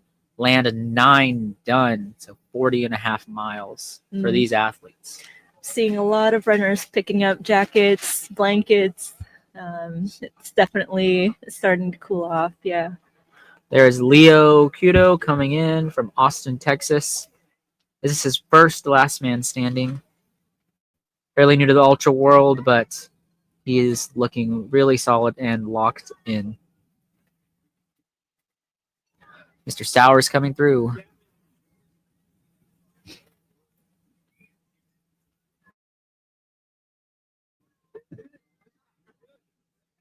So I stopped by the aid station just earlier. They're still slinging a lot of bacon, and they even have a little, it looked like a smoothie maker, but it's actually a hot chocolate mixer and heater.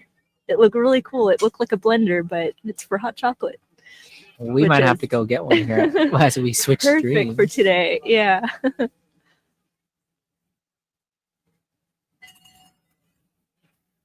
And it looks like we have runner number 23 calling it at the 2025 Backland. So 9 lands completed. Remember, Asher called this runner Jordan, but let's see if we can find their real name. Number 23. Coulter Dawson from Irving, Texas, has called it at the Backland today, completing 9 lands and 40.5 miles. Good resume. He's a Rocky Raccoon finisher, a 50-miler, a lot of races at Rocky Raccoon and Rock Ridge Rumble. Runners have about 7.5 minutes to make it back.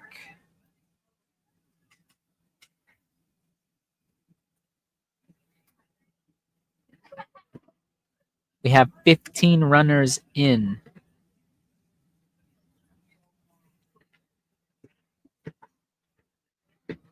That was, I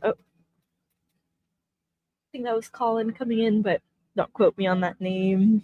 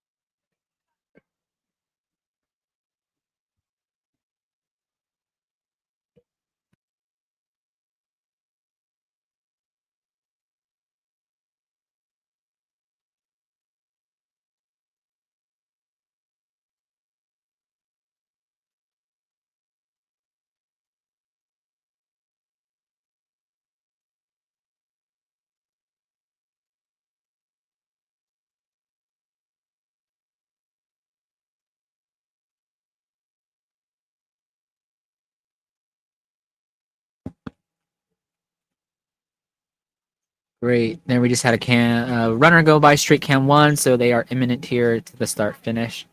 We'll see them around, turning the corner down the corral.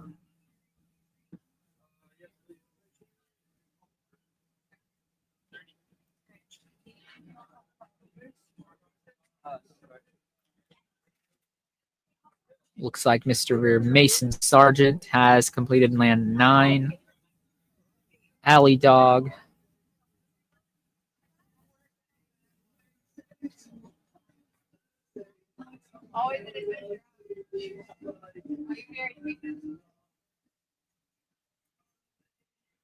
Looks like we have 20 runners in from land 9.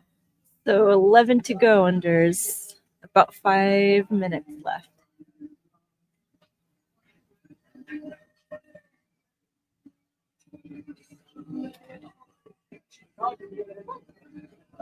There's another finisher, Josh Blashill, completing land number 9.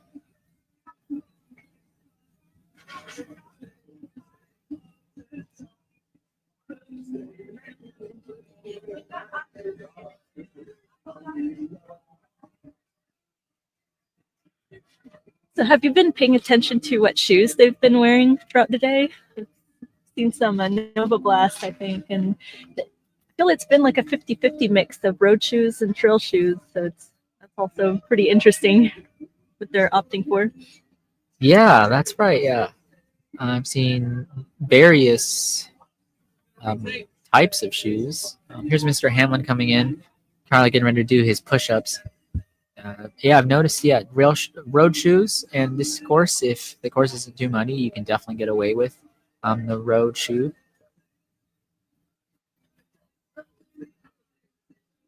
Have about 4 minutes till the start of land 10.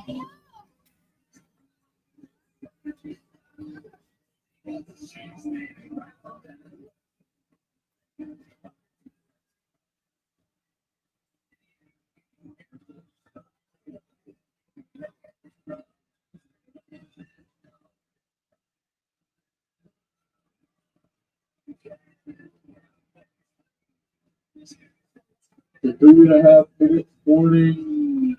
3.5 minute warning.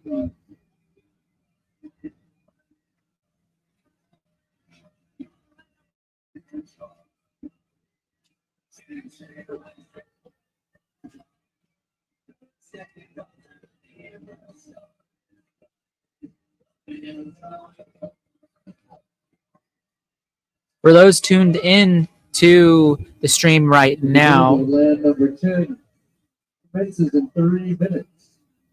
that was the 3-minute warning. Until land number 10 double digits.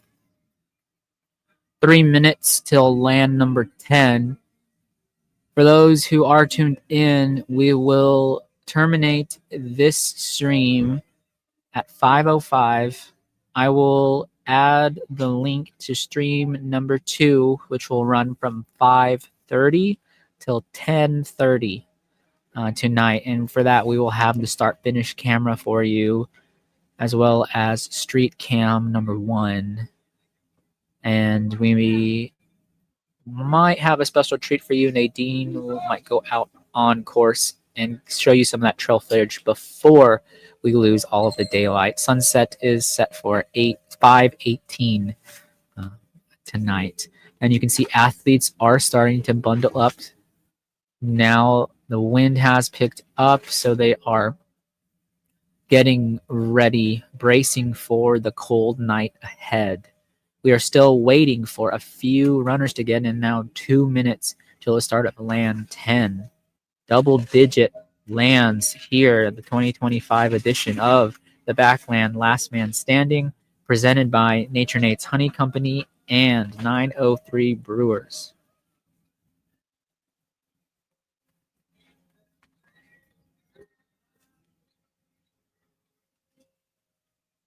About a minute and a half to the start of land 10. 1 minute, 15 seconds until the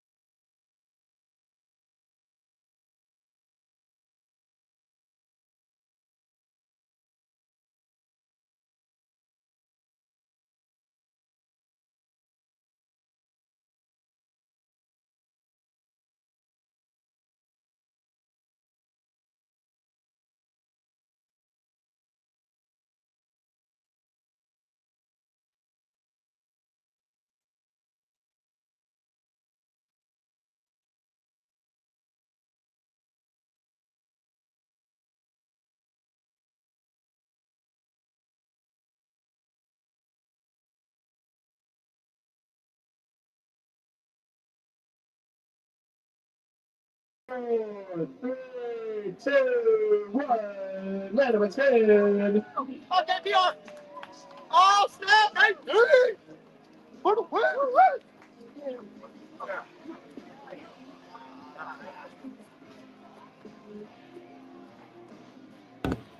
Runners are off on land number 10. Folks, it has been a pleasure bringing you the morning hours of the Backland Last Man Standing, presented by Nature Nate Honey and 903 Brewers. We are going to terminate this stream at 5:05, and then we will reset cams, and I'm going to leave the link for stream 2 right now in the chat for folks. That stream will start at 5:30.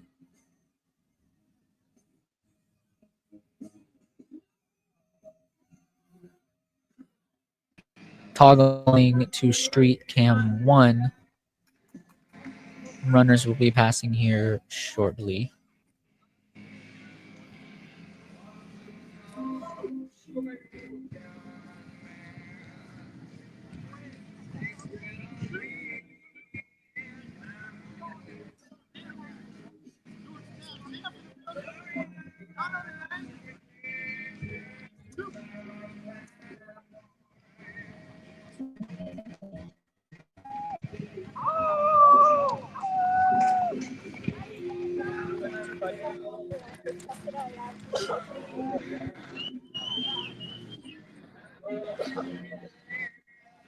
Here they are. One of the last times we will see these runners in the day.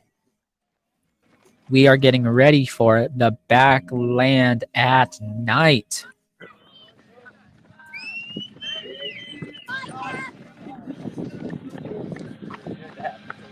Good job. Good job. Oh, okay. We have started land 10. At the go. completion of this land, athletes will have gone 45 miles. There it is. I got you on push-ups next time, big dog.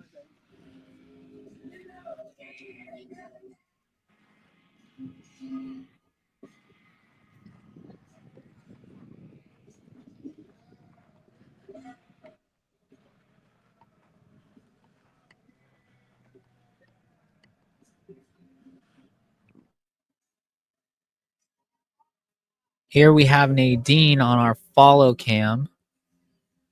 Bring you a little action here as we close out the stream.